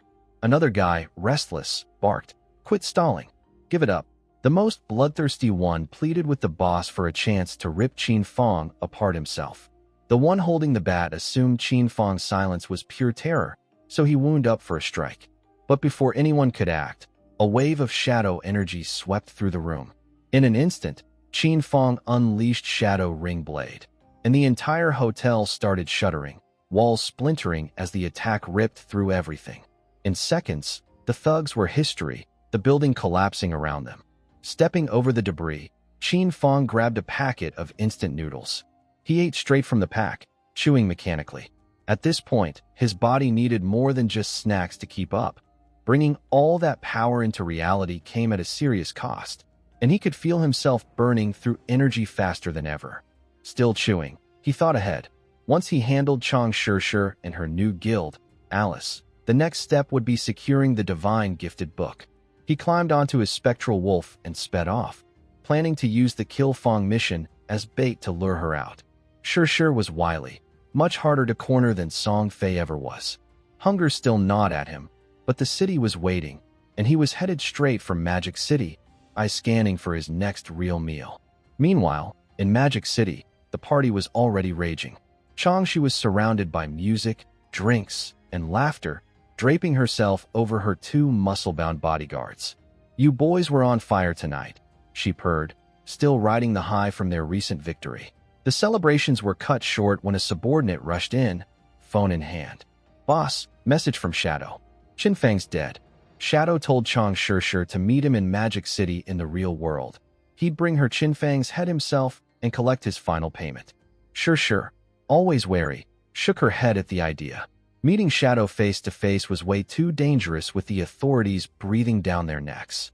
Instead, she suggested he just send her a photo as proof. But her subordinate quickly reminded her, Shadow doesn't use a phone.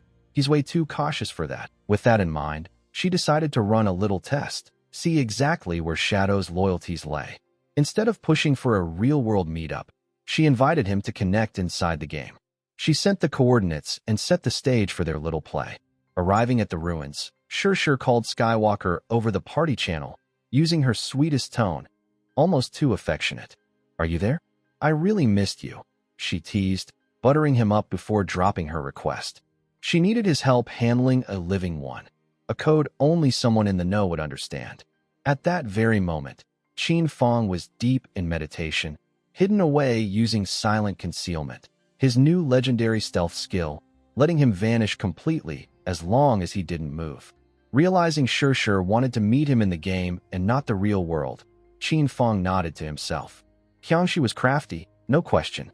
The coordinates she'd sent pointed to Spectre Academy, which just happened to be nearby.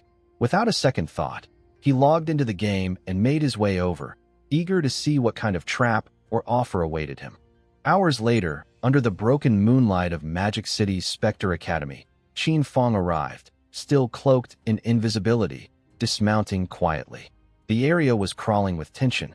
Suddenly, a group of government agents stormed in, making their presence known.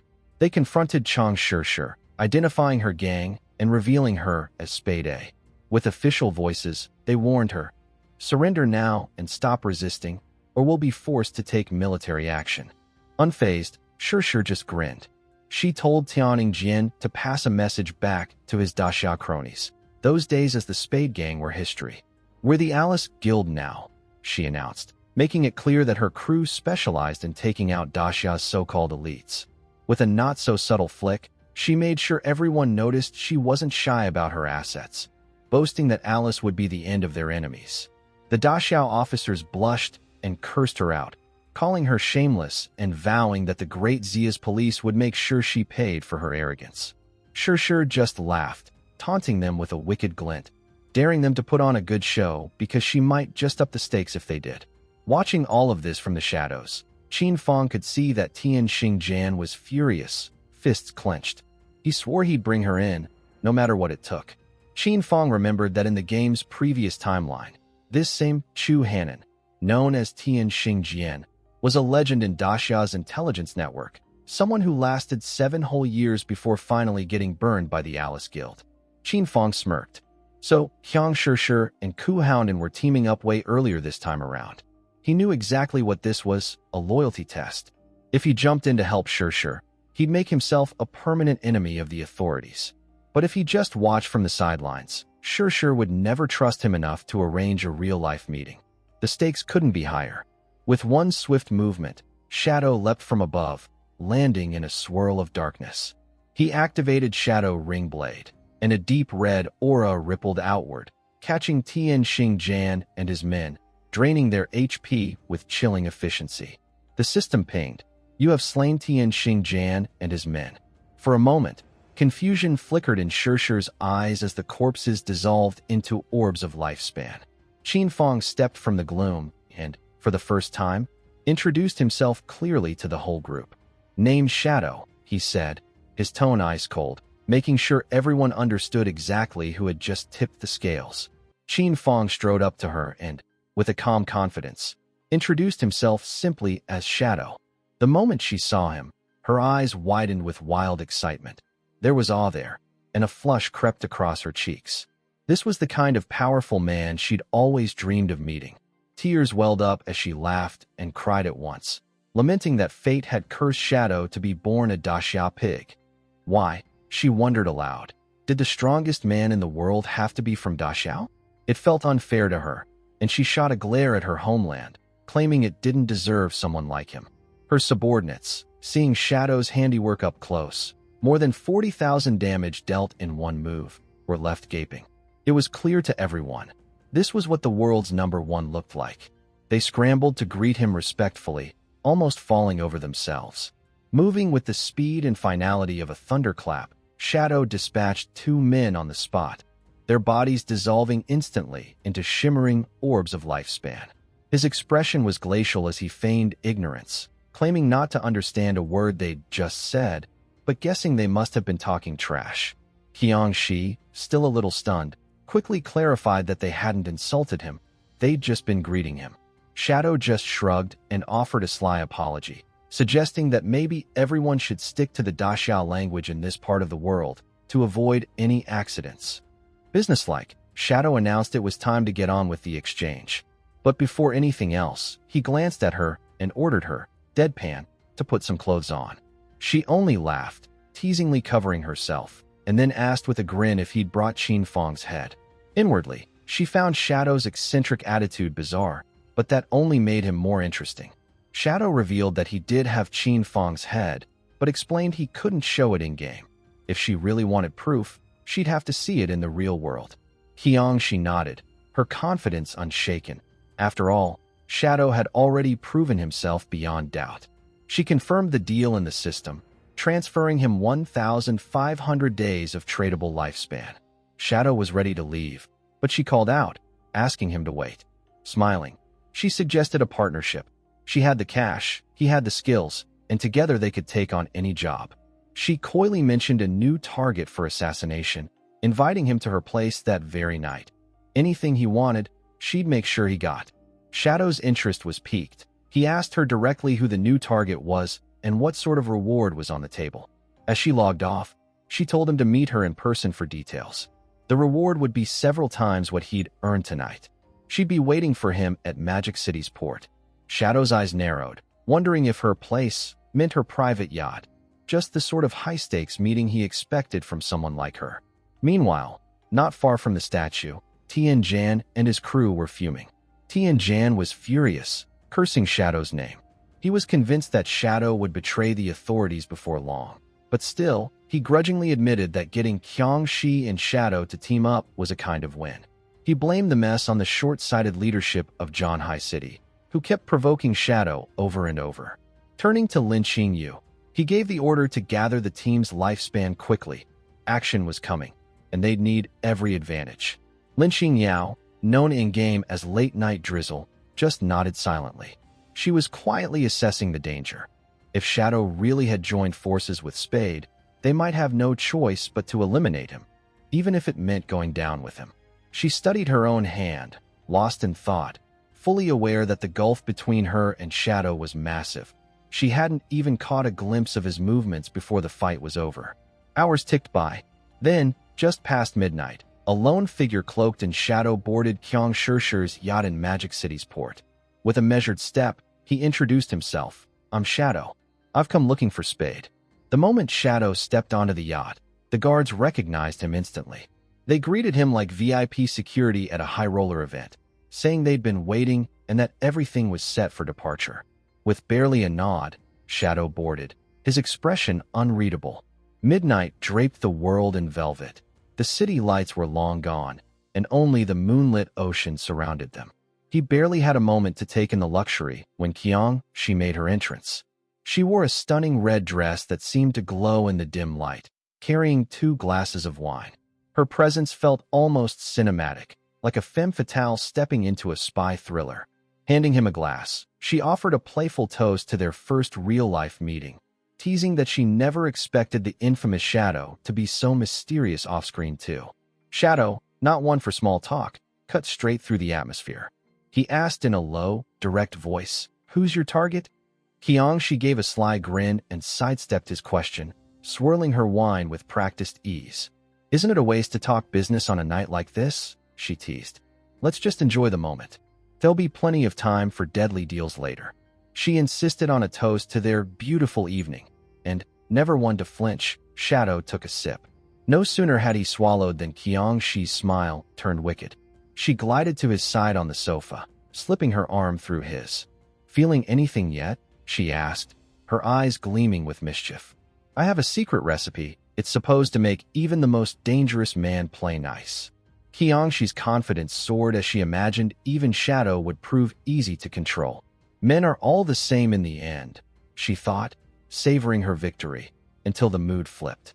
Instead of fading, Shadow seemed to grow more intense, a strange energy crackling around him.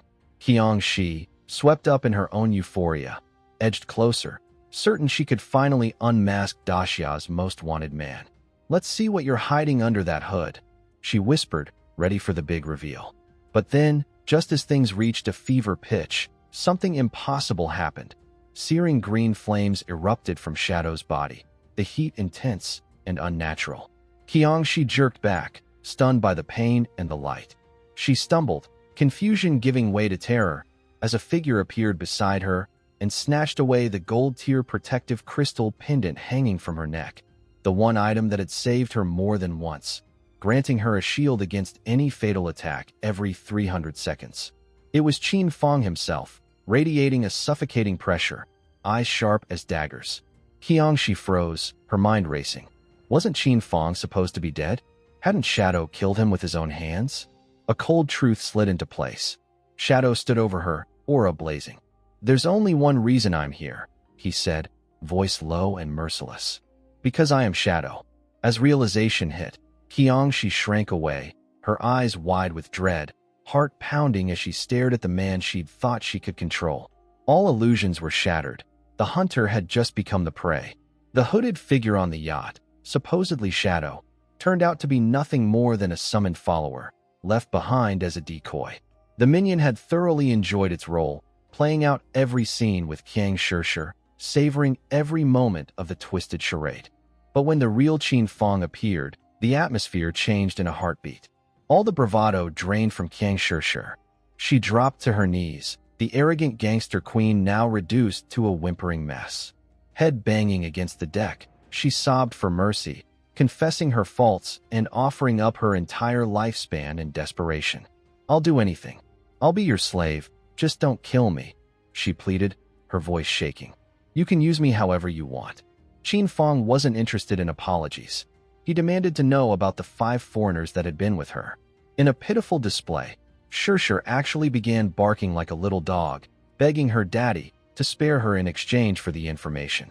But before she could even finish the act, Qin Feng snapped her neck with a brutal efficiency.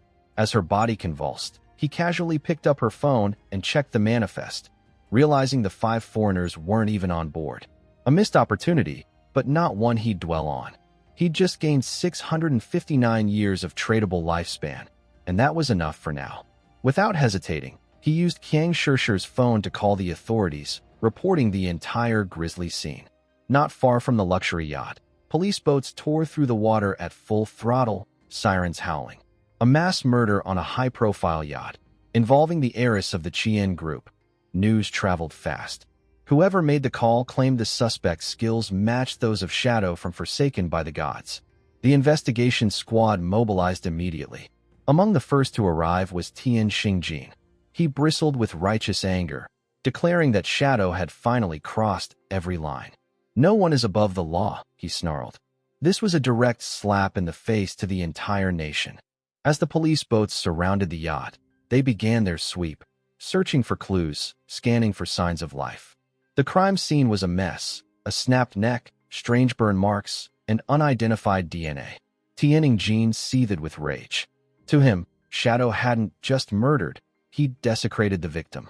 Using the last words of the deceased's skill, Tian Xingjin placed a trembling hand on Qin Feng's corpse, gaining 5 minutes of real-time intel on her killer's location. Instantly, his instincts screamed danger. He spun around, pistol drawn, barking orders for a full assault towards 6 o'clock. But he was already too late. A venom dart shot through the shadows, striking his head with surgical precision. He crumpled to the deck, falling right beside Qin Feng.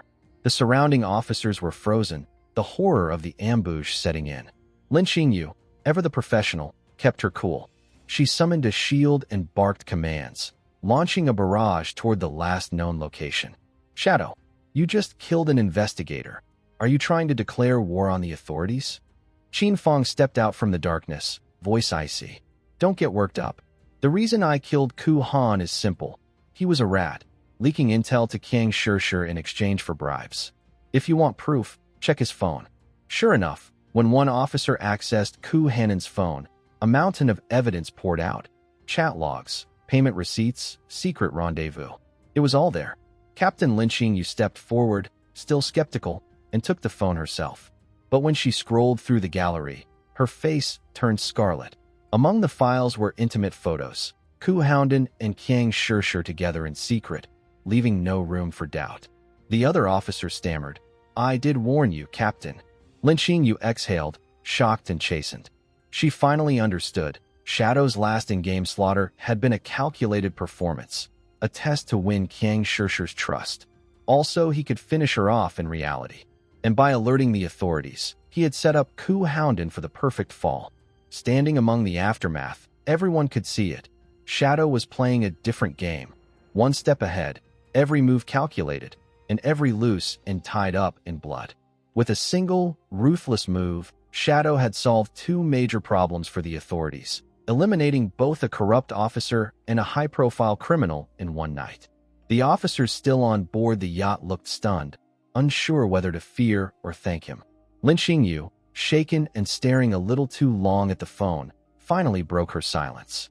The photos had told her everything, about the traitor in their midst, about how close Shadow had come to being an enemy. She was keenly aware now. If Shadow ever turned on the authorities, it wouldn't be a fight. It would be a massacre. Her voice trembled as she offered her gratitude. "Thank you for your help, Shadow. And I apologize for earlier."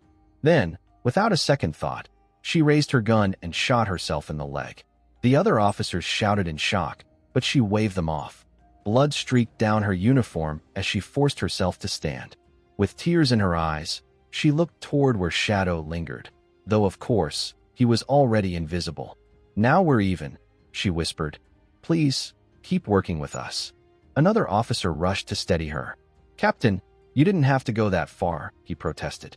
But she just shook her head, insisting it was better to err on the side of caution when dealing with someone like Shadow. The officers helped her away, still rattled, still grateful. From a hidden vantage point, Qin Feng watched the whole exchange, quietly impressed. So this was late-night drizzle, Lin Xingyu, future pillar of Magic City's official forces, shooting herself to settle the score. It was the kind of cold, calculated move that Shadow respected. Elsewhere, back in the game, chaos was business as usual. Not far from the ruins, a new group of monsters spawned, bearing down on a pair of struggling players. One of them, shield up, called out for a heal. Xiaoyu, flustered and clumsy as always, lifted her staff and tried to cast, only to watch in horror as the healing spell landed squarely on a monster instead of her teammate. The creature's wounds knitted closed, and it tore into the hapless player. "Are you useless, or what?"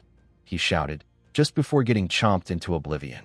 The healing aura lingered, keeping the monster strong as it finished off the party. Both players respawned, confusion and humiliation etched on their faces. Xiaoyu blinked back tears, baffled by the disaster. Did Shadow do this? She wondered aloud, her mind leaping to conspiracy. Is it because I want revenge for Song Fui? Her party mate gave her a smack on the head. "Idiot. Why would Shadow waste his time on you?" he snapped. It was the Platinum Boss, headless assassin sure. You'd know if you paid attention to system notifications for once.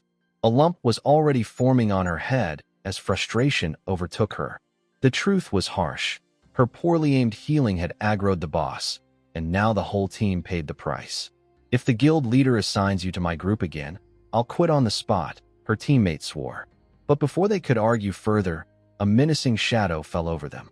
The Platinum Boss, headless assassin sure, descended with an unholy aura swirling. Instinctively, her companion turned and bolted, but Xiao Yu froze, terror dawning in her wide eyes. This was not going to end well. As the scene shifts, a giant, luxurious house comes into view, a space echoing with tension.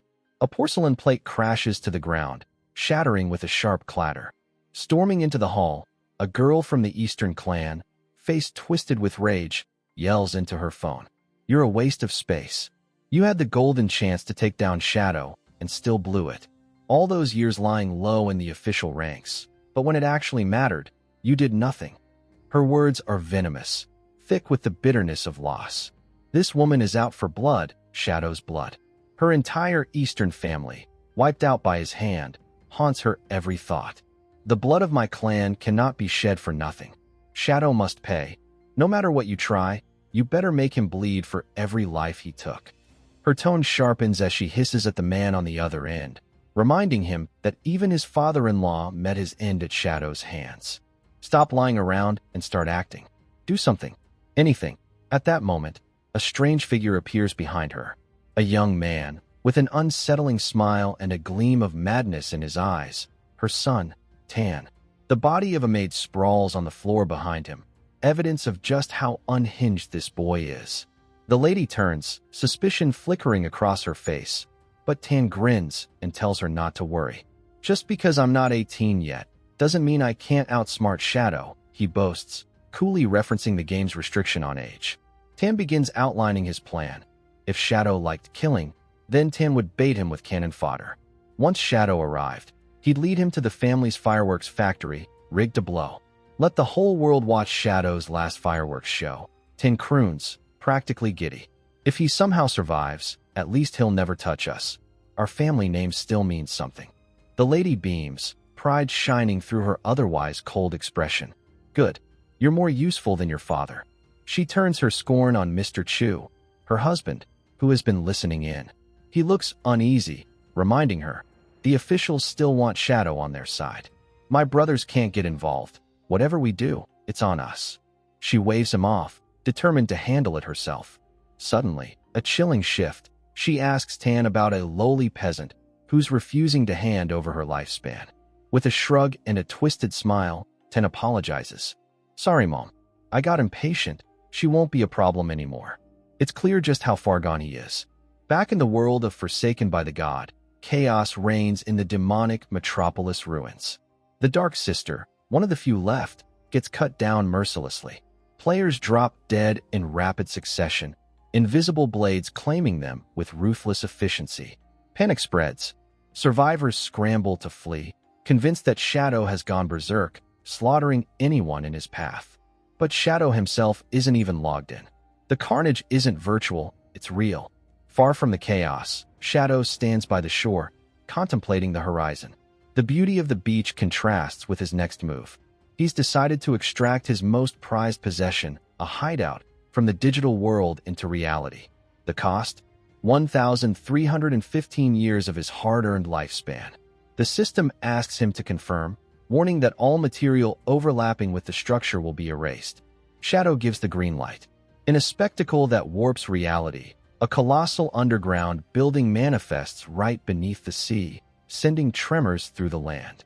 Debris and water are pushed aside as the Pure Soul Realm hideout bursts into existence, leaving a crater-like pothole at Shadow's feet, just above the shimmering surface. The next stage in the game, and in life, has begun, and the world has no idea what's coming. As the scene shifts, we see the vast surface of the sea ripple and swirl. A massive structure has emerged below, its presence distorting the waves, but already, the water is closing over, hiding any trace from the world above. The notification echoed in Shadow's mind. Extraction complete. He understood what this meant. Now was the moment to secure the Divine Tomb, a task he'd been planning for. But just as he prepared to re-enter the game, his screen flickered. A call from Fong popped up, voice brisk and serious. Are you the one going berserk out there? Word is Shadow's slaughtering players, but your account hasn't logged in. What's really going on? For a second, Shadow's mind raced, but Fong, ever the sharp one, was already a step ahead. He'd done his own digging and found the truth. The real culprit wasn't Shadow, but a platinum-level boss called the Headless Assassin. Its stealth was so absurdly high that even level 3 anti-invisibility couldn't spot it. Fong asked, "Are you planning to step in? Because if anyone can handle this, it's you." The focus cuts back to the chaos. Adventurers are dropping like flies, blood staining the ruins as the Headless Assassin strikes unseen. Even Fong's teammates, usually composed, are thrown off. What kind of ridiculous platinum boss is this? One girl mutters, frustrated. Her anti-invisibility should have protected her, but the boss moved through the shadows like a ghost. No warning, no sign, only death left behind. Nerves fraying, another team member hushed the group.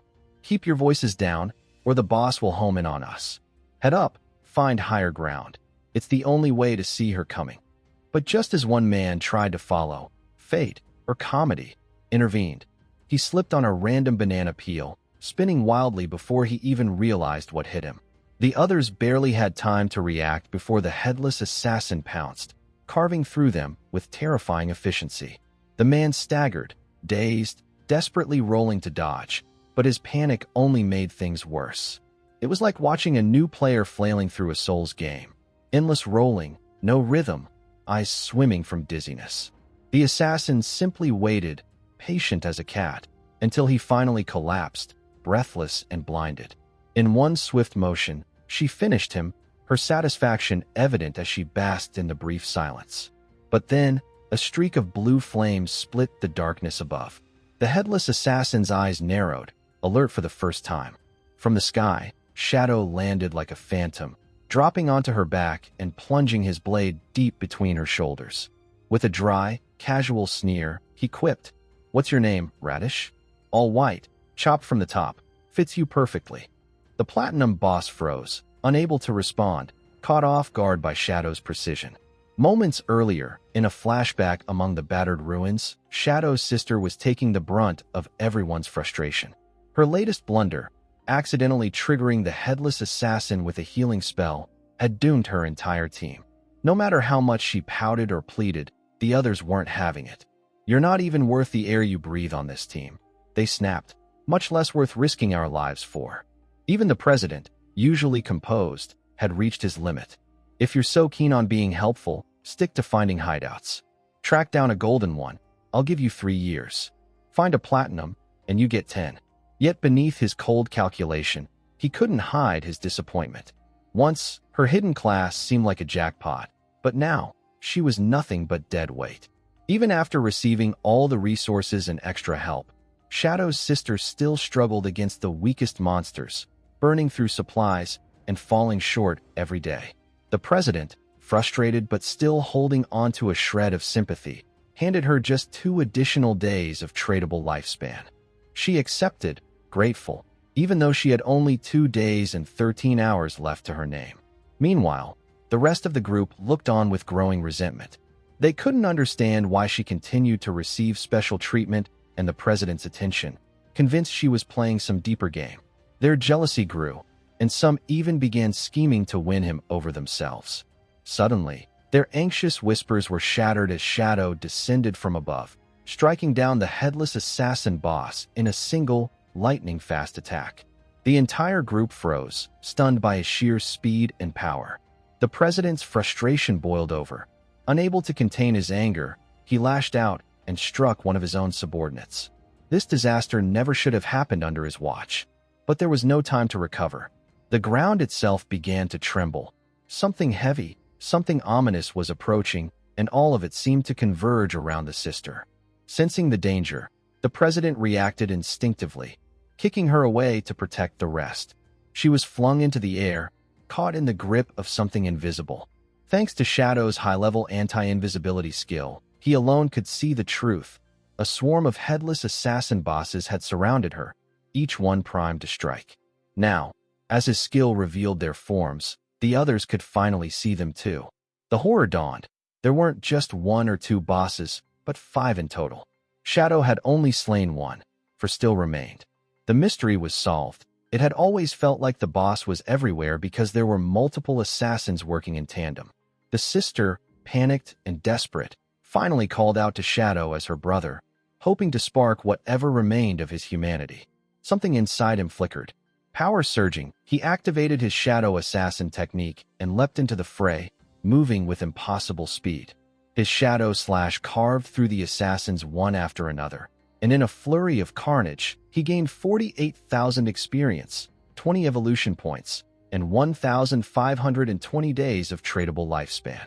But when the dust settled, he saw that his sister had also been slain in the chaos, her lifeless form cast aside along with the defeated bosses. Shadow looked on, unmoved, more irritated by the meager loot than her death.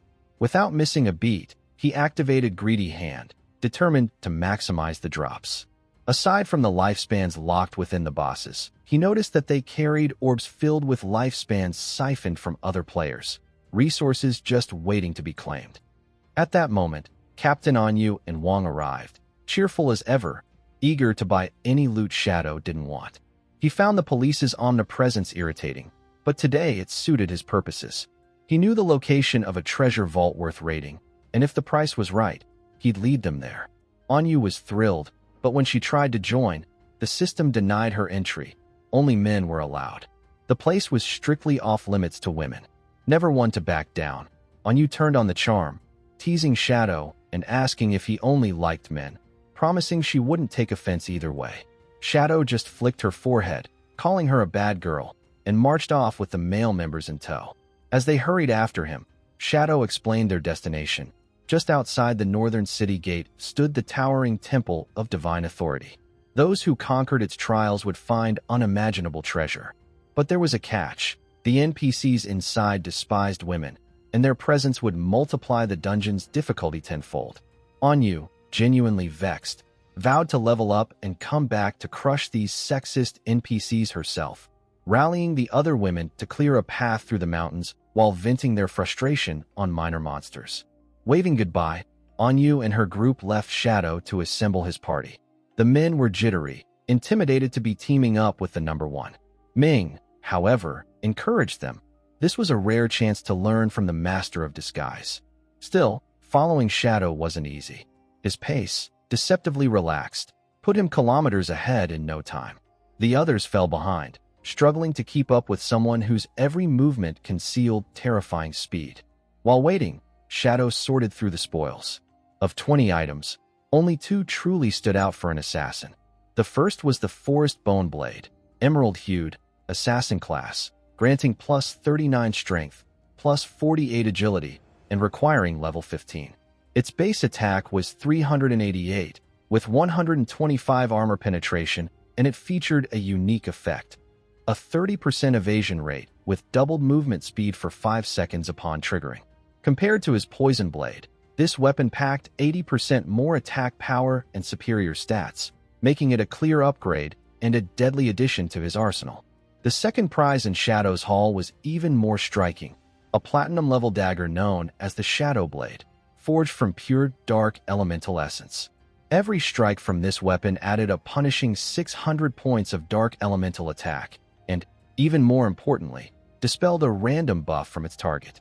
While its single-target dark damage wasn't world-shattering, that dispel effect made it a nightmare for any enemy relying on shields or buffs. Shadow didn't hesitate. He poured 56 evolution points into the weapon, pushing it to legendary status and leaving himself with 219 points. With that leap, the Shadow Blade evolved again, granting a powerful new effect. Every time it struck a weak point, it refunded 3 seconds of its own cooldown. With its base cooldown already at just 3.78 seconds, this essentially let Shadow spam its special effect every 0.7 seconds, a terrifying upgrade that meant he could chain attacks and keep pressure on even the most tenacious foes. Just as he finished syncing his new gear, Shadow looked up and saw that only number 1 was still keeping pace with him. Mang and the others lagged far behind, breathless and struggling to catch up. Captain, unwilling to let her team miss out on this rare opportunity, kept pushing them forward, barking encouragement and orders alike. Shadow glanced over his shoulder, a faint smirk flickering across his face. The gap between him and the rest was undeniable. He moved at a pace only true masters could maintain, and everyone else was left fighting to keep up, both literally and figuratively.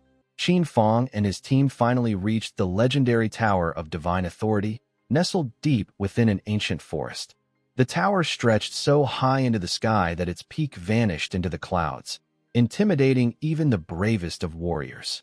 Qin Feng turned to Wang Mang and the others, his voice steady. This was the place. Inside, he warned, they'd be met by an NPC infamous for his greed. The stronger you performed, the steeper the price for his wares. So hold back. Use only a fraction of your strength, Qin Feng instructed, his expression composed as ever. Trust me, we just need to take down a gold-tier boss. That's all. Behind him, Wang Mang and his men were sprawled on the grass, panting and drenched in sweat, unable to keep up with Qin Feng's pace.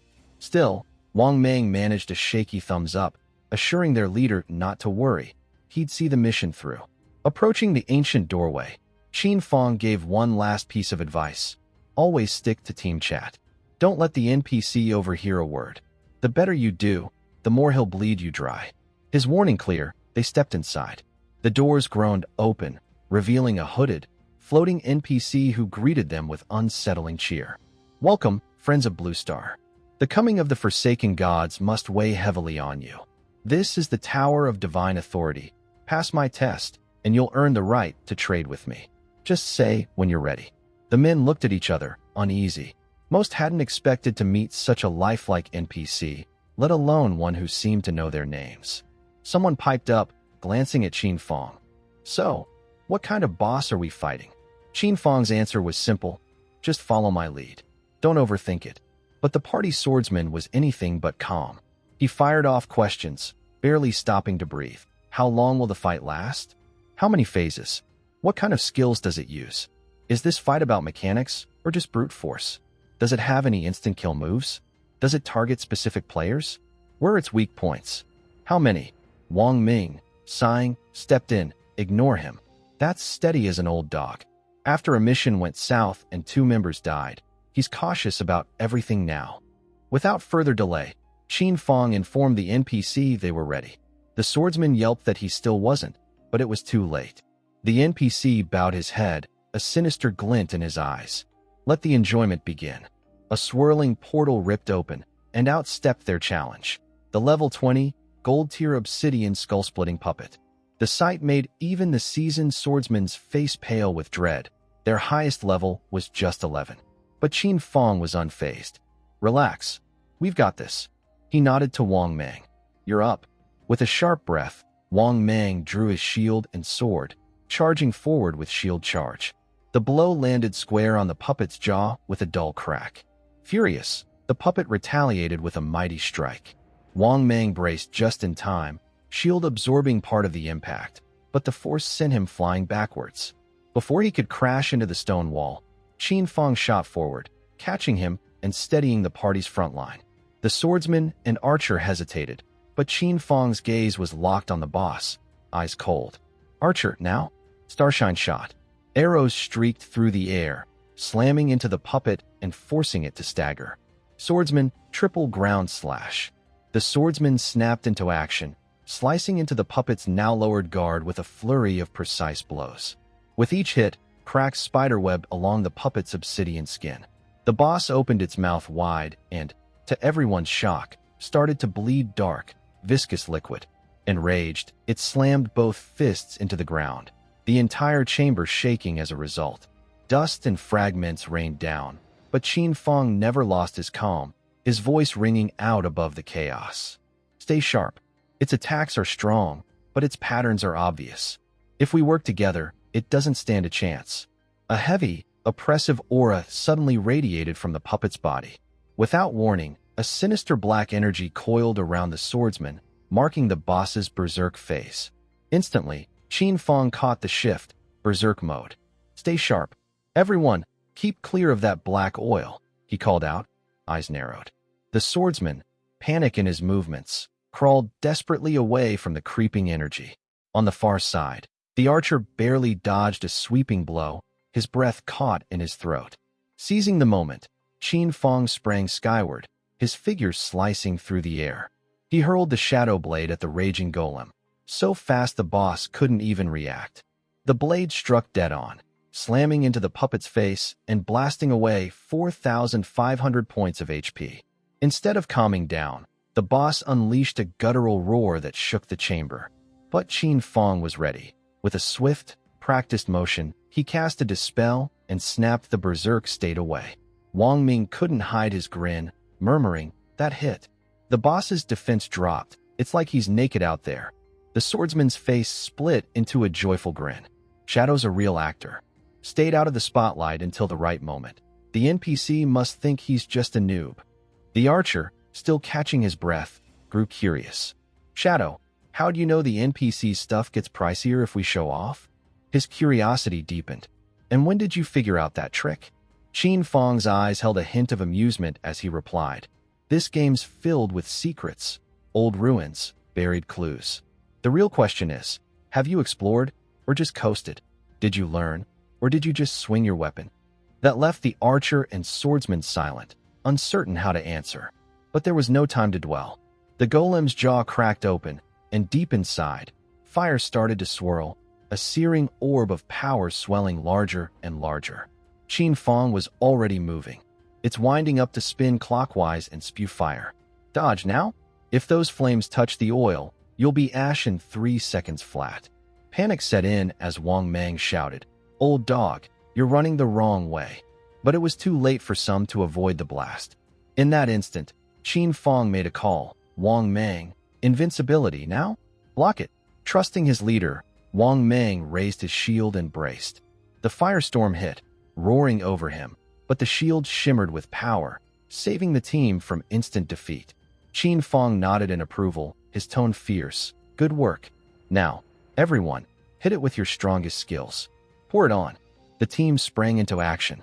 The archer unleashed a relentless hail of arrows. The swordsman soared in, triple ground slash carving into the weakened puppet. Wang Mang, relentless as ever, shielded his allies from every counterattack. Their combined assaults smashed into the golem, their damage spiking, over 25,000 points in a storm of blows, until finally, the skull splitter crumbled with a seismic crash. A system chime rang out, congratulating them. The level 20 obsidian skull-splitting golem had been slain. Wang Mang and the team, exhausted and exhilarated, finally allowed relief to show on their faces. But Qin Feng didn't relax just yet. He remembered, below 70% health, this boss always went berserk. Only once the effect faded did its threat drop back to silver tier. High above, the floating NPC reappeared, eyes twinkling with approval. Congratulations, blue stars chosen. You're the first to clear my trial. As rare items began to materialize in the air, the NPC's laughter echoed off the stone walls. Now, if you wish to trade for the divine, gifted tome, simply offer your lifespan. The choice is yours. The real game, it seemed, was just beginning. The NPC raised his hand, and glowing runes materialized above his hood, forming a single name, Betrayal. The party's swordsman froze for a moment, his gaze fixed not on the name, but on something unusual, the man's hands. He counted again. 6 fingers. Betrayal's eyes narrowed, a cold gleam flashing across them. In the next instant, a bolt of thunder crashed down from above, striking the swordsman with devastating force. The system displayed the damage, 99,000 points, before his body dissolved into drifting lifespan orbs. Wang Mang stumbled backward, his voice unsteady as he demanded to know why the NPC had attacked so suddenly. Qin Feng, composed as ever, explained that it was the result of a taboo bound to this NPC. In Betrayal's case, the taboo was his fingers. If anyone mentioned them, it triggered permission for him to strike first. Without breaking it, the rules of the world prevented NPCs from initiating combat. It was a line they simply could not cross. When Wang Mang asked if he could defeat this strange figure, Qin Feng shook his head. Not yet. The system's interface flickered, revealing the truth. These NPCs were not ordinary entities coded into the game. They were beings from other timelines who had achieved divinity, locked under ancient rules, and roaming Blue Star in disguise to collect the lifespan of players. Betrayal's gaze swept over them with arrogant disdain. Choose your divine skill book, offer your lifespan, and leave, he said, waving a hand toward a selection of tomes that shimmered with power. As Wang Mang browsed, his eyes widened. Some of the books allowed the creation of food, water, and other necessities in the real world. It meant complete survival security in the event of disaster. The archer, however, was instantly captivated by another, divine mechanical maid, and could barely hide his eagerness to obtain it. Qin Feng stepped forward, offering 9,000 days of his tradable lifespan. In exchange, he secured the complete set of the 9 Zhang High City Divine Books, a prize that not only fulfilled practical needs, but also moved him closer to the Tower of Divine Authority's reputation rewards. Once the transaction was complete, Qin Feng fixed his eyes on Betrayal. I want to challenge the highest difficulty, he declared. Betrayal's expression shifted from mild interest to quiet amusement. With what I just witnessed, you wouldn't survive the first tier, he said. Yet you dare aim for the peak? He went on to explain that the highest difficulty was split into 5 levels, with the final tier guarded by the same golden grade obsidian skull-splitting golem, but with its attack, health, defense, and cooldown speed amplified by 500%. The weight of that number silenced both Wang Mang and the archer. They had already struggled to survive its strikes before.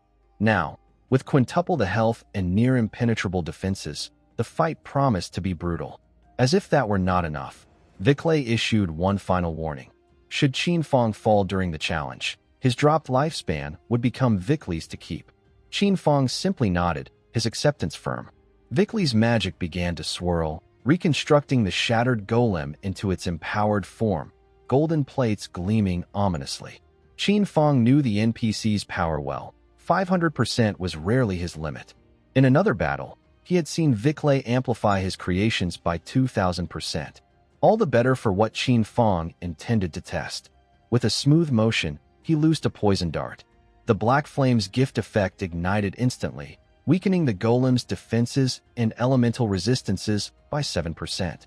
The emerald bone blade in his grip pulsed with energy, flooding him with a 100% speed boost for 5 seconds. Flames erupted from the boss, but before they could reach him, Qin Feng vanished from sight. The creature hesitated, its attention briefly scattered as it tried to understand where its target had gone, only for Qin Feng to reappear an instant later, landing squarely atop its head. His dagger plunged deep into the creature's skull, triggering the emerald bone feather's special effect. A deafening roar tore from the monster's throat as agony rippled through its frame, but Qin Feng was already gone again, his speed surging by 100% for 5 seconds. Wang Mang and the archer stood frozen, their eyes darting wildly in the empty air where he had been. At first, they assumed he had gone invisible again, thinking the cooldown on his skill must be absurdly short. But soon the truth set in. It wasn't invisibility at all. His sheer speed bent the eye's perception, making it seem as if he simply ceased to exist. Qin Feng's eyes gleamed as he triggered Blessed Liberation, preparing his next move to unleash Throat Slash. With a blur of motion, he engaged Shadow Dash, striking with such precision and force that the attack inflicted over 100,000 points of damage in a single blow. The strike reactivated Black Flame's gift, stacking its effect to reduce the boss's defense and all elemental resistances by 64%. Even after pouring his strongest abilities into the assault, the monster's HP barely dropped. Qin Feng wasn't disappointed. He knew exactly why. The ancient Godstone tablet was amplifying the stacking limit of Black Flame's gift far beyond its normal cap. Without it, Shadow Dash would have topped out at around 18,000 points of damage per hit. Wang Mang could hardly process what he was seeing. One strike had taken away a third of the boss's health. The archer, for the first time, managed to catch Qin Feng's attack clearly. It looked like an instant shadow slash, but the version he knew had only 3 strikes, not this unbroken, lightning-fast execution. From the sidelines, Viclay watched silently, unsettled. The game on Blue Star had only just begun, yet this player's raw strength and skill spoke of talent that shouldn't exist so early. Qin Feng, however, had no time for reflection. It was time to trigger Throat Slash's full effect, dealing 200% of the last attack's damage every second. Blood streamed from the boss's wounds as its HP plummeted. Roars of agony filled the tower, then choked off into silence as its massive frame collapsed and dissolved into lifespan orbs. The system's message flashed before Qin Feng's eyes. Achievement completed. 5th level difficulty. Divine Authority Tower. Reward: 15 reputation points. Bonus: plus 75 reputation points for the first solo clear in the world. An official announcement rang across the globe. Player Qin Feng has cleared the maximum difficulty of the Divine Authority Tower for the first time in history. Across Blue Star, confusion spread. Most players had never even seen such a tower in their city's ruins. Once again, Shadow was steps ahead. Vicley's expression twisted with frustration. To him, this was nothing short of a scam. He cursed himself for not charging 10,000, no, even 100,000 days of lifespan per Divine Authority book. With a snarl, he summoned a brilliant sphere of magic and barked at them to get out, declaring he never wanted to see them again. Wang Mang and the archer shielded their eyes from the blinding light, convinced the NPC was about to obliterate them. But Qin Feng remained perfectly still. The attack struck, yet instead of pain, they found themselves standing outside the tower. Disoriented, they looked around in panic, only to realize they hadn't died at all. Qin Feng reminded them calmly that, as he'd explained, NPCs could not attack unless provoked. Now that their objective was complete, he announced with the same composure as ever that he was logging off to eat. Wang Mang expressed his gratitude to Qin Feng for guiding them and asked that, should another rare opportunity arise, he take them along again. Qin Feng gave a small nod in agreement, and the archer bid him farewell. When Qin Feng awoke in reality, he was back in his hideout. The system immediately began extracting the 9 divine gift books, consuming 90 days of his tradable lifespan in the process. Without hesitation, he spent another 106 years of lifespan on luxury furniture, high-quality daily necessities, premium cooking ingredients, and a multi-purpose mechanical maid. Moments later, a maid with soft dog ears appeared before him, bowing politely as she introduced herself. She assured him she could manage the entire household and serve him in anything he required. Sinking into the comfort of a newly acquired luxury sofa, Qin Feng ordered her to begin a complete cleaning of the hideout. The maid moved with mechanical precision, sweeping across the floor before announcing her intention to prepare a lavish feast next. Meanwhile, in the real world, specifically Shanghai City, authorities were grappling with a string of grisly murders. In just 1 week, the third female corpse had been discovered. Like the previous victims, her limbs had been severed and her eyes removed, strongly suggesting the same killer was responsible. The lead investigator reported to his superior that the murderer had an acute understanding of police procedures, disposing of the bodies just beyond the window where forensic tracking was effective. The superior pressed for action, instructing them to determine exactly how much time remained before the forensics team's next professional upgrade, stressing they couldn't afford further delays. When an officer asked for a moment to share his findings, the superior questioned him, and his expression darkened with seriousness. The officer revealed that Shadow's login and logout times aligned almost perfectly with the time of the murders. While this coincidence alone wasn't conclusive proof, he believed it was worth pursuing. He also pointed out that rumors were already circulating, accusing Shadow of being the killer and alleging the authorities were shielding him out of fear of his strength. The superior dismissed personal vendettas, reminding Xiaoya that even if Shadow had humiliated him in front of Anyu, personal grudges couldn't influence their work. He promised full 24/7 technological support to ensure the case was solved and justice delivered.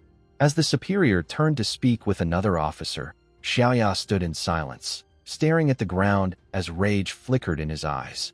Back in the game, Qin Feng materialized before the crumbling silhouette of a castle in the ruins of Demon City. The sight stirred a flicker of recognition.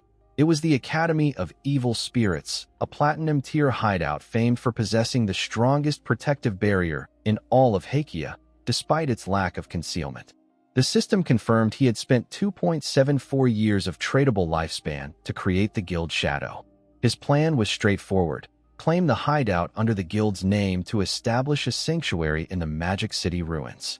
With sanctuaries capable of instant travel between each other, this would make movement between Magic City and Shanghai far more efficient. Activating invisibility, Qin Feng slipped inside, moving with silent precision.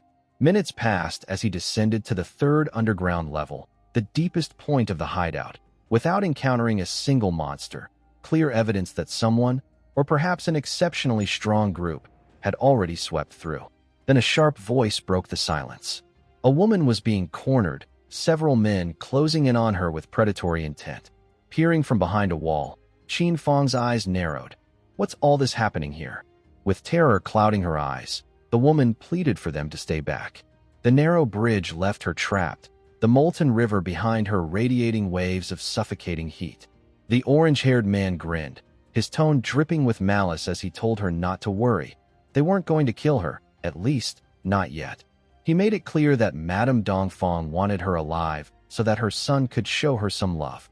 He demanded she reveal her real-world location, warning that otherwise they would hunt her down in-game and kill her over and over until her lifespan was drained to nothing. Suicide wouldn't help her either. Members of their guild, Shurel, were already stationed at her respawn point. The orange-haired one leaned in with a mock-friendly smile, proposing a deal. Since she had killed Madame Dongfang twice, costing her at least 30 years of lifespan, she could simply hand over those 30 years and play with the three of them for a while. Her trembling voice asked what exactly they intended to do. Their grins turned lecherous, and one of them tugged his trousers down. The orange-haired man's smirk deepened as he said this was their kind of game. She hesitated, her eyes darting away, cheeks flushed, before she softly asked them to promise to release her afterward. He gave his word, grinning, and invited her to start with him. The bald man announced he would be next. She stepped forward, her body quivering, but then a glint of resolve hardened in her eyes.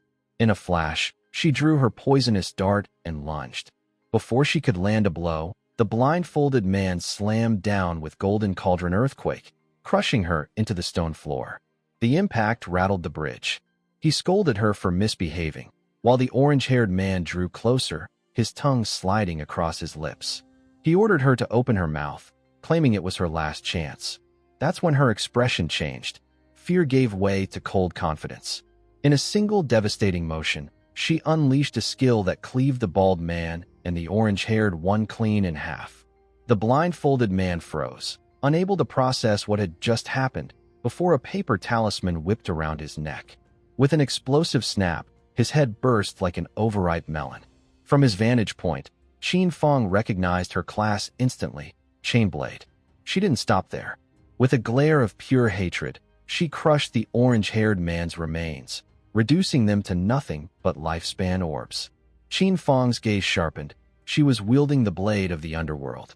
Standing amidst the carnage, her voice rang with venomous determination as she swore, "Dongfang Ming, I will kill you." Shadow already knew who this woman was. Her name was Shane, and just like him, she carried a hidden profession, an assassin-type class with abilities that rivaled his own. In his past life, she had risen to become the 10th strongest powerhouse in the entire world, feared and respected alike.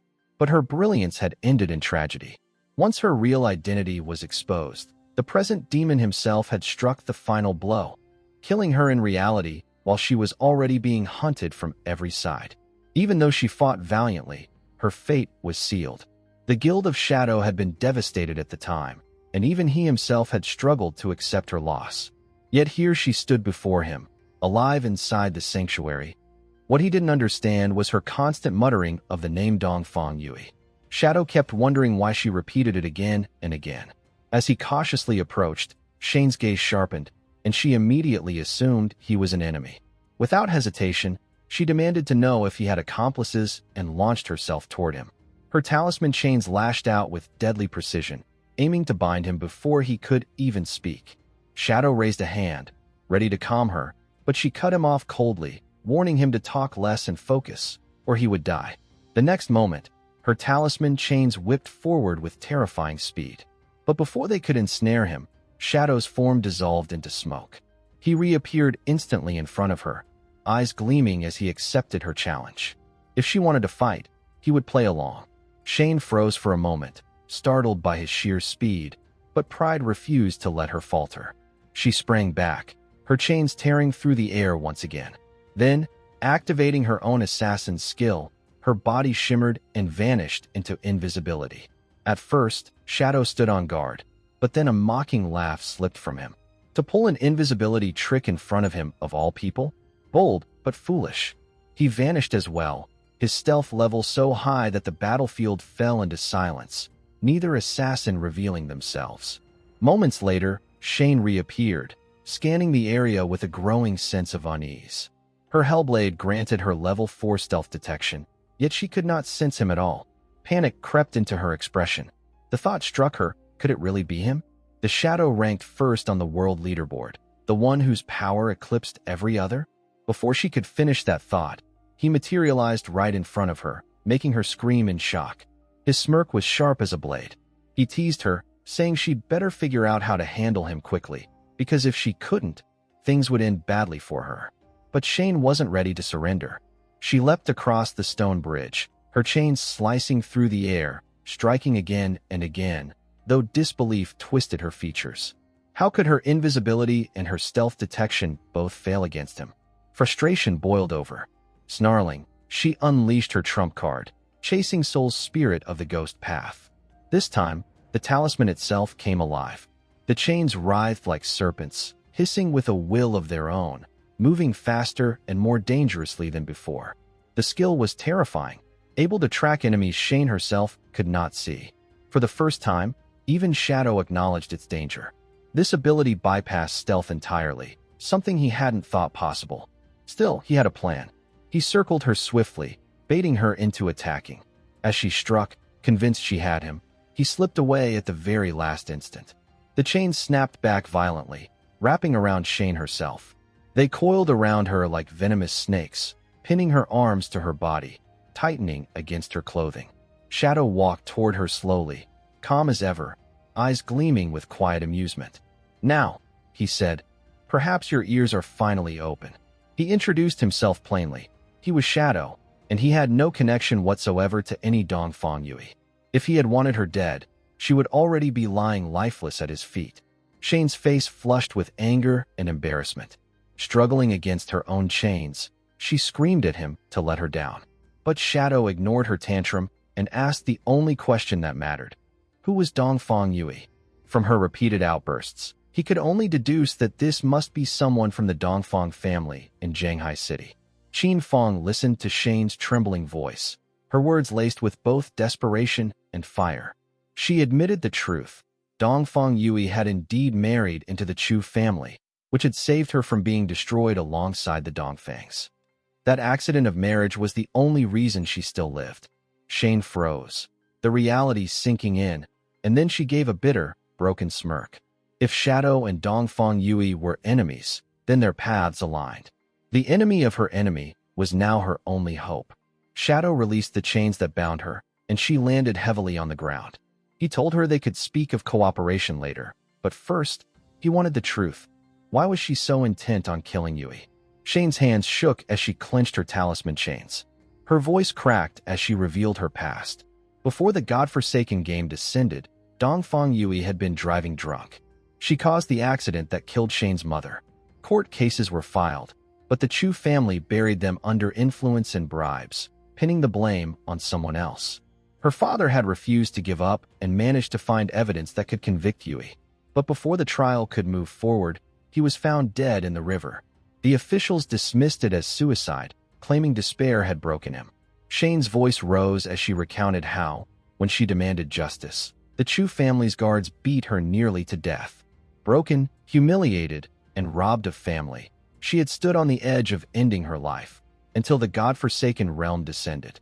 And her very first mission had been carved in blood: kill Dongfang Yui. But the game was merciless. Death wasn't permanent unless every last breath of lifespan was drained. Even when Shane managed to kill Yui once, she resurrected and used her wealth to hire others, relentlessly hunting Shane into despair. Her tears flowed as she confessed this truth, begging Shadow to help her. Revenge, she said, was the only reason she still drew breath. Shadow's refusal was immediate and absolute. Shane stared at him in disbelief as his voice cut like steel. This vengeance could not be his to carry. If she wanted it done, it had to be with her own two hands. She broke, desperate, offering everything, her body, her equipment, her entire lifespan, just for his help. She swore she would even become his slave. But Shadow wasn't moved.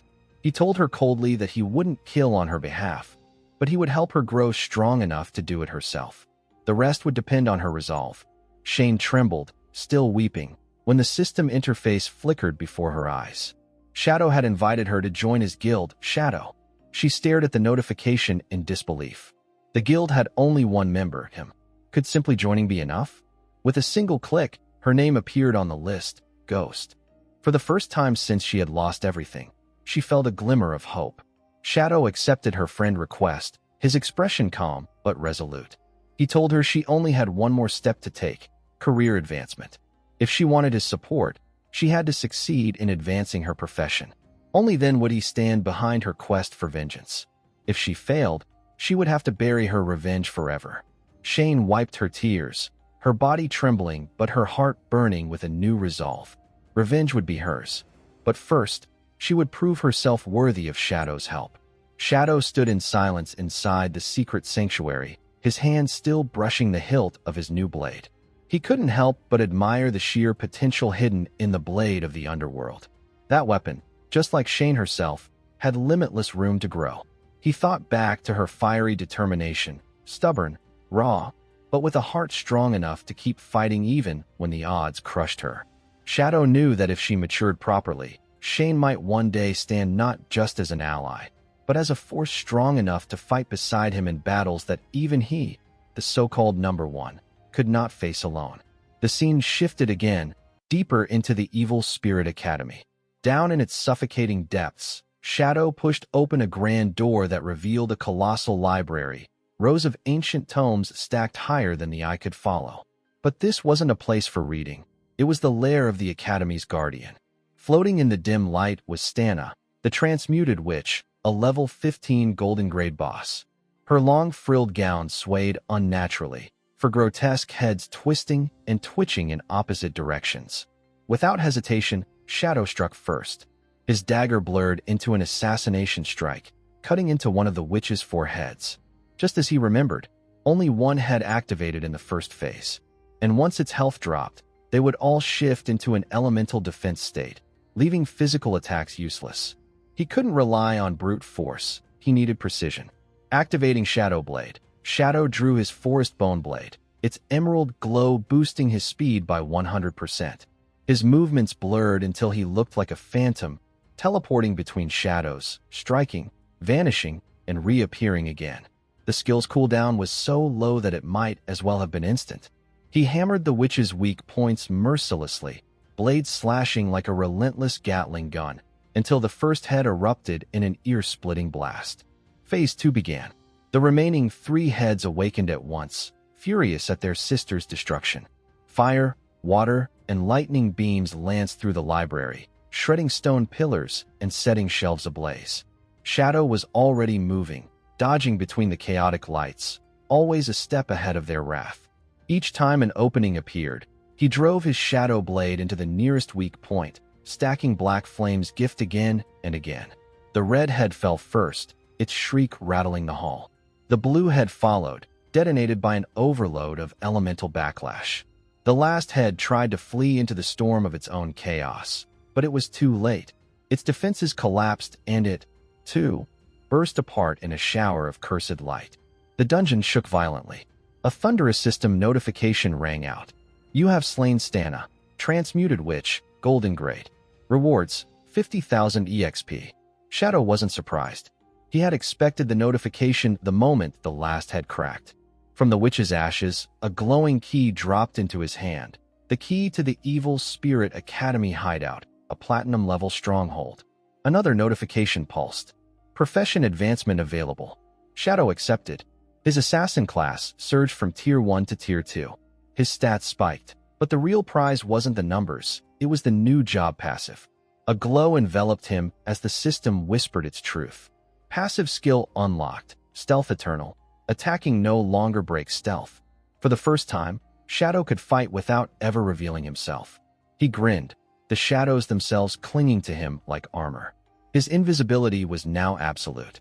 Shadow realized his attributes had not only doubled but tripled, and now no attack could cancel his stealth unless he chose to disable it himself. This was a complete qualitative transformation, and he knew with certainty that no one could defeat him if he did not allow it. Holding the key in his hand, he understood the immense value of the treasure he had just obtained. The scene shifted back to a few minutes earlier, at the outskirts of the Evil Spirit Academy. Shane was once again fleeing for her life, shouting furiously at her pursuers, demanding how they dared to come back. As the view widened, it revealed the same group of 3 men who had previously tried to force themselves on her.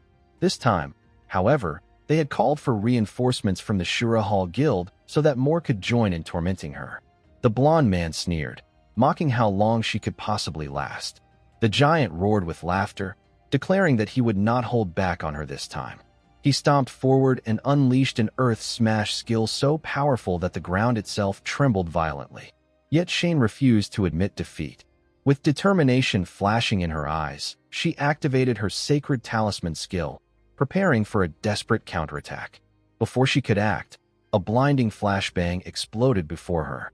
The sharp burst of light and force stunned her, damaging her and leaving her disoriented.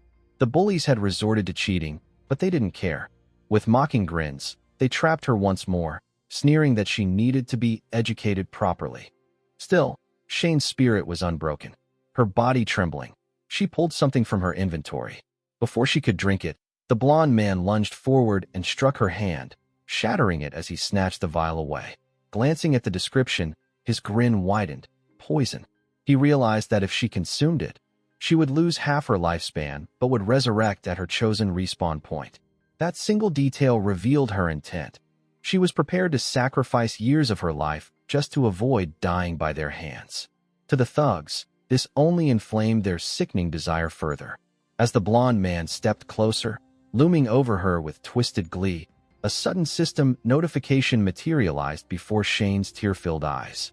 System notification, Platinum Level Sanctuary, Evil Spirit Academy, is now under the control of the guild, Shadow. Intruder status detected. Cleansing protocol initiated. Before her tormentors could comprehend what was happening, the sanctuary came alive. Lightning erupted from all directions, divine arcs of power that lanced through their bodies. The men shrieked in agony, their forms convulsing as they were electrocuted and reduced to ash within seconds. Their corpses disintegrated into orbs of lifespan that scattered across the ground. The system calmly declared that the cleansing was complete. Shane collapsed to her knees, utterly stunned. Her heart pounded as she tried to grasp the truth. The Evil Spirit Academy wasn't just a dungeon, it was a platinum-level sanctuary.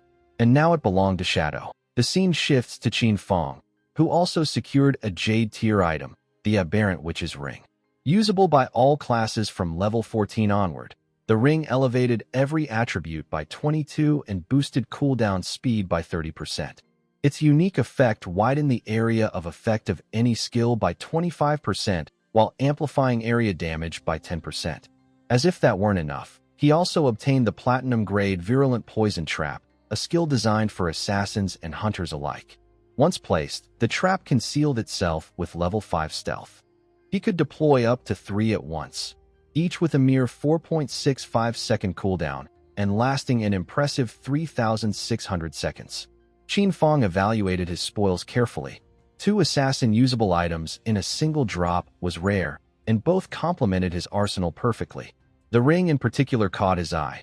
Its synergy with his instant shadow slash and Dark Knight ring blade, both area of effect techniques, represented a substantial leap in his destructive reach. His eyes gleamed with satisfaction. With 363 evolution points in reserve, he finally had enough to upgrade his backstab enhancement to legendary. He consumed 340 points, leaving just 23 behind. The results were extraordinary. The skill's passive increased rear strike damage from 75% to a full 100%. More importantly, the legendary effect rewrote his approach to combat. While in stealth, every strike he dealt would now be counted as a backstab. It was a transformation that amplified both his lethality and survivability to unprecedented levels. Just then, Little Black's voice reached him, reporting that she had discovered other ruins and asking if he wanted to investigate.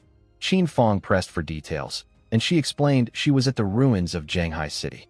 The stones near the temple entrance bore murals strikingly similar to those in the beginner's village ruins. Qin Feng frowned, asking why they hadn't gone inside themselves. By their progress, they should have been capable of challenging even a platinum-grade boss. Little Black admitted the truth. They had cleared every enemy along the way, only for a teleportation orb to appear at the end. When touched, it refused them entry. A system message claimed that only a fated person could pass. She suspected Qin Feng was that person. He agreed to come, telling her to wait and prepare her tradable lifespan, since he planned to bring her new equipment. With the Shrine Teleportation Network active, traveling between Magic City's ruins and Shanghai's had become simple. At that moment, Little Black sat on the outskirts of Shanghai's ruins, perched on her white llama that lazily chewed at the grass. Startled when Qin Feng suddenly appeared behind her, she scolded him for sneaking up, though he only smirked and feigned innocence, promising to be more careful. She pointed down the cliff to the entrance. When he asked how they'd found it, she laughed, admitting it was a long story. She had gotten her llama mount here, though she'd first mistaken it for a sheep. While playing with it, a silver-grade boss had appeared out of nowhere, scaring her so badly she slipped and tumbled off the cliff. She was only saved by a tree that broke her fall, and there, at the bottom, she discovered the cave. Carefully, she led Qin Feng down the cliff, reminding him not to slip. She confessed that after respawning, she had called Captain Anna and Uncle Wang Mang to explore it together. Leaping down with practiced ease, Qin Feng remarked it was just like her to stumble into something so valuable. Little Black teased back, praising his acrobatics while mentioning that when Wang Mang tried the same leap, he missed and died on impact. Together, they entered the cave. Along the dim path, she explained they had already cleared the labyrinth of monsters. But Qin Feng gave her a stern reminder. From now on, She must avoid careless deaths. If her non-tradable lifespan ever reached 0, the consequences would be catastrophic. She smiled confidently, promising she understood. Shane had mentioned earlier that she knew of a way to drain lifespan, but also revealed that her group had precautions in place to replenish what was lost. Qin Feng was intrigued and pressed her on whether they truly had a reliable method. With a sly look, she raised a finger and explained. Inside the city ruins, there were monsters that had absorbed non-tradable lifespan. They would lure those creatures to a secluded location, slay them, and preserve the lifespan orbs that dropped. Whenever the group needed replenishment, they would return to that place and restore themselves. Qin Feng's expression sharpened. He recognized the strategy instantly. Was this a news idea? He asked. His eyes widened in surprise that he had guessed so easily. In truth, he was recalling his past life. This method had originated with Anu, and in time it became common practice across countless players. Not long after, they stumbled upon a glowing teleportation orb, placed her hand against it, but the system instantly rejected her, stating that she was not the fated one. She glanced toward Qin Feng, urging him to try, explaining that everyone suspected this temple was connected to the beginner's village. Qin Feng studied the orb silently. After a moment's thought, he reached out. The instant his hand touched the surface, light flared so bright. When she looked again, both Qin Feng and the orb had vanished. Realization dawned on her. Her suspicion was right. He was the fated one. Meanwhile, Qin Feng reappeared deep within a cavern known as the Cave of the Ice Tide. His communicator was blocked, cutting him off from the outside world. Without hesitation, he activated his invisibility and assessed the surroundings. The system's notification was chilling. New mission: protect the Ice Tide crystal. At the center of the cavern stood the crystal, radiating a frigid aura. Qin Feng knew of it from memory. The Ice Tide crystal erupted violently if struck, unleashing a freezing tide that destroyed everything nearby. Monsters would come endlessly from the caves, all intent on shattering it. Failure was not an option. If the crystal fell, the mission would collapse with it, and he would never return here, nor claim the reward. He drew out the virulent poison trap from his inventory. Dying himself was trivial, but failing this mission was unacceptable. He decided to evolve the skill immediately, consuming his evolution points until only 17 remained. The platinum trap ascended to epic grade. Its stealth rose from level 5 to 8, and its power skyrocketed. 1,200 instant poison damage, an 8-second slow, and sustained damage equal to 100% of his attack power. The number of traps he could place jumped from 3 to 9. Qin Feng quickly laid 3 traps across the cave entrances. The system confirmed the aberrant witch's ring effect, boosting their area of effect by 25%. Perfect. Any monster that tried to pass would be ensnared. Moments later, glowing eyes appeared in the shadows. A horde surged forward, snarling and rushing for the crystal. The instant they crossed the threshold, thorny vines exploded upward from the traps, entangling them in coils of venom. The damage counter soared past 100,000 points. Dust and debris filled the cavern, but Qin Feng stood steady. Then, a sharp whistle split the air. His eyes snapped to the side, an arrow streaked toward him. Reflexes sharper than lightning, he summoned a shield, intercepting it at the last moment. His gaze locked on a mob in the distance. Archers. So this was not just a mindless horde. Far away, outside the ruins of Magic City, Dongfang Yu was holding her own meeting. She stood before the orange-haired man from Shura Hall, pressing him for an answer. Are you giving up on hunting Ghost Spirit, now that she's joined Shadow's guild? The man sighed and nodded, confirming her suspicion. We can't do it anymore. You'll have to find someone else. Dongfang Yui gripped her ornate golden staff tightly, her voice filled with venom as she questioned why the orange-haired man dared to speak of Shadow as a greater threat than her. With scorn in her tone, she called him a peasant and reminded him that she held all of his personal information in her hand. Killing him in the real world, she declared, would be nothing more than child's play. Her arrogance was the final spark. The man's face twisted in rage, his patience exhausted. Before she could spew another insult, his fist crashed into her cheek, the brutal impact sending her body sprawling across the ground. He drew a dagger with fury burning in his eyes and pounced on her. Blow after blow rained down as he cursed her, screaming that he was sick of being called a peasant, sick of her arrogance, and that even if he could not match Shadow, he could at least end her.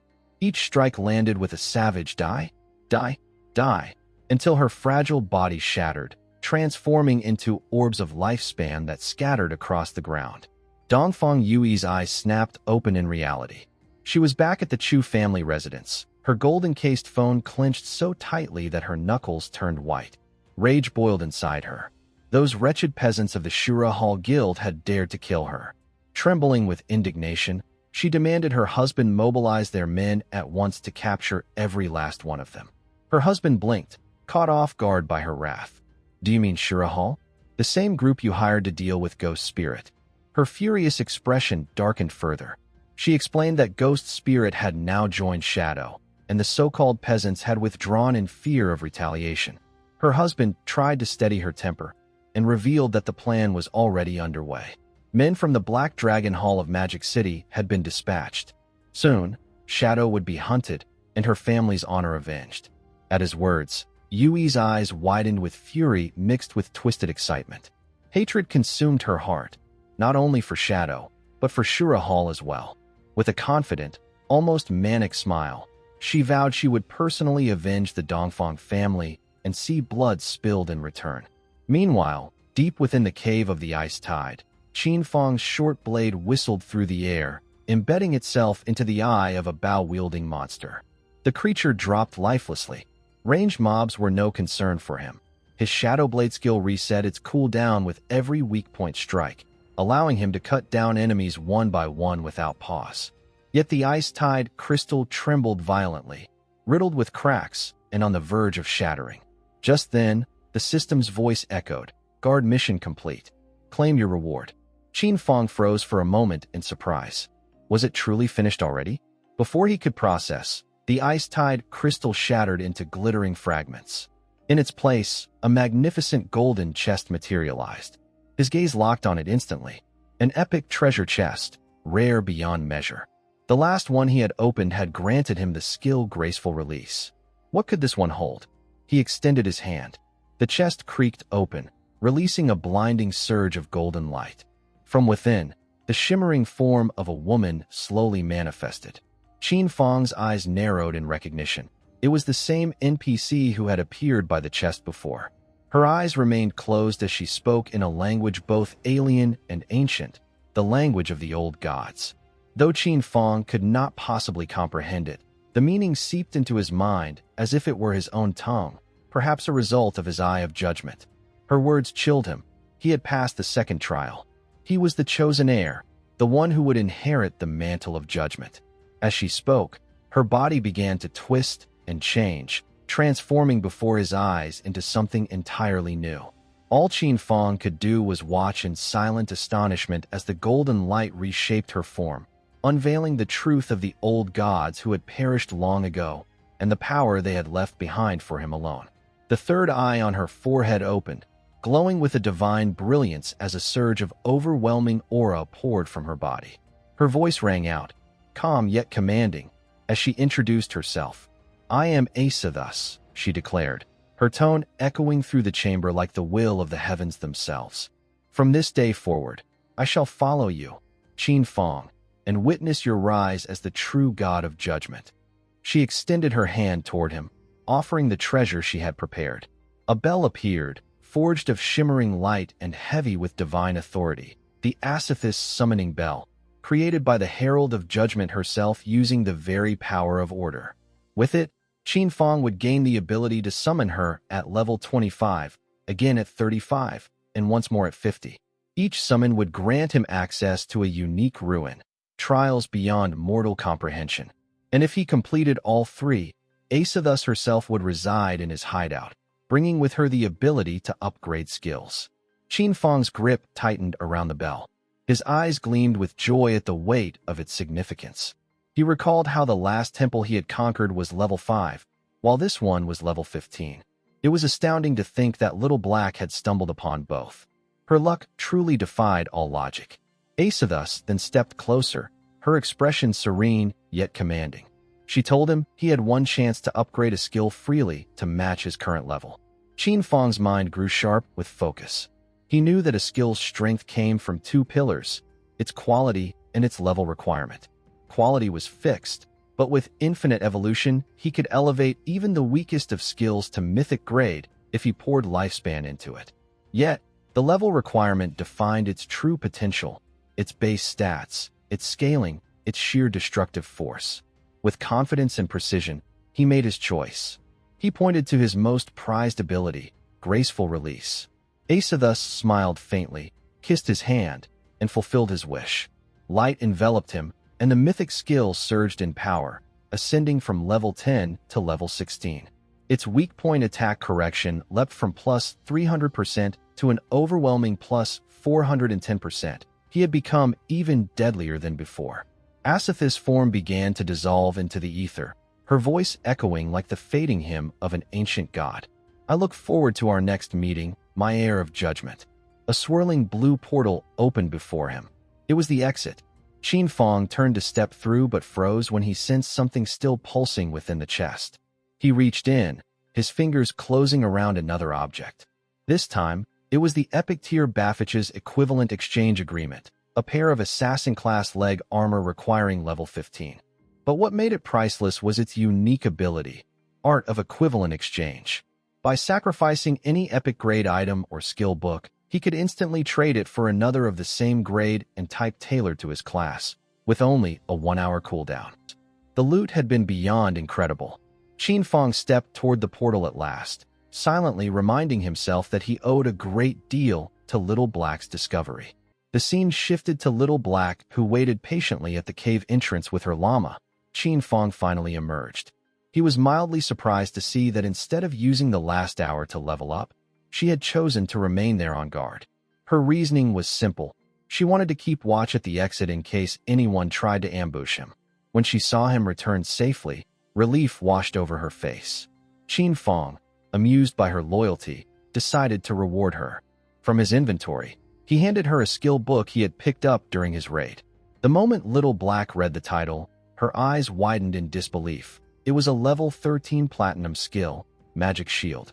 Overcome with gratitude, she thanked him profusely, realizing this skill would greatly enhance her survivability in future battles. With excitement in her voice, she mounted her small llama, bid her boss farewell, and rode off. Qin Feng's body soon began to fade as he decided to log off and tend to his hunger. Meanwhile, in the Shanghai city ruins, another story was unfolding. Inside stood the silver-grade sanctuary of the Knights Templar Guild. Their leader, brimming with pride, announced to his members that this was a day to celebrate. The Knights Templar finally had a sanctuary to call their own. Cheers erupted among the guild as the leader explained that although the sanctuary wasn't enormous, it provided safety. From now on, they wouldn't have to live in fear of a sudden boss attack while resting or leveling up. For this victory, he said, they had one person to thank, Xiaoyu. She was invited to the stage, and applause thundered through the hall. Overwhelmed, Xiaoyu began her speech. She first thanked her master for guiding her, then her friends for helping her in times of hardship. She even thanked those who mocked her, saying their contempt fueled her determination. With tears in her eyes, she saved her most heartfelt gratitude for her late parents, wishing they could see how far she had come and vowing to make them proud. The leader interrupted her with a smile, asking her to share how she had managed to find the hideout. Xiaoyu revealed the truth. A while ago, she had dreamed of a powerful warrior who led her to a sanctuary. Though the dream had been hazy, it felt real enough to inspire her to investigate. Acting on little more than instinct, she ventured here, and the sanctuary was truly there. Her honesty earned laughter from the guild. Many mocked the absurdity of trusting a dream. The leader himself struggled to contain his laughter, but he played along, asking if she had dreamt again the night before. With sincerity, Xiaoyu admitted she had. This time, she dreamed of a vast and magnificent sanctuary, one that she believed was platinum grade. Again the hall burst into laughter, joking that soon they would be moving into a palace if they followed her dreams. Feigning seriousness, the leader praised her dreams, declaring them valuable. As a reward, he gifted her 1 year of tradable lifespan and placed his arm around her shoulder, urging the guild to learn from her example of devotion to the group. With unity, he said, The Knights Templar would grow stronger despite the chaos of their world. The leader encouraged her to keep searching for hideouts, saying he was counting on her. Beaming with joy, she nodded, her eyes shining with determination. Several hours later, Xiaoyu returned to the Zhanghai ruins, clutching her magic staff tightly. Her face carried visible worry as she followed the pull of her dream. The place she sought should have been nearby, yet she couldn't find it. What she didn't know was that some guild members had secretly trailed her. They had noticed how she headed straight for this spot after the meeting and suspected she was chasing after the platinum-grade sanctuary she had described. When they saw her enter a decrepit building, they decided to follow her. Inside, Xiaoyu passed through a dark tunnel, her footsteps echoing against the stone. The deeper she went, the stronger her unease grew. The air felt eerily close to her dream, and yet not quite the same. More importantly, she could sense it. Someone was following her. Closing her eyes, Xiaoyu took a deep breath and steadied herself. She whispered reminders in her mind. She was a life priest, a hidden class, and nothing could hurt her if she stood firm. But the moment she opened her eyes, her courage faltered. Standing before her was a grotesque monster, its mouth torn open unnaturally, and from within it stared another pair of eyes. The horrifying sight wrenched a scream of terror from her lips. The monster did not strike her immediately. Instead, it hurled her aside and charged toward the women from the guild who had been secretly following her. Panic spread among them as they caught sight of the creature. Disgust twisted their faces as they shouted for everyone to kill it, but their voices trembled with fear. Before they could even rally together, the monster lashed out with its writhing tentacles, seizing one of them. With sickening force, it shoved its mouth tentacles into hers, draining her lifespan in an instant. Her body weakened and collapsed lifelessly. The others shrieked in horror, finally realizing that this monster could literally absorb their lives away. Survival instinct overtook loyalty. They abandoned their companion without hesitation and fled in terror. But the creature was relentless. It refused to let its prey slip away so easily. Meanwhile, Xiaoyu stirred at the sound of their screams. With dread filling her heart, she turned and saw the monster feeding on the women, draining their very essence. Her hands trembled, and her eyes widened in horror. Quietly, without daring to make a sound, she began to retreat, her feet carrying her away from that nightmare. Her escape led her to a spiral staircase. She descended in haste, tripping on one of the steps and falling headfirst onto the stone floor. Pain shot through her skull, and tears welled in her eyes, but she forced herself to look around. What she saw made her heart skip a beat. In front of her stood a door, the same door from her dream. She froze in disbelief, realization striking her hard. She had truly found it, the platinum-grade hideout. Barely containing her excitement, she sent a message to the guild master, reporting her discovery. On the other end, the leader was stunned. He immediately ordered her to stay put, telling her he was already bringing reinforcements. To track her exact position, he instructed her to join his party, and she obeyed without hesitation. But then her relief turned into dread. As she waited, a sound crept from the darkness. Turning around slowly, her heart froze. There it was again, the sinister monster, staring directly at her with that grotesque smile. Fear clawed at her chest, but she forced herself to stand. She clenched her jaw and told herself she wasn't the same helpless girl as before.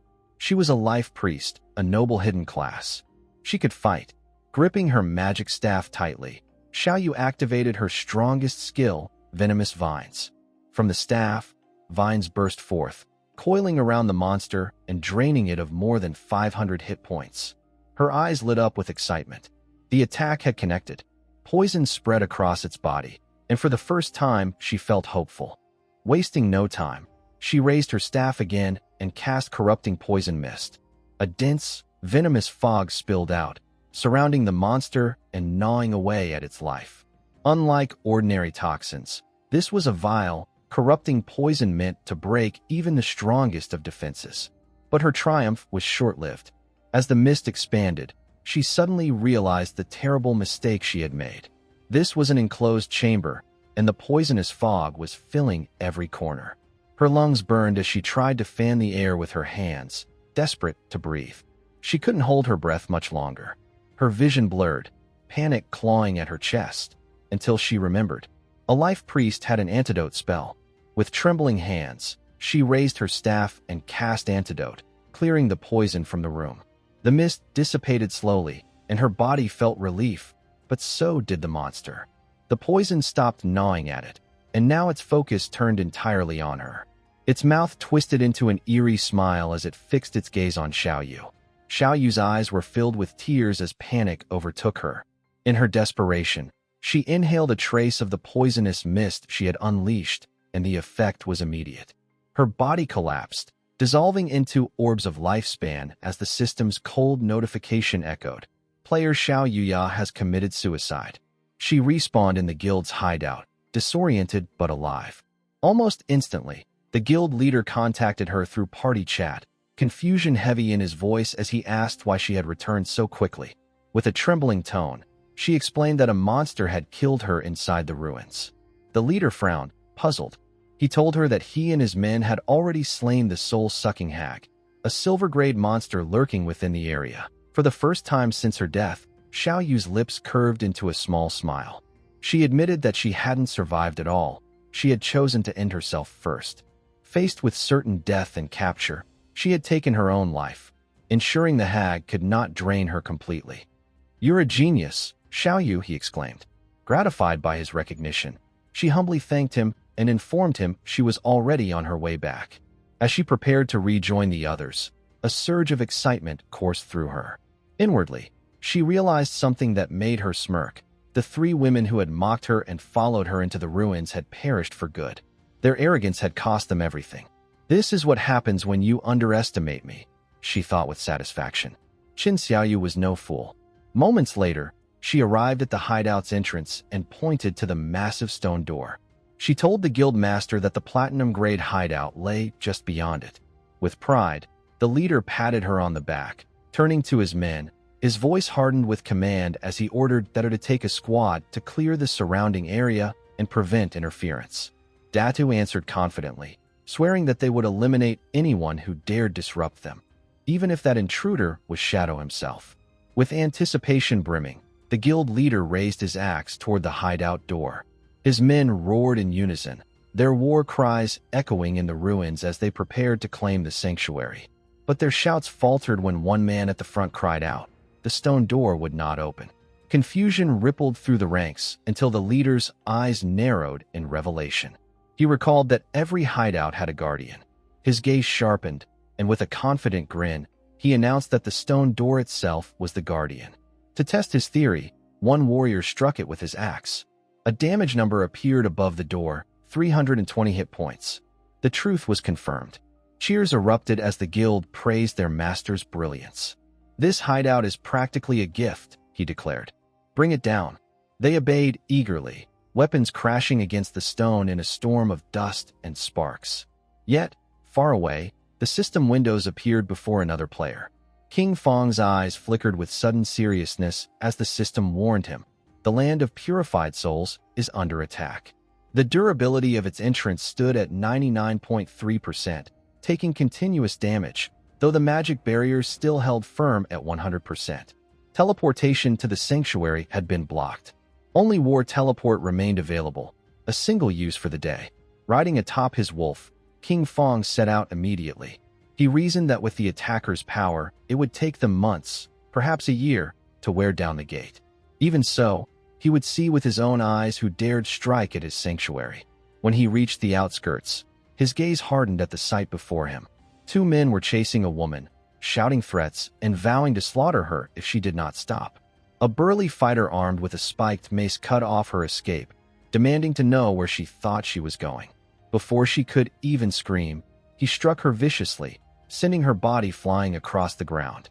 As she writhed in pain, a purple-haired man stepped forward, raising his hand. "Sacred chains," he roared.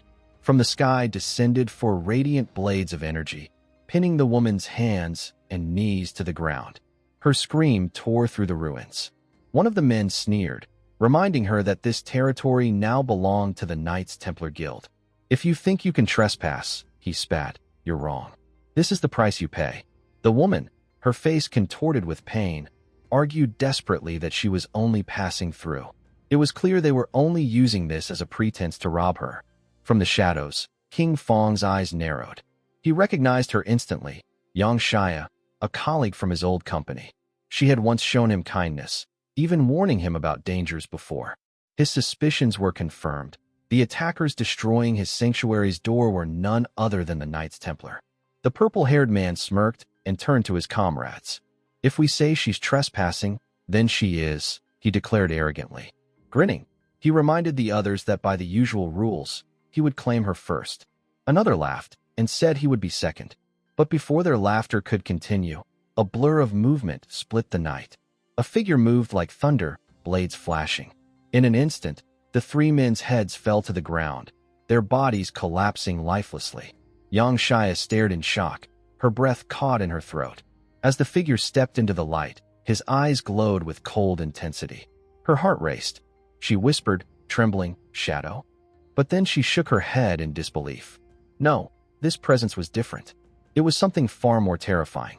After cutting down every last member of the Templar Guild who dared cross his path, Shadow finally turned his gaze to Yang. Her body trembled, yet her eyes widened as he stretched out his hand, not to strike, but to unleash the blood flower bloom.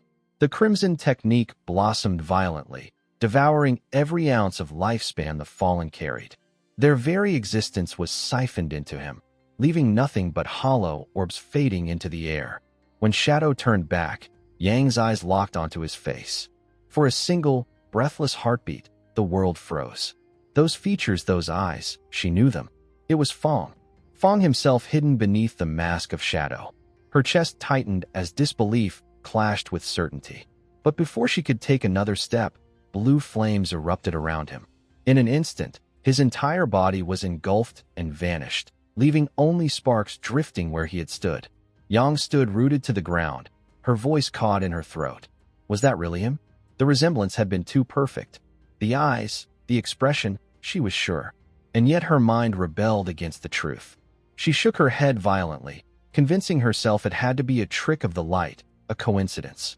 After all, hadn't she seen Fong's foolish sister join the Knights Sanctuary branch of the Templar Guild? If Fong were truly Shadow, would he ever allow his own blood to be enslaved by them? Impossible. Or so she forced herself to believe. Outside, tension rippled through the sanctuary of pure souls.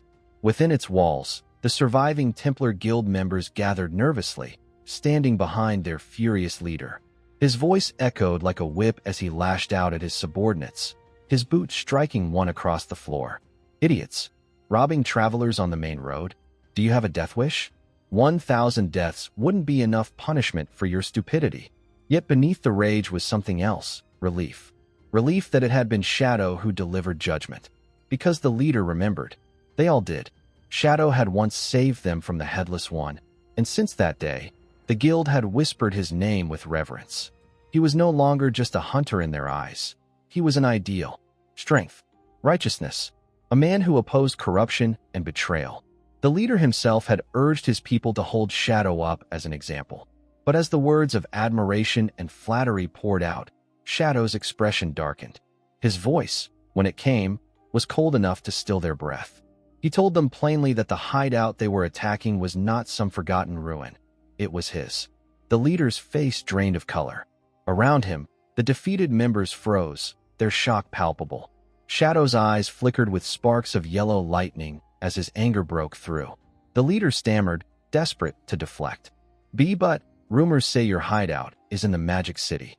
And a person can only claim one hideout and forsaken by the gods. Isn't that the rule?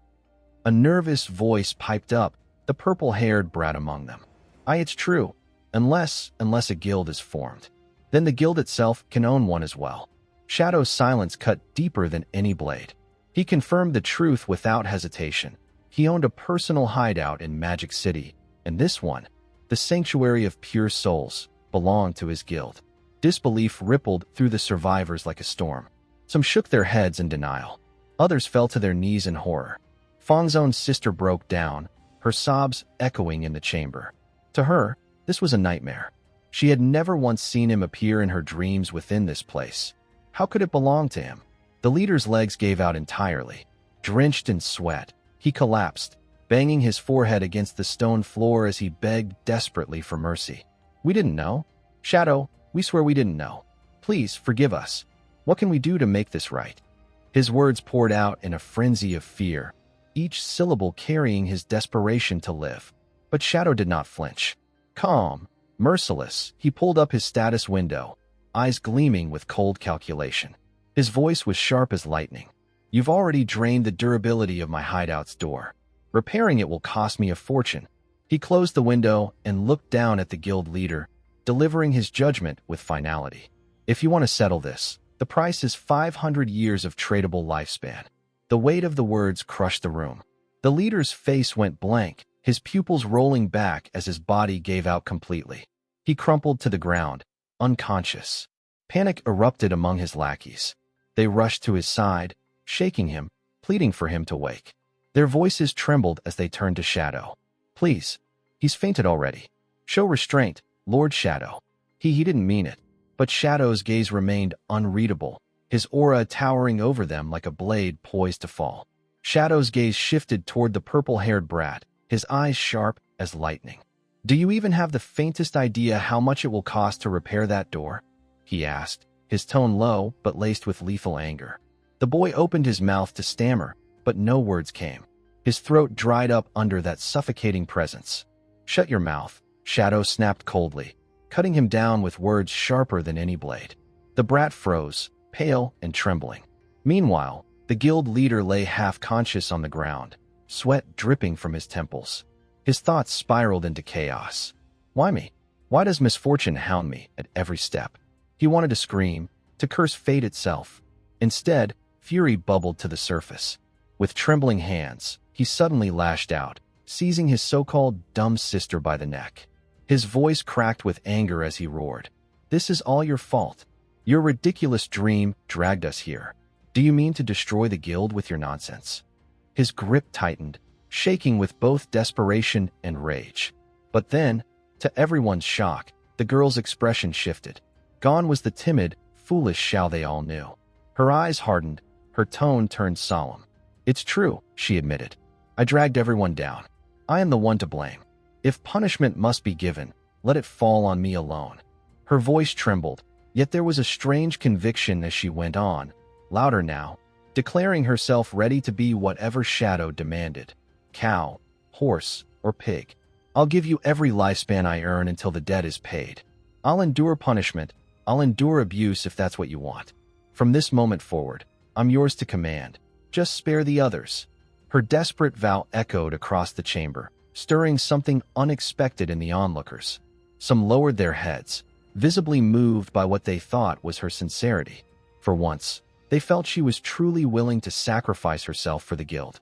But Shadow's expression remained utterly unchanged, his cold gaze fixed not on her, but on the leader.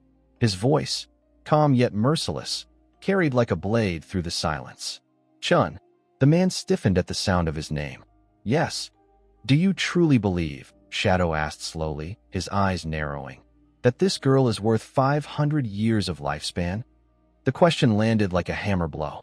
Chin's mind cleared in an instant, stripped of confusion by pure intimidation. His lips curled with bitter realization. "Worth? She's useless. She's always been useless." Without hesitation, his hand whipped across her face. The crack of the strike rang out, sending her sprawling across the floor. She gasped, her cheeks swelling, but no one stepped forward to defend her. "You menace." Chin's voice thundered as he pointed at her trembling form. "It was you who dragged us into Shadow's hideout with your foolish dream.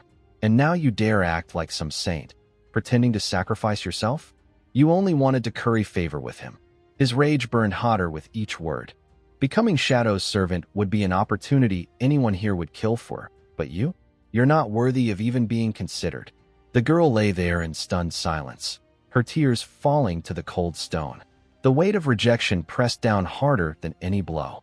For a moment, she thought her desperation might win her even a sliver of recognition from Shadow. But her gamble had failed.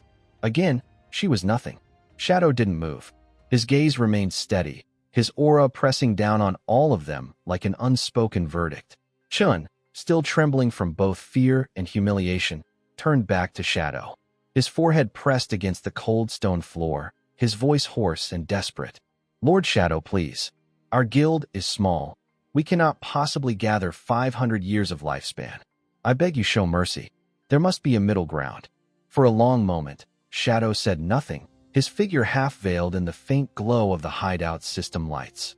Then, at last, his voice broke the silence.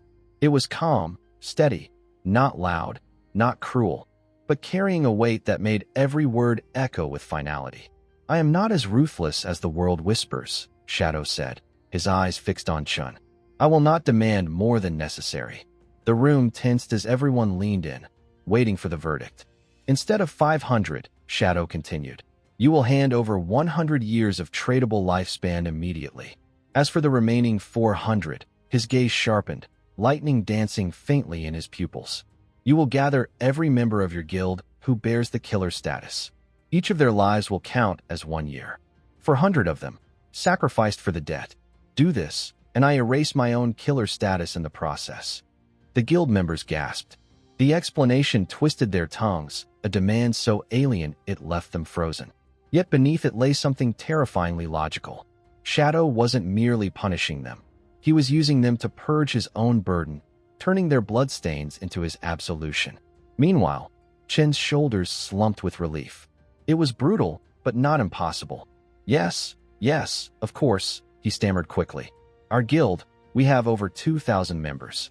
To sacrifice 400 killers, it is harsh, but it will not break us." He raised his head, nodding furiously. "And the 100 years, I can give that right away." Without hesitation, he transferred the lifespan. The glow of the trade window flickered briefly before vanishing into Shadow's hands. Chun then barked orders with a shaky voice, sending his men scrambling to round up every killer in their ranks. "Move, gather them all. Lord Shadow must not be kept waiting." Only once the matter was resolved did Shadow finally turn his attention back to the reason for all of this, his hideout. He summoned his system menu, and a translucent window opened before him. His gaze narrowed as he scrolled to the repair cost. 7 days. That was all it would take. The faintest smile curved his lips. What others thought was an insurmountable loss, a crushing debt, was nothing more than 7 days of his own lifespan. With a flick of his finger, he confirmed the repair. The system chimed. 7 days deducted. Hideout fully restored. Shadow cut down every adventurer who crossed his path, each kill bringing him closer to erasing the stain of his killer status. The ground was littered with orbs of lifespan, glowing faintly like scattered embers after a wildfire. A chilling system notification finally confirmed what his blade had wrought. 400 slayers had fallen. The reward was immense. Waves of experience and lifespan surged around him. Another notification flashed. Killer level reduced. 4-3. To the guild captain, it was terrifying. To Shadow, it was liberation. As the records updated, the truth became clear. Every single one of those slain had been breaking guild rules in secret. Thieves, liars, backstabbers. A crooked system cleansed in Shadow's merciless hands. For the captain, that revelation was a bitter relief. Better that Shadow had punished them in his rage than to let their corruption rot the guild from within. But Shadow was not finished. His presence darkened the air as he turned back, his voice calm, yet edged with steel. "From this moment, this sanctuary will be guarded by my guild. No one will breach it." The captain blinked, caught off guard. Shadow's eyes sharpened, yellow sparks flickering faintly. "Rule breakers within your ranks will learn discipline, guarded in shifts. If the sanctuary falls under attack again," Shadow's voice dropped, deadly quiet, "I will come for you personally, Chun." The threat needed no explanation. It wasn't bluster, it was a promise. The captain's chest tightened. He understood perfectly. Shadow was binding them to the sanctuary, weaving chains around their freedom. Before the tension could lift, a fresh system notification tore through the air. "Warning, Shadow's hideout is under attack. Location, Evil Spirits Academy. Attacker, Yuna. Barrier durability, 99.8%, and falling." Another prompt followed. "Word transmission available. Usable once every 24 hours. Activate." Shadow frowned, curious at the wording. Word transmission? It looked endless, yet the meaning was simple. A teleport. Without hesitation, he accepted.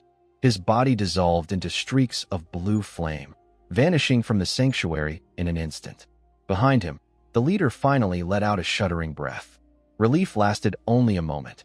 A fat guild member reminded him, nervously, "We're supposed to guard the sanctuary for Shadow." Reality crashed back down. The leader turned toward the so-called dumb sister. His face hardened. This is what you dreamed of, isn't it? Then guard it. If anything happens, it's on your head. Abandon your post, and you'll lose your lifespan." Her eyes widened, but no argument could change it. She had been trapped just as surely as the rest. Meanwhile, at the ruins of the Evil Spirits Academy, chaos reigned. The attackers, marked by a dragon symbol etched on their foreheads, hammered at the barrier with everything they had.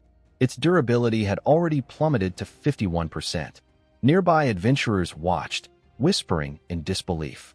Are they insane? Provoking Shadow of all people, their voices trembled, but the Black Dragon Hall Guild pressed on. Shadow appeared just outside, eyes narrowing. Black Dragon Hall. He couldn't recall crossing paths with them. Why here? Why now? A burly man at the front raised his arms high, bellowing at his troops. Pour it all into one strike. Dragon Break. Black miasma coiled above them like a gathering spirit bomb. With a roar, he unleashed it against the barrier. The ground shook violently, dust erupting as though the earth itself had cracked. The barrier's durability dropped again, 13%, but it still held. "Keep pushing," one of them screamed. "We're close." Another voice joined in, greed dripping from every syllable. 100 years of lifespan for this job, easy prize. Shadow's gaze darkened. So that's it. Hired hands. Mercenaries. This isn't their grudge. The only one with that much venom left is Dongfang Yui. Before he could move, a deafening roar split the air. Heavy stomps thundered through the ruins, shaking stone and bone alike. The mercenaries turned as a figure emerged from the shadows, a dragon. Not majestic, not flawless. It looked strange, almost goofy in appearance. Yet the pressure rolling off its scaled body silenced the battlefield. Even ridiculous things could kill, and Shadow's lips curled ever so slightly. The dragon stomped and twirled as if mocking them with a grotesque dance, its steps shaking the entire battlefield until even seasoned adventurers lost their balance. Then the sky itself darkened. A massive object tore through the clouds, and for a moment the mercenaries thought it was a colossal skull plummeting from the heavens. But no, its jagged outline revealed the truth. It was a meteorite, impossibly huge, descending right above their heads. The impact landed with a deafening boom, like a warhead detonating. The shockwave ripped across the ground, scattering Dragon Hall mercenaries like ragdolls. Buildings cracked, dust rose like a storm cloud, and the earth itself seemed to scream. When the smoke thinned, the guild leader of Black Dragon Hall staggered back to his feet. His armor was scorched, his vision blurred, but he was still alive. He blinked at his health bar in disbelief. Only 3,000 points of damage. With such a large HP pool, he thought he could laugh this off. He even smirked, muttering, "Pathetic. I can handle this." His words died with his head. A flash of steel cut so fast that no one saw it coming. His neck split cleanly, his head flew, and his body collapsed into orbs of lifespan that scattered across the ground. From the lingering smoke, a cold female voice cut through the chaos. "The guild leader is dead." The mercenaries froze, their blood running cold. None had seen the assassin move. None even knew where the strike had come from. Then, a woman stepped forward through the haze. She was beautiful, robed in mage's attire, her wide-brimmed hat casting a shadow across her sharp eyes. Her expression was grim. Such precision, it can only be Shadow. She advanced, scanning every direction, but saw nothing. Shadow stood directly in front of her, cloaked in perfect invisibility. The adventurers realized the horrifying truth. His stealth wasn't limited by time. He could be watching them forever, unseen, like a phantom that never left. Shadow recognized her immediately. Xiong, her in-game name, 10 miles of distant green mountains. She belonged to Sky Vault Guild and held one of the most dangerous hidden professions, Soul Painter. Unlike ordinary wizards who chanted spells, soul painters created magic through brush and ink. Their art determined their strength. That dragon and meteorite had been her work. Soul painters excelled in defensive wars, drawn-out battles, and positional fights. They could alter entire landscapes with a stroke of their brush. But Shadow also knew their fatal flaw: solo encounters. They needed time to sketch, and against an ambush, that weakness was deadly. Now, Xiang raised her voice, unflinching despite her fallen allies. "Shadow, I know you're here. Show yourself. I need to speak with you." Her companions stiffened as a calm voice echoed in the air, coming from everywhere and nowhere. Shadow had answered, but his body remained invisible. Xiang wasted no time. "My profession is soul painter. To advance, I need rare materials found only within the Evil Spirits Academy. I know this hideout belongs to you, and I am willing to compensate you. Name your price." Shadow's gaze sharpened. So this was how it had happened. In his last life, the Evil Spirits Academy had fallen into Sky Vault Guild's hands. It must have been Xiang who found it during her advancement. This time, however, he had intercepted her, and he remembered her story well. Xiang was the granddaughter of Old Yang, the guild master of Sky Vault. Yang had once been a hardcore gamer, later becoming a famous streamer. Even at 73, he had returned to the gaming world when God-Forsaken descended, leading Sky Vault back to prominence. Spoiling Xiang after she lost her father, he had built the guild around her. Under their leadership, Sky Vault captured the Evil Spirits Academy and rose into the top 10 guilds of the Za Empire. Shadow had admired them from afar once, even watching Xiang's streams in his past life. The thought made his cheeks warm for the briefest second, but he crushed it down, forcing himself into cold seriousness. With a flick of his hand, the ground rumbled. The hidden door to the Evil Spirits Academy appeared before her team. They gasped in unison, shocked by the sudden reveal. The scene shifted inward. Shadow sat upon the throne within the hideout, cloaked in gloom, his eyes locked on the woman who had once been his favorite streamer. His tone was calm, sharp. "Why meet me directly, Xiang?" The soul painter straightened, her voice steady. "Because I must. My profession depends on the academy. The materials here are vital for my advancement. Since Shadow once sold this very hideout to the officials 2,000 days ago, I am making a similar offer now. Sell it to me, and I'll pay you whatever you demand." Her words reverberated in the chamber, bold and unflinching. The deal was on the table. Even though Xiang's offer was bold, Shadow remained composed. He knew that raising thousands of years of lifespan for such a rental wasn't something many guilds could pull off. That kind of daring strategy was exactly what he would expect from Old Man Song. Still, he politely turned her down. Selling the Evil Spirits Academy was out of the question. Instead, he granted Xiang guest access to the ground floor, a generous gesture that would allow her to advance her career. But Xiang was persistent. She shifted her stance, pressing further, and offered to rent the first floor of the academy for 3 years, paying 500 years of tradable lifespan as rent. Shadow was puzzled at first. He had already given her access freely. Why pay such a steep price? That was when it clicked. Sky Vault wasn't simply after resources. What they wanted was a bond, a direct connection to Shadow himself, the player whose presence loomed over the entire game like a storm. This was networking in the most cutthroat MMO way possible, paying to buy influence. Xiang made her point stronger. To prove her sincerity, she promised to wipe out the guild that had dared to attack Shadow's hideout earlier, erasing every trace of them. Shadow tested her resolve, asking if she shouldn't consult her grandfather first before taking such a risk. Openly moving against another guild could ignite a war. But Xiang only smirked in surprise that Shadow even knew of Old Man Song. She confidently explained that her grandfather often listened to her, and besides, eliminating a small guild wouldn't draw much attention. Her ambition impressed him. For someone so young, Xiang carried herself with boldness worthy of a guild leader. Eventually, Shadow agreed to her terms. Overjoyed, she practically bounced around the hall, her mage's hat tilting as she signed the rental contract. The system immediately notified Shadow, 500 years of lifespan gained. He set the rules clearly. Sky Vault could use the ground floor as much as they wanted, even damage it, but they were forbidden from harming the overall structure. Xiang grinned, declared her victory, and waved goodbye with cheerful energy that made her feel more like the streamer he once admired than a rival guild leader. Inside, Shadow's face burned red. Meeting his favorite streamer face-to-face felt surreal. She was even livelier in person than on her broadcasts, but he forced himself to stay composed. He had more pressing matters than fangirling over his idol. The cooldown for equivalent exchange had finished. Now was the time to gamble. The system allowed him to sacrifice one item to obtain another of equal grade for his class. Without hesitation, he placed his intelligence training book into the exchange. The system shimmered, and in return, he received an emerald-grade weapon, the Crimson Blade.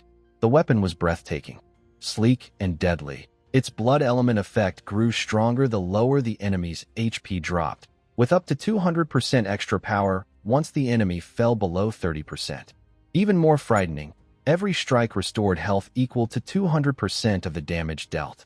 If his HP was already full, the excess turned into a protective shield. Shadow's eyes widened as he studied it. This was more than just a weapon, it was broken. And then he noticed its hidden ability, a limit break. Once fully charged, it could unleash a finishing attack with devastating single-target power. He wasted no time. Spending his evolution points, he pushed the Crimson Blade from Emerald to Legendary. The weapon roared with new strength, an additional plus 9,000 blood element attack infused into every strike. After upgrading, he still had 555 evolution points left, enough to take his growth even further. His choice was clear. Shadow poured 500 points into his mythic stealth skill. The battlefield was about to change forever. Shadow's transformation had reached a terrifying new height. After consuming the 500 evolution points, his mythic stealth skill evolved into something monstrous. Its cooldown was reduced to just a single second, letting him slip into invisibility almost without pause, and the darkness itself raised his stealth level even higher.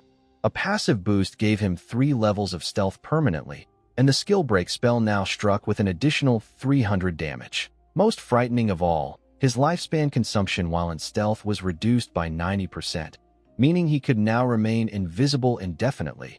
Now standing at level 17, Shadow began equipping the Emerald tier gear he had gathered. He activated the ASPI Veil of Emerald Glass, raising his headshot accuracy by an absurd 133% for 30 seconds. He wore fragile white gloves that sacrificed 12% of his maximum health, but boosted his base attack by 30% while increasing his physical defense to 75 and elemental resistance to 60. The translucent socks slid over his feet, adding 2 more levels to his invisibility and raising his movement speed by 27%. For 3 seconds, they allowed him to phase completely out of collision, their cooldown standing at 27 seconds. He also wore an odd resistance charm that shifted based on his mood, granting unpredictable benefits at unexpected times. Altogether, his emerald gear made him look less like an assassin and more like a breakdancer stepping under neon lights. So he quickly toggled back to his shadow class appearance, hiding the ridiculous colors beneath the familiar dark figure of death. The story then shifted to reality, where a jeep rumbled up to the suburbs of Magic City and stopped in front of a grand mansion. Out stepped 4 figures. The burly scarred man who grumbled about not being allowed to sit inside, a goofy-looking man with black glasses who seemed harmless at first glance, a serious-faced man whose patience was already fraying, and a small, mysterious girl whose silence carried an eerie weight.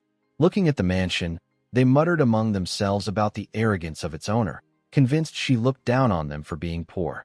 The serious man grew restless, suggesting they leave and look for another buyer, but a nearby soldier smirked silently, certain they would regret those words soon enough.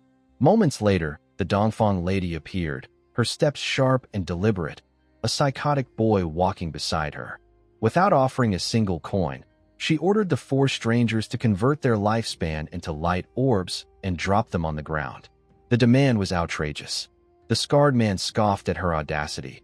How could she expect them to surrender their years without so much as mentioning payment? But her eyes were cold, her tone sharper than steel as she repeated herself. Hand over your lifespan, or die here. Soldiers poured from the mansion, rifles raised. The 4 travelers stood surrounded, tension thick in the air. That was when the goofy-looking man shed his mask. His expression hardened, and with frightening speed, he tore through the armed soldiers, ripping them apart without hesitation. His secret was revealed. He was no ordinary man. He was a hidden class user, a bug manipulator. From the shadows and cracks, Swarms of insects poured forth, empowered like leveled-up pets armed with skills and gear, crawling over armor and flesh alike, devouring the soldiers as if they were nothing more than fodder. The balance of power shifted instantly. What began as a shakedown turned into a bloodbath. The four strangers no longer looked like victims but predators, their eyes fixed on robbing the Dongfang lady instead. And as the chaos erupted, the quiet girl at the back twitched unnaturally, her face contorting as if something broken was stirring within her. A dark, psychotic aura bled into the air, sending chills down the spines of everyone present. The fight raged on with chaos unfolding around the Dongfang mansion. The burly man, grinning with bloodlust, suddenly strapped a platinum-grade shield to his arm. The soldiers cursed it out loud as their bullets rattled uselessly against its gleaming surface, the sound echoing like firecrackers against iron. With a roar, the man charged forward. When his ammo-stripped opponents tried to reload, he swung the massive shield in a brutal arc, scattering them like bowling pins and crushing bones beneath its weight. Blood painted the courtyard, and the soldiers were reduced to nothing but wreckage in his path. Beside him, the bespectacled blonde pulled off stunts like a street performer turned executioner. His fingers sparked with deadly precision, each one loaded like a different gun. With a snap of his index finger, a searing laser shot out, frying through helmets and flesh alike. Heads toppled, smoking holes bored through their skulls. He twirled his hands like pistols in some deadly circus act, laughing while soldiers fell one after another. The hidden truth became clear. This wasn't just a man with flashy tricks. He was a gunman of a rare hidden class, each finger wired with a different caliber of destruction. Meanwhile, panic spread among the soldiers as they shouted for reinforcements. But before their calls could reach anyone, the black-hooded girl, silent as death itself, appeared out of nowhere. Her blade found throats in the shadows, and screams were choked off before they could escape. Moving like a phantom, she assassinated the messenger without hesitation, then stalked toward the Dongfang lady, her eyes gleaming with the promise of murder. The air grew cold as she crept closer, invisible to the naked eye. Victory felt certain, until a massive boot smashed into her face, sending her sprawling. Her invisibility flickered and died as she hit the ground, revealing her pale features twisted in shock.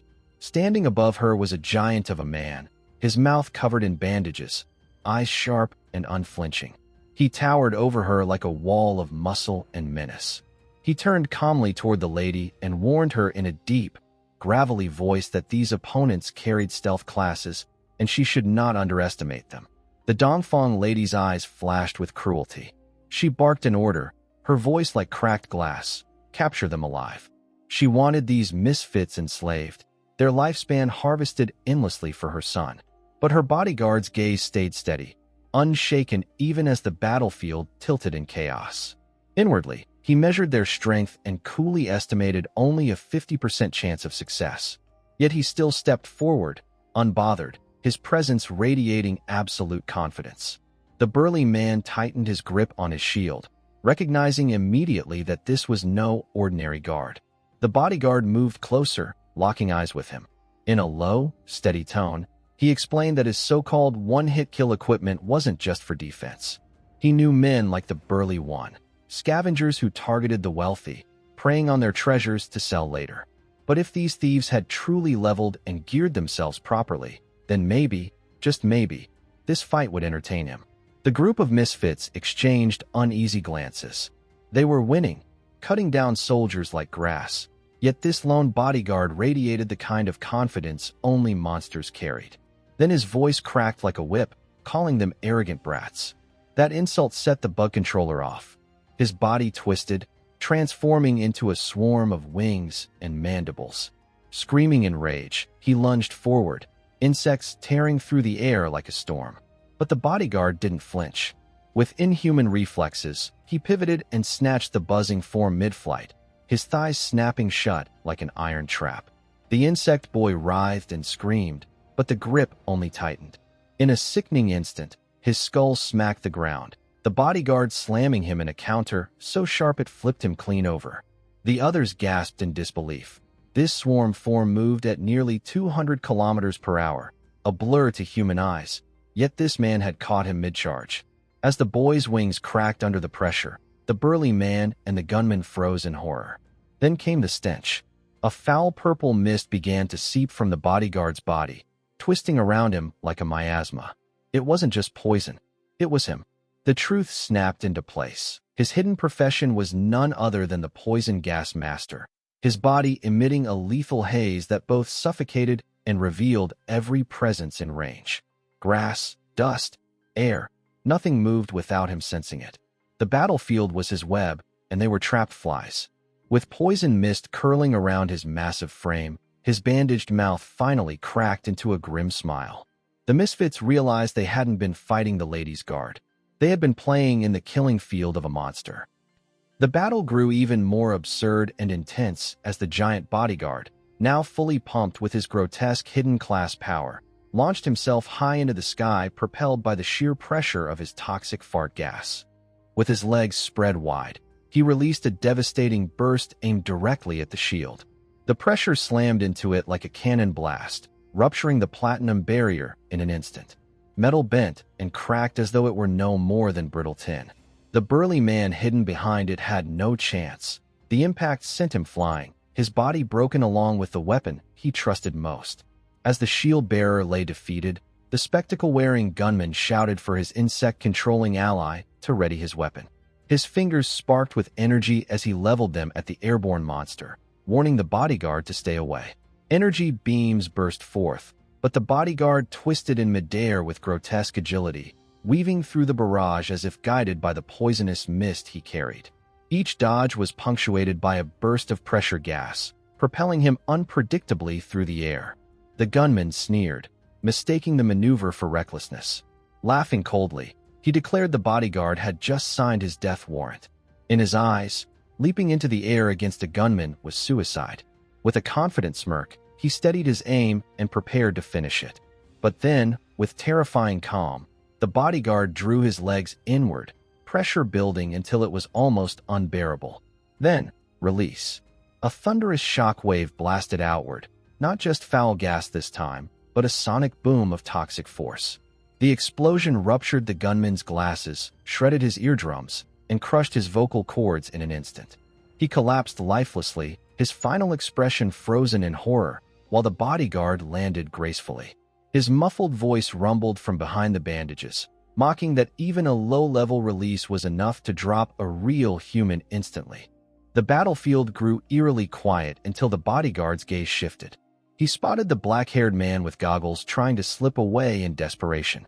In a blur, he appeared before him, clamping a massive hand around his skull and forcing him to face him directly. The terrified man stammered, begging for his life. But the bodyguard reassured him in chilling tones that killing wasn't necessary today. 2 of his comrades were already dead, and 2 still lived, just enough to fulfill the Dongfang lady's order of 50% alive. But he wanted answers. Where was the invisible assassin who had nearly reached his mistress earlier? The goggled man, trembling, insisted they had no such ally. His 2 brothers were already crushed beneath the bodyguard's overwhelming strength. Then, a spark of realization struck him. Their group had come with 4 people, hadn't they? The last one, the short, quiet figure from the jeep, wasn't truly one of them. They had no idea who he was, only that he'd tagged along to sell lifespan together. As the revelation settled, the story shifted into the game world itself, forsaken by the gods. At the ruins of Magic City, atop the leaning magic tower, a strange glow pulsed. A massive purple magic circle was forming, its sigils swirling ominously in the night sky. At the tower's gate, Shadow lingered invisibly, his presence a silent predator's.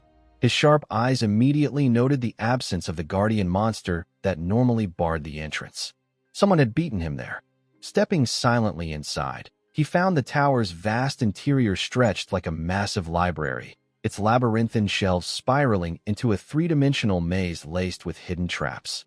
The air hummed with ancient energy. Shadow's instincts sharpened as he remembered the legends. Sealed within was the Princess of Despair, once a human princess twisted into a monster by the evil white dragon. The sight of ransacked halls told him others had already made it deep inside, but then a faint gleam caught his eye. A single book pulsed with strange energy, hidden among the countless dusty tomes. Shadow's lips curved into a faint smile. This was the trigger. Pulling it free, he activated the teleportation spell, and in an instant, blue light engulfed him. He reappeared atop the leaning tower, where chaos awaited. A massive guild team was already locked in battle against the Princess of Despair. Shadow's eyes widened at their numbers. So many had forced their way through the labyrinth, though most of them were already falling like flies. Casualties piled up, yet more adventurers kept rushing forward, respawning and returning to the fray without hesitation. Shadow studied them carefully, wondering what kind of force could accept such catastrophic losses and still keep pressing onward. A sharp female voice cut through the din, commanding the rear guard to keep advancing, to die if necessary, then respawn and regroup. Shadow's attention snapped toward the woman at the center. Recognition struck instantly. Fong, the leader of heavy industries. Even in this world, the corporation had adapted frighteningly fast. With their vast resources converted into lifespan, they had mobilized employees into a guild of their own, Heavy Industry Union. He watched as Huang revealed her profession. A shimmering blue portal blossomed at her command, linking the battlefield to a distant resurrection point. Adventurers who had just died came charging back through, fearless, ready to be fed into the grinder once more. Her hidden class, Illusionist, was infamous. Her skill, Portal, was what made her guild's tactics so dangerous. By setting an entrance near the spawn point and an exit by the boss, fallen players returned instantly, flooding the fight again and again. Unless the portal was destroyed, it was like facing an endless army. But Shadow's gaze moved past her, narrowing on the boss itself. The Princess of Despair towered above the crowd, her twisted form thrashing wildly, tentacles whipping adventurers and slamming them into the ground.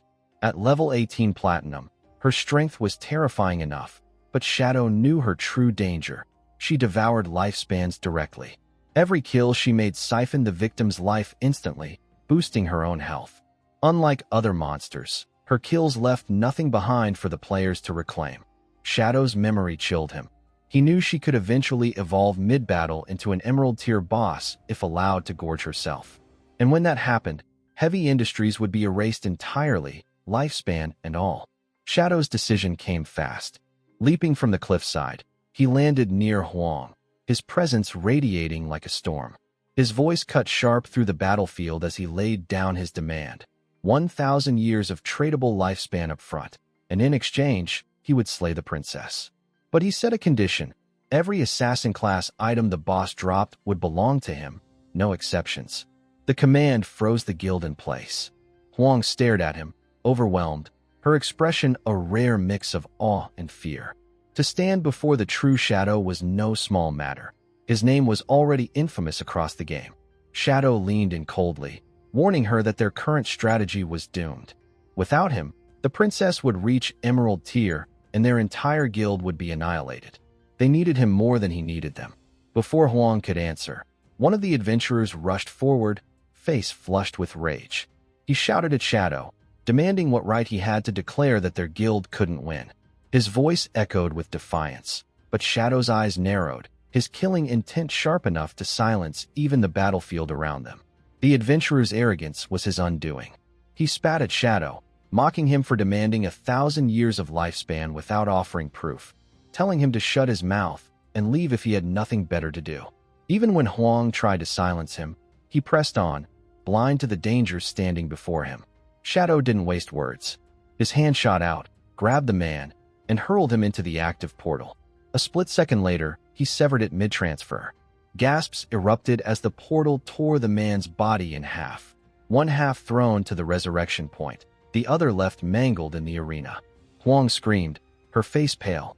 She had known her son's defiance would provoke Shadow, but the brutal precision of the punishment still shocked her. Struggling to keep composure, she tried to reason with him, saying that if his intent had only been to teach her son a lesson, destroying her portal wasn't necessary. Shadow only smirked behind his mask, his grin unseen but sharp in his voice. He told her that she would soon understand why the portal had to be destroyed. Then, with deliberate calm, he reminded her once again of his offer. For 1,000 years of tradable lifespan, he would rid them of the Despair Princess. Without waiting for her response, his form shimmered and vanished, slipping into invisibility before the entire guild. From the tower's heights, Shadow descended, his thoughts cold and calculating. He knew heavy industries remained blind to the truth. The boss wasn't just dangerous, it was about to evolve. Landing lightly, he snapped his fingers, summoning his wolf and riding it across the battlefield. But as he moved, his sharp eyes caught a faint gleam high atop the tower. His instincts flared. That light wasn't ordinary. It was the unmistakable signal of a boss nearing promotion. The remaining players would feed their lifespans to the monster, tipping it over the edge. Shadow narrowed his eyes. If the Despair Princess ascended to Emerald Tier, he would return, not to save the guild, but to kill and reap even greater rewards. Before his thoughts could deepen, a familiar voice pierced his mind. Ling. She urgently told him she had discovered the Dongfang lady's location, hiding in a mansion in the mountains outside the city. But her tone trembled as she admitted she had nearly died to the woman's bodyguard. Shadow's focus sharpened. So, the short girl from earlier had been Ling in disguise.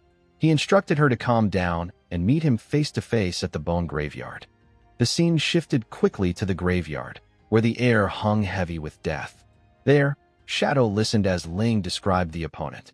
A fighter, strong in speed and power, attacking mainly with his back while releasing poisonous gas. Shadow's expression hardened. He knew that class, the source of plague. Its mist, surrounding the bodyguard within a 10-meter radius, could sense every movement, perfectly countering stealth abilities like Ling's invisibility. Worse, the plague strengthened the body, gave terrifying regeneration, and was whispered to grant near immortality. Ling's face darkened, fear mixing with despair. She asked if such a man had no weakness, if her revenge was truly impossible in this lifetime. Shadow's voice dropped, calm and cutting. Every power had a flaw. The plague boosted the body, yes, but it corroded the mind. The stronger the bodyguard became, the weaker his mental resilience grew. That was his Achilles heel. And then, Shadow's eyes gleamed as he turned to Ling. Her hidden class, the Blade of the Underworld, was on the verge of evolving. At Tier 2, it would awaken the power of the Underworld demon itself. As he spoke, a silhouette of a green demon loomed behind her, its gaze menacing yet beckoning. Ling's eyes widened, realization crashing over her. She wasn't powerless. She had the hidden potential to one day cut through the plague and claim her vengeance. Shadow didn't sugarcoat it. If Ling wanted revenge, she had to push her profession to Tier 2, fast. Only then would she gain the counter to the source of plague's soft spot. The certainty in his voice rattled her. How could he know her hidden class so well, even predict its next evolution? Before she could ask, he vaulted onto a weathered stone pillar, silhouette framed against the graveyard's sickly moonlight, and spoke like a master addressing a disciple. The god's game was vast and ruthless, he said. Grinding without thought was just running in circles. Every level, every stat point, every hunt had to be intentional. Cultivate, he told her. Learn the systems, map your enemies, refine your technique. Strength wasn't only muscle and numbers. It was knowledge, patience, and skill stacked together. He pointed across the bone graveyard. Here, of all places, was her best window to advance. The local monsters were elites, triple the health, defense, and attack of ordinary mobs, and yet uniquely suited to awaken the deeper power in her Hades Chainblade. They reacted fast, punished sloppiness, and, when killed properly, fed her exclusive weapons growth. Dangerous, yes, but perfect for someone ready to evolve. With the right technique, Shadow added, every swing finds a weak point. To prove it, he ghosted forward in a blur, carving precise lines through the air, each strike a lesson in economy, then reappeared as if he'd never moved. Ling stared, spellbound. This wasn't brute force, it was surgical. She barely had time to breathe before he was suddenly behind her, a firm hand on her shoulder anchoring her to the moment. No holding back, he said, voice dropping to steel. If you want your vengeance, you fight like it's the only thing left. For a heartbeat, something colder flashed in his eyes. Old grief, older rage, and even she felt it, an edge of killing intent that seemed to seep from his bones. When he stepped away and vanished, she exhaled shakily, unsure if that chill was her imagination or a glimpse of the abyss that forged him. Across the ruins of Magic City, Little Black slouched beside her mount, which chomped grass like it had all the time in the world. She squinted at her battered map and groaned. She'd strip-mined this whole zone, and her stomach was staging a revolt. That's when she spotted it. A glossy red fruit, black plum dark and beating with juice. Curiosity overruled caution.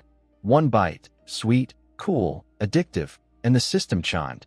Plus 50 EXP. Her eyes blew wide. Food that gave experience? She scanned the ground and found a dotted trail of the same fruit leading deeper into the brush.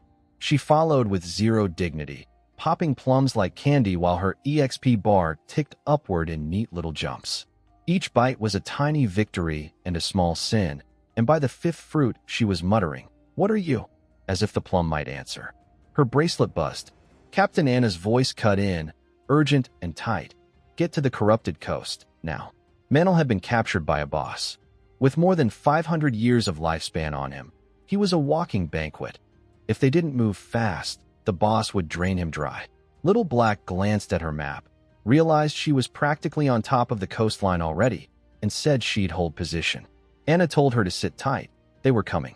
"Sure," Little Black said, and kept eating. If she was waiting, she might as well level, right? Between bites, she grumbled that Mantle was a spectacular idiot. If not for his family's pull, no one would party with him, and then immediately felt a tiny stab of guilt that the next plum dulled. The fruit was outrageously good. The EXP ticks even better.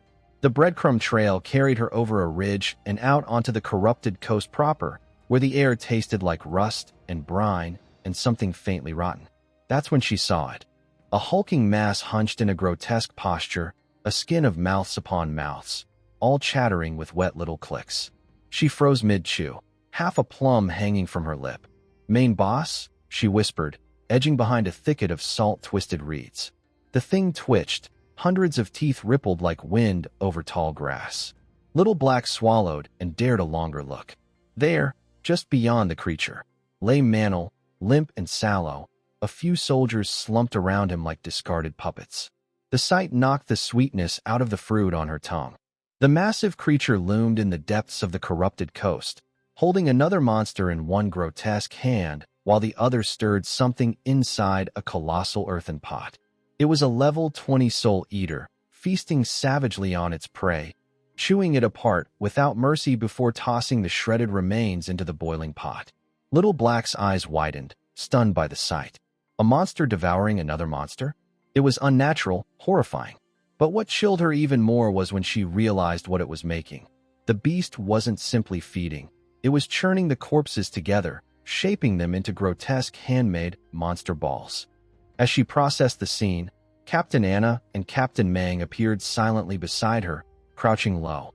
Anna whispered sharply, demanding why she was hiding there and if she had seen Mantle or the boss. Still chewing a fruit absent-mindedly, Little Black pointed toward the monstrosity and muttered that the boss was disgusting, actually eating its own kind. Her captains froze in shock as recognition dawned. It was no ordinary creature, but an emerald-grade monster. But as they crouched in the shadows, the bloated beast shifted. Slowly, it heaved itself upright, then sat down again in a strange, almost ceremonial posture. Its entire body began to tremble, shaking violently, until with a sickening sound something small squeezed out beneath it. The group's expressions twisted in revulsion as they realized what was happening. The abomination was defecating. From beneath it rolled a perfectly round sphere, glowing faintly with a sinister purple aura. Captain Anna's voice trembled in awe, noting how strange and almost beautiful it looked. Her eyes flicked to Little Black, who was still munching her fruit, and the realization hit her like lightning. Those plums she had been so happily eating, they were this monster's droppings. Little Black froze mid-chew, her face contorting as the truth hit her. Her hands shook violently as she screamed in raw horror, gagging and clutching at her throat, desperately wishing she could claw the filth out of her stomach. No amount of experience points could erase the disgust she now felt. Anna hissed at her to shut up, but it was too late. The Soul Eater's head whipped around, its wide grin splitting into dozens of writhing mouths. The air shook with its laughter as its gaze locked onto them. The fat monstrosity had heard her. It roared, and a wave of impact surged outward like a sonic quake. The ground trembled, and the very air thickened with pressure. Both captains staggered back, their faces contorting as something unnatural invaded their minds. The monster's aura wasn't just power, it was corruption. Their pupils dilated, their breathing grew ragged, and then the hunger began. Captain Anna and Captain Mang's bodies convulsed as if possessed. Their eyes gleamed with madness while their instincts drove them toward the earthen pot. Before Little Black could stop them, both of them lunged at the bubbling contents like rabid animals, sniffing and shoving fistfuls of the foul stew into their mouths. She screamed in disbelief, watching the captains, hunters she respected, slurp and gulp the monster's waste as if it were the finest feast. They knew it was filth, but their minds no longer cared. Mantle, too, woke from his stupor and joined them, his face blank and deranged as he stuffed himself with both hands. The once proud warriors of the squad had been reduced to pigs at a trough, slaves to hunger they could not control. Hidden nearby, Little Black's whole body shook. Why was she unaffected? Why was she the only one who hadn't fallen under its hypnosis? She pressed a hand to her chest, realizing with horror that her teammates were inflating, their bodies swelling grotesquely as they consumed endlessly. This was the Soul Eater's trap. The monster reached out one of its many hands, snatching up Mantle with ease. Dozens of mouths opened across its body, and with one horrifying motion it swallowed him whole. Little Black's stomach turned as she realized the truth. This abomination didn't kill instantly. It fattened its prey first, stuffing them with their own filth until they grew plump, only to devour them at their peak like cattle bred for slaughter. Tears filled her eyes as fear overtook her. She couldn't fight this thing.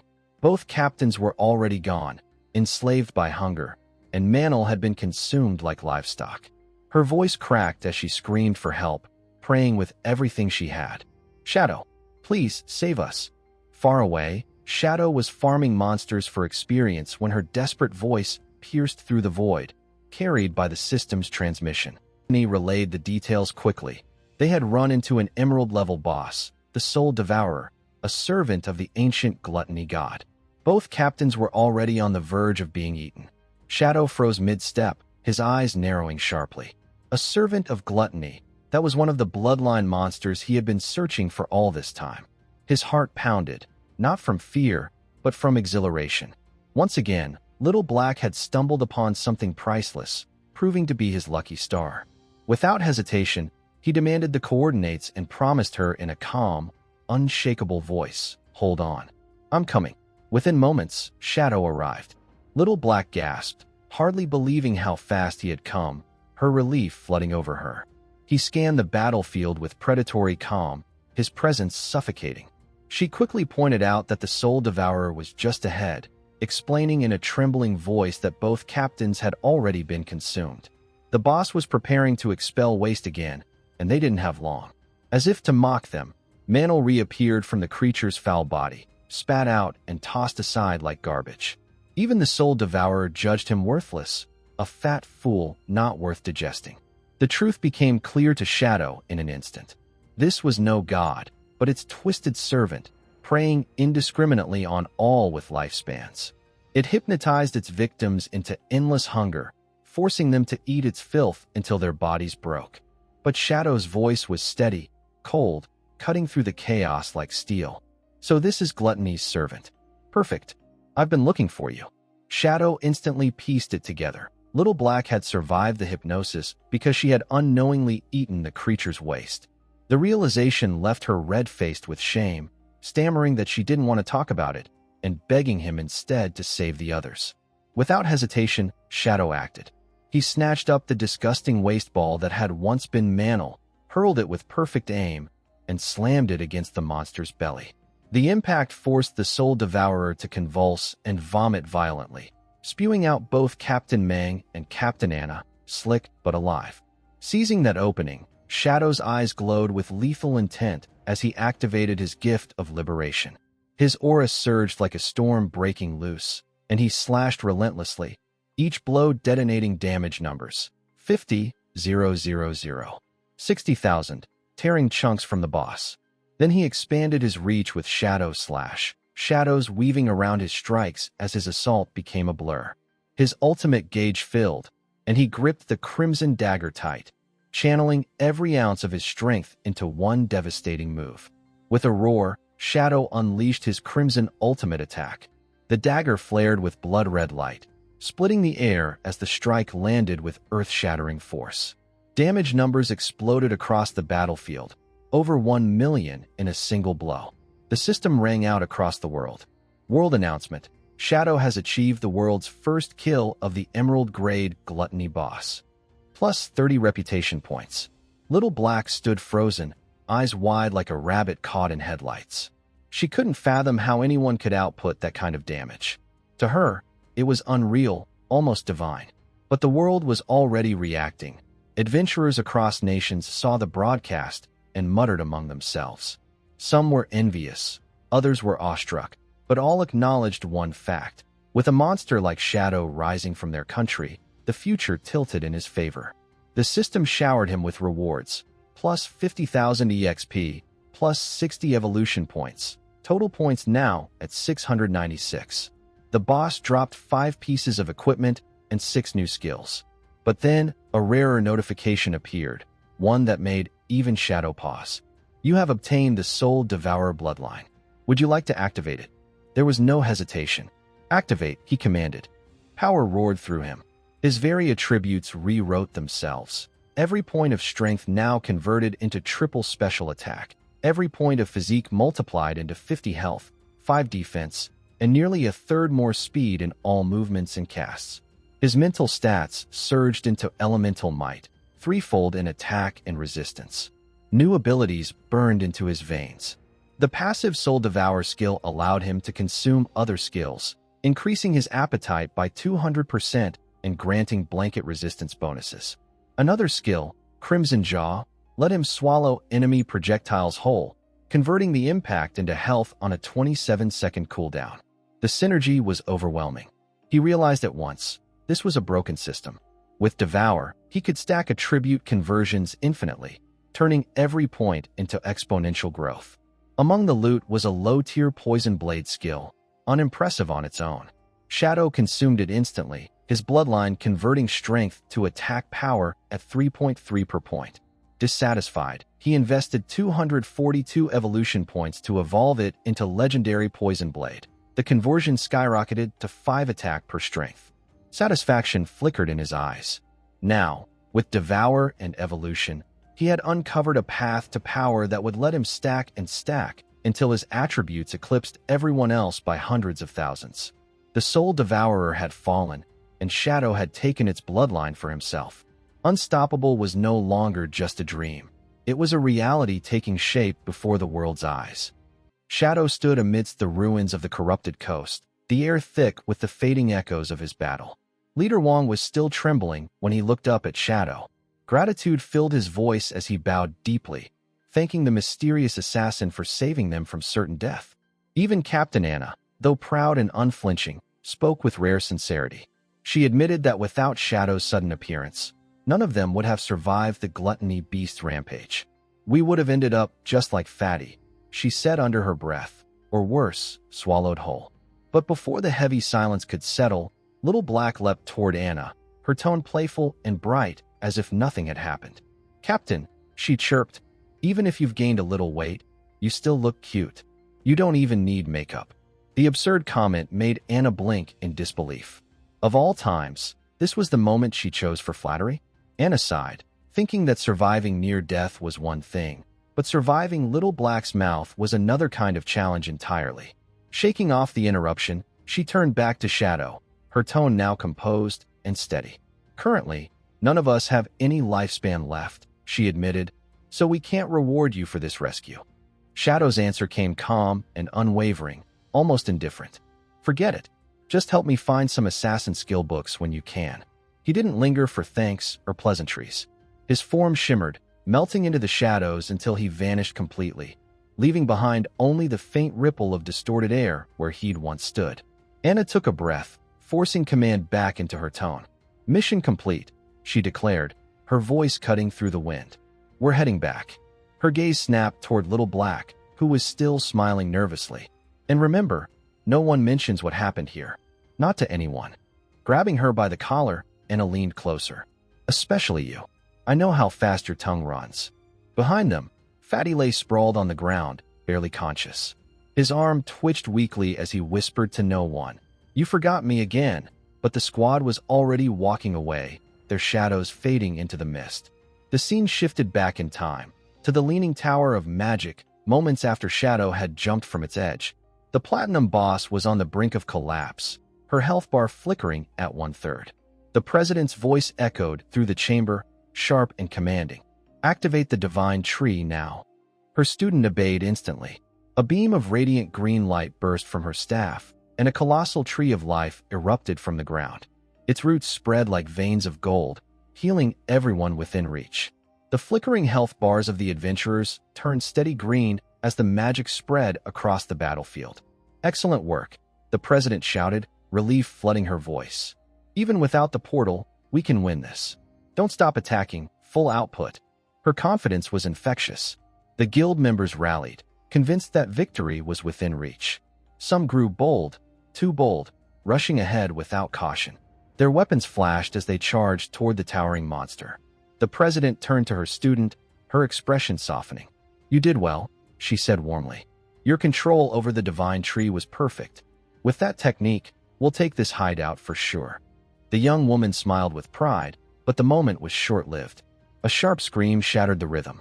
One of the adventurers was snatched mid-stride by a thrashing tentacle, crushed in an instant.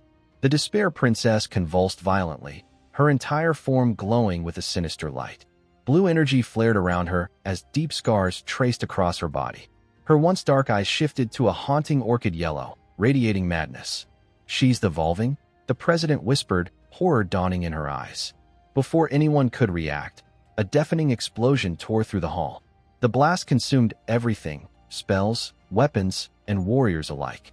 The sound faded into silence, leaving nothing but drifting fragments of light, the scattered remnants of their lifespans. From that sea of ruin rose something new, a massive egg-like structure wrapped in black, root-like tendrils. It pulsed faintly, feeding on the lifespans floating through the air. The system announcement echoed coldly. Artifact discovered. Egg of Despair, level 30 HP, 1000. The egg's glow intensified as it absorbed every drop of essence, reforming the monster's body. Its faint outline inside resembled a human shape, peaceful, almost beautiful, yet unmistakably wrong. Meanwhile, the surviving members of the Heavy Industry Guild were forcibly teleported back to their base, the facial recognition tree courtyard, surrounded by the flickering remnants of failed spells. The President's son stumbled to his feet, bewildered. How did we all die in one strike? Did we at least defeat it? His mother's voice was calm but heavy. No, we didn't. She stared blankly ahead. We brought her to her last breath. Then she healed completely.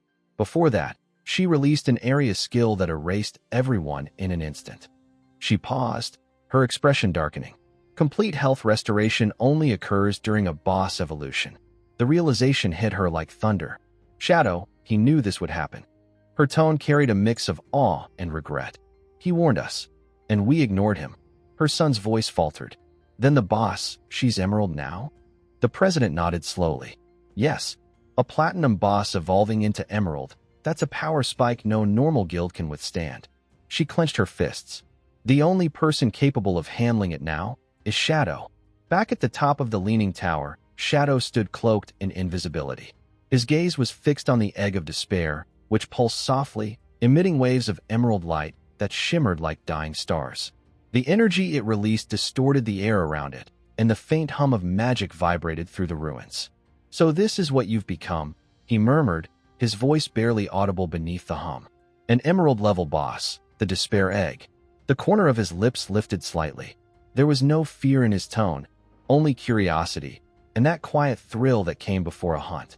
He tightened his grip on his dagger, its blade glowing faintly red beneath the shadows.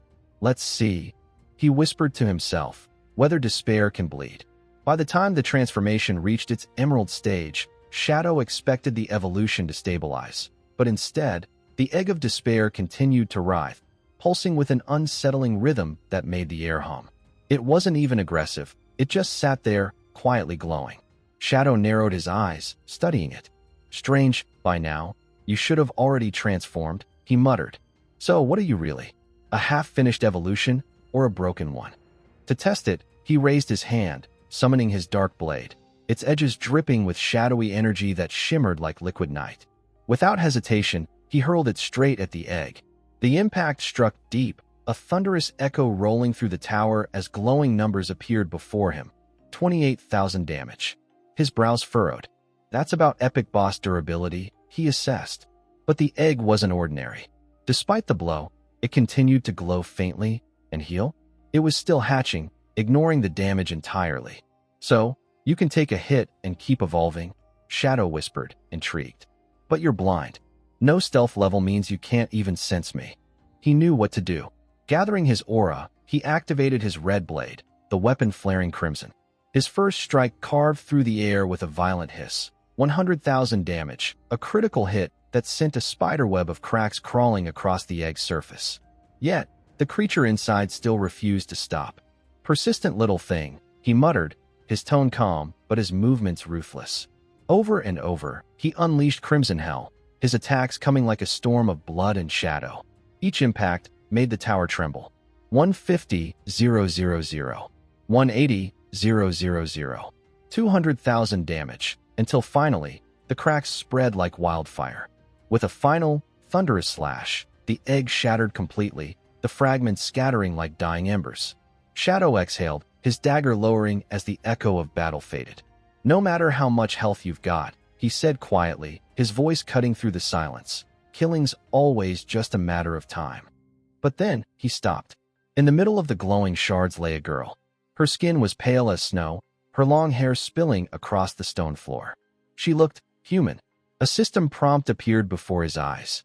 Target identified. Princess of Despair, level 1. He blinked in disbelief. The once platinum monster was now a fragile little girl with 10 HP. Her breathing was slow, shallow, almost childlike. He recalled the old myths whispered across the lands. The story of the princess cursed by the white dragon, doomed to become a creature of endless grief. Could this be her? His fingers tightened around his dagger. One strike would end her. But as the blade angled downward, the air shifted, thick, electric, and heavy with ancient power. The clouds outside twisted violently, and thunder cracked across the sky. A purple portal tore open above the tower, expanding like the eye of a storm. The wind howled through the ruins, rattling what was left of the ancient structure. Then came the roar, deep, primal, and world-shaking. Through the violet rift descended a colossal dragon, its scales pure white and glistening like carved marble, its eyes burning with fury older than time. Every flap of its wings made the very air quiver. Cursed white dragon, level 100 mythical monster, artist. The system flashed warnings across Shadow's vision, but he didn't move. His cloak fluttered violently under the sheer pressure of the dragon's aura. The creature's massive form landed with a quake that split the ground beneath it, its gaze fixed on the small figure behind Shadow. The scene continues. As the egg of despair shattered, the air trembled. A massive rift tore open in the clouds, and from within it, a skeletal dragon cloaked in pale blue fire descended with a thunderous roar that made even the tower quake. The system identified it instantly. Cursed white dragon, 8, mythical grade boss. Shadow stepped back, eyes wide. A mythical boss, he muttered, startled. He hadn't expected something of this magnitude to appear. But as the dragon's hollow roar echoed, realization dawned. This was no ordinary event. It was the truth behind the legend, the very curse that had turned the princess into the guardian of despair. Below, the once monstrous princess lay motionless. Slowly, her human form reappeared, fragile, trembling, her long silver hair catching the light as she rose. Without hesitation, she floated toward the enormous dragon looming above. Shadow, tense and ready to strike, froze when she didn't attack. Instead, she reached out and embraced the dragon's snout, tears falling freely. "You've suffered enough," her faint voice carried through the silence. As she clung to the beast, her body began to glow. Flames spread from her chest, and her form burned away until only a bright red heart remained, pulsing within the light. The dragon shuddered as the glow spread, its bony wings cracking apart before dissolving into dust. Both master and cursed soul vanished together in the radiance. When the light faded, all that remained hovering before Shadow was the heart of the curse, still beating softly. The system chimed.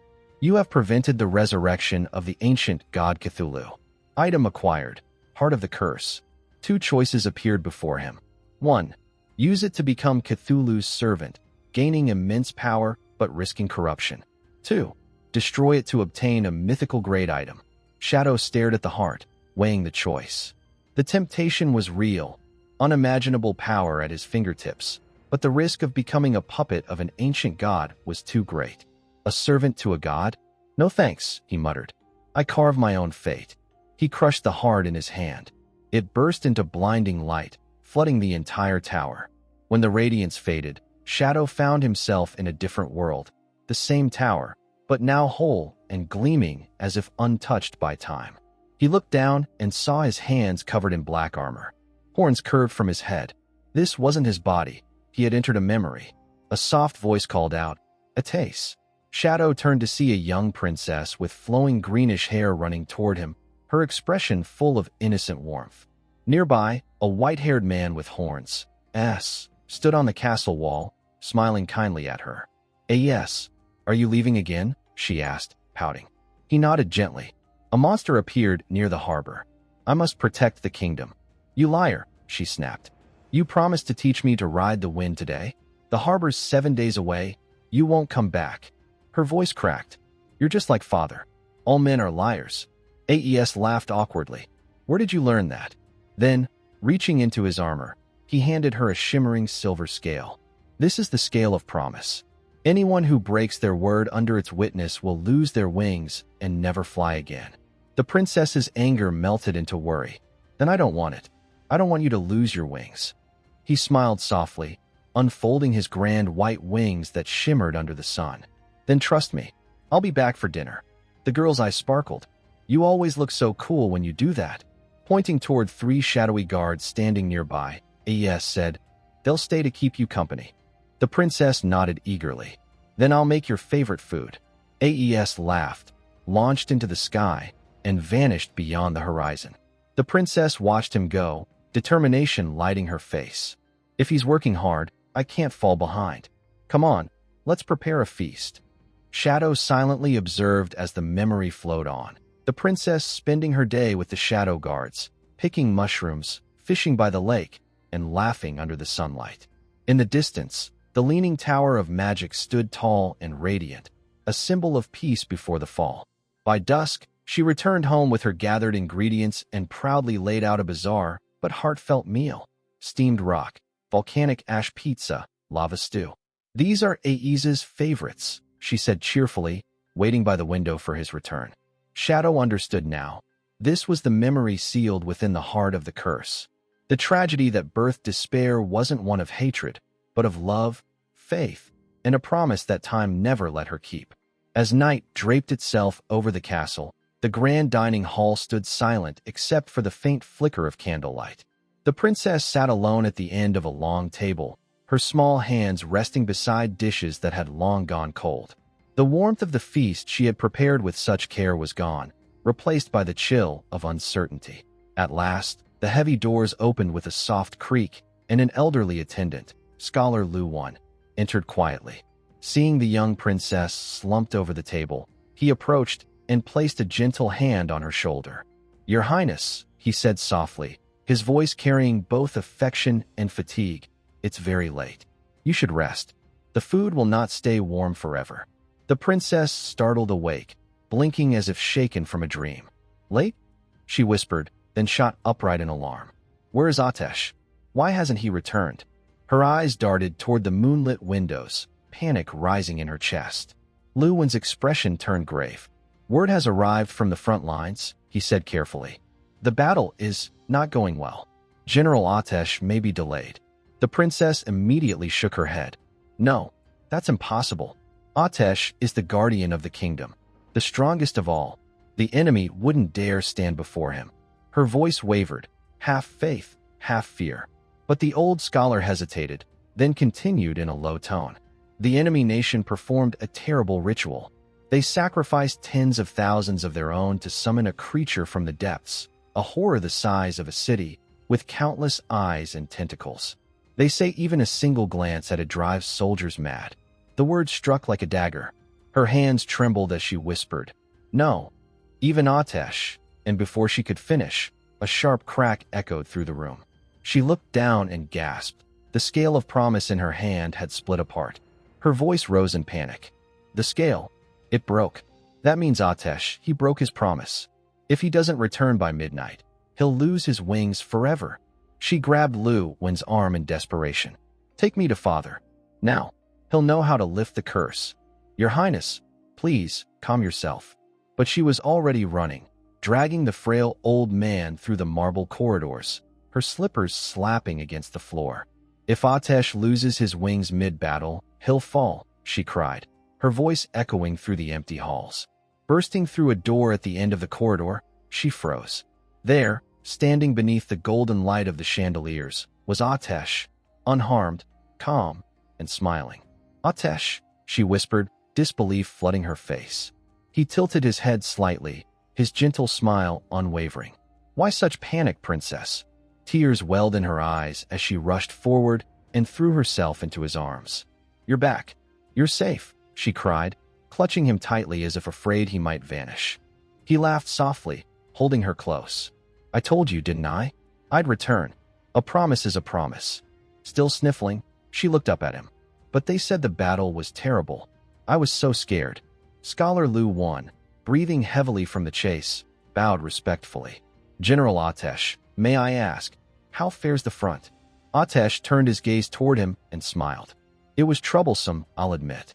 But the threat's been handled. The soldiers are cleaning up now." Lu Wen exhaled in relief. "As expected of our kingdom's guardian." Atesh looked to the table and chuckled. "Speaking of battles, I'm starving. Did you make all this yourself?" The princess nodded, cheeks flushed. "I did, though it's probably cold now." He laughed, already sitting down and picking up his fork. "Cold food, hot food, it doesn't matter. It's perfect." The princess smiled faintly. "At least eat slowly, or you'll choke," she scolded, while Lu Wen watched quietly, the corners of his eyes softening with warmth. The Leaning Tower of Magic. Atesh spread his arms and looked out over the sleeping kingdom. "Well, princess," he said with a teasing grin, "a promise is a promise. Time to learn how to ride the wind." The princess rubbed her eyes and yawned. "But I'm tired, can't we do it tomorrow?" He chuckled. "You worked hard, I'll give you that. But tomorrow, who knows where duty will call me." Her eyes widened, and she clung to his leg with a pout. "Then take me now? You came home late, and I waited all day." Atesh sighed in defeat. All right, but you can't tell your father. If he finds out, I'll never hear the end of it." Her expression instantly brightened. "Deal," she said eagerly. Closing his eyes, Atesh summoned his power. Blue light swirled around him, spiraling upward like a storm. The air grew thick with energy, and in one blinding flash, his form expanded, transforming into a magnificent white dragon. His scales shimmered like moonlit crystal, his wings stretching wide enough to blot out the stars. The princess stood frozen, her awe reflected in her glistening eyes. "You're incredible," she whispered, her voice trembling with pure wonder. And under that endless, starlit sky, she reached out to him, the guardian she adored. The princess stared in awe at Atesh's magnificent dragon form, his gleaming white scales shimmering like frost under moonlight. She stepped forward cautiously, her small hand trembling as she reached up to touch his snout. "Be safe," she whispered, her voice filled with quiet affection. In response, a soft green aura enveloped her, lifting her gently off the ground and setting her onto Atesh's head. "Hold on tight," he warned, his deep voice rumbling like distant thunder. Then, with a single powerful beat of his wings, Atesh launched into the air, tearing through the clouds and soaring into the star-filled sky. Below, Scholar Lu Wen and one of the shadow guards stood on the Leaning Tower of Magic, watching as their silhouettes vanished into the horizon. The princess clung to Atesh's mane, her laughter carried by the wind as she gazed down at the glowing kingdom. "So this is what you see from above," she murmured in awe. Atesh chuckled. "It is. Beautiful, isn't it?" She nodded, her eyes glistening. "Super beautiful." They glided past a tall bell tower, its chimes echoing softly through the night. "Will you protect this place forever?" she asked innocently. Atesh paused for a moment, his tone turning solemn. "I will," he said. "As long as these skies exist, I'll protect them." Satisfied, the princess smiled and rested her head against his scales, whispering a sleepy, "Thank you," before drifting off to sleep. The memory shifted. Atesh was now tucking the sleeping princess into her bed, placing a small teddy bear by her side. His usually fierce eyes softened as he pulled the blanket up to her chin. For a moment, he simply stood there, watching her peaceful face before quietly leaving the room, glancing back one last time as the door closed behind him. Later that same night, Atesh was summoned before the king. The moonlight from the stained glass windows painted long streaks of blue across the marble floor. The king's expression was grim as he looked upon the dragon warrior's battered armor. "You're wounded," he said. Was the monster truly that powerful? Atesh, though weary and blood-stained, smiled faintly. "I've had worse, your majesty. It's nothing fatal." The creature's ashes are scattered across the sea, but the king's frown deepened. "Atesh, I fear this was no ordinary battle. My scouts report strange magic at work, an ancient ritual. I sense a shadow stirring across the continent. Even you, of the dragon race, may not escape what's coming." Atesh turned to the window, the storm clouds reflecting in his silver eyes. "Then I'll stand where I must, your majesty. Whatever comes, I'll protect this land." The king nodded solemnly, though unease lingered in his gaze. The scene darkened. The next image was bleak, the leaning tower of magic under a storm-ridden sky. Shattered armor fragments were scattered across the marble, streaked with blood. Atesh knelt amidst the wreckage, gasping for breath, and armor shredded. He clutched his chest, where a pulsating crimson object was embedded, a living heart of corruption. Black veins crawled outward from it like roots of despair, spreading slowly through his body as thunder echoed above. The scene moved forward, 5 years into a dark and violent future where the once golden kingdom had become a field of nightmares. Smoke rose endlessly into the red sky, and the cries of the dying filled the air. Soldiers and civilians screamed as a horrifying army descended upon them. An army not of men, but of monsters, red, skinless beasts that tore through streets and walls alike. People ran in all directions, their pleas drowned beneath the roars of creatures that knew no mercy. From the highest balcony of the royal citadel, the king stood watching the ruin unfold. His crown was dull beneath the glow of fire. "The Manga Empire," he said in a low voice, his tone thick with disbelief. "They've gone completely mad." His gaze darkened as he saw the black flag of Manga rise above the battlefield.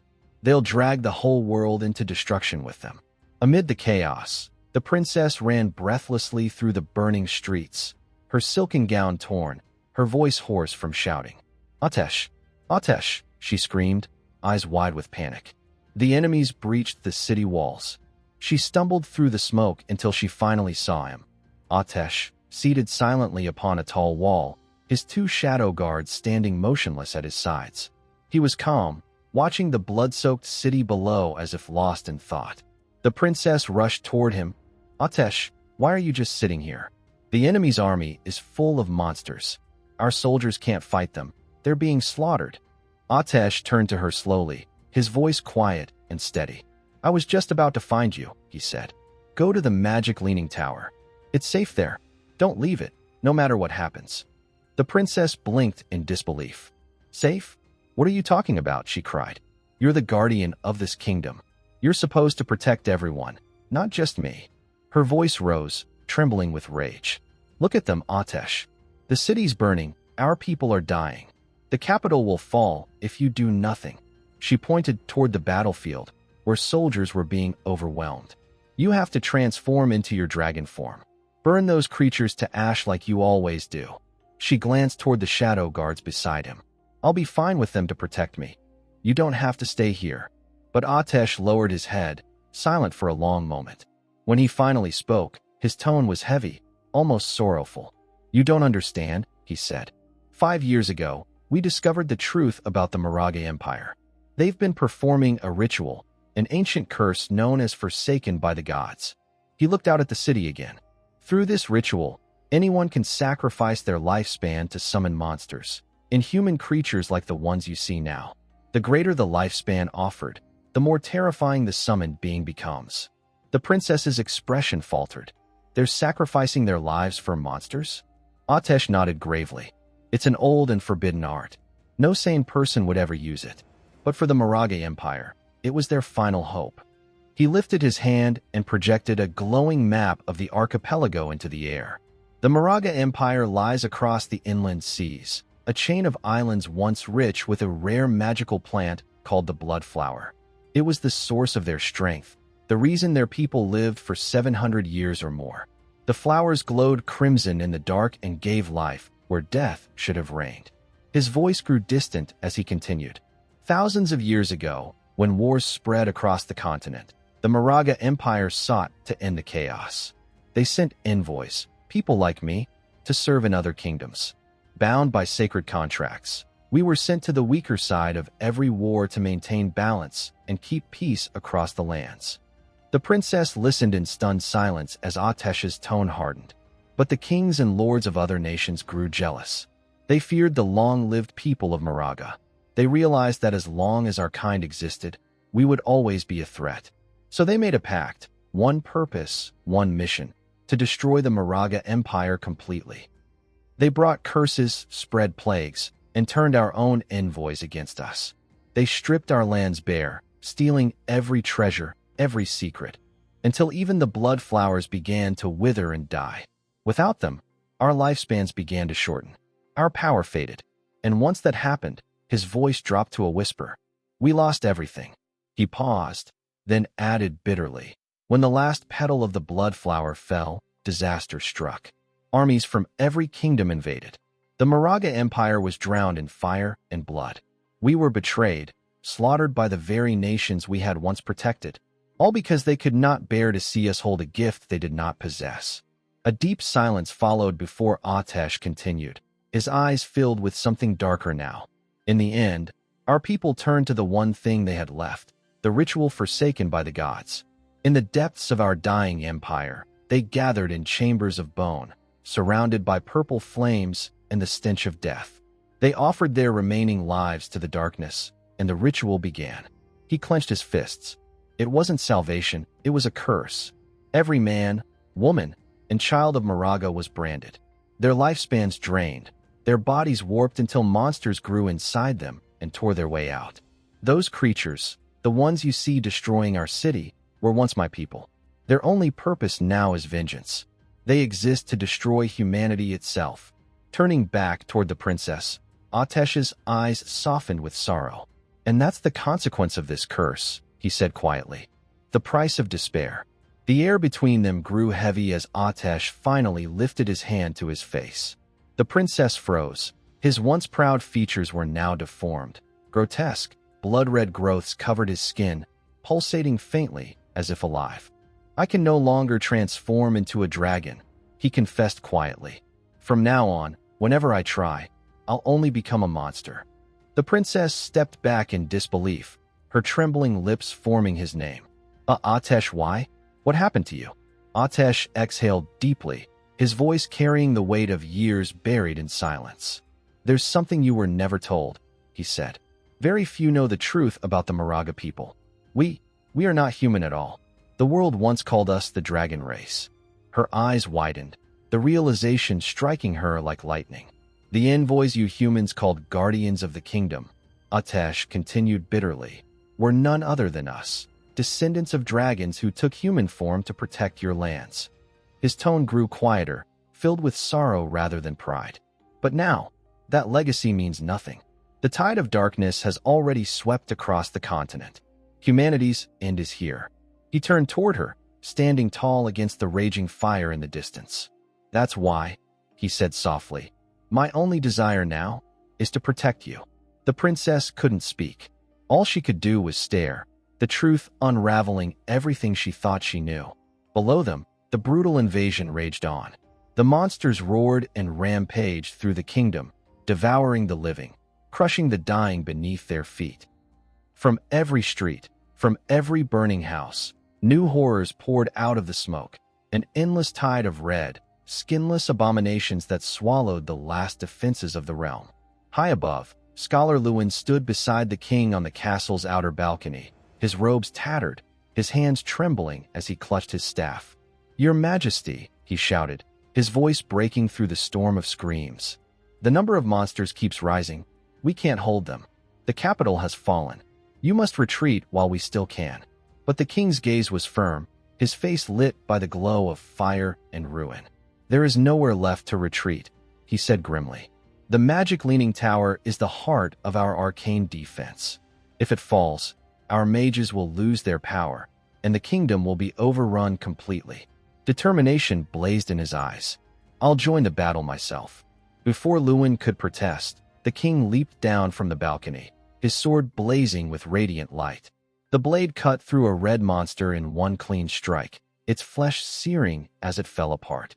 The king landed hard on the scorched ground, gripping his sword and breathing heavily amid the smoke and dust. For a brief moment, as explosions thundered in the distance, his mind wandered back through time. How quickly the years have passed, he thought bitterly. He remembered the day he first met Atesh, how they looked the same age, though Atesh had already lived for nearly a century. 100 years meant nothing to his kind. For the dragons, it was barely the beginning of adulthood. A monster lunged toward him, but he cut it down without thinking. His mind stayed trapped in memory of those long years spent with Atesh at his side.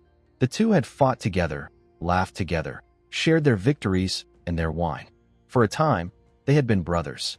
Then came another blast of purple energy, knocking him backward. As he staggered, he realized how much had changed. He had grown old, his strength waning, while Atesh remained untouched by time. That eternal youth had driven a rift between them, a chasm of understanding no words could cross. "Atesh could never understand humans," he muttered under his breath. "And we could never understand him." He stood once more amidst the burning ruins of his kingdom. Flames licked the air, and the world he had built crumbled around him.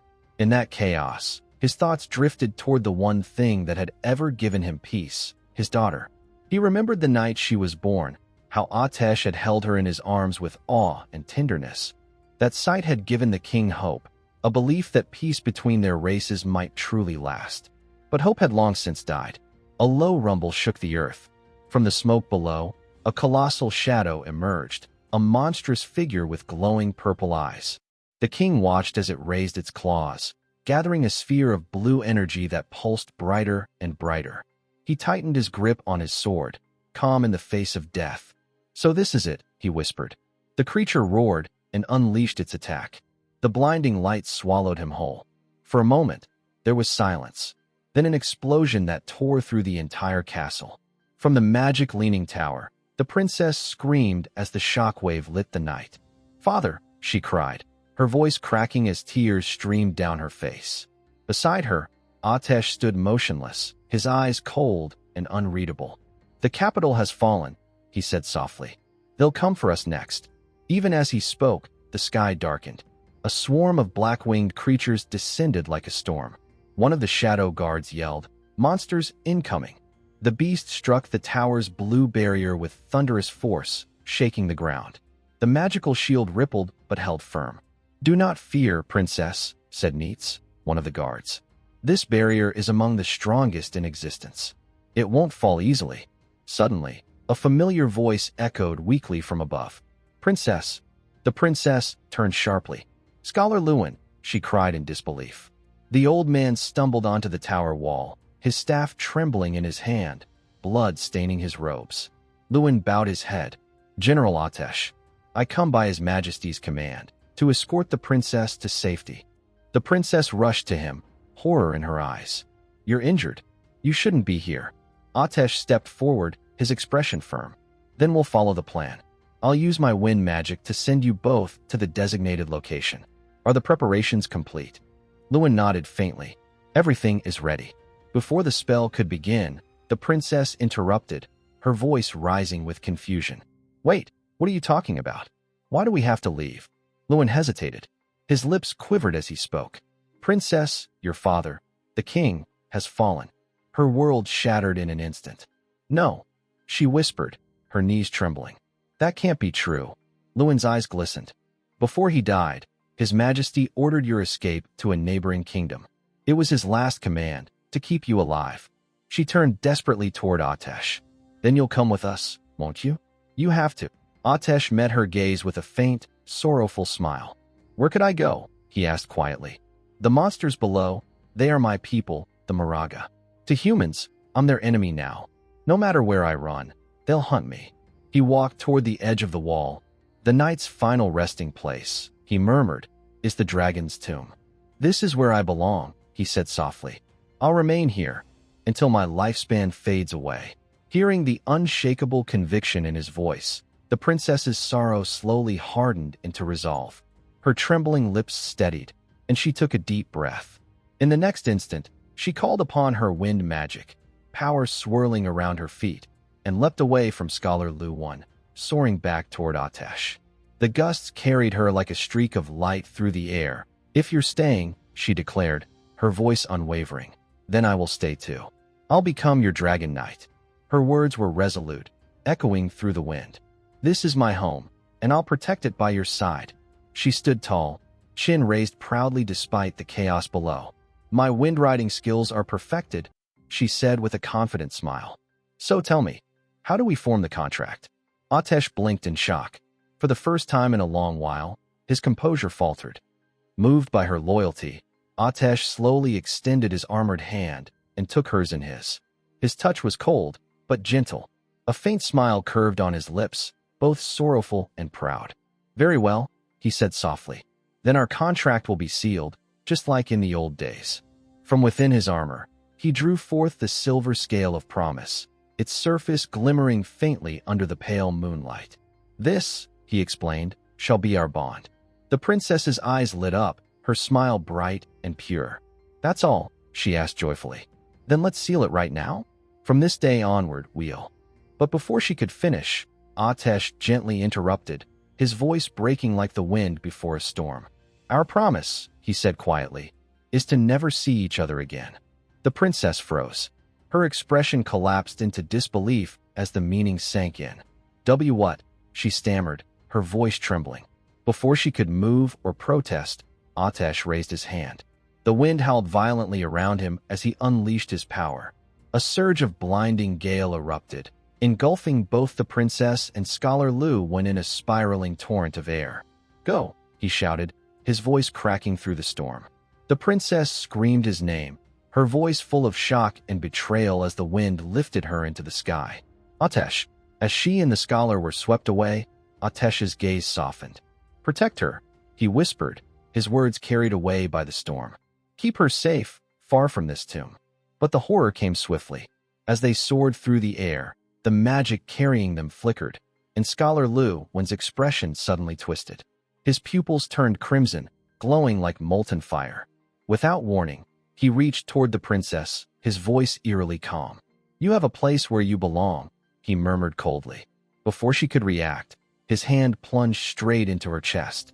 The princess gasped, her eyes wide with agony and disbelief as Lu Wen tore out her still-beating heart. Blood glimmered like rubies in the air as her scream echoed through the storm. Below, Atesh's eyes widened in shock. Lu Wen, he roared, the wind trembling around him. The scholar's body convulsed, his face twitching in agony as he choked out his final words. Atesh, be careful, he rasped. The Maraga were not the only ones cursed. Dark veins spread across his skin as his features twisted grotesquely. A hideous red growth burst from his chest, devouring what remained of him. From his collapsing body erupted a monstrous tentacled creature, its form writhing with madness. It seized the princess's heart, such a rich lifespan. Tell me, Atesh, does killing the one you love taste like revenge? The monster's eyes gleamed with mocking joy. After all, weren't you the one who burned me with your dragon flames back then? The scene shifted into a nightmarish silence. Atesh stood frozen, his mind blank, as the tentacled monster threw its head back and let out a deranged, guttural laugh that echoed across the shattered tower.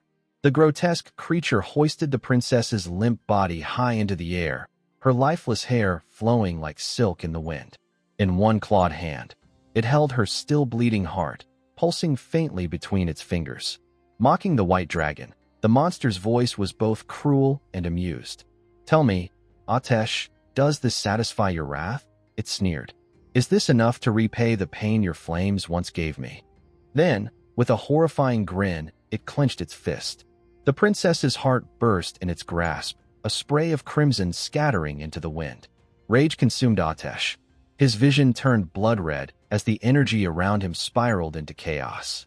His two shadow guards appeared at his sides, their eyes glowing with shared fury and grief. The one known as the Shadow of Sorrow unleashed a cry that reverberated through the air before transforming into a swirling vortex of dark energy. He dove toward the falling princess's body, catching her midair and shielding her in his radiant blue aura. Meanwhile, the second guard charged straight at the monster. With unmatched ferocity, he slashed through its writhing limbs, cutting its tentacles to shreds. But the creature merely laughed again, its wounds knitting together instantly. "Useless," it hissed, its voice echoing through the ruined tower. "So fragile, just like your hearts."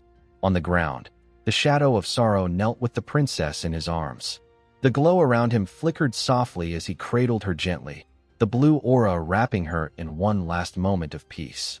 A single tear rolled from beneath his dark helmet, falling onto her cheek. The princess stirred weakly, her voice faint and trembling. "Atesh," she whispered before the light faded from her eyes. Her body went limp, her final breath escaping in silence. Even as her heart stopped, the monstrous being continued to taunt.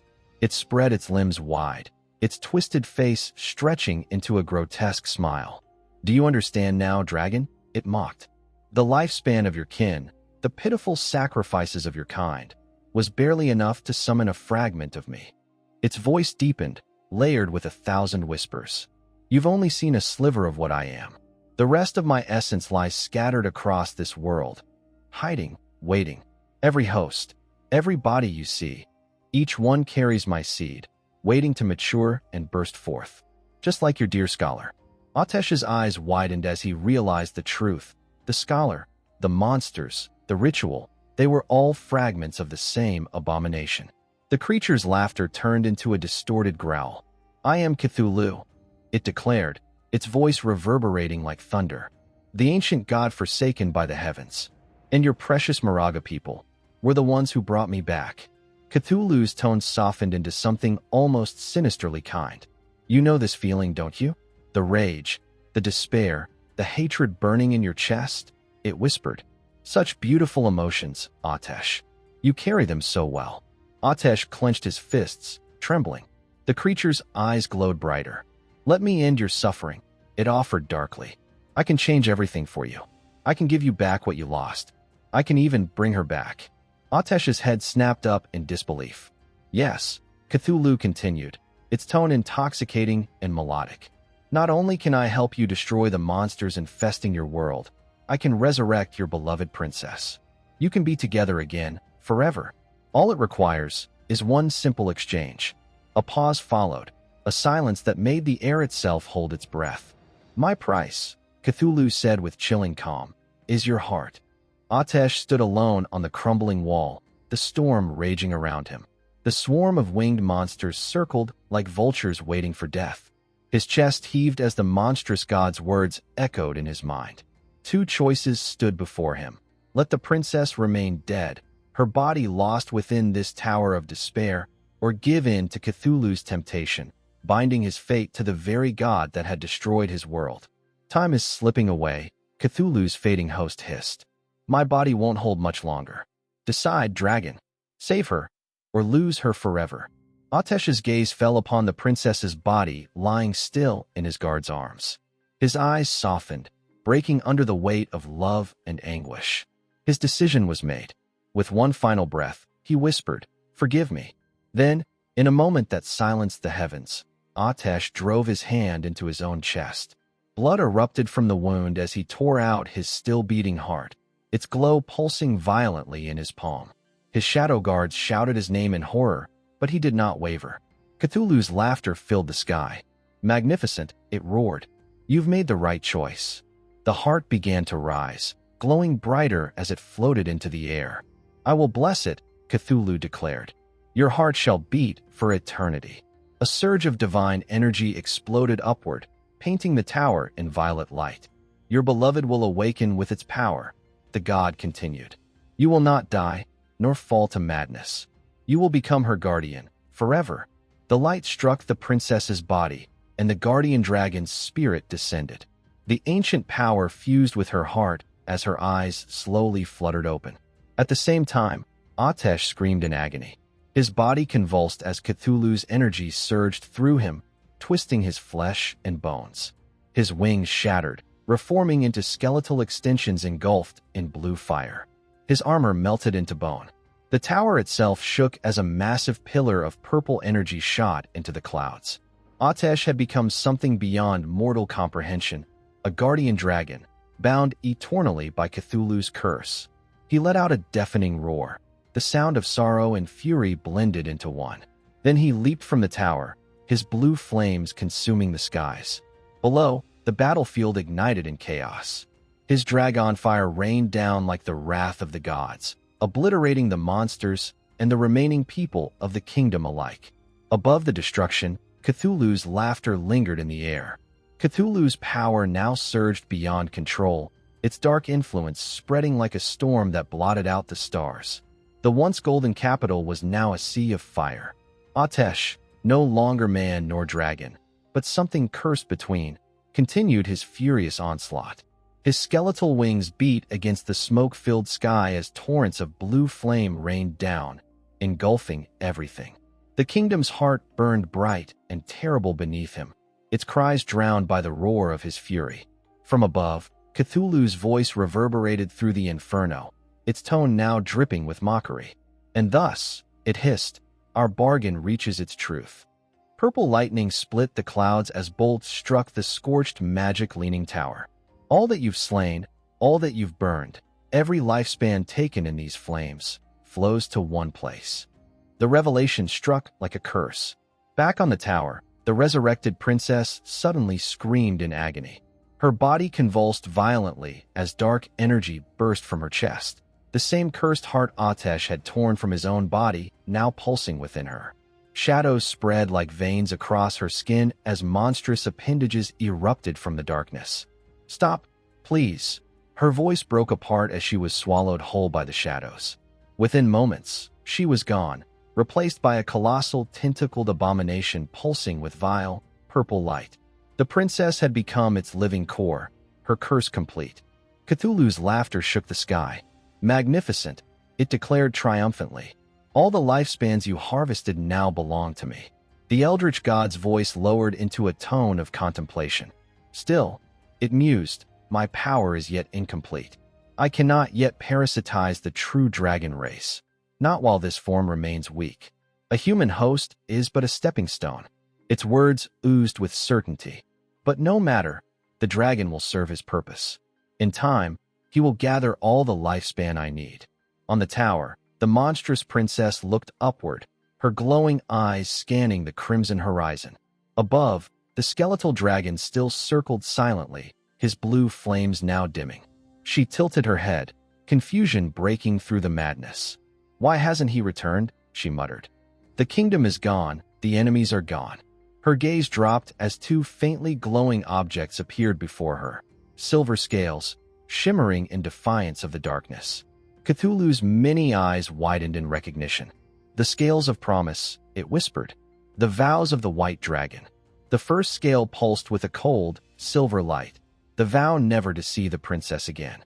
The second glowed faintly blue, the vow to forever guard the kingdom's high tower. Realization dawned like poison. The air trembled with Cthulhu's rage.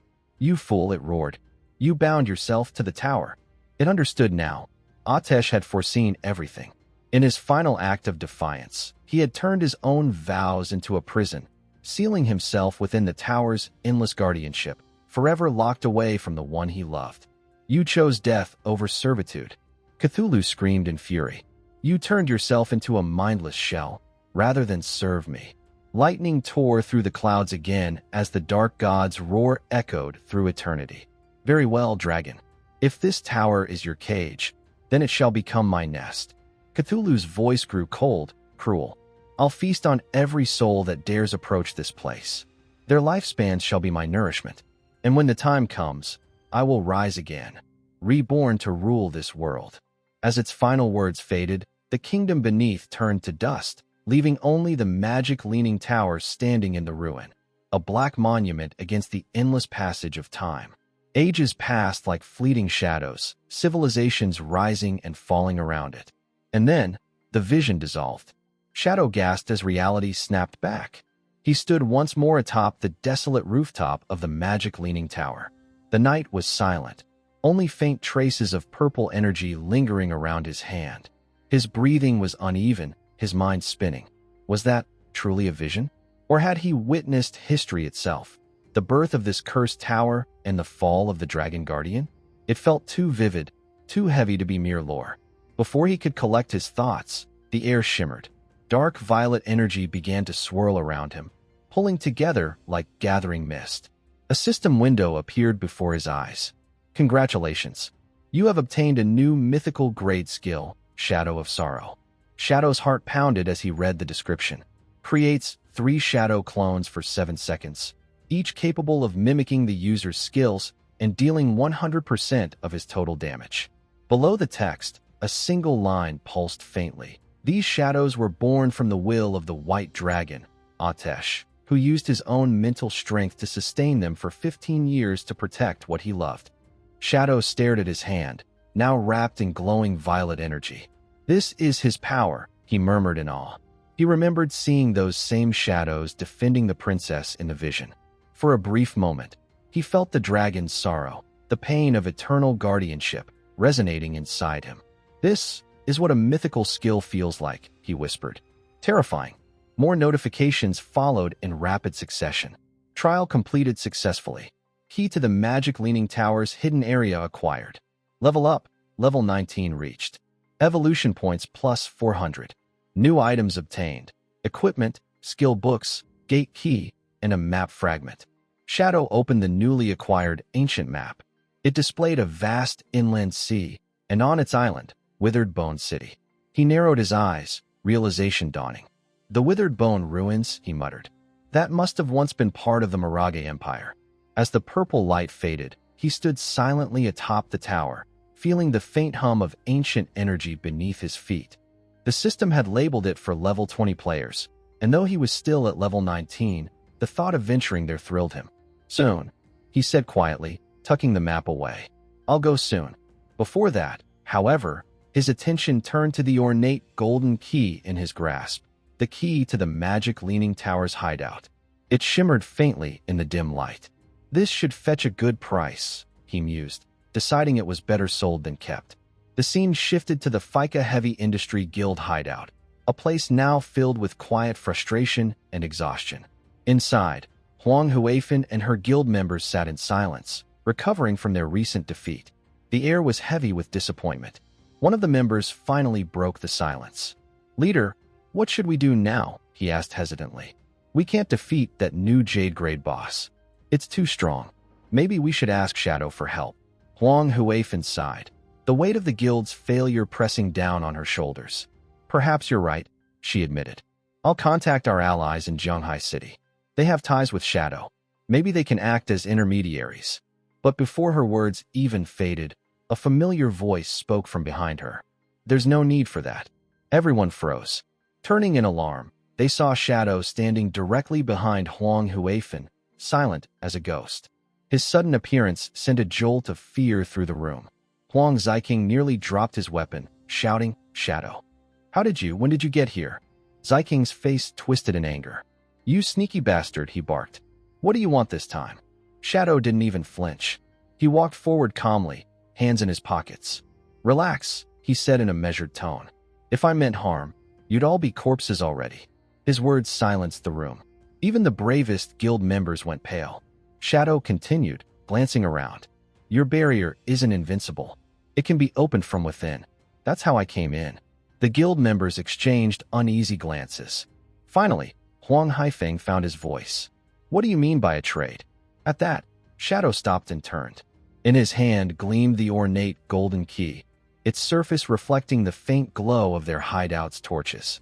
"I'm here to sell this," he said evenly. The key to the magic Leaning Tower's hideout.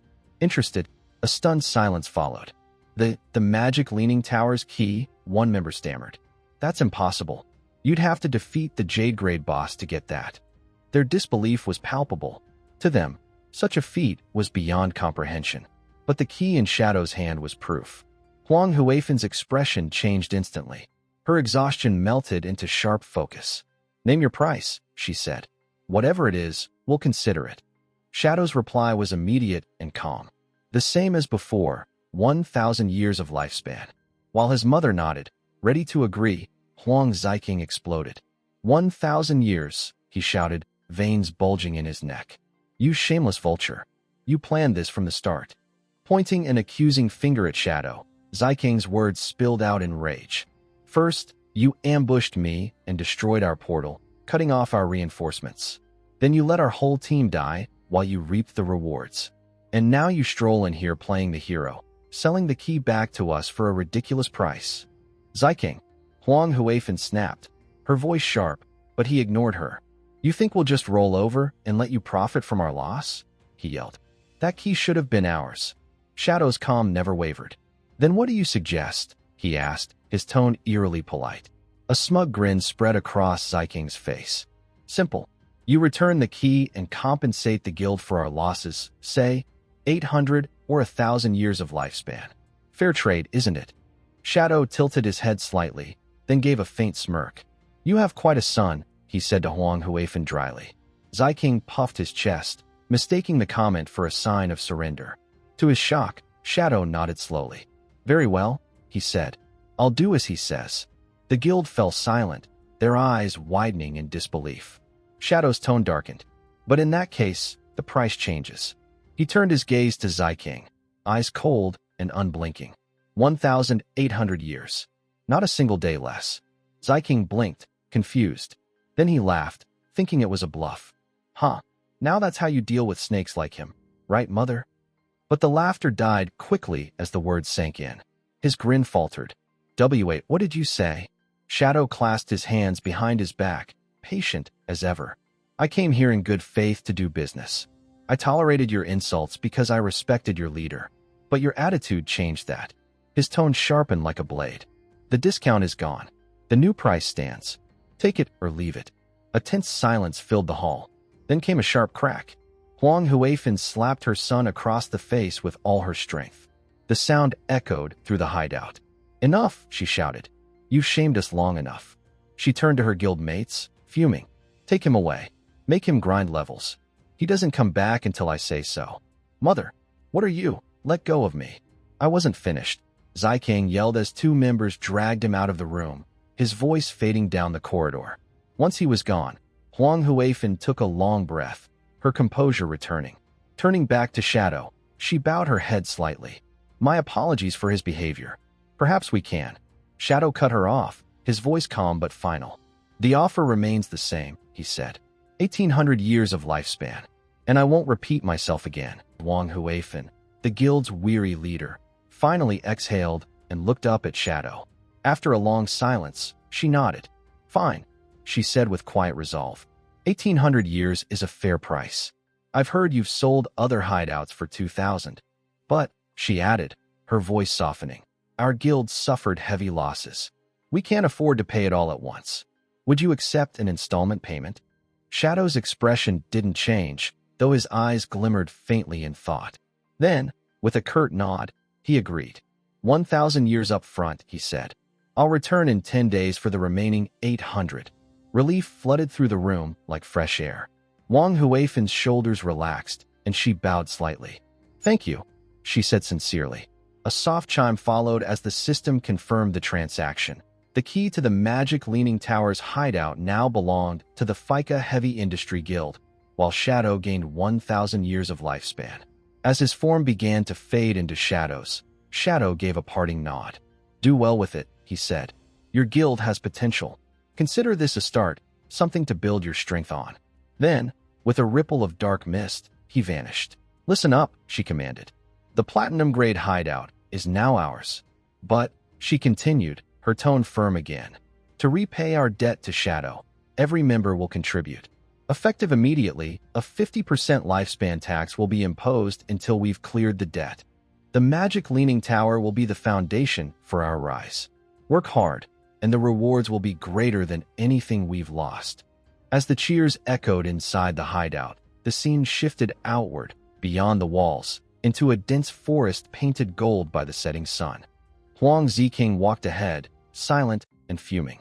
One of the girls in the group finally spoke, her voice gentle but firm. "Ziking, don't blame your aunt. You were in the wrong this time." He scoffed without even looking at her. "Wrong?" he muttered bitterly. "You have no idea what you're talking about." His tone grew darker. "Shadow humiliated me. One day he'll pay for it." Before anyone could respond, a scout at the front froze, eyes wide. "Silver-grade boss sighted," he shouted. "The human-faced Spider Emperor." Instantly, weapons were drawn, spells primed. The team formed up, adrenaline rushing through their veins. "Ziking," one of them called out. "Stay back and watch for poison. Be ready with detox spells." He gave a lazy wave. Yeah, I know." But as the others charged forward, Ziking quietly took a step back. Then another. And then, without warning, he turned and sprinted into the woods. "Ziking," someone screamed, but he was already gone. Branches whipped against his face as he ran, his mind boiling with contempt. "Idiots," he spat. "They can deal with that overgrown bug themselves." He came to a halt in a secluded clearing, panting. The forest was quiet here, the distant sounds of battle fading behind him. Crouching low, he gritted his teeth, the bitterness in his chest overflowing. "My entire guild a bunch of cowards," he muttered. "They crawl through levels like frightened rats, too scared to take real risks." His eyes narrowed, the fire of obsession flickering in them. Shadow understands the truth. That's why he's strong. Power isn't given, it's taken. A sinister grin slowly spread across his face. "And I'll take mine soon enough." With that, he reached into his inventory and summoned an item, a dark, ornate vase etched with writhing runes. A single crimson eye blinked from its surface, staring back at him. From that jade-grade chest, he whispered proudly, "My treasure." The system instantly identified it.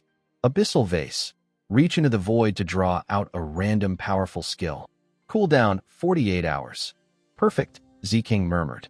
He held his breath and plunged his hand into the swirling darkness inside the vase.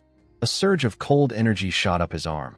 When he withdrew it, he held something small and grotesque, a pulsing, fleshy mass that twitched between his fingers. A new notification appeared before him. "You have acquired epic-grade skill, Abyssal Puppet Curse. Allows the user to turn any corpse into a controllable puppet retaining its original abilities." Ziking's grin widened into something wild. "Ha ha! This is it. This is power," he laughed, his voice echoing through the trees. "If I kill Shadow, I can control him, make him my puppet. I'll be unstoppable."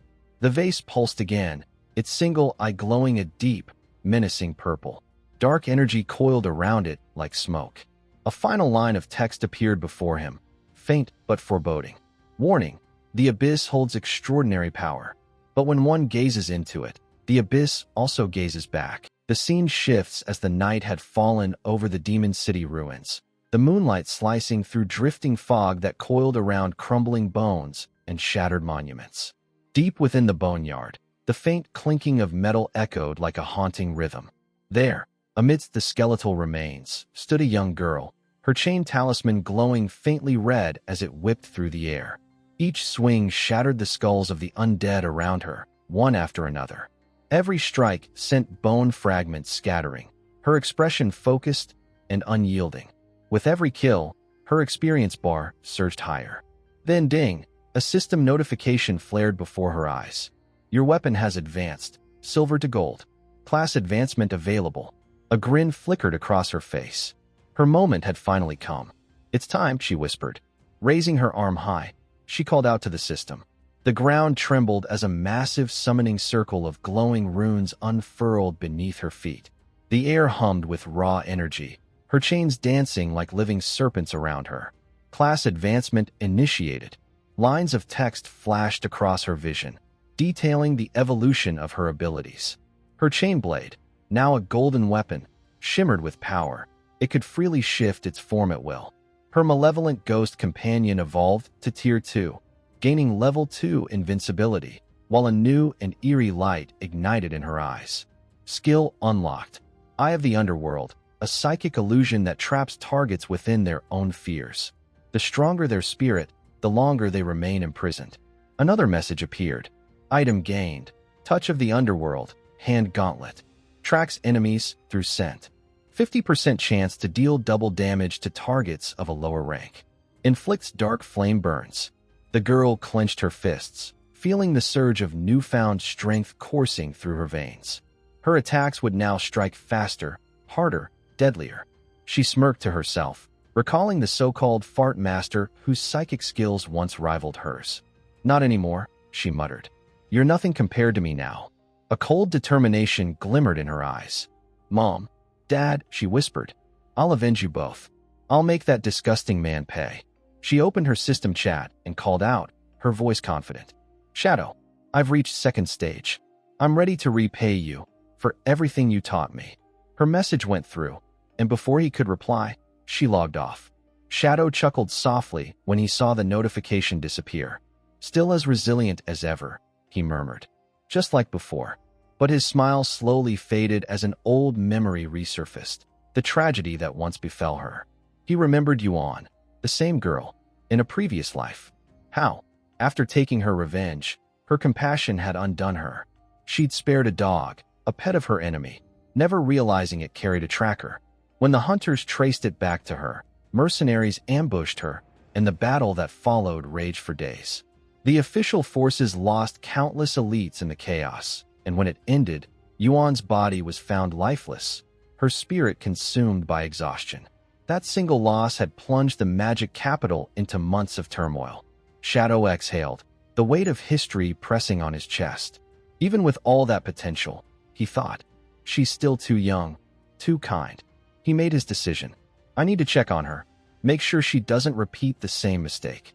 The digital world dissolved around him. The scene shifted to reality, to the outskirts of the magical city, where the faint glow of lanterns marked the secluded manor of Lady Dongfang. Crickets sang in the still night as two guards patrolled lazily along the gravel path. I swear, one grumbled, kicking a loose stone. How long do we have to guard this damn place? I'm bored out of my mind. When do we get to go down the mountain and have some fun with the ladies? His partner snorted. Forget the brothels. Lady Dongfang herself's not half bad. For her age, she's still got charm. You ever look close enough? She's damn fine. The first man laughed. Yeah, maybe when we're strong enough, we'll kill that useless fart master and take the lady for ourselves. Have some real fun.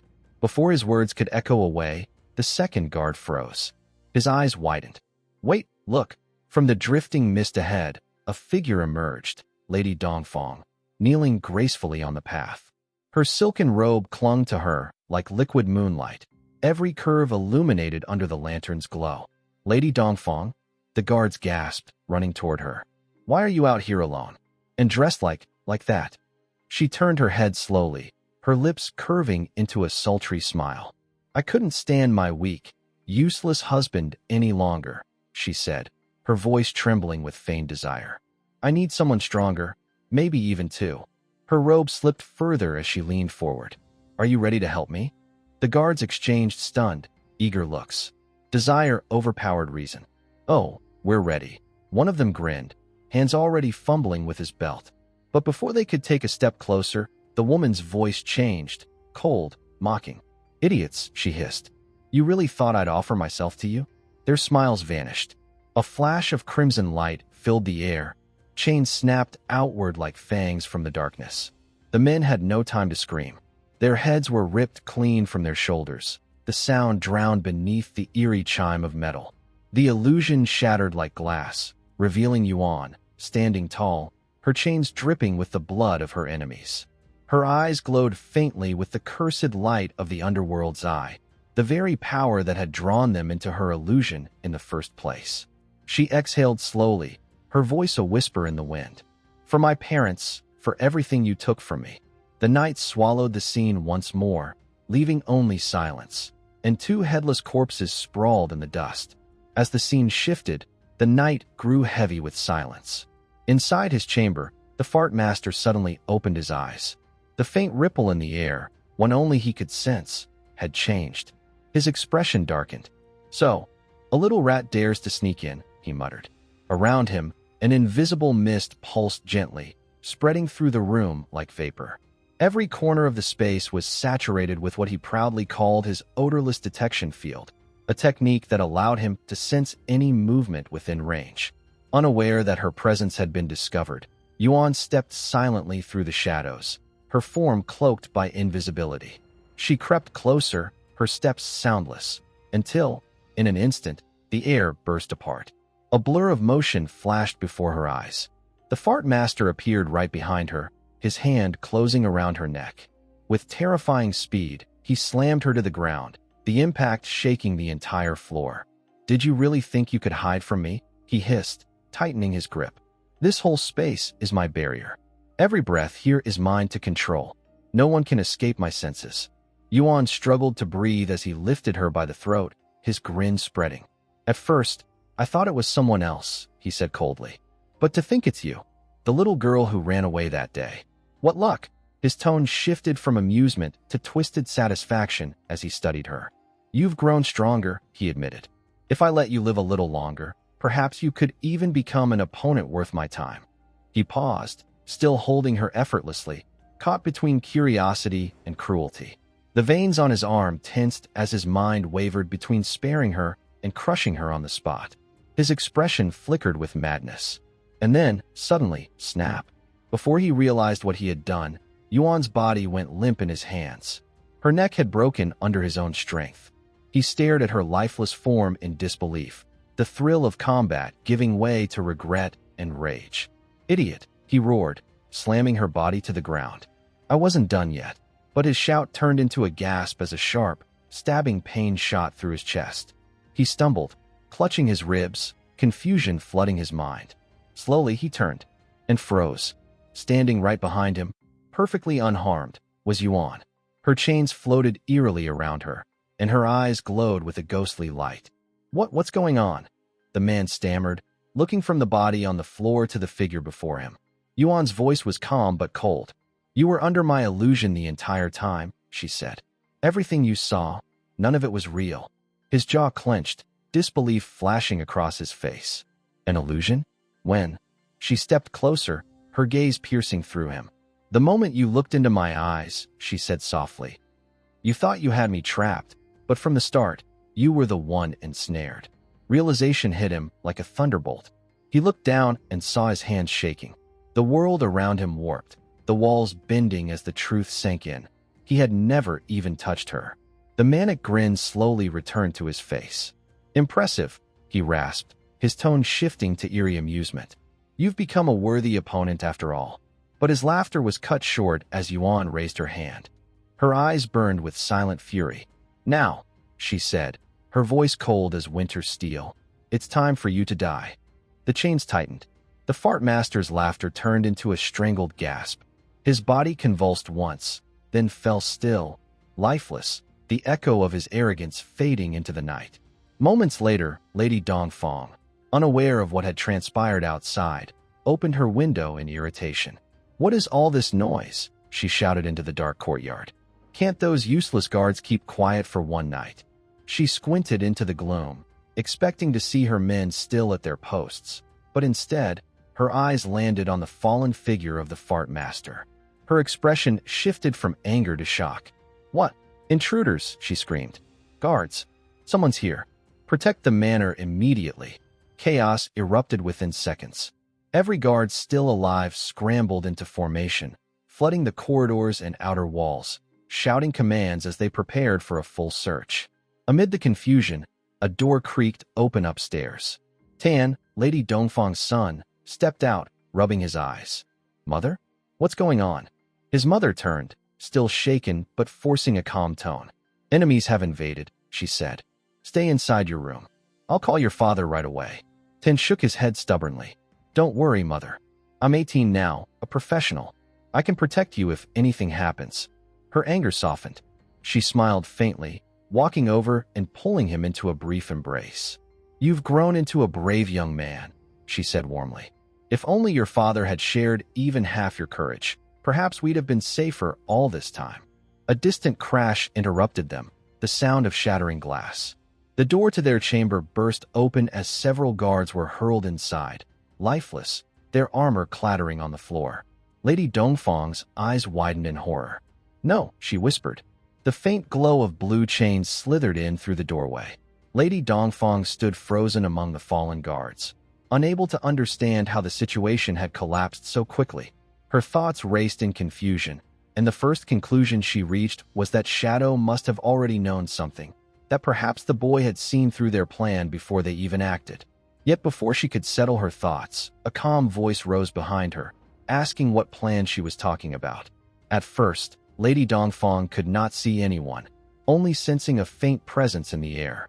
She turned, confused, trying to identify who was speaking to her and why they had come, insisting that there was no hatred between them and there was no reason for anyone to attack her or her household. The air shimmered, and Yuan revealed herself, undoing her invisibility with a steady and composed expression. She asked Dongfang whether she truly could not recognize her anymore. As Yuan's eyes slowly shifted from calm to burning crimson, all the hatred and grief that she had held within surged like a tidal wave waiting to break. She stepped closer and told Lady Dongfang to look carefully, to open her eyes, to see her true identity. The moment Lady Dongfang's gaze focused on Yuan's face, shock overtook her. She immediately understood who the girl was, the daughter of the man she had personally murdered. She could not comprehend how the girl had survived. But before she could question further, the chain talisman had already pierced through her chest. Blood scattered across the floor as Yuan's voice rose, trembling with fury, declaring that Dongfang was nothing but a demon in human skin and that this was the justice she deserved. Lady Dongfang screamed, her voice echoing through the shattered manor. Yuan screamed louder, her voice cracking from the weight of the pain she had carried for so long. She told Dongfang to repent for her sins, to suffer in the same way she had forced Yuan to suffer, and that she wanted her to experience agony in front of her own son, just as Yuan had been forced to watch her parents die. Lady Dongfang begged her not to do it in front of him, insisting that her son was innocent and should not be dragged into the grudge between them. But this plea only ignited Yuan's rage further. She pierced the woman's chest again, demanding to know what right she had to negotiate anything with her. She asked if Dongfang had thought of innocence when she butchered Yuan's parents in front of their child. Yuan did not wait for another response. She summoned spike after spike of the chain talisman, crushing all remaining life from Dongfang's body without hesitation. The woman fell silent, her body collapsing heavily to the ground. Meanwhile, her son Tan and their dog had watched everything from a distance, their expressions unreadable. Yuan turned her gaze toward them, her killing intent still burning, but instead of striking immediately, she began to walk away, leaving the lifeless body behind. The dog's barking suddenly broke the silence. Tan's voice followed, low and unsettling, as he began to laugh to himself. He muttered that he had finally been freed from his mother's control and that he was grateful to Yuan for doing what he had always wished to do. Turning toward his pet, he added that tonight would be a night of enjoyment. Before Yuan could fully react, several figures emerged around her, undead bodies, moving unnaturally, advancing with hollow precision. They encircled her rapidly. The scene shifted as understanding struck Yuan. Tan was a user of the undead lich profession, one capable of reviving corpses as combat undead that retained their original strength and skills. Even his own mother had been raised and was being commanded, staggering forward with lifeless obedience. Tan ordered them to capture Yuan alive, stating plainly that he wanted to take his time with her. The undead surged forward, and their combined force slammed into Yuan, sending her crashing through glass and stone. She hit the ground hard, coughing blood as the undead prepared to descend upon her again. The mansion was filled with the sound of cracking walls and shattering marble as the assault continued. Just when the undead were about to strike again, their bodies suddenly collapsed where they stood. The psychic control over them had vanished. Through the settling dust and debris, Yuan saw a hand emerge, steady and unhurried. A familiar voice followed, telling her that showing mercy to her enemies would only bring cruelty to herself.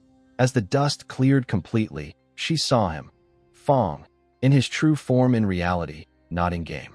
He had already executed Tan and the dog, ending the threat before it could continue.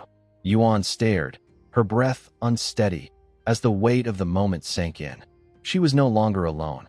The scene continues as the ghost's spirit, Yuan, lay motionless on the ground, the remnants of battle still lingering in the air. Through the shattered window above, she caught sight of a figure standing in the moonlight.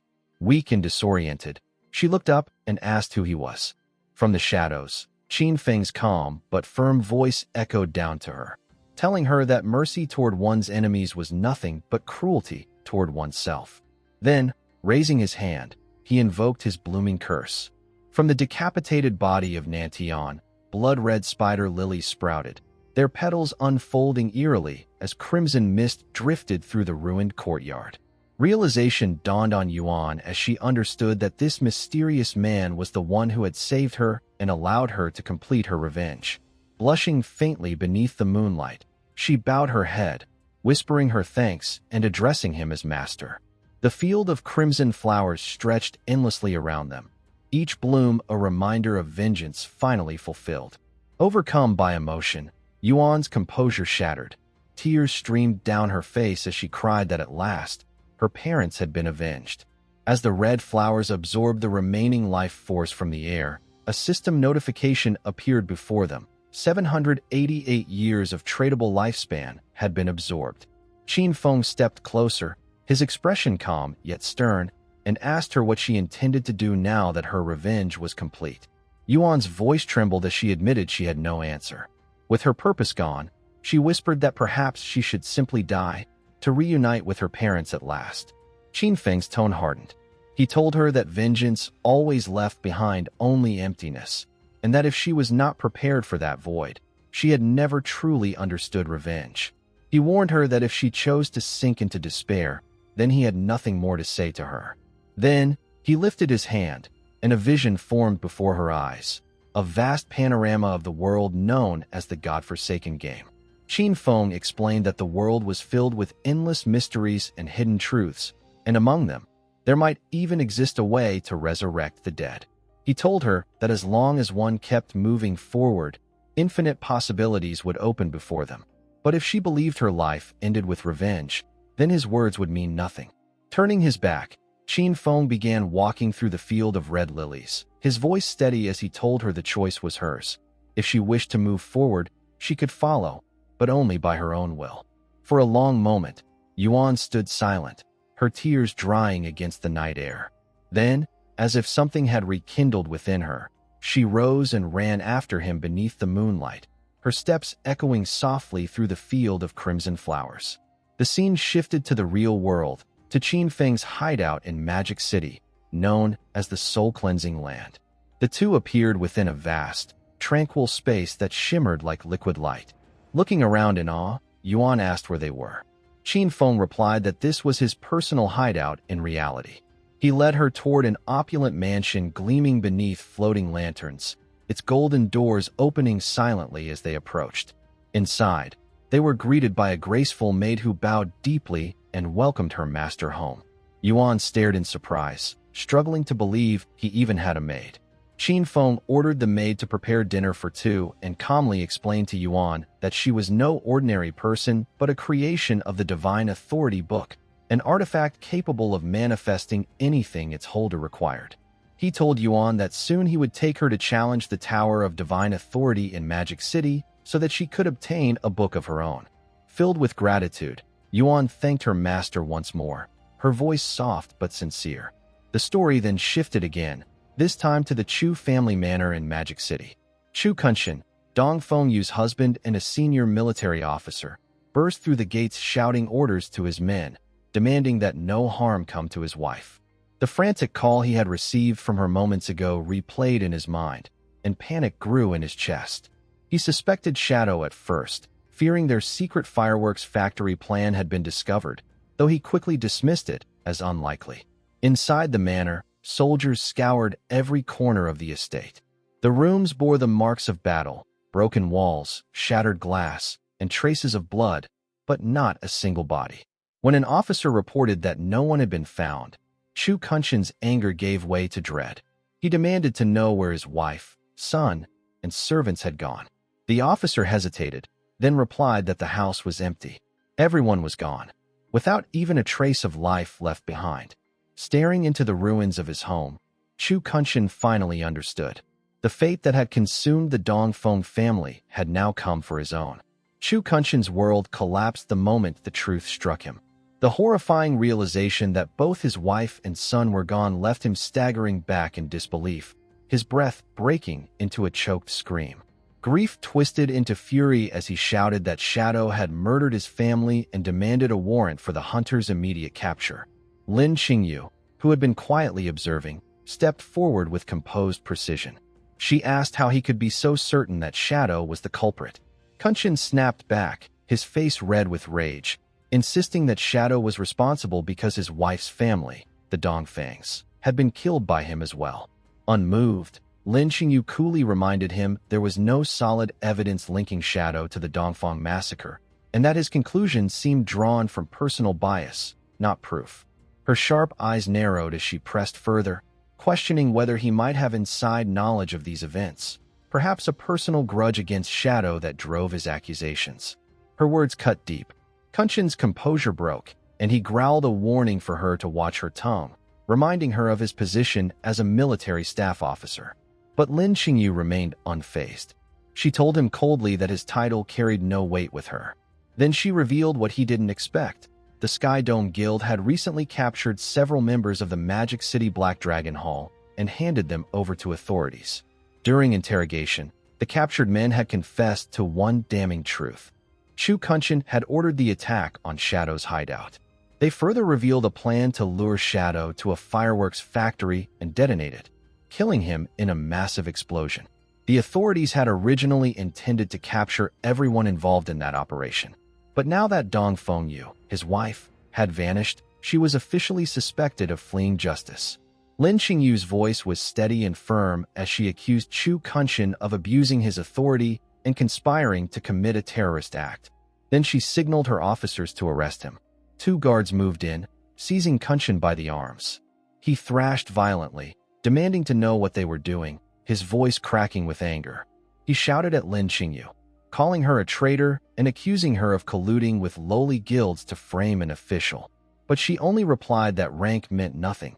She stood on the side of justice, nothing else. Kunshin continued to struggle, screaming for them to release him. Lin Qingyu's tone remained icy. She told him to cooperate, assuring him that if he was truly innocent, he would have his chance to clear his name. Then she delivered her final blow. He would be taken to Magic City Prison for interrogation, a place where lifespan drained at 100 times the normal rate. Her voice lowered into a warning. "Be prepared," she said. As the armored truck doors slammed shut, Chu Kunshin yelled frantically, vowing that they couldn't do this to him and that he would report them all. The convoy of armored vehicles rumbled down the dark forest road, headlights cutting through the mist. From the branches of a nearby tree, 2 figures watched silently, their forms cloaked by the shadows. One of them, a tall man with a slick pompadour, confirmed that the man being taken away was indeed their target, Chu Kunshin, the military staff officer. The second, a girl with short blue hair, grinned as purple energy shimmered around them. They exchanged a confident glance, bumping fists as their power flared, ready to move. Moments later, deep in the forest, the convoy continued its route. Inside the lead truck, Chu Kunshin raged helplessly at Lin Qingyu, demanding answers and pleading his innocence. A guard calmly told him the order had come from above. He froze, realizing this was beyond her jurisdiction. Then, without warning, a blinding surge of violet energy tore through the night sky. The blast struck the armored vehicle, ripping it off the road in a thunderous crash. The truck rolled violently before coming to rest in a twisted heap of metal. Lin Qingyu, dazed and pinned under the wreckage, gasped for breath. When she turned her head, she found the guard beside her dead, his face frozen in terror. The metal roof groaned before being ripped open from above. A hand reached in and seized the unconscious Chu Kunshin by the collar, dragging him out effortlessly. Above the overturned vehicle, the 2 attackers stood silhouetted against the moonlight, the man with the pompadour holding Kunshin's limp body aloft, grinning as the blue-haired girl watched. "Mission accomplished," he said with a smirk, Their eyes glinting with malicious satisfaction, the night erupted in chaos once again. From the southern road, another armored vehicle roared toward the crash site. Reinforcements sent to secure the convoy. The officers inside jumped out, weapons raised, aiming directly at the two assailants standing on the wreck. "Release the prisoner and surrender," one of them shouted. But the pair only exchanged mocking laughs, their confidence unwavering beneath the dim glow of the moon. Before the soldiers could fire, one officer's eyes widened. From above, the branches split apart as a massive figure dropped from the trees, a hulking man with glowing red eyes and a colossal flaming hammer. With a roar that shook the forest, he swung it down upon the reinforcements' vehicle. The impact ignited a blinding explosion that sent debris and flames across the clearing. Screams echoed through the night as the vehicle was consumed by fire. Amid the burning wreckage, the man with the pompadour and his bald companion watched in satisfaction. The pompadoured man grinned, commenting that the power of the strike proved Mr. Theodore hadn't exaggerated. The hammer-wielding brute landed amidst the flames, laughing wildly as orbs of lifespan floated up from the dying officers like faint blue ghosts. He raised his glowing card proudly, boasting that Theodore's artifact had multiplied his stats fivefold, giving him the might of a level 50 player despite still being only level 10.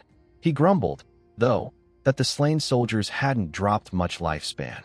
His companion waved off the complaint, reminding him that the real prize would come later, their promised reward of 1,000 years of lifespan from Mr. Theodore. Nearby, pinned under the overturned truck, Lin Xingyu's battered body trembled. Her thoughts raced. She now understood. With Theodore's growing influence, they would soon come for Shadow as well, seeking vengeance for Qianqiqi. As the attackers turned to leave, the blue-haired girl suddenly paused. A sinister smile curved across her lips as she said she could sense a little mouse still hiding inside the wreck. Lin Xingyu froze. Her passive skills screamed danger. She had been discovered. Without hesitation, the girl hurled a massive fireball at the crushed vehicle. The second explosion ripped through the night, even more powerful than the first. Flames devoured everything, and the blue-haired girl smirked, declaring that no official dogs would be left alive. As they walked away from the inferno, the woman teased her companions, asking if they still thought about Qianqiqi. Wasn't she beautiful enough for them? The pompadour-wearing man chuckled, replying that while she was cute, their fallen partner had been special. It was their guild's code to avenge her. With that, the three disappeared into the dark forest, their laughter fading into the wind. Behind a scorched tree trunk, a naked, battered Lin Xingyu, barely alive, dragged herself from the wreckage, coughing up smoke. Through sheer willpower, she activated her killing intent perception. The faint red silhouettes still lingering in her vision confirmed what she had suspected. They were remnants of the Alice Guild, acting on Theodore's orders to capture Chu Kunshin.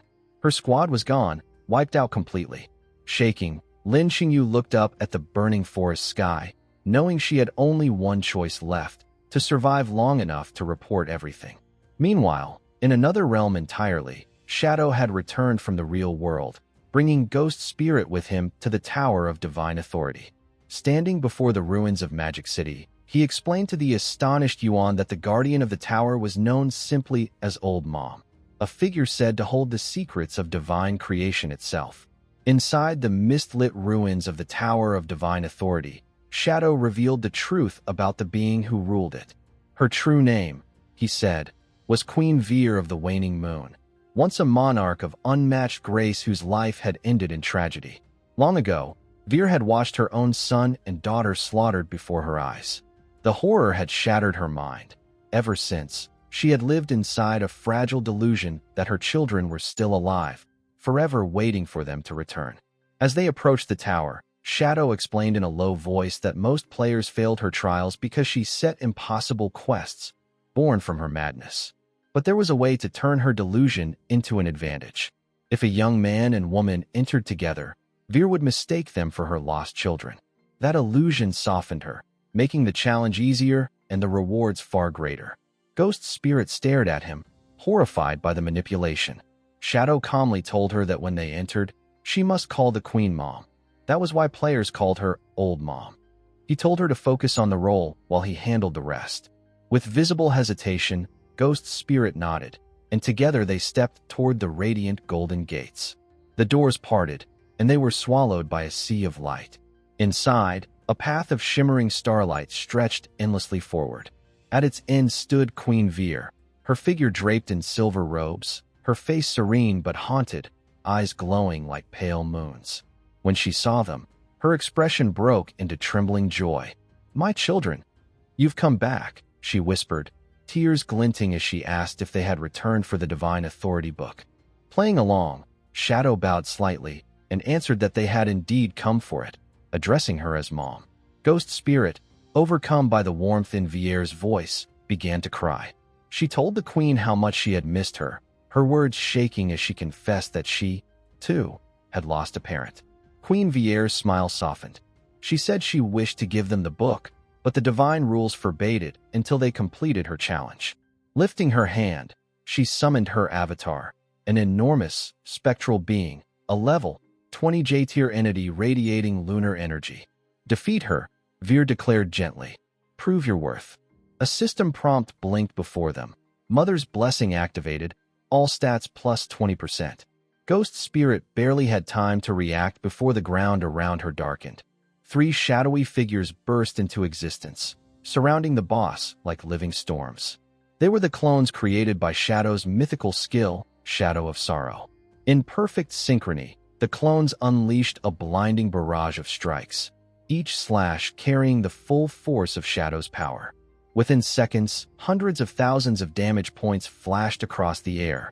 The towering avatar collapsed into fragments of light before Ghost Spirit could even blink. The system chimed. Challenge complete. Victory achieved. Ghost Spirit stood frozen, her eyes wide, her jaw hanging open as she looked at the devastation. "What just happened?" she stammered. The sight of 3 identical shadows fading back into darkness left her completely speechless. The scene continues as Ghost Spirit could only stare, her wide eyes fixed on the spot where the towering boss had stood moments ago. The entire arena was silent, filled only with the lingering hum of residual energy. She tried to process what had just happened, how something that powerful had been erased in an instant, and how 3 identical shadows had appeared and vanished like ghosts in the dark. Her thoughts were interrupted as Shadow moved again. She stared at the disintegrating fragments, her mind reeling. How could anyone possess such destructive precision? She wondered, what kind of skill carried power like that? Before she could ask, a soft glow illuminated the chamber as the NPC descended, the being players fondly called Mom. Queen Veer drifted toward them through the air, her expression radiant with motherly warmth.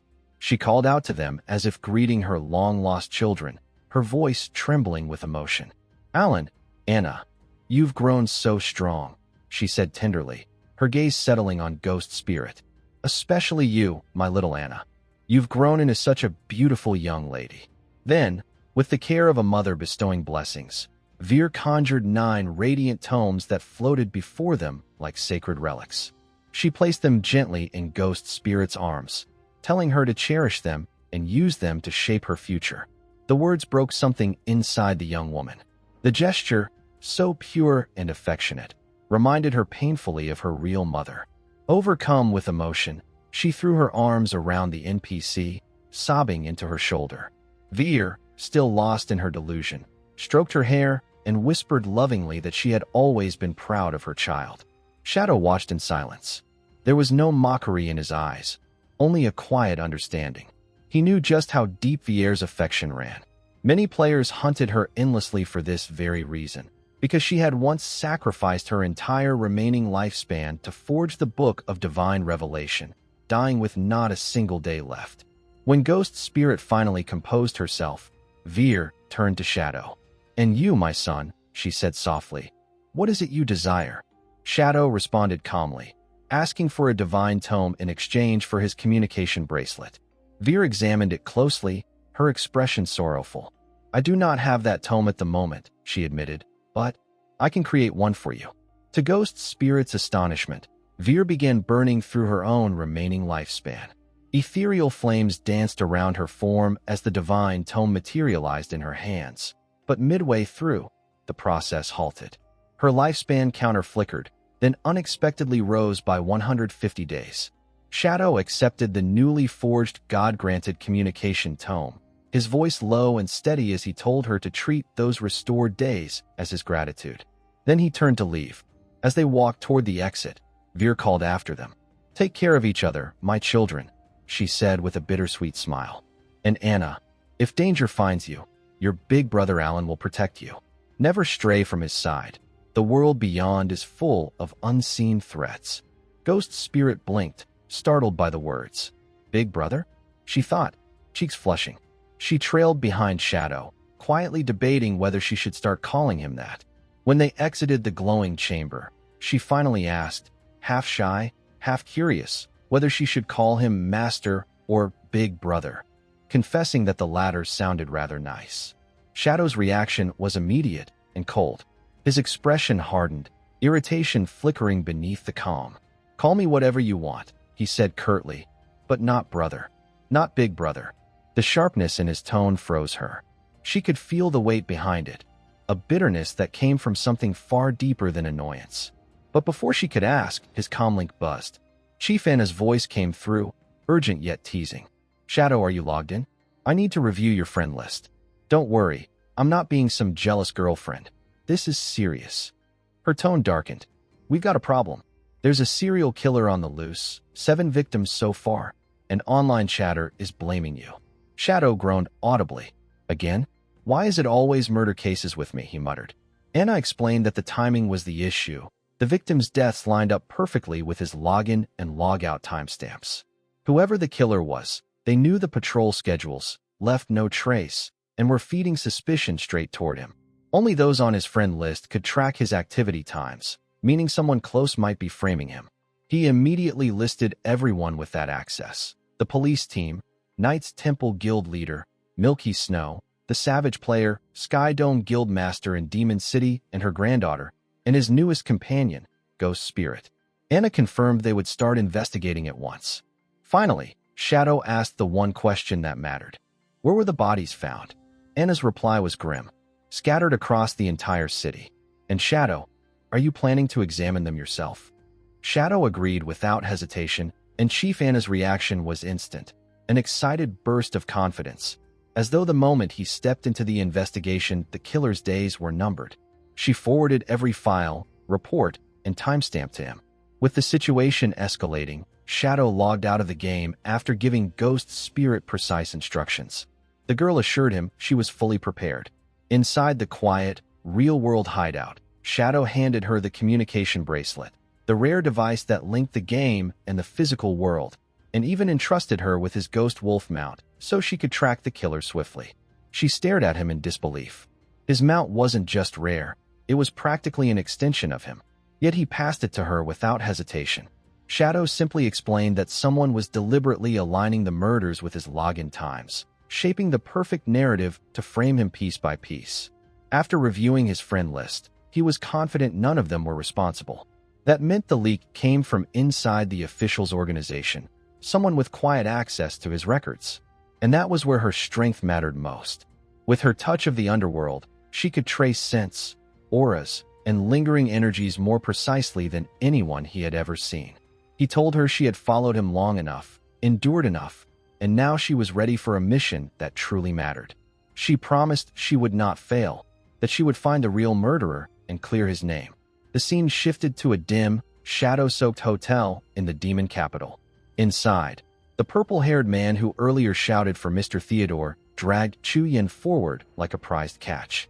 A cold-eyed woman stood to the side, evaluating the bound official with the detached precision of a scientist. Theodore, lounging comfortably, welcomed them. His tone was calm, almost amused, as he called the purple-haired man Tony and praised him for completing the task. But the sound of Theodore's voice made Chu Yin stiffen. Recognition slammed into him. This was the same man from the embassy gathering. The bald man in the room turned toward him with a lit cigar, smiling darkly as he confirmed the memory.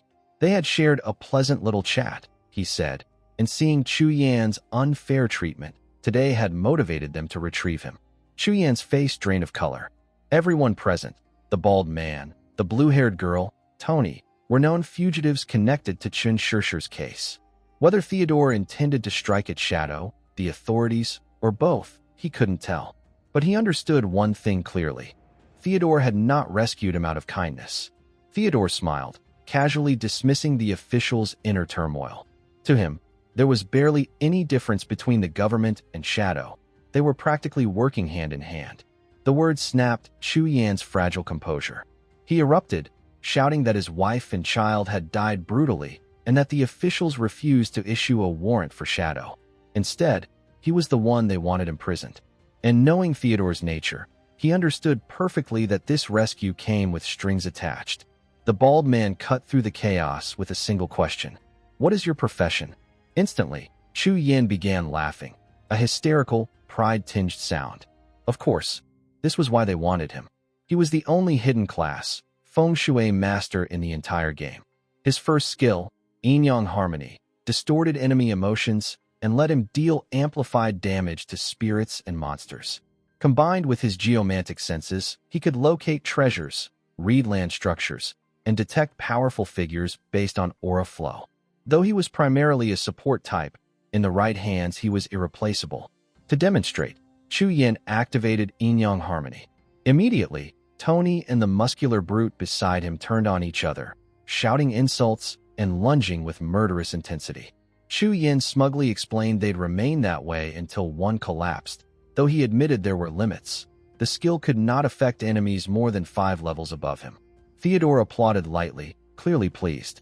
Before the fight escalated, the bald man flicked a burning card between his fingers. With a single command, he told them to stop. The moment the card's crescent mark lit up, the emotional distortion vanished completely. Tony and the brute collapsed, battered and gasping. The bodysuit-clad woman laughed, noting the damage had been impressive. Theodore called her Miss Jang and instructed her to tend to the 2 fighters, praising them for their effort. She walked away with a wicked grin, clearly enjoying her role. Meanwhile, Chu Yan stared in disbelief. His technique wasn't supposed to be neutralized by standard purification magic. But one glance at the bald man's knowing smile told him everything. The man was a hidden class, fortune teller, wielding enchanted cards capable of enhancement, purification, teleportation, and countless other effects, each one flawless upon activation. Back in the real world, Ghost Spirit raced through the city atop Shadow's Ghost Wolf Mount. Her touch of the underworld traced lingering spiritual imprints, weaving through alleys and quiet streets until the scattered trails converged. Then, with the path finally clear, she and the wolf surged forward, cutting through the night like a streak of gray lightning as she closed in on the serial killer's escape route. The scene shifted to Qin Feng's old apartment complex, where the dim corridor lights flickered softly along the narrow hall. A sudden knock echoed through the quiet space, and Feng's clueless sister hurried toward the door with her usual unguarded excitement. The moment she swung it open and saw Yan Yan standing there, she brightened instantly, waving her friend inside with childlike enthusiasm. Yan Yan greeted her with her usual warm smile, but before she could say anything, the sister launched straight into her latest scheme, selling her brother's house to make some quick money. She excitedly bragged that Yan Yan had already found a buyer, though the buyer turned out to be a strange, quietly smiling man lingering behind her. Yan Yan quickly corrected the misunderstanding, explaining that he wasn't a buyer at all, but a fortune teller who had agreed to help locate her missing brother. The man stepped forward with practiced confidence and introduced himself as Run, his posture polished and his voice smooth enough to disarm almost anyone. But Feng's sister remained utterly unfazed by the seriousness of the situation. She dismissed her brother's disappearance with a wave of her hand, insisting he always disappeared for days and would eventually wander back when he felt like it. Yan Yan exhaled, trying once more to reason with her. She reminded the sister that she herself would be moving out soon. Her guild had finally received approval for relocation to the new platinum rank hideout, the sanctuary, and all members were required to live there together. If Fong was not found soon, the sister would be left alone in the apartment with no one to rely on. The sister reacted dramatically, wailing like the universe had personally betrayed her. She begged to know why Yan Yan was abandoning her, flinging her arms around as though performing for an invisible audience. Patient as ever, Yan Yan explained she had no choice. It was mandatory for her guild's advancement. and she reassured her that Master Rin's divination was accurate. With his abilities, finding Fong would only be a matter of time. But Yin Yin also suggested one final thing. If she simply reached out to Fong politely, he would certainly come back to help her. He was, after all, her real brother.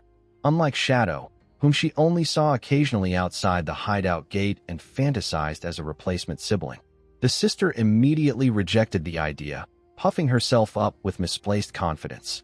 She insisted that Shadow's guild would surely recruit her soon, and once that happened, she would gain both protection and the chance to avenge herself for whatever petty grudges she imagined. Yin Yin could only sigh, give her one last chance to reconsider, and then leave with a look that silently said she had done all she could. Once her friend was gone, Rin turned toward the sister with polite interest. He asked if she had anything her brother used frequently, something that would help his divination lock onto Fong's location. She stubbornly claimed she did not need any fortune-telling at all, but Rin ignored her protests and calmly stepped into the apartment. When he heard that the two siblings had shared the same living space, he nodded with satisfaction. That alone was enough for his technique. She blinked in confusion, wondering why he wasn't listening, but Rin was already drawing a glowing divination card. He cheerfully announced that he would tell her fortune for free, and whether she liked the outcome or not didn't matter. She could simply witness it for herself. The card floated upward, its surface shimmering with faint starlight. A chilling omen materialized upon it, the star god's sign. Rin translated the image without hesitation. A man in black lay silently at the bottom of the sea. The sisters stared blankly at him, her mind refusing to register the meaning. Rin sighed softly, almost pitying her ignorance, and explained it plainly. According to the omen, her brother had burned to death and his body had been cast into the ocean. Somewhere far away, completely oblivious, Qin Feng sneezed repeatedly, not knowing the reason for it. Back in the apartment, the sister shook her head violently, refusing to accept such a fate. She declared her brother would never die before apologizing to her properly. Rin kept his expression gentle, as though trying to soothe a panicked child, and suggested an alternative. Since she had been in contact with Shadow, she must know the location of his hideout. If she agreed, he could use a teleportation card to take them both there immediately. Even if her real brother was dead, Rin implied, she could still treat Shadow as her new brother. It would, he said smoothly, be a satisfying closure. Too naive to sense the danger, and far too greedy to think beyond her fantasies, she agreed instantly. Rin activated the teleportation card. The world distorted around them, the walls stretching and twisting into streaks of pale light. She felt the ground vanish beneath her feet as the magic pulled them away. In her mind, she was already imagining herself entering Shadow's guild, earning protection, prestige, and a new place in life. Even working as a servant would be worth it, she thought. But the moment the teleportation ended and the light dissolved, it was clear she had walked straight into her own trap. Instead of standing at the grand gates of Shadow's hideout, she found herself in a deserted, unfamiliar landscape, an abandoned place with no sign of life. And only then did she begin to realize the terrible mistake she had made. Confused and trembling, she looked around the abandoned place, murmuring to herself in rising panic about where Shadow was and why the teleport had brought them here instead of to his hideout. Her words barely left her lips before Ren's expression shifted, his polite smile tightening, sharpening into something cold and predatory. His body distorted subtly, the pleasant facade melting away until only a devilish malice remained in his eyes. Before she could even step back, Ren lunged. His fist sank into her stomach with brutal force, knocking the breath out of her lungs and leaving her choking on blood.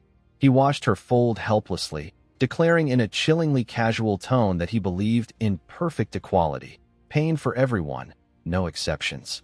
Within moments, her limp form was hoisted upside down, suspended like prey from a hook as Ren hovered before her, wearing a grin far too pleased for the circumstances. Dangling and terrified, she sobbed uncontrollably as he demanded every fragment of information she possessed about Shadow, his hideout, his movements, his habits, everything. Between gasps, she insisted over and over that she truly knew nothing, that she had never been involved in anything important. But her innocence only enraged Ren further. He struck her again and again, irritated that someone so profoundly clueless had stood guard outside Shadow's hideout gates, as if it meant something. A final blow forced her eyes to roll back and her consciousness to slip away. When her body went limp, Rin paused. Only then did he realize what kind of fool he had abducted, someone with no power, no skills, and no connection to the world he was trying to pry open. She didn't even have a single extracted ability to defend herself. Rin sighed in pure annoyance and pulled out his communication device.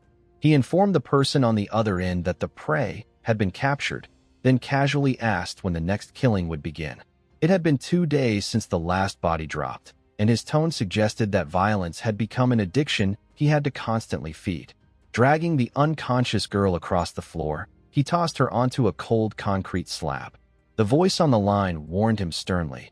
He could entertain himself as he pleased, but he was not permitted to kill her until explicit orders were given. Rin clicked his tongue, frustrated at being restrained, but agreed.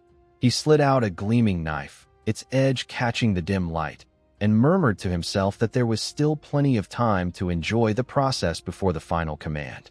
Elsewhere in the city, a police officer stared at his phone with wide eyes. It had been 2 whole days since Shadow last logged out of the game. Anyone who extracted stats into reality needed enormous calorie intake. Staying logged in this long was nearly impossible, unless the timing was being forged to frame him. The realization struck the officer hard.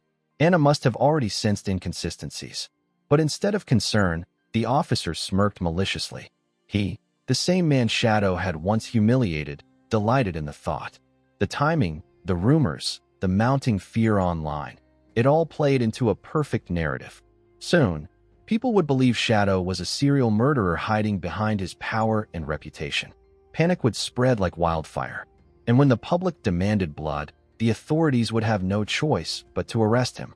The officer reveled in the fantasy, convinced vengeance was finally within reach. Far from the corruption and schemes, the ghost lady rode Shadow's ghost wolf through the streets like a streak of silver-gray light. Her touch of the underworld ability followed faint, lingering auras through alleys and intersections, guiding her unerringly toward the killer. At last, the trail led to a rusted metal gate nearly swallowed by darkness. Without hesitation, she slipped inside, the wolf melting into shadows behind her. The underground passages were cold and damp, echoing with distant sounds, ragged laughter twisted beyond sanity. The deeper she went, the clearer it became. Whoever was down here was reveling in cruelty. When she stepped into the final chamber, the world seemed to stop. Her breath caught in her throat. The dumb sister was hanging from the ceiling in a horrifying, mutilated state. Her legs were gone, severed completely, and the floor below her was slick with blood. Beneath her stood Ren, drenched in crimson like some nightmarish butcher, his shoulders shaking with manic enjoyment as he indulged in torture for its own sake. As the scene shifted, Qin Feng's sister was already breaking down, her tears streaming so heavily that it looked as though her entire world were collapsing. On her screen, countless attempts to enter the game flickered one after another, each one denied with the same cold notification. Entry blocked due to active combat. The truth sank into her like ice. She was the one trapped in combat. She was the one trying to log in and failing. Hanging helplessly in that nightmarish room, she stared at the deranged butcher looming over her, wondering in sheer disbelief how her life had spiraled into this when all she had wanted was to sell a house for some quick cash. Terror welled up inside her as she realized no one was coming. She whispered for help, but only silence answered. For a brief, fragile second, she imagined that if her brother Fong were alive, he would have torn the world apart to save her. But she believed Fong was dead now, and with that thought, the last thread of hope inside her began to snap. Just then, a mysterious green aurora flared around her body, warm and gentle like a miracle descending from the heavens. She gasped, thinking a savior had arrived at last. Yet the psycho's laughter cut through the moment, jagged and cruel. It was his spell. He stepped closer, his expression twisting with sick pleasure as he introduced himself proudly as the Man Butcher, a priest by profession. He explained that his class allowed him to restore any injury as long as the victim had not yet died, and to a twisted soul like his, that ability felt like a divine blessing. He promised her that death would not come quickly. He preferred to stretch out suffering until it became art, and once he had enjoyed every second of her fear, then, and only then, would he kill her. To him, that prolonged torment was the most exquisite experience life had to offer. His gaze slid to her trembling chest, and without shame he muttered what he intended to mutilate next.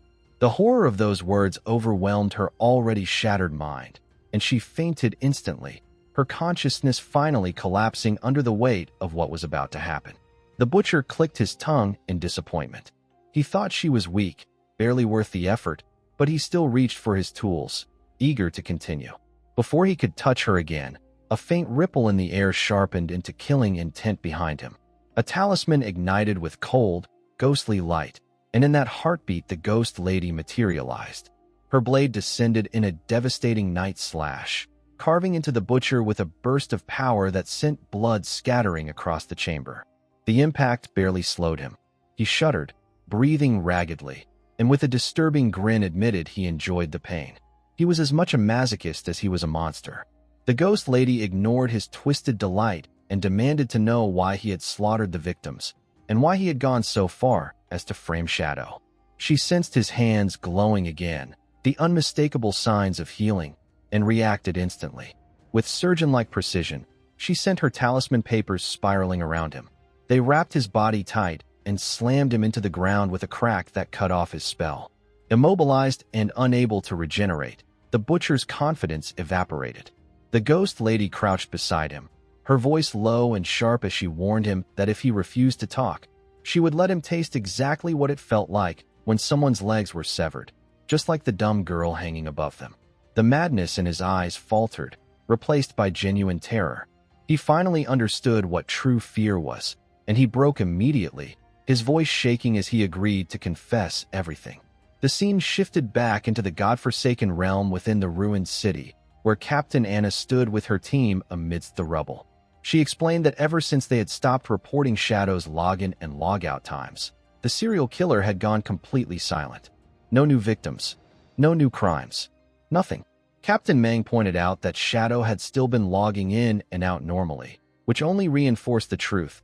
They were dealing with someone deliberately crafting a frame job from inside the authorities. Little Black spoke firmly, insisting Shadow would never commit such murders, and added that no true expert would dump bodies like trash. They would burn them to ash and leave behind no traces. Captain Anna agreed, saying that while all of them knew Shadow was innocent, public opinion was spiraling out of control. Rumors had spread like wildfire, and once the masses panicked, the authorities would be forced to eliminate Shadow simply to restore order, innocent or not. Captain Meng shook his head, realizing that if the government was pushed into confronting Shadow, the battle would be catastrophic. The country itself would fracture before the fight was over. They had no choice but to clear his name quickly. And now that they were certain the setup originated from someone inside the system, Captain Anna sharpened her thoughts and concluded that with the existing grudges and political tension, only one name fit the pattern. We cut instantly to the fat brat checking his phone for the 100th time, his face scrunched in impatience. He could not understand why there was still no update on Shadow's logout time. It had been 2 whole days. The killer he had hired should still be playing with the prey, but even then this silence unsettled him. He worried that Anna might have pieced everything together. Privately, the brat harbored a delusional crush on her, though he was painfully aware that he was nowhere near her league. His mind twisted those feelings into obsession. He believed that the only way to win her heart was to eliminate Shadow, no matter the cost, even if he had to go against his entire country. Just then his phone buzzed. He lunged for it, thinking it was finally news of Shadow appearing offline. Instead, the message made his expression darken. It stated that the prey had escaped, and the killer needed 3 years of lifespan to extract her tracking skill. At the bottom was an address ordering him to appear immediately. His frustration burst out at once. He cursed under his breath, furious that the butcher could not even control a single victim properly. If they were caught, everything he had planned would collapse. As the next scene unfolded, we returned to the same suffocating tunnel where death clung to the walls like mold. Lang, the pampered brat drunk on power, stepped inside while calling out impatiently for the butcher. Irritation lined his voice as he grumbled about the killer's incompetence, demanding to know how a helpless prey could possibly escape. Muttering to himself, he shuffled deeper into the dim corridor until his steps faltered. There, suspended grotesquely from the ceiling like butchered livestock, hung both the priest and the dumb girl. The sight hit Lang with a cold, sinking realization. He wasn't the hunter anymore. He was trapped. Before he managed to utter a single coherent thought, a talisman sliced through the air and speared straight into his jacket, constricting in an instant. Paper seals wrapped him like a vice, locking his body in place. From the darkness, the ghost lady emerged, her presence carrying the sharp stillness of a winter night. She stepped forward and, with a voice chilled by fury, asked whether he was the one who sought to harm her master. Panic burst across Lang's face as he scrambled to weaponize his family background. He barked that she should release him immediately, warning her that he had powerful connections within the authorities and that crossing him would ruin her life. But the ghost lady had already heard the priest's confession. She recited his crimes back to him with a terrifying calm. His full name, Lang, son of the city's mayor, the orders he had given to murder innocent people, the way he disposed of bodies during Shadow's offline hours, and how he had orchestrated every frame job from the shadows. He was the puppet master behind the entire nightmare. Her voice hardened. She turned her cold gaze toward the butcher and declared that since he had fulfilled his part of the deal, she would now grant him the reward he desired most. She ordered him to kill Lang however he pleased. The psycho priest's expression twisted into manic gratitude, delighted at the chance to indulge himself again. Lang screamed at him to stop, but the butcher only laughed, savoring the anticipation of tearing into fresh prey. And yet, just as he lunged forward, Lang activated something unseen, a technique fueled by desperation. The ground erupted beneath the psycho. He stumbled wildly, and in the next breath, a violent explosion detonated in front of the ghost lady. The shockwave tore through the air as dust and fire rippled outward. When the smoke began to thin, Lang was already free of the talisman. He straightened himself, his earlier terror replaced with hatred. He sneered at the ghost lady, asking if she truly believed he would walk into a trap without preparation. He hissed that he had learned she was Shadow's apprentice, and despite her youth, she was monstrously powerful. But revenge now consumed him. He declared that he would kill her first, then wipe out Shadow and every single follower he had. The brat's body suddenly surged with energy. A fiery aura wrapped around him as he activated his enchantments, boosting his stats to unnatural heights. He kicked off the ground, unleashing blazing arrows of fire that erupted in explosions the moment they touched stone. But the ghost lady moved like a phantom. She slipped between the bursts of flame, disappearing so completely that Lang's eyes widened in dread. He realized too late that she was an assassin. Her talisman shot from behind him, wrapping around his torso with vicious precision, and then drove straight through his chest. Lang screamed as the binding locked him in place. The ghost lady approached, cold and merciless. She told him he was pathetically weak and that there was no world in which skills that advanced belonged to him. She wanted the truth. Who was helping him? Writhing in pain, Lang begged her to stop. He promised to talk if she spared him. The talisman tightened, its edge hovering near his heart, and he broke instantly. He confessed everything. Foreigners were collaborating with Shur, and one of them had discovered him. They had recruited him to help destroy Shadow. They were the ones who gave him the card. There were 10 people involved in total, and he claimed he knew nothing more. Desperate, he swore that his father, the mayor, would grant her anything she wanted if she saved him. But the moment he mentioned parents, the ghost lady's expression shifted. Something old and wounded awakened in her eyes. Without hesitation, she unleashed her blood-piercing technique, driving power through every vessel in his body. Lang convulsed violently as she told him to be silent. Her master had once taught her that if she left an enemy alive, they would show her no mercy in return. And today, she refused to leave her work unfinished. She could already sense the presence of an armed squad surrounding the building, and beside them the faint aura of the mutilated dumb girl. The authorities were moments away, and the ghost lady decided to leave the survivor in their care. Whether that girl lived or died would be up to fate, not her. Soon after, officers stormed into the tunnel in response to an anonymous tip. They discovered the psycho butcher, Lang, and the dumb sister. The inspector surveyed the carnage carefully and concluded that both the psycho and Lang were dead. The injured girl was unconscious but stable enough to survive. A subordinate approached, saying there was writing on the wall. The message explained that the serial killings had been committed by two individuals who had also attempted to frame Shadow. It stated that evidence could be found on their phones, and that the girl was a witness who performed good deeds anonymously. The officers verified the phone records and confirmed that Lang and the butcher had indeed tried to frame someone else. They also realized someone inside the authorities had been leaking Shadow's login information directly to Lang. An order was issued immediately. The insider responsible had to be captured without delay. As the scene shifted, we returned to the real world where Qin Feng, finally away from the chaos of the game, was devouring meat and protein like a man replenishing every cell of his body. His moment of peace was short-lived. Captain Anna's call flashed across his device, and he answered while still chewing. Her voice carried urgency, but also relief. She told him they finally had good news, a solid breakthrough in the serial killer investigation. Qin Feng already felt the answer forming in his mind. The moment she said they had discovered the truth, he knew the ghost lady had completed her task. Captain Anna confirmed it. The killers were Lang, the mayor's son, and a man named Run, the deranged psycho priest. Qin Feng asked calmly what had become of them.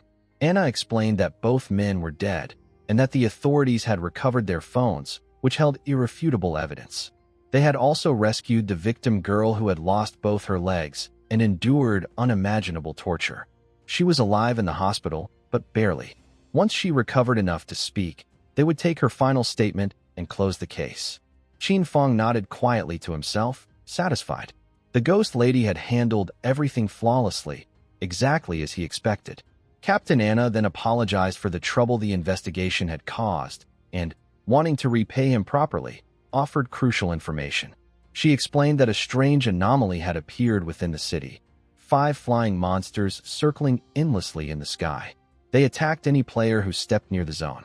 No matter how many players grouped up and killed them, the number always restored itself back to 5. It reminded her of the 7 bosses that had appeared in Dark Moon Town, whose presence had signaled an enormous treasure hidden nearby.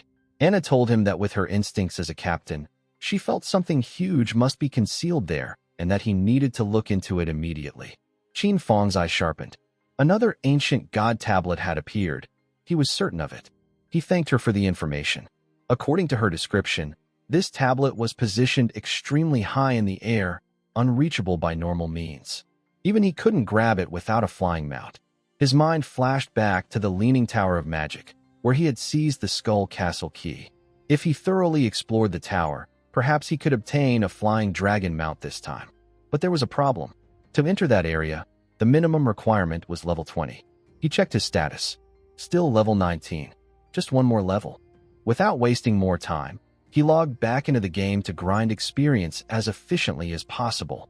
The scene shifted to the outer beach of Skull City where Shadow moved like a phantom, completely invisible as he hunted monsters at lightning pace. The salty wind carried the sounds of battle, and he noticed a group of adventurers struggling against a massive lobster-like monster. One girl panicked, asking what was happening, while a towering man reassured her. His voice dropped into focus as he activated his professional spirit. The man transformed into a soul form, shimmering like a guardian spirit. He explained that he couldn't deal damage, but he could tank any attack thrown at him if he managed his defensive skills properly. He urged the others to strike from behind while he absorbed every hit. Watching their teamwork triggered a sharp memory in Qin Feng's mind. In his past life, the Theodore Guild and the Zuma Guild had colluded in the same region. They staged coordinated ambushes and scammed the city officials into disastrous traps. The officials suffered catastrophic losses and failed to maintain even the most basic order. What followed was 3 months of real-world chaos in Skull City.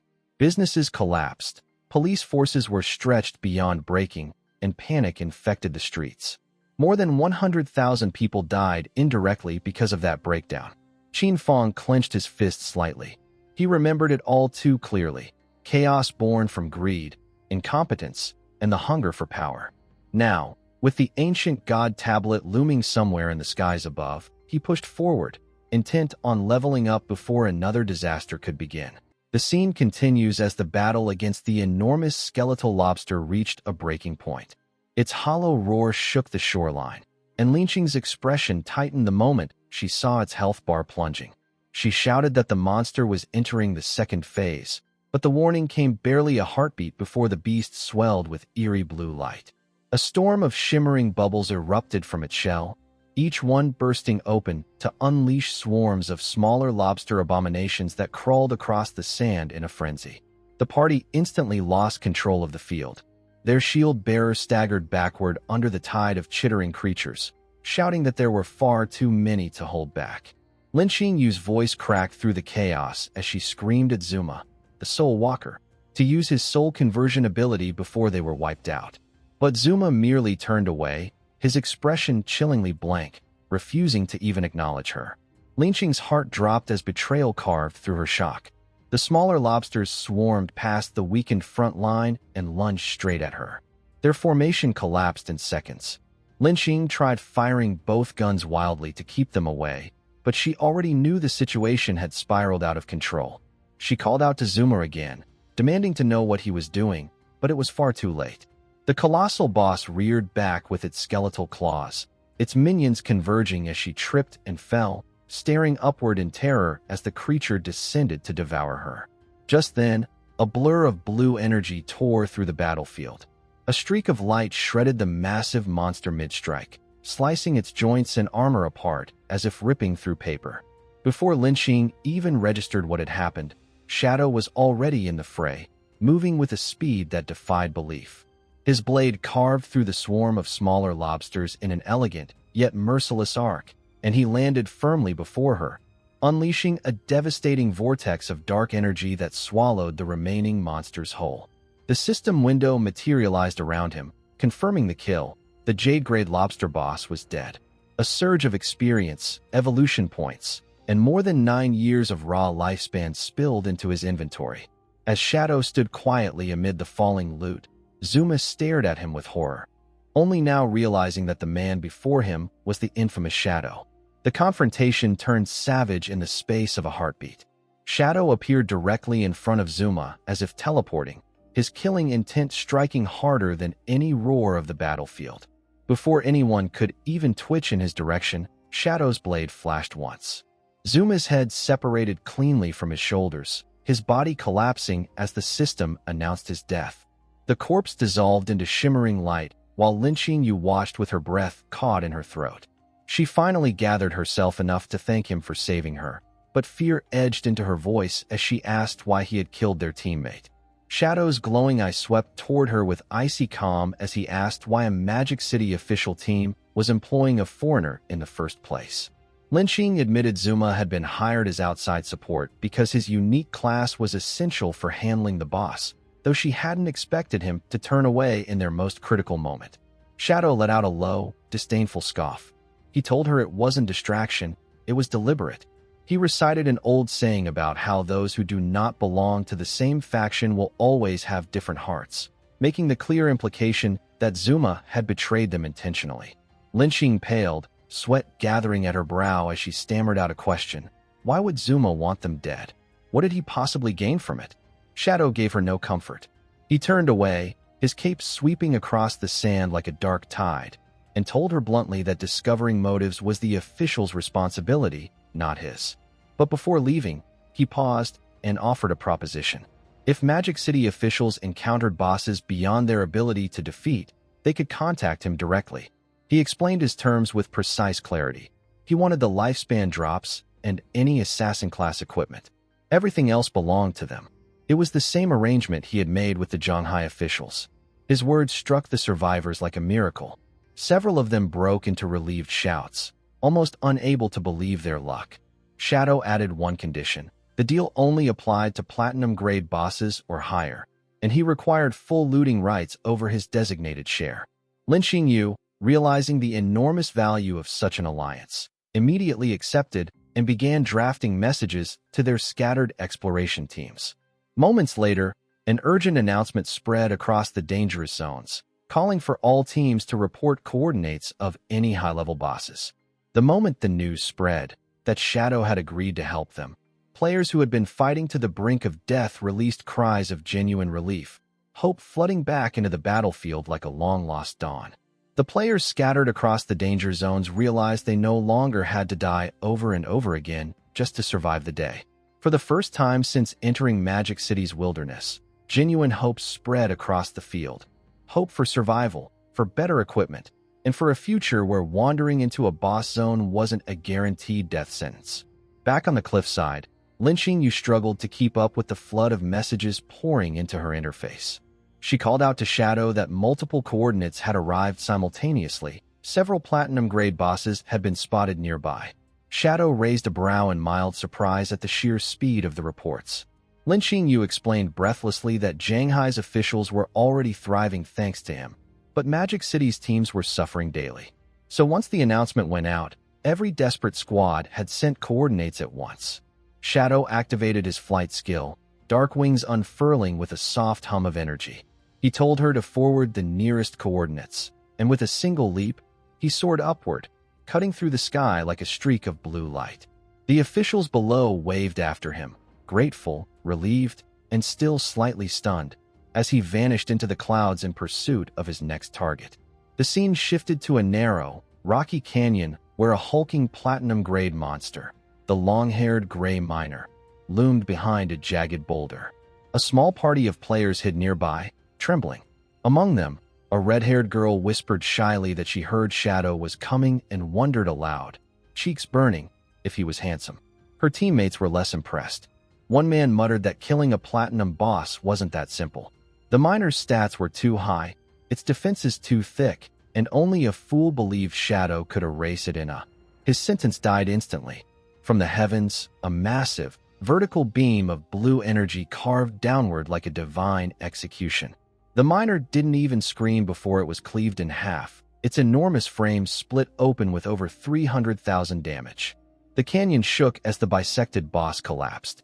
A crisp system notification confirmed Shadow's kill, rewarding him with experience, evolution points, over 5 years of lifespan, and a platinum-grade assassin skill, Smoke Bomb.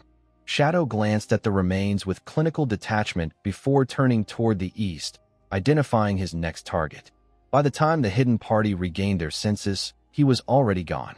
The skeptical man fell to his knees, hands shaking, screaming that Shadow had killed the boss in a single second, before they even saw his face. The red-haired girl pouted in disappointment at missing him, but the group quickly shifted from shock to joy as they spotted the cluster of lifespan orbs drifting in the air. Shadow had kept his word. He had taken the lifespan, but every piece of non-assassin gear was untouched. The world shifted again. Without warning, massive white spikes burst from the ground, flinging a squad of players into the air. From the shattered stone emerged a terrifying jade-grade boss, the noble family's eldest son, Traitor Lulu, encased in molten black armor and wielding a colossal flaming sword. A player yelled in horror that they had underestimated the monster's detection range. The knight lifted its burning blade high, bringing it down toward a frozen player who could only stare in helpless terror. But death never reached him. A streak of purple light tore through the air, slicing the boss's arm cleanly from its shoulder. The severed limb and flaming sword spiraled across the battlefield as Shadow descended in a blur, landing with predatory precision. His Shadow of Sorrow skill erupted, summoning 4 shadow clones that encircled the Jade Knight. They moved in perfect synchronicity, slashing in a storm of dark cuts that shook the canyon. The boss didn't last a breath before collapsing under the overwhelming force. A system notification announced the kill, rewarding Shadow with more experience, evolution points, over 10 years of lifespan, and a Jade-grade assassin skill, Merge into Darkness. The rescued players stared in speechless awe. Each shadow clone had dealt over 300,000 damage. They whispered among themselves, trembling, wondering if they were playing the same game as him at all. One player, cheeks burning with admiration, declared the gap between them and Shadow was no different from the gap between humans and gods. Several nodded, half in fear, half in reverence. As the last of the bosses fell, a system message illuminated Shadow's interface. He had reached level 20. Dark energy circled around him like swirling smoke as he commented that grinding bosses was still the fastest way to level up. Another chime followed immediately. The natural disaster ancient god-cursed slate had reached full charge. Shadow's eyes flickered with a brilliant yellow gleam as he steadied his breath, anticipation rising. With the slate fully awakened, it was finally time to draw a new affix, one powerful enough to reshape everything that came next. The scene continues as Shadow poured his evolution points into the skills he had just acquired, watching the system window flash before him. The notification confirmed he had burned through more than 300 points, pushing Merge into darkness from Platinum all the way to Mythical Grade. Standing in the windy wasteland with gusts howling around him, Shadow examined the skill closely and realized this was a superior replacement for his standard stealth ability. The implications hit him hard. This skill elevated his stealth level to 21, making him undetectable to even most diamond-grade bosses who would otherwise spot him instantly. Shadow shifted his focus to the smoke bomb skill card sitting in his inventory. He dumped his remaining points into it, forcing the skill to climb until it reached legendary grade. The upgraded card materialized in his hand, glowing with that distinctive legendary aura. Shadow stared at it, his expression twisting with disgust as he called it a trash skill that didn't deserve a slot in his arsenal.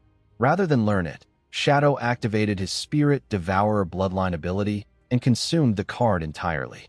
The system exploded with notifications as the card disintegrated into pure energy. His elemental attack surged upward while his elemental resistance fortified itself. The scrolling numbers confirmed that devouring the legendary skill had boosted his stats significantly. Feeling prepared, Shadow turned his attention toward the ocean where a foreboding structure commanded the horizon. The Weebone Ruin sat on a distant island, its dark castle silhouette cutting against the stormy sky. Shadow assessed his situation with cold logic. While his power level was sufficient to enter the ruins, he had hit a roadblock. There was no way to cross the water, no boats, no teleporters, nothing to help him reach the island. He stared at the dark waves rolling and crashing, knowing those waters were crawling with monsters. Attempting to swim across or fight underwater without specialized skills or mounts would be suicide, plain and simple. Refusing to let geography derail his plans, Shadow opened his map interface. His eyes tracked across the terrain until something unusual caught his attention. A strange icon indicating a locked door, positioned right on the shoreline. Curiosity sparked in his mind, and Shadow transformed into a streak of shadow, shooting across the landscape toward the marked location. Shadow materialized before a cave entrance blocked by a massive ornate stone gate covered in intricate carvings. The moment he stepped close, a glowing chain appeared over the door and the system notification popped up. The door was sealed, and the system asked if he wanted to use the Withered Bone City key. Shadow felt surprise ripple through him. The golden key he had obtained earlier, likely from the Magic Leaning Tower trade, was exactly what this location required. He pulled the glowing key from his inventory. The heavy doors groaned open with deep rumbling sounds, and Shadow stepped forward, though he wondered aloud how a door on this side of the coast could possibly lead to ruins on the other side of the sea. Shadow crossed through the glowing gate, his form blurring as he activated his speed. The path beyond didn't lead forward. It plunged sharply downward, descending at a steep angle. Shadow realized with surprise that he was heading deep underground. As he moved through the dark rocky corridor, he understood the tunnel's purpose. This was an actual physical passage traveling beneath the ocean floor, connecting the mainland coast directly to the isolated island. Shadow continued through the long subterranean route until he finally spotted the exit ahead. He emerged from the cave mouth on the other side and immediately understood why this place had been abandoned to ruin and monsters. The landscape that greeted him was grim beyond description, a stormy hellscape of decay and death. A dark, ruined castle loomed atop a high cliff, its crumbling silhouette illuminated by jagged streaks of lightning that split the sky. The system notification appeared, officially welcoming him to the Mora Empire, Withered Bone City ruins, while simultaneously issuing a warning so severe it bordered on a death sentence. This was classified as a berserk area, a place where the normal rules twisted into something cruel. Here, a player's lifespan didn't drain at the usual survivable rate. It hemorrhaged at 100 times the normal speed, meaning every second spent here aged you catastrophically. Looking out over the dark water he'd just bypassed, Shadow couldn't help but admire the ingenious design of the hidden tunnel system. A memory surfaced from his past life, before everything had reset. He remembered some player, a madman everyone had dismissed, rambling incoherently about a secret passage hidden under the sea. At the time, the entire player base had written him off as confused, probably mixing up different games or hallucinating quest lines that didn't exist. But Shadow realized now, standing on this cursed shore, that the madman had been absolutely right all along. Shadow began moving through the desolate landscape before him, a forest of withered trees that looked like they'd given up on life centuries ago, their skeletal branches reaching toward the sky, and scattered bones littering the ground like discarded trash. The atmosphere was thick with oppressive dread. Suddenly, without any warning, the ground beneath Shadow's feet began trembling violently, transforming from stable earth into something that felt like it was tearing itself apart. A massive skeletal dragon skull that had been lying on the ground like a piece of macabre decoration started rattling and cracking, deep fissures spreading across its ancient bone surface. Then, in one explosive moment, a colossal creature burst from within the skull's hollow interior, detonating the bone structure into fragments that scattered across the landscape. Shadow held his position as the dust clouds settled and debris stopped raining down, refusing to give ground even as the true form revealed itself. What emerged was grotesque in ways that defied natural laws. A giant skeletal centipede formed the creature's base, its segmented body bristling with blade-like appendages, and topping this nightmare was a stitched-together female torso with a single glowing red eye that pulsed with malevolent intelligence. The system interface flickered, providing official identification. This was the Withered Bone Ruins Guardian, designated as Thousand Blades Centipede Moir, a powerful diamond-grade boss. Shadow analyzed the monstrosity before him with tactical precision. While her upper body had somehow retained a distinctly human shape, her lower half had undergone a transformation that abandoned all humanity. It had mutated into pure monster, that centipede body moving with unnatural fluidity. Shadow's gaze tracked across the festering wounds covering her body, and recognition struck him like lightning. Those wounds, those specific patterns of decay and corruption, were identical to the scars he'd witnessed on the white dragon in a previous encounter. As the terrifying creature suddenly lunged at him with explosive speed that belied her massive size, Shadow understood the horrible truth. This wasn't just some randomly spawned boss monster. She was a citizen, an actual resident of the Mora Empire who had once lived as a human being before being corrupted by Cthulhu's curse and transformed into this guardian of ruins. Shadow threw himself to the side as the massive centipede body swept through the air like a battering ram aimed at his head. His eyes tracked the scars covering her human torso during that split-second dodge, and a grim realization settled in. These weren't battle scars from honorable combat. She must have endured inhumane torture while she was still alive. The time for defense ended.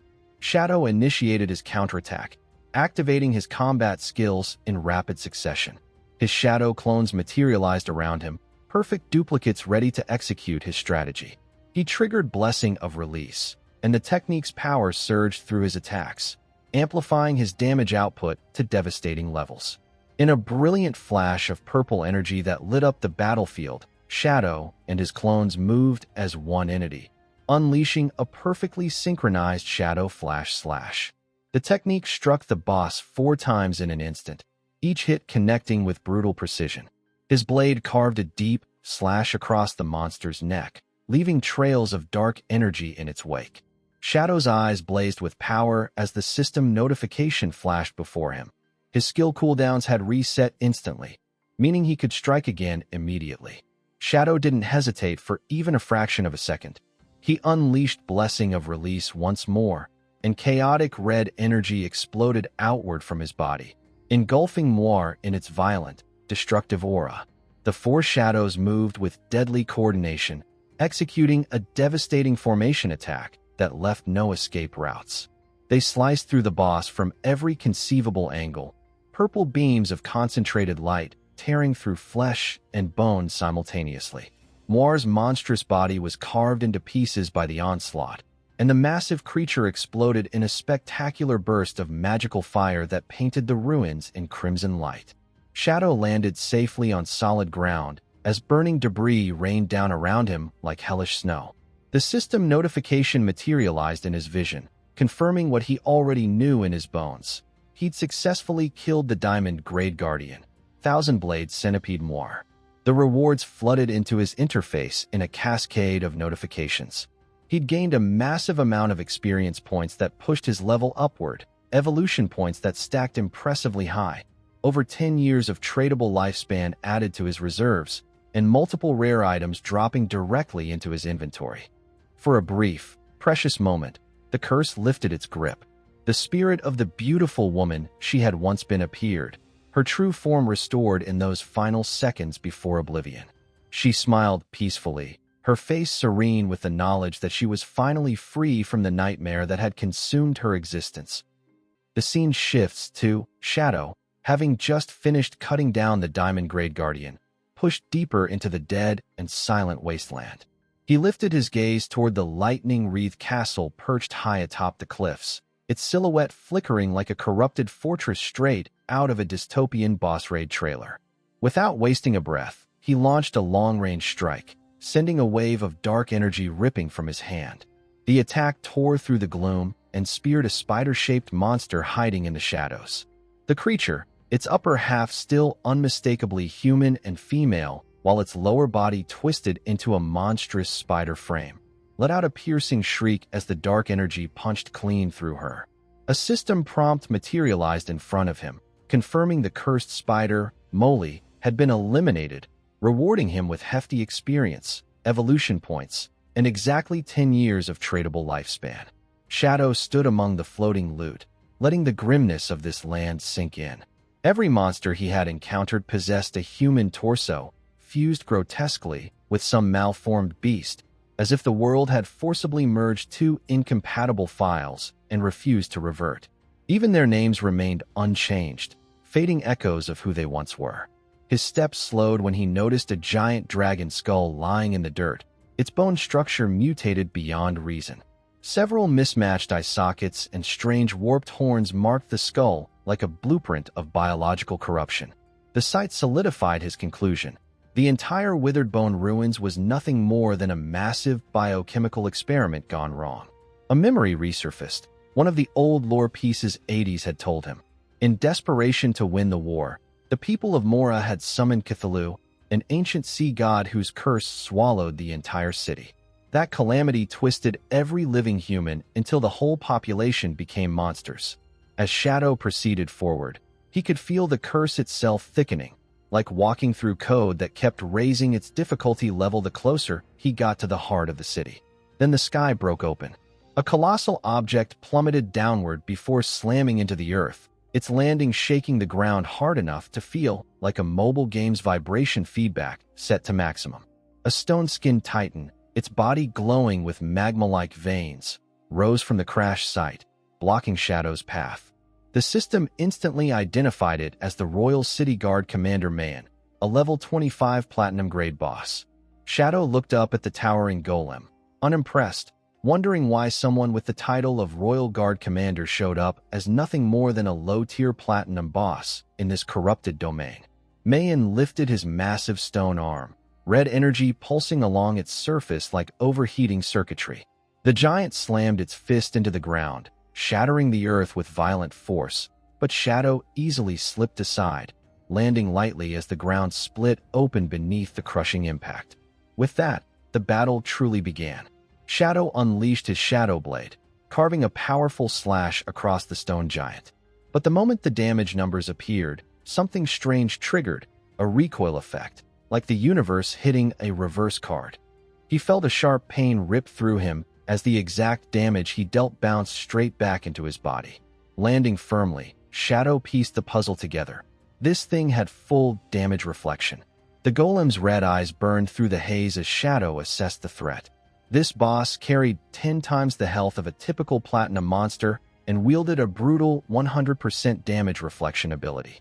He acknowledged that he would have been killed instantly if his black light shield hadn't been active during that first strike. This cursed land was clearly no place for careless moves. Shadow launched himself into the night sky, his silhouette crossing the moon like an action RPG poster shot. Preparing to counter the reflection, he activated all his defenses at once, summoning 10 layers of blacklight shields. From above, he unleashed a barrage of 10 shadow blades, each one calculated. He outlined his strategy in his mind, used numerous low-damage hits to charge his ultimate, letting the shield absorb the mirrored recoil until his energy reached full capacity. Once fully charged, Shadow descended, unleashing his ultimate. Blessing of Release fused with the Crimson Blade. A massive vertical beam of red energy tore downward, slicing through the golem with devastating force and inflicting 450,000 damage. The instant the number registered, he braced himself as the same overwhelming damage rebounded toward him. But a golden barrier erupted around him, absorbing everything without letting a single point slip through.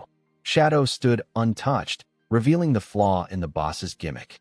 The Crimson Blade granted 600% life steal, and since he was already at full health, the massive healing overflowed, forming a shield worth 2.7 million points.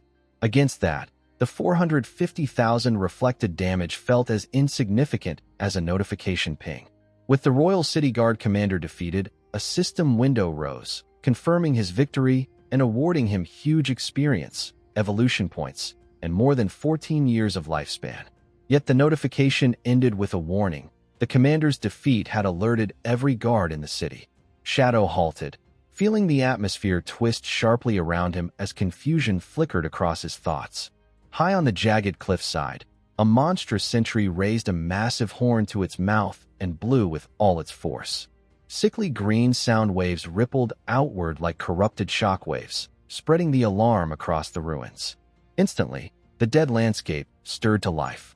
Misshapen silhouettes clambered down from every cliff edge, winged abominations, spider hybrid nightmares, and countless warped beasts filling the ridges as they fixed their predatory eyes on Shadow. A colossal fur-coated foot crashed into the earth beside him, shaking the ground like a glitching seismic effect. In mere moments, the entire plateau was packed with monsters, a towering white bear, serpentine centipede horrors, and an overwhelming horde forming a dense circle around him. A system notification materialized, announcing the activation of the Monster Horde event. The requirement was mercilessly clear: eliminate every single creature present.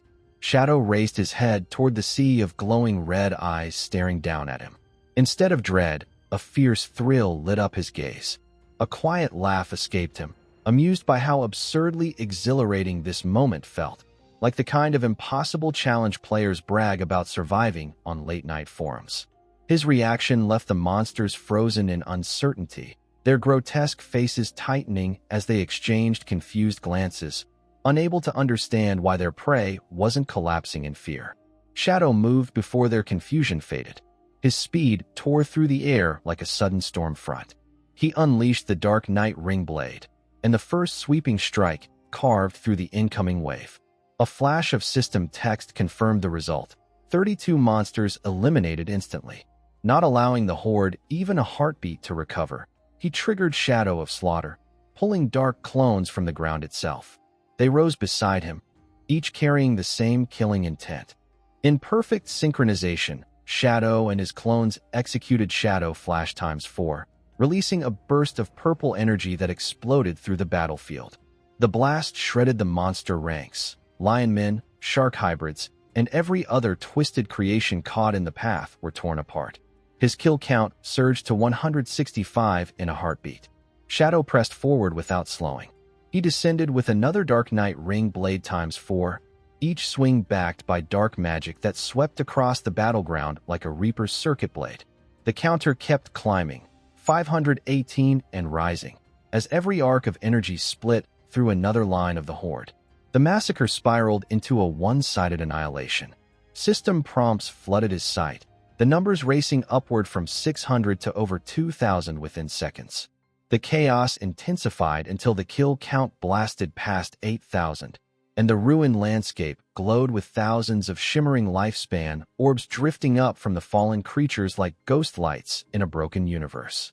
At last, the battlefield stilled. Silence washed over everything. Shadow stood at the center of the carnage, his eyes blazing with a deep purple radiance. The final tally appeared before him: 10,086 monsters slain. A system window confirmed total extermination and announced that the route to the Withered Bone City Ruins core had been fully unlocked. The scene continues as, after obliterating the army of over 10,000 monsters, Shadow stood amidst a sea of glowing particles scattered across the battlefield like stars. The notification flashed across his vision, confirming the path to the Withered Bone Ruins core was now unlocked. Countless floating orbs of lifespan surrounded him, drifting through the air like luminescent fireflies. However, Shadow stared at the rewards with visible disappointment, questioning aloud why there was so little despite the massive number he'd slaughtered. The realization hit him. The curse had been constantly draining the citizens' life force, even after they'd transformed into monsters, leaving barely anything behind. Suddenly, the floating orbs began swirling around him in an intricate pattern, gathering together in a brilliant display of magic to form a structure. The concentrated light shot across the vast chasm separating him from his destination, creating a radiant bridge that stretched toward the ominous castle looming in the distance. As Shadow stepped onto this bridge constructed from the very light of the dead, a golden aura suddenly engulfed his entire body. The unexpected phenomenon caught him off guard. A system window appeared, informing him he'd received the blessing of the Withered Bone citizens. The cursed souls, grateful for their release from eternal torment, had granted him a powerful buff that provided a chance to obtain dragon power while fighting within the city. Shadow examined his glowing hand, remarking that this power was quite interesting. He deduced that the curse's source must be located somewhere in the city, and he understood the victim's souls were actively guiding him forward, hoping he would break the curse permanently. Shadow continued across the Bridge of Light until he reached a massive dark pit that resembled a maw of flesh and darkness, pulsating with unnatural life. Without a moment's hesitation, Shadow leaped into the abyss. As he descended through the fleshy tunnel that seemed to close in around him, a notification flashed with a severe warning. He'd entered the Withered Bone Curse Great Hollow, where the lifespan drain rate was 1,000 times the normal speed. He landed with a heavy splash in red liquid that rippled outward, then slowly rose to his feet. Pulsating organic walls surrounded him on all sides, breathing with grotesque rhythm. Shadow stood ready to face whatever source of corruption awaited him here. Deep within the fleshy walls of the hollow, a man with long red hair and a beard hung suspended like a grotesque decoration, his body pierced through by thick spikes that held him in place. Suddenly, a notification flashed as the man's eyes snapped open, instantly sensing the intruder who'd invaded his domain. Shadow stood ready in the oppressive darkness, a purple flame igniting on his chest as he felt the overwhelming killing intent radiating from the suspended figure. The man, still trapped against the wall, began muttering strange syllables that echoed through the chamber. Shadow's eyes narrowed as he recognized the speech pattern. This was the ancient god language, something few could understand. He translated the sounds mentally and realized with grim clarity that the man was repeatedly calling out one specific name, Moir. Driven by absolute madness and crushing grief, the man roared the name Moir with earth-shaking fury and violently ripped himself free from the wall, tearing flesh and breaking bone. His body immediately began twisting and tearing apart as he underwent a horrifying metamorphosis. He transformed into a gigantic armored skeletal beast, and the system identified him as the last guardian of Withered Bone City, Arcos, a level 20 emerald grade boss. Shadow immediately activated Merge into darkness, his body dissolving into the shadows to become completely invisible. However, shock rippled through him as Arcos swung a massive claw directly at his position, somehow bypassing his stealth entirely. Shadow barely evaded the crushing strike that shattered the ground where he'd been standing and immediately leaped away to create distance. Landing safely, Shadow's mind raced with confusion. How could this enemy see him when he possessed level 21 stealth that should make him undetectable? As Arcos charged again with terrifying speed, still screaming the name of the woman he loved, Shadow pieced together the answer. He deduced that since he'd killed Moir and absorbed her lifespan into himself, Arcos was tracking her soul's traces that lingered within him like a beacon. Shadow's gaze locked onto the spikes covering Arcos' armor, noticing they were identical to those worn by the Royal City Guard commander he'd encountered before. He readied his shadow dagger, suspecting this boss shared the same dangerous passive ability. To confirm his theory, Shadow struck Arcos with a calculated attack. The exact same amount of damage was instantly reflected back at him, but his golden shield absorbed the blow before it could harm him. Shadow's suspicion was confirmed. The Guardian also possessed that dangerous damage reflection ability that turned aggression into self-destruction. Arcos released a deafening roar that shook the entire chamber, his body surging with violent purple energy as he summoned reinforcements. The fleshy ground around Shadow erupted violently, and numerous large blue eggs burst forth from beneath the surface, completely surrounding him in a circle with no gaps. Shadow observed the eggs with a serious expression, his tactical mind already calculating. He realized they also possessed a damage reflection effect, and he deduced that if they hatched, they would spawn dangerous elite-level monsters that would overwhelm him. Testing their durability, Shadow threw a shadow dagger at one egg, dealing over 3,000 damage. The egg shattered into fragments, but Shadow quickly calculated the brutal cost of this approach. Destroying a single egg required 3 daggers, which meant he'd have to sacrifice 3 layers of his blacklight shield to the reflected damage. Since regenerating a single layer took 2 seconds, he concluded he couldn't possibly clear all the eggs before they hatched. With no other viable choice remaining, Shadow decided to let them hatch and deal with the consequences. He leaped high into the air to gain tactical advantage. Accepting he would have to face whatever emerged from those eggs, Shadow descended toward Arcos, while noting his ultimate skill had reached full charge. He unleashed the Crimson Blade without hesitation. A massive red energy beam slammed down onto Arcos with catastrophic impact, dealing a staggering 450,000 damage that shook the entire chamber. Shadow landed silently on the ground, his body protected by a massive golden barrier generated from his life-steal ability, completely unharmed by the surrounding chaos. The eggs hatched instantly in response, and a monstrous claw burst violently through each shell. A swarm of cursed young dragons, all identified as level 20 emerald-grade monsters, flew into the air screeching with bloodlust as they prepared to attack in formation. Shadow landed in the pool of red liquid below, immediately crouching into combat stance to face the newborn horde bearing down on him. Without wasting a single second, Shadow unleashed his Dark Knight Ringblade. The swirling vortex of dark energy shredded through the dragons like they were paper, dealing nearly 30,000 damage to each creature. The battle ended in a devastating flash of power. Shadow stood calmly inside his protective golden barrier as a notification flashed across his vision, confirming he had slaughtered 9 dragons in that single attack. He remarked with satisfaction that thanks to his blood shield, the damage reflection these creatures possessed was nothing to fear anymore. As the dragons perished, their corpses dissolved into glowing orbs of lifespan that floated upward. However, instead of being absorbed by Shadow as they should have been, the orbs gathered together in the air above, swirling violently in a chaotic pattern. A voice spoke from within the concentrated light, using the ancient god language to address Shadow as an outsider who had no right to be here. The collected energy reformed the boss entirely. Arcos transformed before Shadow's eyes into a more terrifying state, now identified by the system as Flesh Curse Arcos Blue Scale. The mutated monster smiled menacingly at his opponent, declaring with absolute conviction that Shadow would not succeed in destroying his race. The battle intensified dramatically as Arcos leaped forward with renewed fury. The mutated Guardian charged with explosive speed, aiming a massive energized punch directly at Shadow's position. Shadow's eyes glowed neon blue as he countered with a blindingly fast instant shadow slash. He moved like a blur of motion, striking the monster from multiple angles in a split second. However, to Shadow's complete disbelief, immunity notifications appeared around Arcos' body. The monster remained completely unaffected by every single attack.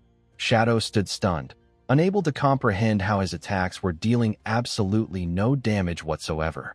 Arcos seized the opening without mercy, slamming his massive fist into Shadow with devastating force. Shadow was sent flying backward through the air, taking nearly 30,000 damage as the brutal impact created a massive explosion. As Shadow steadied himself mid-flight, his golden blood shield shattered completely into fragments. Shadow quickly translated the monster's guttural speech and realized Arcos was declaring that as long as his bloodline and soul remained intact, his home would never fall to invaders. Arcos stood firm amidst the swirling purple energy, proclaiming with pride that Withered Bone City would never be conquered. Shadow felt genuine confusion wash over him. Usually only epic-grade monsters or higher possess the ability to speak and demonstrate self-awareness like this. Yet this emerald-grade boss had somehow retained his consciousness and intelligence despite everything. Ignoring Shadow's presence completely, Arcos gathered dark energy into a condensed sphere, chanting about protecting his city, his empire, and his people from destruction. The Guardian unleashed his demon dragon cannon, a vertical beam of pure destructive energy that tore through the space. Shadow reacted instantly, leaping high into the air to dodge the devastating blast. He landed and immediately countered with a Shadow Blade strike, but once again, the attack proved completely ineffective. Arcos walked through the energy completely immune to all harm. Shadow cursed under his breath, realizing with growing desperation that he needed to break through the monster's invulnerability shield immediately. Arcos unleashed a horrifying new technique. A grotesque ribcage constructed from raw pulsating flesh materialized around Shadow, trapping him inside its confines. The system identified it as the flesh prison, and a countdown timer appeared, showing Shadow's lifespan draining away year by year in real time. Shadow broke into a cold sweat as panic threatened to overwhelm him. He realized Arcos was actively siphoning his life force through the prison, and he identified the drain as a specific ability of the evil god Cthulhu himself. The situation had become dire. The flesh prison was an unavoidable attack that ignored all defensive measures completely. Arcos fed on Shadow through a fleshy tendril connecting their bodies, and Shadow realized with horror that his entire lifespan would soon be completely drained. Just as hope seemed lost and death appeared inevitable, red energy suddenly erupted from Shadow's body in a violent burst. A notification announced he had triggered dragon power at the critical moment. The system detected he possessed Ease's skill, Shadow of Slaughter, stored deep within him. This granted Shadow a powerful new buff called Ease's Flame of Nirvana. The description revealed the key to victory he desperately needed. The white flame ignored all defenses and directly burned the opponent's soul for massive damage that couldn't be blocked. Shadow's eyes blazed with orange dragon fire as he realized this was the true, devastating power of the dragon race unleashed. He counterattacked immediately with the enhanced dragon Shadow of Slaughter. His clones materialized around him, all wreathed in holy fire, and descended upon the monster from every direction. Shadow followed up with a dragon instant shadow slash, cutting through the air with blinding speed that left trails of flame. Arcos' immunity shattered like fragile glass. The attacks connected solidly, dealing tens of thousands of damage and inflicting a severe burning status that ate through his flesh. Arcos screamed in absolute agony as the white flames consumed his body from within. In his final desperate moments, he begged Cthulhu for more strength, crying out that he couldn't die here because he still had to preserve the dragon race from extinction. Shadow stood calmly before the dying guardian, the spiritual manifestation of Is appearing behind him like a ghostly warrior. He told the guardian the harsh truth he needed to hear. His actions weren't protection at all. By summoning Cthulhu and accepting his cursed power, Arcos had doomed his own people to suffer an eternal curse. With a cold glare showing no mercy, Shadow told him to feel the flame of Nirvana burning through him and let it cleanse his sins completely. Shadow delivered the final devastating blow with a dragon crimson blade, a colossal beam of red energy that engulfed everything, dealing nearly 500,000 damage in one catastrophic strike. The last guardian was completely incinerated, his body reduced to ash. A system window confirmed the kill, awarding Shadow 1 million experience points, 120 evolution points, and nearly 40 years of lifespan absorbed from the fallen boss. Shadow descended slowly to the ground, surrounded by glowing victory notifications that filled the air. The system awarded him an additional 60 evolution points, nearly 40 years of lifespan, and a diamond-grade item called the Bone Spike that materialized directly into his inventory. As the dragon power buff faded from his body, Shadow analyzed the rewards with a critical eye. The 1 million experience points proved conclusively that the city's monsters had been funneling their accumulated resources directly to Arcos to make him stronger. However, the lifespan reward seemed suspiciously low at only 39.8 years considering the massive scale of this victory. Shadow suspected that most of the accumulated lifespan had been stolen and absorbed by the evil god Cthulhu long before he could claim it. Suddenly, a grotesque chest emerged from the red liquid pooled on the ground, rising slowly as if pushed from below. A system message flashed across Shadow's vision, informing him that using dragon power had unlocked a hidden reward chest. The grotesque chest creaked open, revealing 2 glowing golden items inside, a withered bone rune and an epic grade mount bell. Shadow reached down and inspected the rune carefully, examining its intricate design. This was a key to the tomb of the withered bone god, and he noted with interest that collecting 3 of these runes would grant him entry to that secret ruin hidden somewhere in this world. Next, Shadow picked up the golden bell, his curiosity sparked by the epic grade mount item, and he decided immediately to see what kind of creature it would summon. Activating the item without hesitation, brilliant light erupted from the bell's core. A massive winged skeletal dragon materialized before him in a surge of power, its ancient bones gleaming with otherworldly energy. The system identified the imposing creature as King of Scavengers, Osiris, a level 20 epic grade entity that was now soul-bound to Shadow permanently. Osiris was revealed to be a former guardian from ages past, now functioning as both a flying mount and combat pet, with the impressive ability to summon smaller bone dragons into battle. To Shadow's genuine surprise, the dragon spoke with clear, intelligent thought. Osiris looked down at Shadow with glowing eyes, his voice filled with shock as he asked if Shadow was truly the one who had purged the entire city and killed Arcos. Shadow calmly confirmed the deed without any hesitation and asked the dragon directly if it knew the real truth about this cursed place and what had actually happened here. Osiris recounted the city's tragic history in a voice heavy with ancient sorrow. He revealed he was an old guardian who had died long ago in battle, but was forcibly resurrected through dark necromancy to fight in the brutal war between the Mora Empire and the continent as the Empire faced inevitable defeat. He explained that in a desperate final attempt to turn the tide of the losing battle, the city lord Arcos made the catastrophic decision to summon the evil god Cthulhu himself for power. The dragon continued his tale, explaining the terrible condition that Cthulhu demanded for the summoning.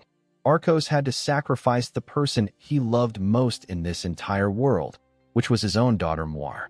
However, when the critical moment arrived, Arcos hesitated at the last possible second. He couldn't bring himself to kill his beloved daughter, so he saved Moir from the altar and instead made an even more horrifying choice in desperation.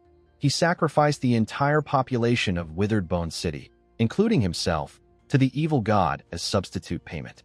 The consequences of that single decision were absolutely devastating. The citizens were all cursed by Cthulhu's corrupting dark power, but were granted immense supernatural strength in return, allowing them to defeat their invaders and win the war against impossible odds. But the price they paid was unbearable. They were all transformed into monstrous creatures and lost every trace of their humanity in the horrific process. Osiris revealed with deep sadness etched in his voice that Moir, the only human left alive in the cursed city, suffered the absolute worst fate of anyone. The monstrous citizens who had once been her neighbors, friends, and protectors now hated her with burning intensity, blaming her existence for their cursed transformation. They tortured her relentlessly day after day until she too was finally consumed by the spreading curse and transformed into a monster herself, completing the city's tragic fall. With the heartbreaking story finished, Osiris expressed profound gratitude to Shadow for bringing final release to these miserable, tortured souls and ending the tragedy that had lasted far too long. Sensing a powerful aura radiating from Shadow that marked him as someone truly extraordinary, the massive dragon bowed his skeletal head low in submission and pledged to follow him forever as his loyal servant, asking respectfully for his new master's name. With glowing eyes that reflected his immense power, our boy looked up at his new companion and replied simply, "His name is Shadow." The scene continues as the massive skeletal dragon Osiris lowered its enormous wings and head in complete submission, pledging absolute loyalty to Shadow and declaring him its master from this moment forward. However, as Shadow inspected his newly acquired prize with a critical eye, he noticed something odd about the mount's attributes. He pointed out that for an epic grade mount of this caliber, the dragon's stats were somewhat strange and didn't add up. A level 20 epic boss should typically possess at least 10 million health points as standard. Yet the interface displayed before him showed that Osiris had only a little over 100,000 health, a massive discrepancy that caught his attention immediately. Shadow deduced that this glaring weakness was likely due to the unnatural nature of its resurrection, since Osiris had died long ago in ancient times and its original power had dissipated over the centuries. This forcibly awakened skeletal body that now served him retained only a small fraction of its former legendary strength. Reviewing the dragon's offensive skills in detail, abilities such as summoning bone shields for defense and firing bone spikes at enemies, Shadow found them mediocre at best, nothing particularly impressive. However, he was genuinely pleased when he examined its ability to summon 12 Jade Grade Wing Dragons, immediately realizing they would provide him with excellent aerial vision and reconnaissance capabilities across vast distances. The true value of this mount was revealed when Shadow examined its mobility statistics. He noted with growing interest that because the dragon's entire body was constructed from lightweight ancient bone rather than flesh and muscle, its flight speed was absolutely incredible, reaching 360% speed modifier, which translated to roughly 450 meters per second, a velocity that actually broke the sound barrier. Shadow concluded with satisfaction that despite the mount's disappointing lack of raw combat power, the supersonic travel speed alone made it an extremely satisfying acquisition worth keeping.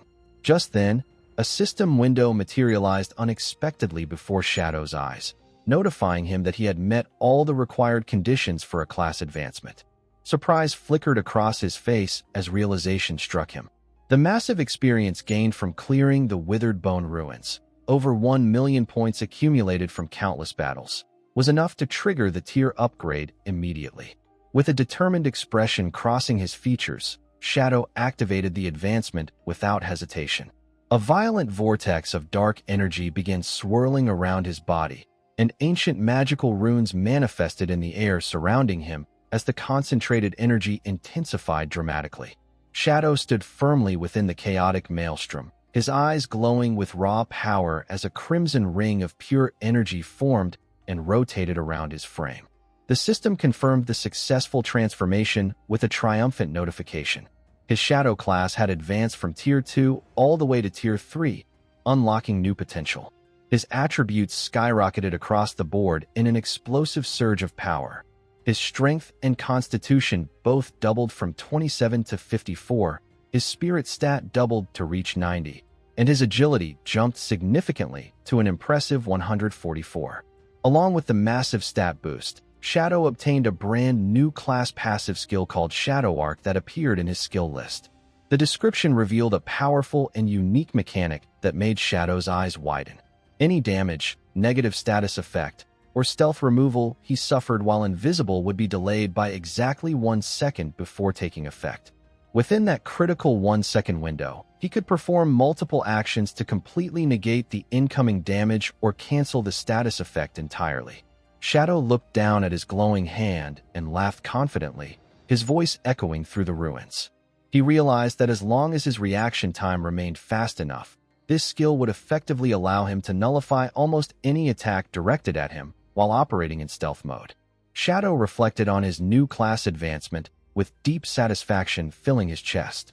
He was absolutely certain that in his past life, no player who chose the Shadow class had ever survived long enough to reach the 3rd advancement tier. Otherwise, The incredible power of the Shadow Arc skill would have become famous across the entire game for drastically lowering death rates among stealth players. He reasoned logically that while a 1-second reaction window might seem impossibly short to casual players, high-level veteran players possessed incredible reaction speeds honed through countless battles, making it more than enough time to cast multiple defensive skills and completely turn the tide of any engagement. Moving on to examine his other rewards, Shadow manifested a glowing red energy in his palm, revealing a diamond-grade weapon he'd also obtained from the victory. The system window identified it as the Spike of the Skeleton, a powerful dagger that significantly boosted both physical and elemental attack damage, along with a unique, devastating effect that broke through the enemy's defense and resistance stats. Shadow equipped the deadly weapon immediately, noting with satisfaction that between the class tier upgrade and this new superior gear, his overall power level had increased massively in a single session. Ready to finally leave the cursed ruins behind, Shadow turned to his mount. The skeletal dragon Osiris leaped into action, and Shadow landed gracefully on its massive skull. He decided to test his stealth capabilities while mounted and activated Merge into Darkness without warning. As dark energy surged around both of them, Shadow was genuinely shocked to discover that the dragon's stealth level was actually level 21, which was higher than his own current stealth rating. Impressed by this unexpected bonus, Shadow commanded the dragon to take off immediately so he could witness its legendary speed firsthand. Osiris obeyed without hesitation, launching into the air with explosive force that created shockwaves. They ascended rapidly from the oppressive depths of the underground hollow, moving as a blur of purple light that was nearly impossible to track. The massive dragon burst out of the crumbling ruins and shot straight up into the open sky above. The speed was so incredibly intense that Shadow was left completely speechless, the rushing wind screaming past his ears as they broke through the sound barrier. As his eyes glowed brilliantly against the howling wind, Shadow had to admit with genuine respect that the dragon was incredibly fast beyond all expectations. Having thoroughly tested the extraordinary speed of his new mount, Shadow burst out of the underground tunnel and rocketed into the sky above the churning ocean. As he soared through the air with unprecedented velocity, he formulated his next strategic plan. He decided to head toward the location Captain Anyu had mentioned earlier, where a flying monster and another ancient god slate had been spotted recently. Shadow resolved to fly to the Magic City ruins first, then use a teleporter to reach Lucky Town from there. Shadow noted mentally that the journey from the Magic City to the Withered Bone City had originally taken him several exhausting hours of travel on foot. Meanwhile, far below in a dense forest, a party of adventurers was in the middle of an intense raid against a large black bear monster. The group included a swordsman gripping his blade, a mage preparing spells, and a healer supporting from behind. The female mage charged up a holy light fireball, while another team member shouted commands for everyone to kill the beast quickly. Suddenly, a massive shockwave tore violently through the forest canopy as Osiris flew past them at supersonic speed overhead. The sheer devastating force of the displaced wind blew the entire party and the monster completely off their feet, sending them all tumbling helplessly across the ground in chaos.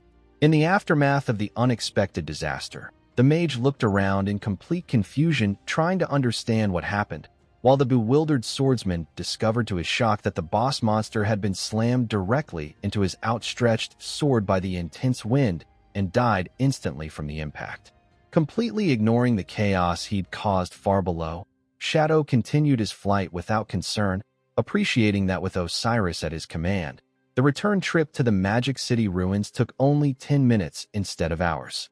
In the desolate ruins of the Magic City, a dramatic scene was unfolding between a couple standing alone in the abandoned streets. A man held a woman's hands tightly and begged desperately for her forgiveness, admitting with shame that he'd only cheated on her once with another man and swearing he was thinking of her the entire time during the affair. The woman asked him with tears in her eyes to promise he would cut all ties with the other person forever and never see them again. After he agreed solemnly to her demands, they shared a passionate kiss, professing their deep love for each other despite everything. Their romantic moment was violently interrupted as massive pressure suddenly descended from the sky above without warning. The crushing force slammed the man face first into the pavement with brutal impact, and the woman was also flattened hard against the ground by the overwhelming pressure. Shadow stepped off his dragon mount casually, his boot landing near the crushed couple lying on the ground. As the massive skeletal dragon loomed ominously behind him, Shadow touched his mask thoughtfully and wondered aloud if he'd accidentally hit something during his landing descent. The scene continues as Shadow activated his invisibility skill to leave the ruins completely undetected by anyone who might be watching. A system notification flashed across his vision, showing he had consumed 5.4 years of his precious lifespan just to teleport directly to Lucky Town. Shadow complained aloud that the cost to return to a novice town doubled with each consecutive use, making it an increasingly expensive journey. Despite having accumulated over 2,000 years of lifespan in his reserves, Shadow remained incredibly stingy about expenditures and felt genuine pain over even this relatively small expense. Still cloaked in invisibility, Shadow walked through the town gates without breaking stride, passing directly by two guards who seemed to sense some kind of disturbance in the air but couldn't actually see him. Shadow observed their uniforms carefully and deduced they belonged to the official government forces deployed to assist players. Looking at the town's defensive layout and organization, he realized with interest that officials had already stationed guards here to help protect new players and prevent monster attacks. He noted mentally that this was happening several months earlier than it had occurred in his past life timeline. Walking through the peaceful streets of the protected town, Shadow reflected that his recent cooperation with the government had likely accelerated their operational efficiency significantly. He noticed that even elderly players were surviving remarkably well in this carefully protected environment. As he continued his invisible stroll, he passed a heartwarming scene of an old man and woman sitting together on a wooden bench, acting like a couple deeply in love despite their age. Suddenly, Shadow was startled by a desperate cry for help that shattered the peaceful atmosphere. At the town gate entrance, a massive black insect monster had seized a player in its powerful grip. The two official guards Shadow had passed moments earlier immediately sprang into coordinated action. The female guard rapidly cast a spell from her glowing magic book, creating a shimmering holy shield around the endangered player that successfully blocked the monster's vicious attack. The male guard charged forward with his weapon raised, cursing the monster with fury, and executed a powerful leap slash that struck the creature for over 1,600 damage. The female guard immediately retaliated without hesitation, casting a holy fireball directly at the giant insect monster. However, the creature proved incredibly agile and evaded the explosive attack with surprising speed. Taking full advantage of the opening created, the monster scurried away rapidly, leaving the male guard visibly frustrated that it had escaped their grasp yet again. The guards looked up toward the sky as the escaped monster rejoined its pack of 5 circling overhead. The female guard noted with growing despair in her voice that killing just one of these creatures was completely useless, since a new replacement would respond and arrive immediately to take its place. Shadow, observing everything while remaining invisible, realized the core problem. While the 5 gold-grade monsters weren't individually strong enough to be truly dangerous, the guard team was struggling helplessly because the flying bosses would simply retreat into the air whenever they started losing, leaving the ground-based guards completely helpless to pursue them. On the ground below, the male guard rushed over to check on the elderly victim of the attack. The old man was on his knees in the dirt, crying and trembling from the terrifying encounter he'd just survived. However, his fear transformed instantly into ungrateful fury that shocked everyone present. He screamed at the guards with rage, calling them completely useless at their jobs. Still sitting in the dirt, the old man continued his vicious verbal assault on his rescuers. He complained bitterly that these flying monsters had been blocking the town entrance for several days straight, making it impossible for players to go out and hunt for resources. He accused the guards of failing to properly care for elderly players like himself and threatened loudly to file an official complaint against them. The female guard, clearly stressed and confused by this hostile reaction, tried desperately to calm him down by explaining that Shadow was arriving soon to handle the situation. The male guard, rapidly losing his patience, told the old man firmly to show some basic respect and gratitude. The mention of Shadow's name only further agitated the growing crowd gathering around the scene. The old man and the increasingly hostile onlookers began shouting demands, asking loudly where Shadow was right now.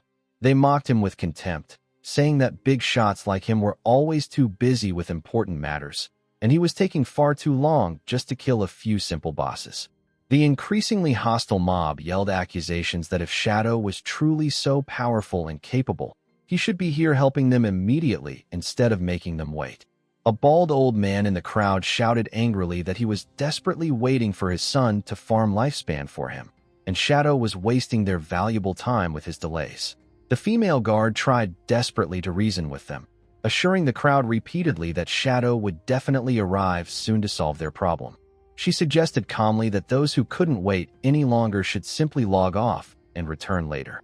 However, the male guard realized with frustration that reasoning with this crowd was completely futile and urged his partner urgently to leave before things got worse.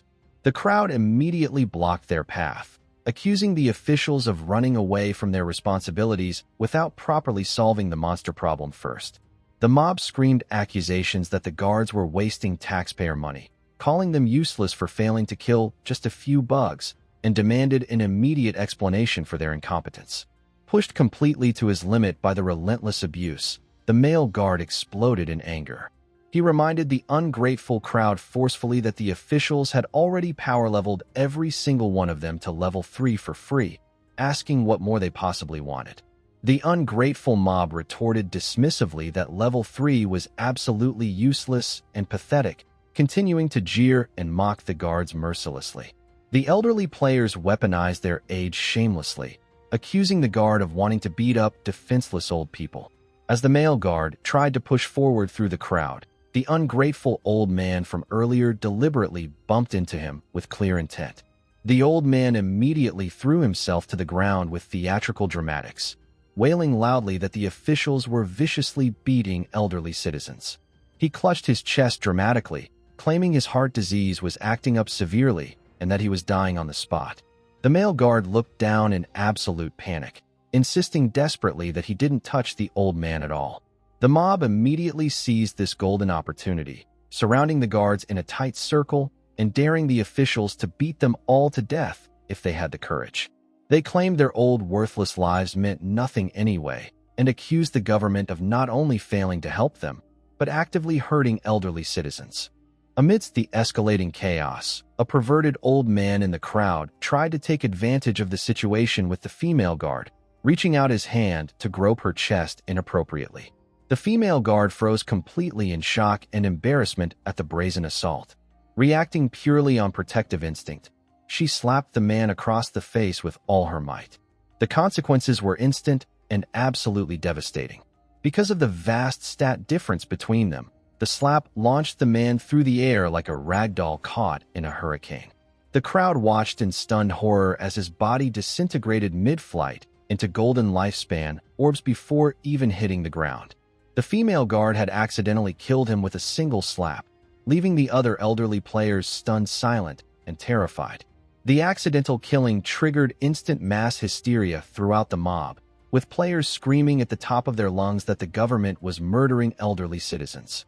The female guard, her face flushed red with embarrassment, tried desperately to explain that she was groped and acted in self-defense, but her voice was completely drowned out by the crowd's roar demanding they fight back against tyranny. Seeing the situation had turned dangerously violent, the male guard instantly deployed a protective golden barrier around both of them. He remarked grimly that these people had completely gone mad, but decided to simply let them exhaust themselves against the shield, confident their pathetically weak attacks could never penetrate his defensive barrier. The harassment escalated to disgusting new levels as a glob of spit landed directly on the shocked female guard's face. The perpetrator was the same ungrateful old man from earlier who laughed maniacally, reveling in his complete disrespect. Emboldened by his example, the mob began hurling filth and garbage at the protective barrier. Shoes, rocks, and even women's underwear and actual feces pelted the golden shield relentlessly as the guards huddled inside in disgust. Suddenly, A terrifying presence descended from above without warning. Shadow materialized on his massive skeletal dragon Osiris directly behind the rioting crowd. A heavy, oppressive silence fell instantly as the enormous dragon loomed over them with death in its empty eye sockets. Shadow and his dragon glared down with glowing eyes, radiating an overwhelming aura of pure death that froze everyone in place. Without speaking a single word, a massive gust of wind erupted violently from the dragon's wings. The force was absolutely catastrophic. The elderly players were blasted away like dried leaves caught in a storm, completely unable to resist the overwhelming power. Their bodies were flung violently backward against the surrounding trees with bone-crushing force that echoed through the forest. Silence returned to the forest immediately. The two guards stood safe within their protective barrier, looking out in complete disbelief at what had just occurred. Where the angry mob had stood just moments ago, only dozens of golden lifespan orbs remained floating in the air, indicating that Shadow had instantly wiped out the entire group with one casual attack. High above the town, Shadow and his skeletal dragon Osiris soared upward into a swirling orange vortex in the sky. Shadow spotted his actual targets circling above. 5 winged insect monsters were flying in tight formation, magically linked by glowing energy chains to a floating stone tablet they carried. Recognizing the valuable object immediately, Shadow commanded his dragon to give chase without delay. From their position on the ground, the two official guards watched in absolute awe as the massive dragon pursued the fleeing monsters against the backdrop of a red eclipse-like sun. Shadow stood firmly on the dragon's head as dark purple energy surged around his body, preparing for a devastating aerial strike. The 5 insects frantically tried to escape with the slate, flying as fast as their wings could carry them, but they were absolutely no match for the dragon's supersonic speed. Shadow's eyes glowed with intense purple light as he locked onto his prey with deadly precision. In a blur of motion, Osiris spun through the air and unleashed a devastating slash attack. The strike was surgically precise, slicing all 5 gold-grade insect bosses cleanly in half at once. The two guards watching from the ground were left with their mouths hanging open, completely shocked by the instant victory. Meanwhile, back on the ground, the situation with the elderly mob took an absolutely ridiculous turn. The elderly players who had just been wiped out by Shadow's wind attack had respawned and marched right back to the exact same scene. They were absolutely furious, screaming at the guards for hitting old people and playing the victim card once again as if nothing had happened. The mob surrounded the exhausted male guard in a hostile circle, demanding immediate compensation for the lifespan they'd lost in the attack.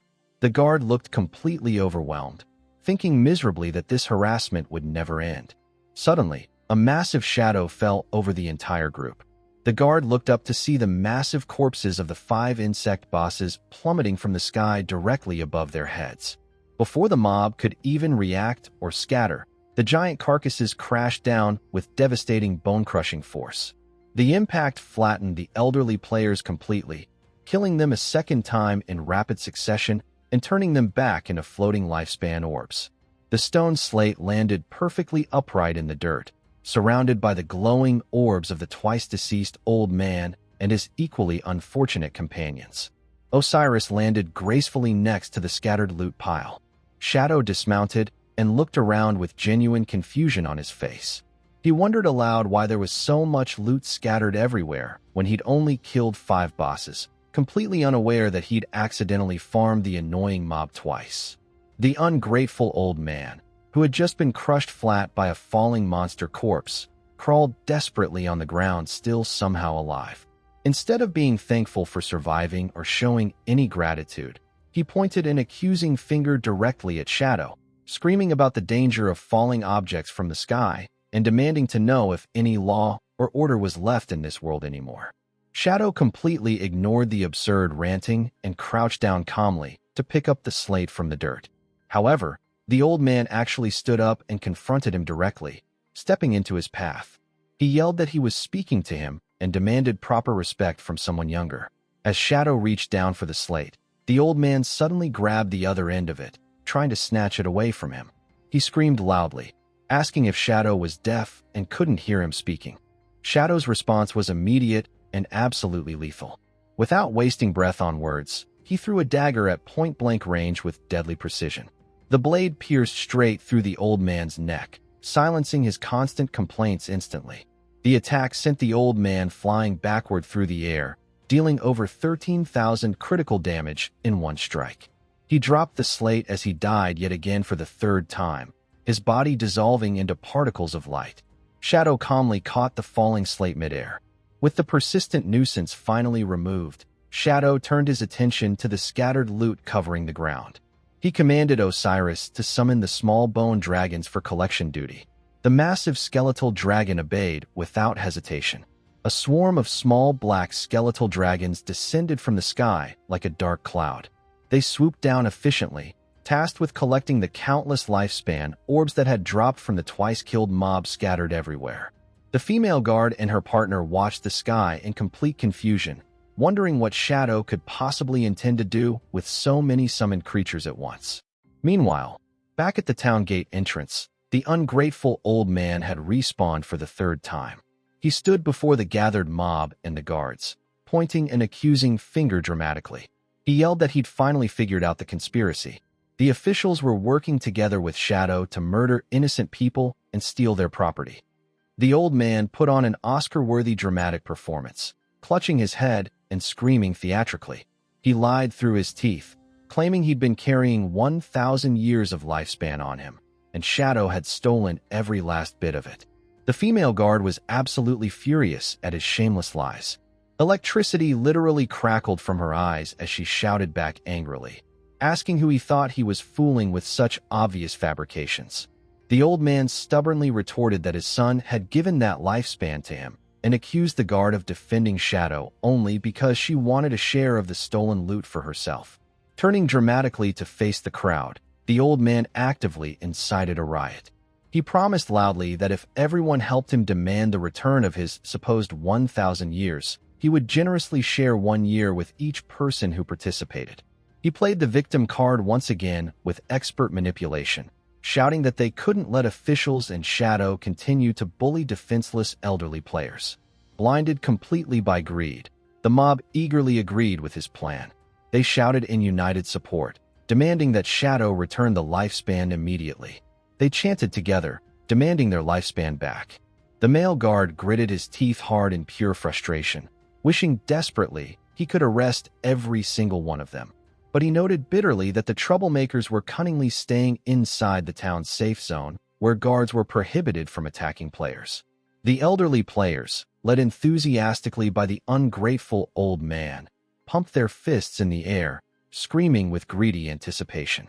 Suddenly, the small bone dragons swooped down into the crowd without warning. Their sharp claws gripped the elderly players firmly, lifting them off the ground before they could react or resist. The mob was hoisted high into the air, dangling helplessly from the dragon's grasp. The old man looked up in absolute terror, wondering where these monsters had suddenly come from. The dragons flew high above the town walls, carrying the screaming players over the protective barrier and outside the safe zone boundary.